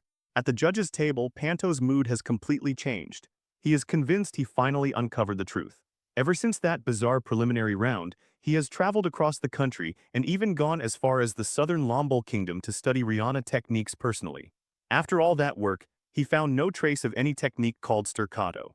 So now he is certain the earlier performance was a lie, a trick, a fraud dressed up as innovation. And with that belief settled in his heart, he prepares to expose her before everyone. The hall falls silent. Dion watches with visible tension, wondering whether this will collapse into disaster, but Lion hushes him before he can say more. Ellison keeps his eyes on Lauren and silently tells himself she can do this. On stage, Lauren lifts her hands and already knows one thing: a normal performance will never be enough to win here. Since she already understands that the Rihanna's airflow is unstable, she makes a radical choice. Instead of fighting the flaw, she will weaponize it. In that instant, a memory hits her, standing beside Ellison in another world, both of them pausing their journey just to listen to a rock concert. That memory becomes her answer. If this world has never heard a sound like that, then that is exactly what she will give it. Her fingers move, and the Rihanna answers with a heavy, driving rhythm that sounds less like court music and more like a roaring guitar dragged through pure mana. The sound crashes into the hall like raw force. Everyone freezes. Our boy recognizes it immediately, music from his old world reborn through her hands. Rain cannot even process what she is hearing, while the Emperor feels it strike him straight through the chest. For one suspended moment, the crowd doesn't know how to react, and then the cheering begins. The rhythm drags them in whether they understand it or not. Lucian goes stiff with disbelief. Duke Dillion presses a hand to his temple. Panto breaks into tears as reality finally lands on him. The technique he denied is real, and worse, his own understanding of the Rihanna has been embarrassingly shallow. In that moment, he resolves to relearn everything from the beginning. Lauren finishes and acknowledges the audience. Even the host struggles to recover, eventually forcing out that it was an overwhelmingly powerful performance before moving on to the next contestant. Behind the curtain, Loriana feels her legs weakening. For the first time, she honestly wonders how anyone is supposed to follow that. All through the palace hallways, nobles begin whispering excitedly. No one can believe the Rihanna could produce a sound like that. As Lauren steps off the stage with Ellison, several nobles rush toward them at once, praising her, questioning her, trying to understand what they just witnessed. Lauren hesitates under the sudden pressure until Ellison nudges her, reminding her to introduce herself properly. She almost slips before correcting herself as Lady Lena Revolk. Names, titles, compliments, and questions start flying at her from every side. She is clearly overwhelmed, and Ellison sees it immediately. He steps in, explains that she is exhausted, promises answers later, and guides her away before the crowd can swallow her whole. As he pulls her along, she blushes and quietly confirms her role as his wife, and he tells her to keep going with it for now. Once they are away from the noise, he thanks her sincerely. He admits he never expected her to work this hard for his sake and apologizes for ever doubting her. She answers that this belongs to both of them, so of course she would give everything she had. She says thanks alone is not enough, and before she can say more, he cups her face and kisses her. She freezes in shock. When he awkwardly asks whether that earns forgiveness, she accepts it with a shy smile. Still blushing, she abruptly complains about how uncomfortable the dress is and asks him to help undo it, which nearly kills him on the spot. By the end of the second day, Lauren's performance has taken over every conversation in the capital. Everywhere people gather, her name comes up again. Listeners openly call the performance unforgettable. Leiden agrees, saying it hit on a level deeper than skill alone, and that it barely even feels like Rihanna music in the traditional sense. Even the hosts begin referring to her as a rising star of the entire concert. News spreads that Lady Lena Reval shocked the capital by unveiling a new style now being called the estacado method. While Loriana performs on stage, she overhears that talk, and the realization hits like poison. The technique is being attached directly to Lauren Lady Reval, Ellison's wife. Later, her mother reacts with immediate fury. She forces herself to dismiss the praise, convincing herself that people are just dazzled by something crude, something better suited to a market alley than a concert hall. She pressures Duke Dillion to act, demanding personnel, making it clear she doesn't intend to watch rivals keep rising. Dillion shuts her down at once and reminds her the plan has changed, and anything reckless now could create unwanted trouble. She pushes back, insisting she has no interest in causing chaos, only in making Lauren fail on stage. That night outside the venue, Berna is leaving when Ryra escorts her. Berna apologizes softly, explaining she only wanted to practice more and regrets staying out so late because of it. Ryra reassures her that since the concert is under the imperial family's protection, keeping everyone safe is part of their duty. She even admits she is genuinely looking forward to Berna's performance because she truly loves Rihanna music. Then, without warning, armed figures surround them. Berna instantly realizes they are trapped, panic flashing across her face. Ryra stays calm and tells Berna to duck. The attackers rush in, but Ryra moves first, a single sweep of her sword cutting them down and leaving them unable to continue. She immediately concludes this is no random robbery. She chooses not to kill them because she wants answers. But before she can press further, someone seizes Ryra's arm and smashes her into the rocks. Another attacker pins her down and orders the rest to finish the job. One of them raises a weapon toward Berna's hand, threatening to crush it. Berna begs him to stop because those hands are her one chance to begin again with the Rihanna. And right at that critical second, a sharp voice slices through the scene and commands them to stop. Meanwhile, the concert presses toward its final stretch. The host thanks everyone in the hall and across the capital for staying with them to the very end. Only 2 performers remain. He prepares to introduce the next one, reminding the audience that she once won a past concert, Lady Burnage. But when her name is called, no one appears. Duke Dillion watches quietly and assumes the sabotage succeeded. Lucian feels satisfaction coil through her as she remembers the report from the Holy Blood Knights that the job was completed that morning. In her mind, Berna is no longer just absent. She is ruined, perhaps unable to use her hands ever again, condemned to stare at the life she lost. Our dude turns to Lauren, trying to confirm whether she knows anything, but Lauren says she was with him the whole time. A bad feeling sinks into him immediately. Before the silence can become too heavy, Loriana steps forward and offers to perform first, claiming changing the order shouldn't be a problem. The host nervously agrees and announces her as the next performer, the top contender, a famous artist who has already toured across the continent. Some people in the audience mutter that the situation feels unfair, but the performance begins anyway. Loriana glances toward our boy and hardens her resolve. In her mind, trust is worthless. Only her Rihanna can prove her value. She treats the instrument like her entire life and pours everything into the performance. From the first strike, the sound is overwhelming. Aggressive, massive, deep low notes rolling across the hall like an army marching to crush whatever stands in its path. Even without knowing the Rihanna in any deep technical way, Ellison can feel the weight of Loriana's performance pressing straight into his chest. It is that overwhelming. Loriana refuses to ease up for even a second, sweat running down as she drives the piece to its limit. Then the final note lands, and for one brief breath the entire hall goes silent. A heartbeat later, applause erupts so violently it feels like the whole venue is shaking. The host praises it as grand, overwhelming, and deeply moving, and with that performance finished, the room's attention swings back to the missing contestant. Whispers start spreading fast. Some wonder if Berna backed out under pressure, others mutter that maybe her years away from performance finally caught up to her.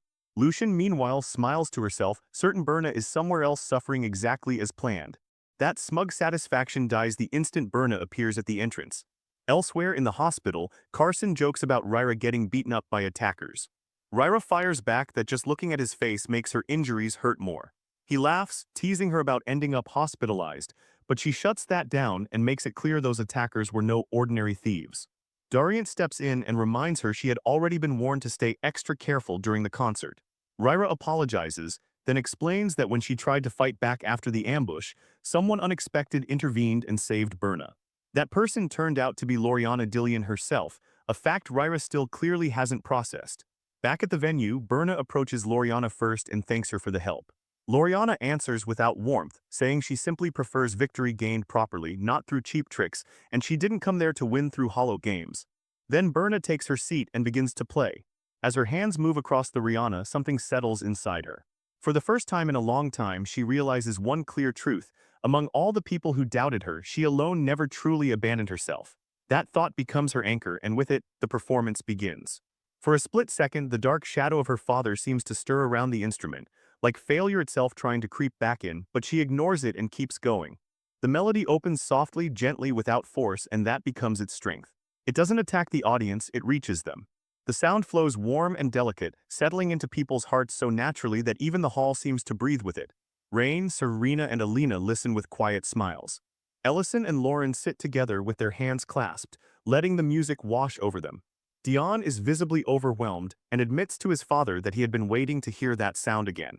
Even Loriana listens closely, and in that moment she realizes something bitter. This is the sound she herself had been chasing all along.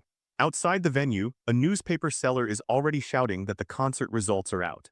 Someone buys a paper and casually says the event alone was worth watching, even if the winner might not be shocking.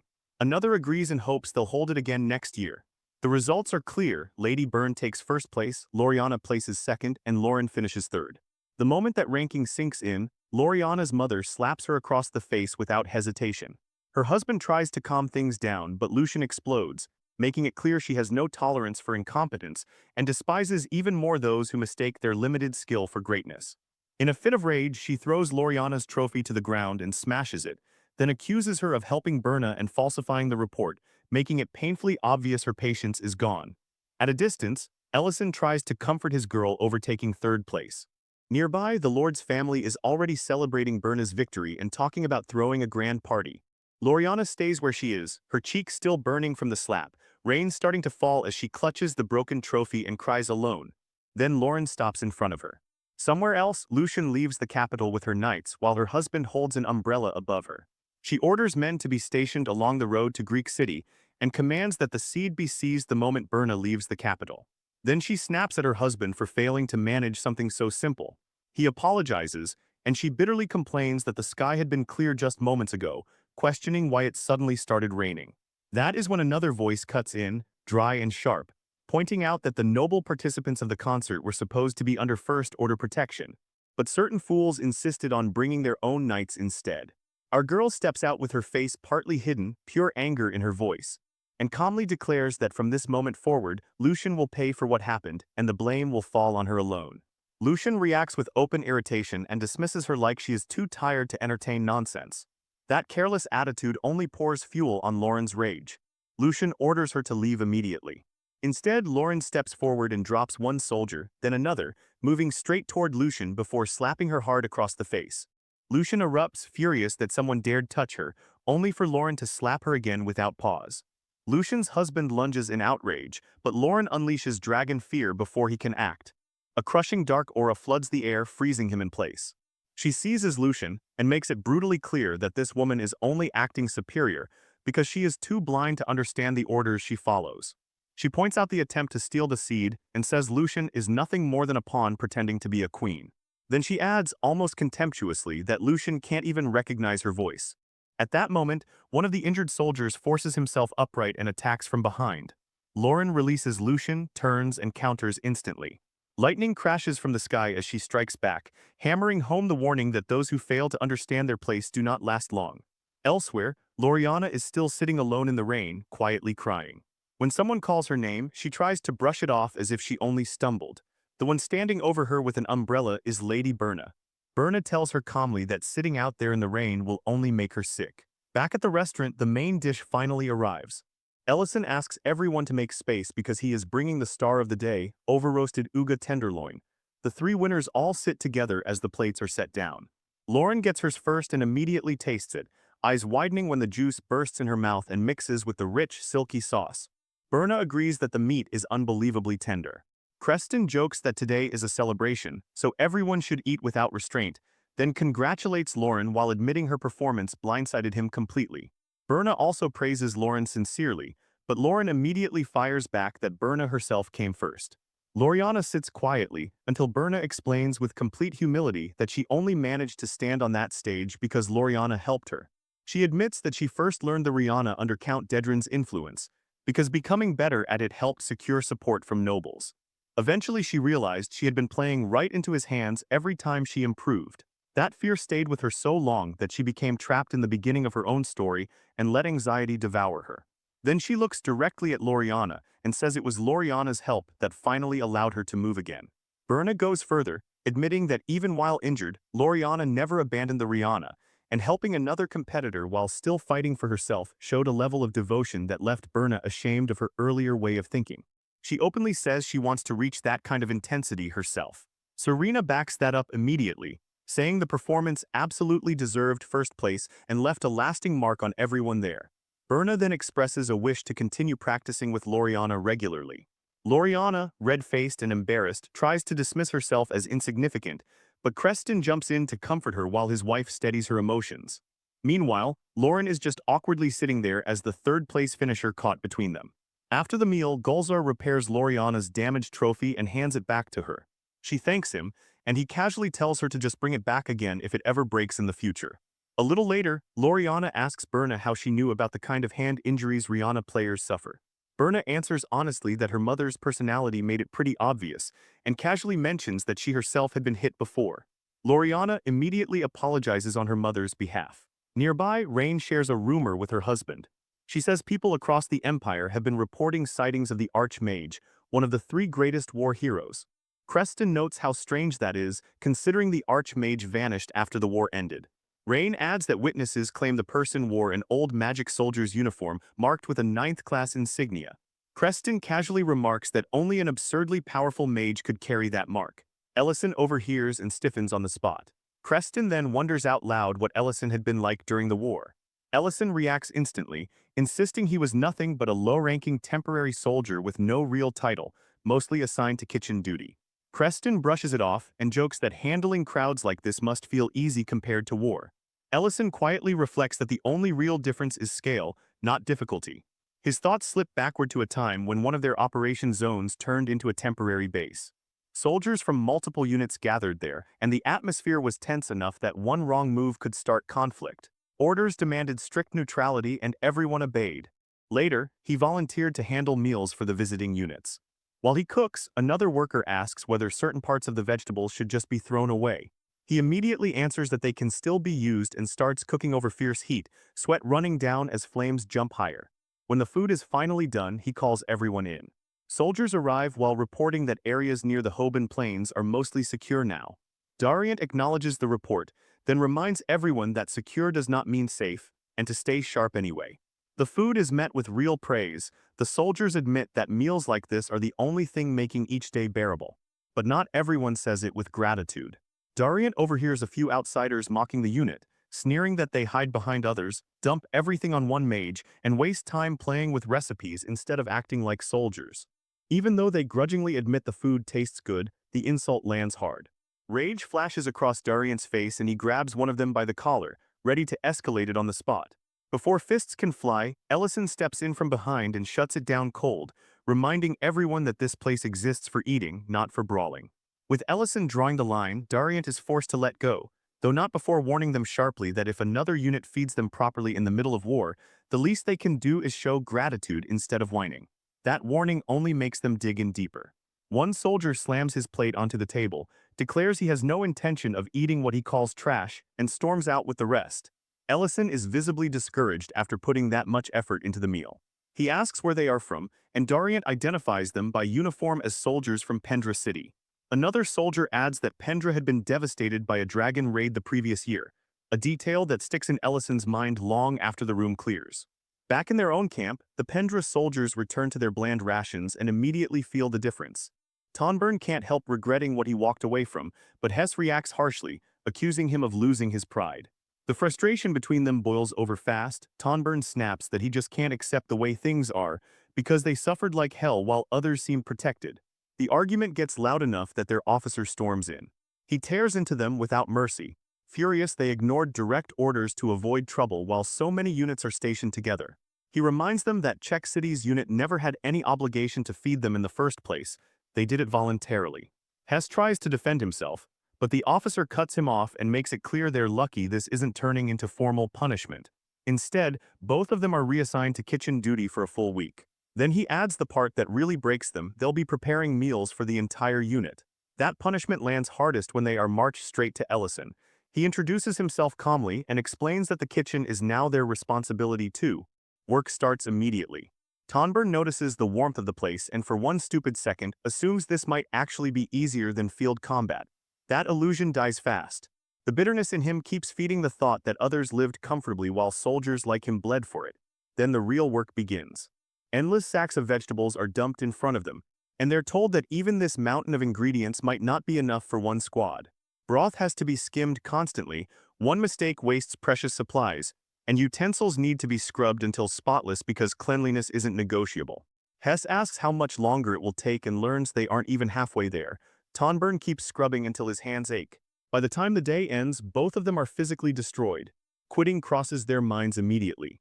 Sleep feels like their only hope, until Hess is shaken awake before dawn by Ellison, informing him breakfast prep starts now. The worst part is realizing it's only 5 in the morning. That rhythm keeps going for days. until one morning Ellison announces a change. Since rations are too limited to allow real variety, they'll go gather ingredients from the mountains instead. He hands them a list and casually points out that foraging is still safer than frontline duty. So they head into the mountains and start identifying edible plants. Somewhere along the way, Hess remembers seeing a flash of light when Ellison woke him earlier and finally realizes Ellison is a mage. Ellison confirms it without any drama, describing himself as a combat mage who also happens to cook. He explains he was never formally commissioned, only attached temporarily. That answer makes Hess bring up the rumors surrounding the unit's famous mage. The one who supposedly rose to 5th class at insane speed, kept driving dragons back, and protected the whole operation zone. In Hess's eyes, that low casualty rate only existed because the suffering got pushed onto other places instead. The exhaustion sharpens his resentment until it sounds almost logical. Ellison shuts that down gently but firmly. He explains that their unit survives because of an expanded reconnaissance system. Monsters are tracked constantly, so the mage can be sent precisely where danger is about to hit. It's not safety stolen from others, it's a system built to distribute risk before everyone dies. It took time to stabilize, nearly collapsed more than once, and some infantry units were almost wiped out before it worked. Then he explains his own role in even simpler terms. Good food matters because morale matters, and a cook's satisfaction comes from seeing people eat well.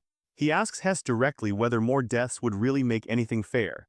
Soldiers aren't fighting so they can die, and cooks don't prepare food to punish people. Good food is part of protecting them too. That finally gets through. Hess quiets down, and before Ellison leaves for other duties, he hands him a basket of gathered ingredients. Ellison checks it, spots a rare mushroom, and says the kitchen is going to be impressed. Back in the kitchen, the cooks turn those mundane mushrooms into soup, and the reaction is instant. Soldiers praise the smell before they even taste it, then start comparing the flavor to noble cuisine and openly admiring the unit. For the first time, Hess and Tonburn feel proud of what they made. That feeling lasts right up until one soldier deliberately dumps his soup and mocks it, and another joins in. The whispers spread immediately. They're the Count's personal guards. One of them spits into the bowl and arrogantly claims he just saved everyone from eating it. That pushes Hess past his limit, and he punches the man on instinct, only to get knocked flat in return. The guards laugh at him, mock the food, mock the kitchen, mock everything. And lying there on the ground, Hess suddenly sees it with brutal clarity. This is exactly what he and Tonburn had been acting like before. The shame of that realization hurts more than the punch. Then Ellison steps in and draws the line clearly. He tells Hess that his past behavior isn't the same as this, because this isn't bitterness or ignorance anymore, it's deliberate cruelty. The guards dismiss him as just a cook, and that is when Ellison reveals his mage uniform and officer status, wiping the arrogance off their faces instantly. He states flatly that he is not joking and he expects obedience. Then he explains the difference between simple dislike and real disrespect. Spilled food can be cleaned up, but once a whole pot is contaminated, it can't just be thrown away in war. One soldier starts trying to calm things down while hinting at his own importance through his armor, expecting that status to protect him. Ellison cuts that off before it forms. He conjures a magical sphere around them in an instant, dense mana crushing the air inside, and makes it clear that rank means absolutely nothing in that space. Since the pot they defiled can't simply be discarded, he decides they'll learn the hard way, by drinking every last drop of the soup they ruined. Before that punishment is fully over, Dariant returns from an attack mission and instantly recognizes the smell of mundane mushroom soup. His face shifts from excitement to disbelief when he realizes his share is gone. The two soldiers, meanwhile, are forced to choke down the soup they spat into, barely managing to swallow it. Dariant pieces together the situation fast and understands exactly what happened, though his own disappointment is almost funnier than their suffering. Later, Hess sits alone and replays all of it in his head.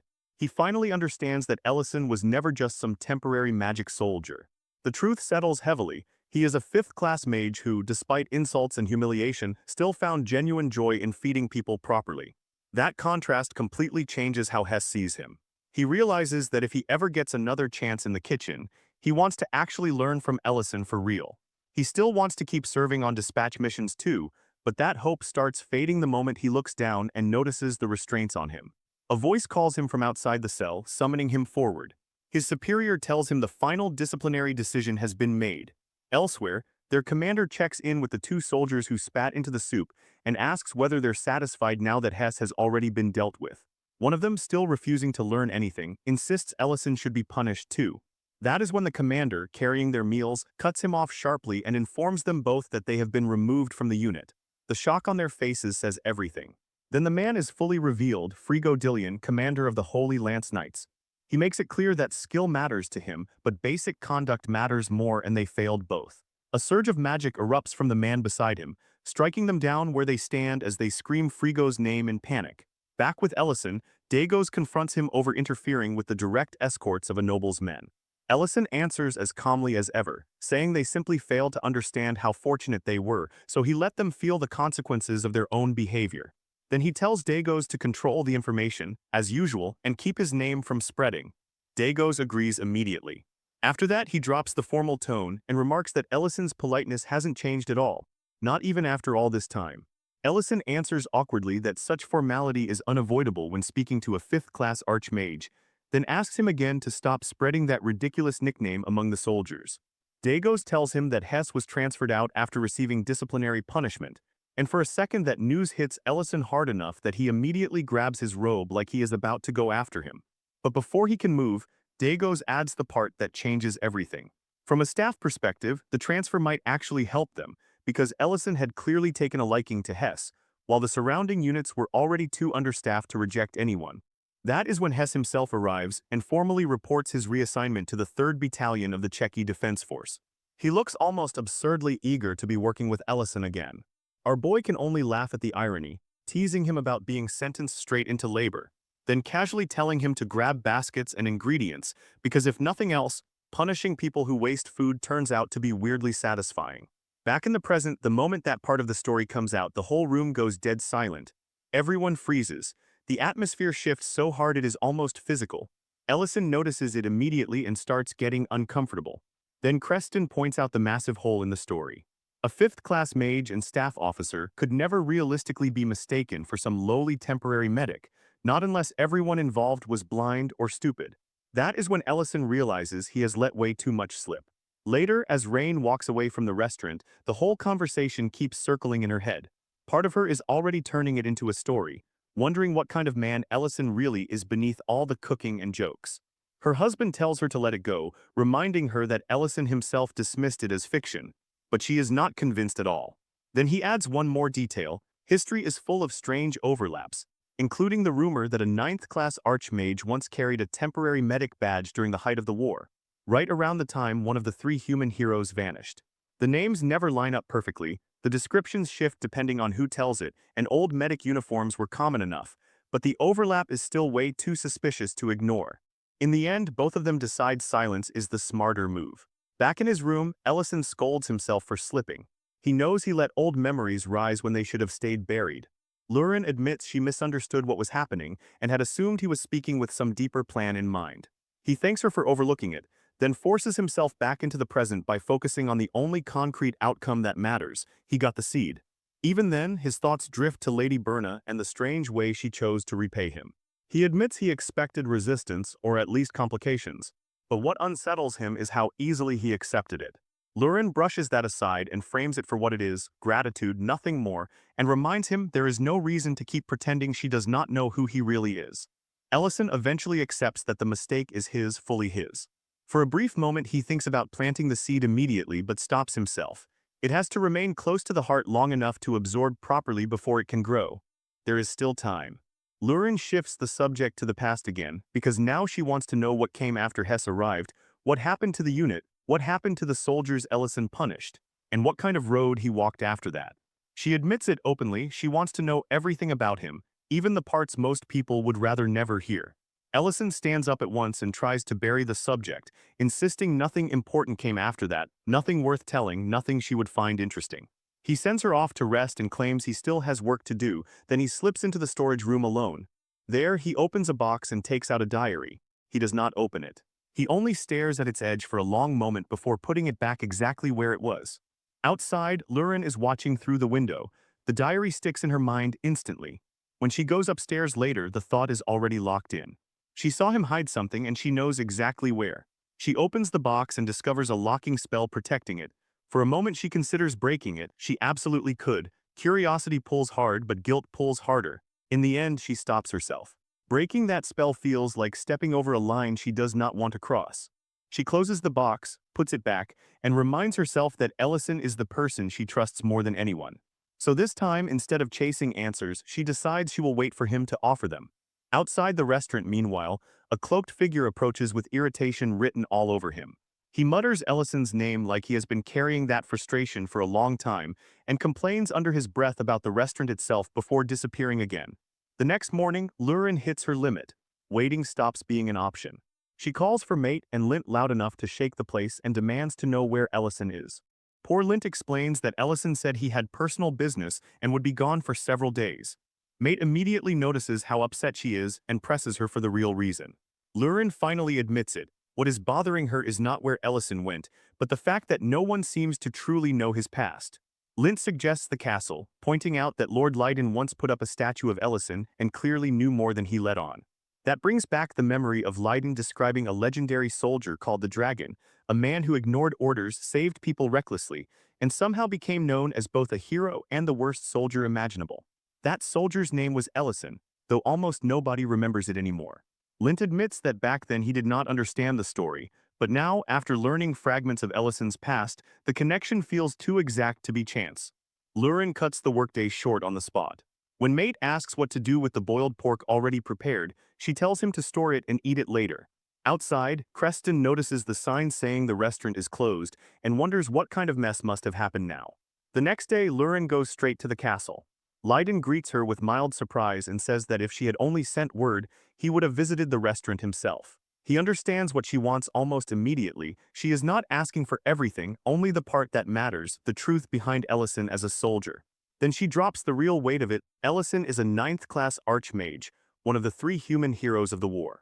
Leiden pauses, but not in shock. He accepts it far too calmly for her liking.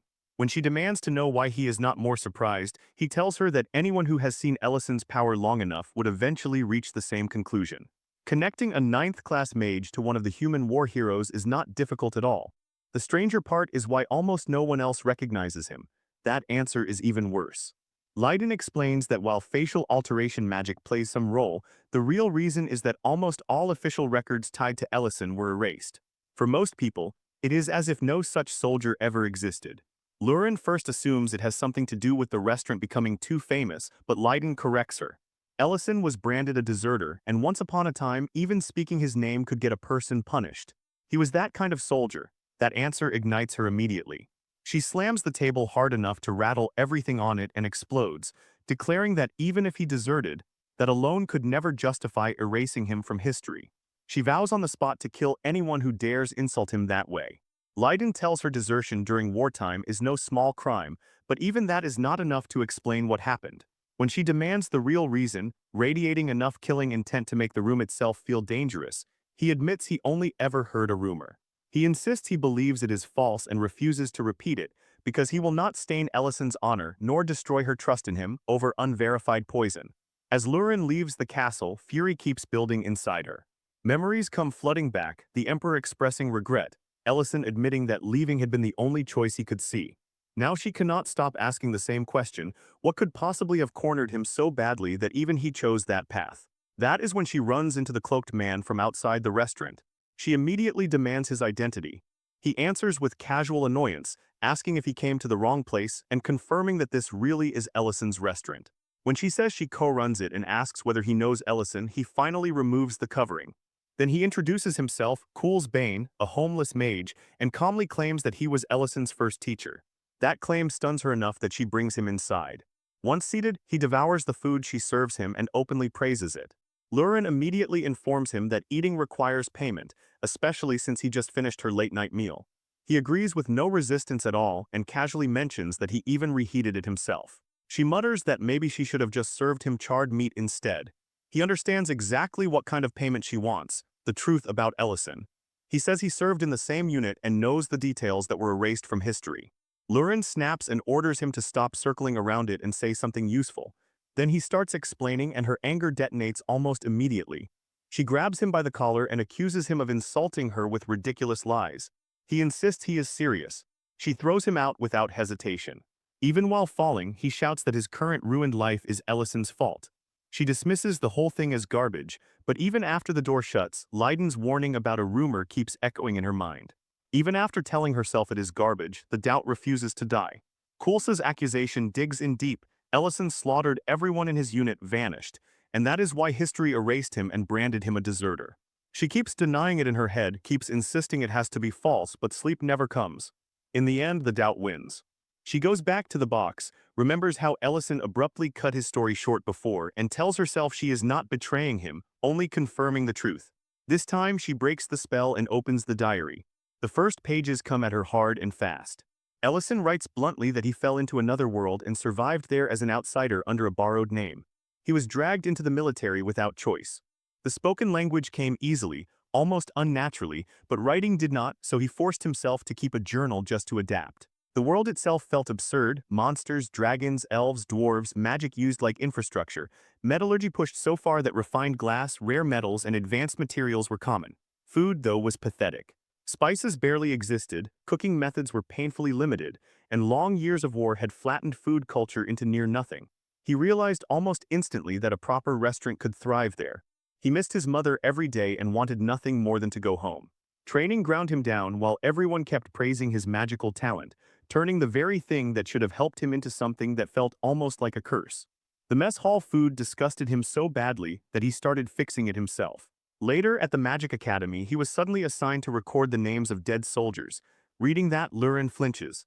This part she already knows or thinks she does, but she also remembers falling asleep before the entries went much deeper. The pages keep going. Ellison writes that he no longer resents the headmaster, because staying behind would have condemned him to a life of regret. He writes about meeting Ben and the others, about sharing their burdens, about finding strange, stubborn joy in watching exhausted soldiers smile at decent food and wait for the next dish like it meant something. He writes about his unit warmly, even lovingly. Lurin starts relaxing a little. The massacre rumor begins to feel more ridiculous by the page. Then the diary shifts. More recipes, more daily notes, mundane things, small things, enough to lower her guard, until she finds several pages burned away. That freezes her instantly. The next surviving line is short, ugly, and cold enough to chill her blood. It says only that those pieces of trash got exactly what they deserved. She stares at it in shock. The wording is harsh, final, furious. And worse, it is written in the language of Ellison's original world. Since she traveled there with him, she can read it too. No one else here should have written that, which means it had to be him. A memory flashes back to one of their old arguments. The trembling woman, the disrespect, the moment Lurin had thought of killing her over an insult. Ellison had stopped her then, telling her dragons were not above humans or monsters just because they were dragons, that no one should kill over arrogance or insult, and that the only real exception was when a life was in direct danger. Back in the present, that memory crashes against the line in the diary and leaves her reeling. She trusts him more than anyone, she understands the language, she knows the words are real, but she still cannot see the full shape of what happened. She can feel the story bending toward something ugly. That is when Ellison walks in and catches her with the diary open. He immediately sees what happened and questions her curiosity with no anger at first, just a quiet heaviness. Then he says he never thought she would actually read it. He calls it a boring story, one built from nothing but escape and regret, and asks her if she really wants to hear the rest. She answers that she does. So the diary opens wider and the story continues.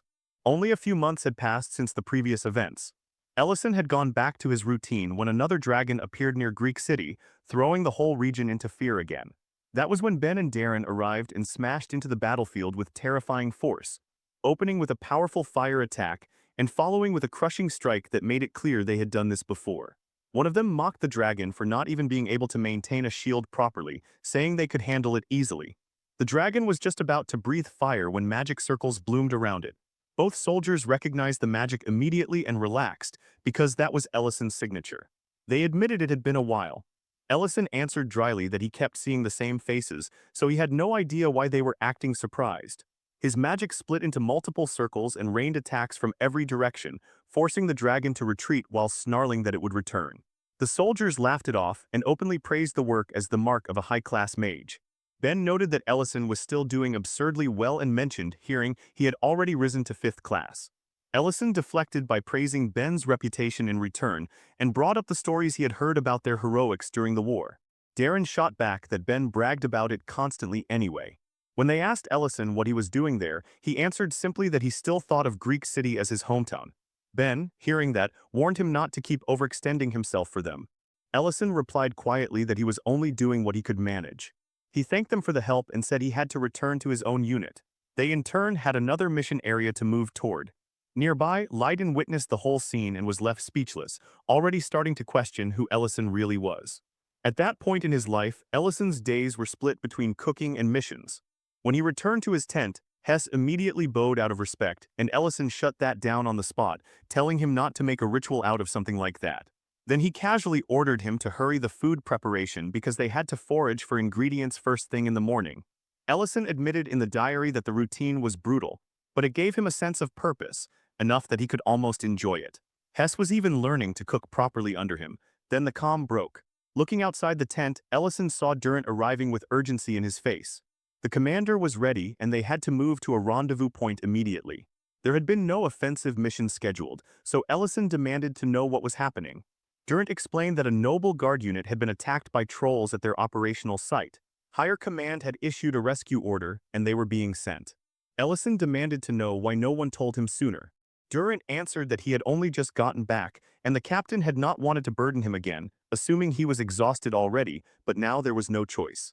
He also warned Ellison directly that he had been pushing himself too far lately. Ellison answered with the same stubborn line he always used: this was his duty, and he would not stop. When they arrived, the situation was already ugly. Too many monsters, too many bodies, too much chaos, and the attackers were still charging without pause. Soldiers shouted for the line to hold. Someone screamed that a dragon was involved. Paladins were ordering elite troops forward and demanding to know where Ben was. Then, before anyone could stabilize anything, a beast slammed into a soldier and killed him on the spot. Ellison came in from above like a falling star, using a high-speed technique that turned the battlefield in a second. He wiped out monsters one after another and said, with a coldness that startled even the people he was saving, that he would not leave a single threat alive. Then he invoked his magic and fire surged outward in a terrifying sweep. Soldiers stared at him like they were seeing a monster in human form. One of them tried to thank him and ask which unit he came from, but Ellison disappeared from the scene before the question even finished, leaving only his voice behind. When he returned to his tent later, someone was already watching him from outside, someone who quietly judged him even more impressive than the reports had described.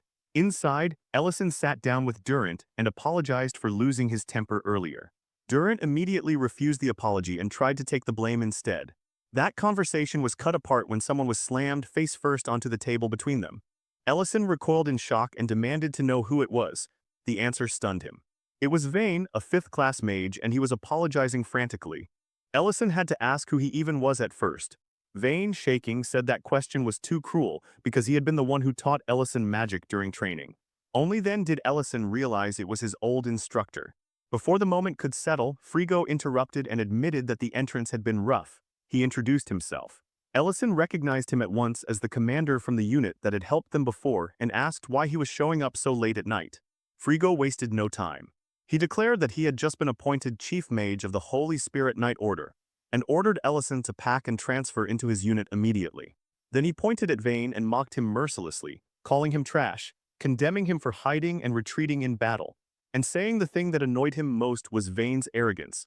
How he strutted around like a 5th-class mage while failing to matter in real combat. Then Frigo turned all that intensity onto Ellison instead, but in the opposite direction. He praised him hard, praising his courage, his selflessness, his willingness to step in alone and protect everyone else while others hesitated. He openly admired the way Ellison put himself at the front. And because of that, Frigo decided he deserved the best treatment. He wanted Ellison to use all that power for him and for his unit. Ellison was blindsided. He reminded Frigo that he already held a secure position as an Imperial Mage and asked how a transfer like this could happen overnight. Frigo's answer was the kind that ended arguments by force. His father was Duke Melikdelian, one of the 3 great dukes of the Empire, and for a family like that, personnel transfers were barely worth calling favors. Ellison understood immediately that this was not something he could block directly, so he answered dryly and told Frigo to do his best. Frigo left satisfied, confident that adding Ellison would make his unit far stronger. But later, when Frigo received the follow-up report, he learned something that hit his pride like a slap. Ellison had refused the transfer. Ellison returned to his own unit and slipped straight back into kitchen duty, thinking the whole mess would end there, but Frigo simply refused to let it die. The very next day he came back and made the offer again. Ellison turned him down again. Then Frigo started showing up every week, same offer, same pressure, same refusal. A month passed and the man was still at it, acting like Ellison's acceptance was inevitable. At one point he even congratulated him in advance for being chosen by the Holy Spirit Knight Order, as if the decision had already been made. Ellison rejected him again, more irritated every time. The deployments were already crushing him, the work never stopped, and now this noble kept showing up just to make his life harder. Worse, Ellison understood the ugly truth of it.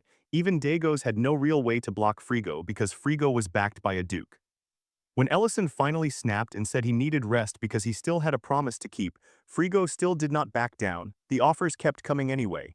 Then another blow landed, one that cut much deeper. A messenger arrived with notice of a death. The principal of the Imperial Magic Academy, Bon, had died in battle. The news was being buried because it was wartime, no funeral, no public mourning, no dignity, just another loss folded into the machine. Ellison remembered Bon asking him once what he wanted to do after the war ended, and the realization that the man was simply gone hit him harder than he expected. Around the same time, Lord Dagos learned that their unit was being assigned missions outside its original jurisdiction. He demanded to know why orders like that were suddenly coming down from above. A soldier could only answer that the orders came from higher command. Ellison made his choice on the spot. He would accept every mission. Dagos warned him that it was too much, but Ellison cut him off and said it was not a request, he was taking them all. His mind had already gone back to the academy, to Bond, to the endless lists of dead, to the names that never stopped coming. He realized the next names could be his own unit members, and he refused to sit still and let that happen. Durant finally confronted Frigo directly and told him to stop coming. He pointed out that Ellison was a graduate of the Imperial Magic Academy, which meant he belonged to an independent system.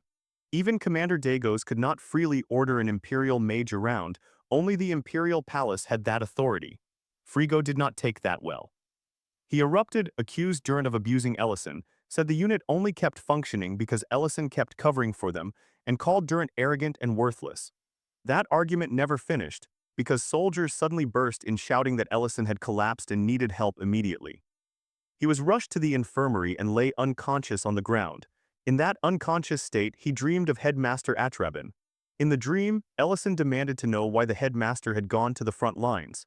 He tried to explain himself too, saying he had done everything he could to reduce the names on the list, that he had failed, that he had not done enough, that he had met Ben and Darren, and made promises that narrowed his path more and more, until there was nothing left but this. He tried to turn it into logic, into duty, into necessity, but the headmaster saw through all of it. Atrabin whispered that Ellison was overworking himself, and when Ellison tried to deny it, the headmaster slapped him hard and called it what it was, a lie. That blow dragged him awake. Hess was there asking if he was all right, and Durant assured him that the mission had been handled. In that moment, Ellison finally understood what Bond had really wanted from him. The headmaster had never expected him to carry the entire war on his back. So Ellison made a decision. He would stop trying to do everything alone, and he would trust his comrades more. That was when a woman stepped into the tent and announced that Ellison had been reassigned to the Holy Lance Order. She showed the official letter and added that the commander who had repeatedly pushed him into excessive dangerous missions would be disciplined. Dagos read the document with shaking hands and went pale when he saw the imperial seal. He could barely believe the emperor himself would issue something like this. One soldier pointed out that the messenger had not come directly from the palace, and Hess added that the whole thing could be forged. But none of that changed the question hanging in the air. Everyone turned to Ellison and asked if he was really leaving. He did not answer them, he just walked out. Outside, Durant caught him and asked quietly if he was truly going. Ellison confirmed that the order was real and that it came from the palace. Then, almost like nothing had changed, he told Durant not to overwork himself while he was gone and not to die. Durant drew his weapon then, not in hostility but in shame and resolve. He admitted that when Frigo had accused him of failing Ellison, he had not been entirely wrong. He had not protected him properly, even when he had the strength to try. So now he swore he would handle things differently. There would be no more dead soldiers under his watch. Dagos promised he would keep leading the unit's strategy. Hess swore he would manage the cooking and daily operations. One by one, the others thanked Ellison for everything he had done for them and told him to leave without worrying about them anymore. The farewell hit hard. Ellison thanked them too, then turned and walked away.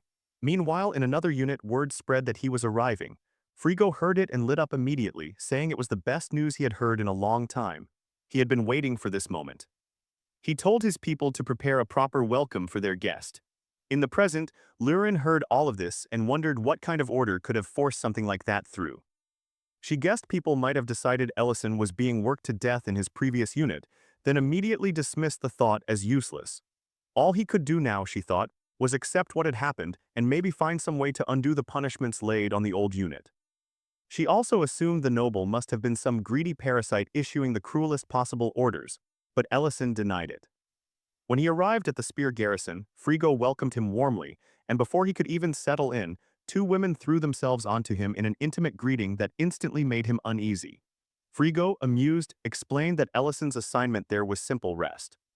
That was the entire point of the order. Ellison tried to push the women away and insisted that his duty was to protect the unit, not lounge around while others served him. Frigo laughed it off and said he could send them away if Ellison really wanted, but the point remained, he was here to recover, and Frigo knew how to treat talented people properly. A maid then guided Ellison to a private bath unlike anything he had seen at the front, built from rare materials and designed specifically to speed recovery. After that, she showed him to a private bedroom crafted from famous artisan wood and layered with fine fur, the kind of place meant to make a man forget war existed at all. She told him to call for anything he needed. Then came the food, luxury piled on luxury, aged sirloin 30-year wine, all of it served with an ease that felt almost unreal. In that place, Ellison suddenly saw another side of the world. Art, culture, refinement, all of it had survived there untouched. War felt absent. Frigo explained it almost casually. The last operation they joined had been an exception, a rare request, and normally this place had no reason to fight. He told Ellison not to worry about anything and just enjoy his life there. Ellison did not even understand what he was doing in a place like that. The garrison sat outside Diane City and looked nothing like a military base from the outside. It looked peaceful, elegant, expensive. The equipment was top tier, the people were relaxed, and life there revolved around theater, parties, alcohol, and entertainment. Ellison had to actively cling to his old life so it would not be washed away, the broken beds, the bugs, the mud, the suffocating kitchens, the cold mornings. He was trying not to let comfort erase what pain had taught him. 2 years passed like that. Then one day, a soldier came running to him with urgency, saying Count Dillion required him in the central hall immediately. Ellison got there and found a massive cake covered in candles.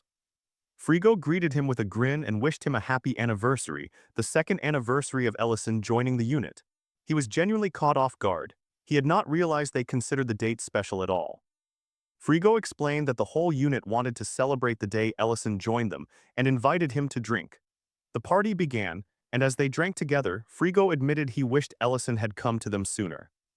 He asked him plainly why he still would not fully open his heart to the unit. Ellison answered with rare honesty, saying this place did not truly need him. The unit functioned perfectly well without him. Frigo pushed back. He said he had seen too many talented people break after being worked into the ground, and he could not stand watching that happen again. In his eyes, gifted people deserved recognition, not punishment, and that was exactly why the Holy Spirit Knights had been formed, to gather people like that and actually reward them. Yes, some became arrogant, but that did not mean capable people should suffer more simply because they could bear it. That was the night Ellison finally opened up to him. He admitted he was grateful. Frigo laughed and said he had already known that answer before giving him his present. Then, without missing a beat, he asked if he could finally bring the women back in. Ellison rejected the idea instantly, which only made the others laugh harder. A soldier nearby commented on how absurdly persistent he still was. Frigo, delighted, said it had already been 2 years and Ellison truly belonged to the unit now. He wondered aloud if this was what joy felt like. Then he casually brought up 2 names, Mardell and Jugan. The moment Ellison heard them, everything in him changed. The names hit like a physical blow because they belonged to old friends from his academy days. The color drained from his face. In the present, Prince Leon was reading through old records and learning that Ellison had retired after 15 years as an imperial mage.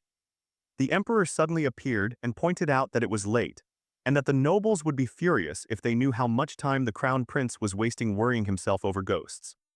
He noticed Ellison's records in Leon's hand, and Leon admitted that almost everything old had already been destroyed. Only disaster reports still remained, and those showed a pattern. Dariant had said the remaining records were mostly tied to the Czech City unit. Then Leon found one detail that stood out sharply. After Ellison was reassigned into Frigo's unit, one mage was listed as missing. The prince realized at once that the missing name belonged to Ellison. And in that instant, he understood there had been some deeper betrayal buried in that history. Leon could not let it go. The words Madrine had given him earlier kept echoing that Ellison had been abandoned, not defeated, not lost, abandoned. So he turned on his father and demanded the truth. This time the emperor did not hide behind rank or ceremony. He admitted it plainly: he had failed. After the First Night Order collapsed and Headmaster Atraban died, the empire lost its balance, and so did he. The weight of the throne, the pressure from every direction, the threats from the dukes, all of it crushed what little resolve he had left. When one duke threatened to pull back his forces, the emperor broke and chose the easier path. He told himself Ellison would be safer under Frigo's control, that maybe it was the least harmful option left, but now he admitted the truth: he had never imagined it would rot into a full disaster. Back in Ellison's memory, the real horror arrived all at once. The names Eugene and Mardel struck him like blades to the chest. Frigo spoke about them with open contempt, calling them useless, self-righteous fools, the kind who preached about saving civilians and cutting luxuries while pretending morality alone could win a war. Then he said the unforgivable part without even lowering his voice. He admitted he had thrown them into the path of monsters on purpose and let them die there. One soldier awkwardly warned that the story might sound bad if repeated elsewhere, but Frigo only laughed. Worse, the others laughed too. Ellison stood there, unable to process how two deaths were being told like some tavern joke. The laughter itself felt like a wound. In his head, he could still see the records he had written. Eugene dead at 20, body covered in bruises; Mardel dead at 19, neck torn open. Frigo dismissed both lives like they had meant nothing, then waved the whole past away, saying it no longer mattered because Ellison was here now. He had even handed him the Archmage badge afterward, like all of it was just part of the same filthy transaction. That was when Ellison also realized the deeper trap. The back-to-back missions forced on his old unit had all been part of Frigo's plan to drag him into this place. The shallowness of it, the ease with which they treated human lives as tools, made something in him go cold. And then, as if the world itself had decided to answer, the ceiling exploded. Soldiers froze, first thinking it was some misfire, then a massive red dragon crashed into view and turned the whole hall into chaos. Frigo looked up in stunned disbelief, saying he had never seen a dragon that close before, asking how one had reached this place at all. Then, without shame, he looked to Ellison with full expectation. Of course Ellison would save them. Of course that was how this worked. The dragon lunged, and Ellison did block it, throwing up a powerful spell on instinct. The soldiers burst with pride. Frigo praised him openly, bragging that Ellison's power surpassed even his father's chief mage. They told themselves the dragon could be held until reinforcements arrived, but the next second the beast shattered the barrier like paper. Frigo turned back toward Ellison, confused and furious, demanding more, demanding the impossible again. Ellison answered with silence and exhaustion, because he was done being treated like a weapon someone else owned. The dragon breathed fire and the whole place turned into a living hell. Frigo screamed Ellison's name as the flames swallowed everything, but this time Ellison did not move. The dragon struck again, the fire spread wider, soldiers started dying all around him, and he stood there holding his diary in a death grip. In that burning nightmare, the only thing left in his heart was one pitiful truth. He had never needed worship, glory, medals, or noble praise. He had only ever wanted one simple thank you for the meals he made, for the effort, for being seen. That tiny wish broke in his hands. He tore the diary pages, threw them into the flames, and watched the last scraps of that hope burn away. Soldiers cursed him then, called him traitor as the dragon kept incinerating everything, but Ellison no longer wanted to hear a single word from any of them. So he turned and walked away from the burning battlefield. Days later, Bin and Darren came searching for survivors. They found only ruin, ash, and silence. For 3 days and nights they searched, wounded and exhausted, refusing to give up even when everything told them there was no one left. If no one had survived, then they would at least kill the dragon that had done it. Then, in the middle of that devastation, they found Ellison alive but shattered. Bin confronted him first, asking where he had been for 2 years and why he had returned now after everyone thought he was dead. Darren wanted to know how he had survived it all. Ellison gave them the only answer he had left. He wanted to join them again, cook again, help however he could. When he explained why he had left the army, it was not to clear his name. It was just the truth: he could not keep sacrificing his life forever, not for people who turned every ounce of it into something disposable. He admitted that the dead still haunted him, because those were people he had failed to protect. Even if they were cruel, even if they were guilty, even if they had used him, the weight of their death stayed on him. In the present, he told Lurin the same thing, that the dragon had left and no one had survived, that only bodies remained behind. Lurin shook with anger and grief, but she refused to accept the guilt the way he carried it. She told him it was not his hand that killed them, it was karma catching up at full force, not him. Ellison admitted they had not been innocent, but still asked whether any crime deserved that kind of slaughter. What destroyed him was not innocence, it was the fact that he had possessed the power to stop it and chose not to. That to him was the stain. Lurin would not let him bury himself in that alone. She held him and repeated that it was not his fault, again and again, forcing the words against the weight of his self-hatred. Ellison thanked her, and later wrote that it was the support of his comrades that gave him the strength to keep going, but even then, even after everything, he still believed part of that guilt belonged to him. The next morning, Lurin made up her mind to act. Ellison had been gloomy for days, and just watching him sink deeper was starting to eat at her.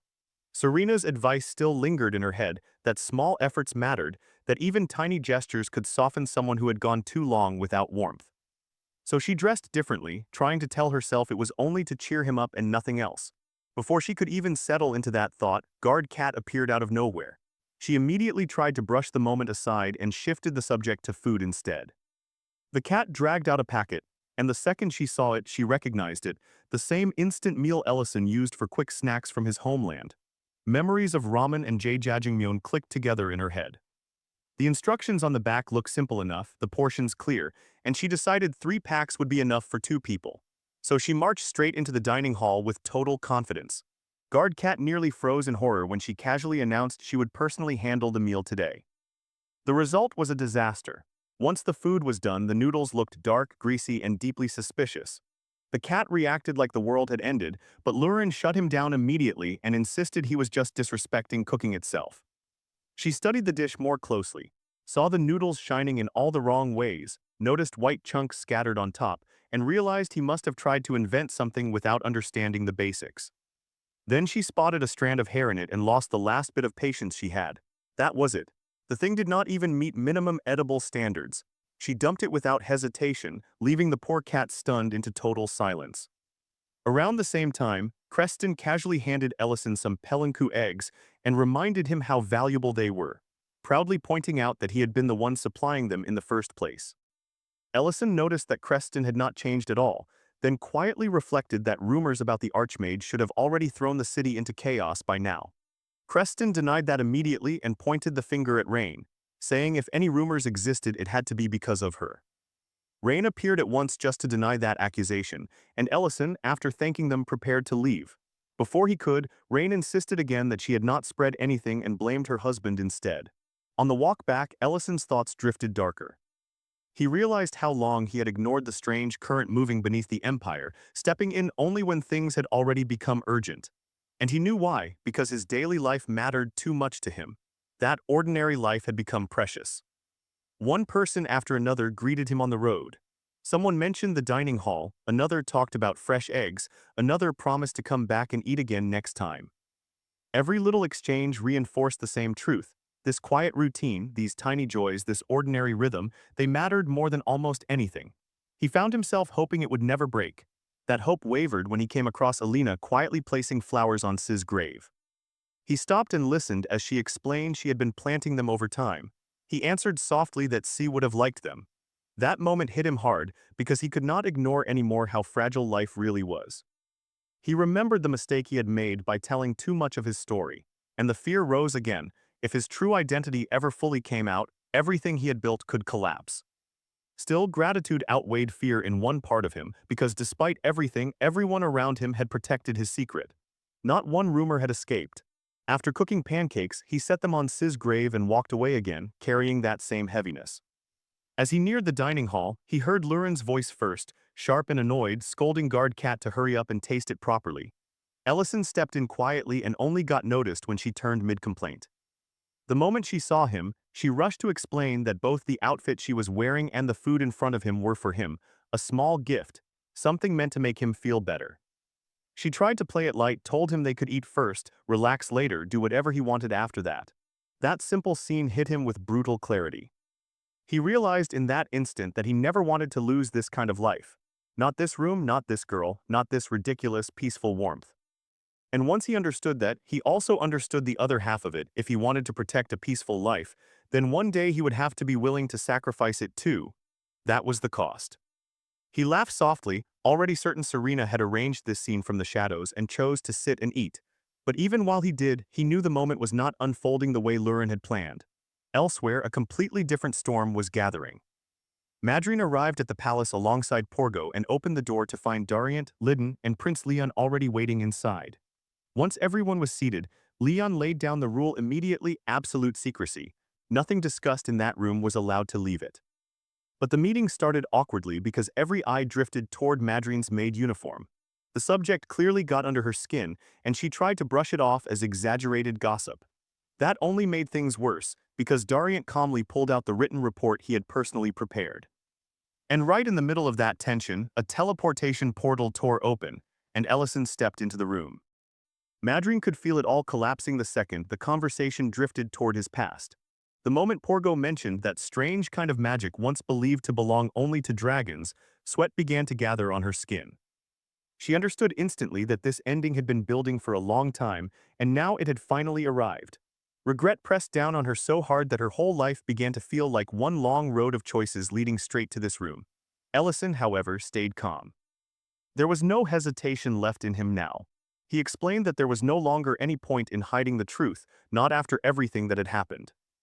The room tightened around his words as he made his choice clear. He would face his past openly, and this time he would not step back. Then he dropped the final line like a blade. The return of the 9th-class Archmage should be announced across the entire empire.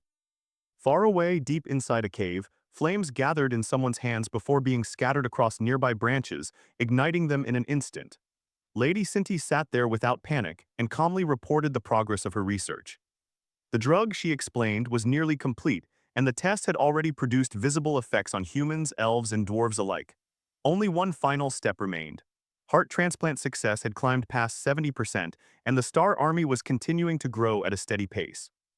The fire spread wider, curling outward until it formed a massive ring of burning branches, and from within those flames a voice answered her. The Lord acknowledged Cinti's determination, but there was no warmth in it, only pressure. He criticized her failure all the same, and the force of his magic came crashing down on her body so heavily that sweat poured from her skin. He told her the tightening was happening directly around his heart now. Then the order came: find it, and prepare the next sacrifice, someone chosen specifically to become the vessel carrying the Lord's will.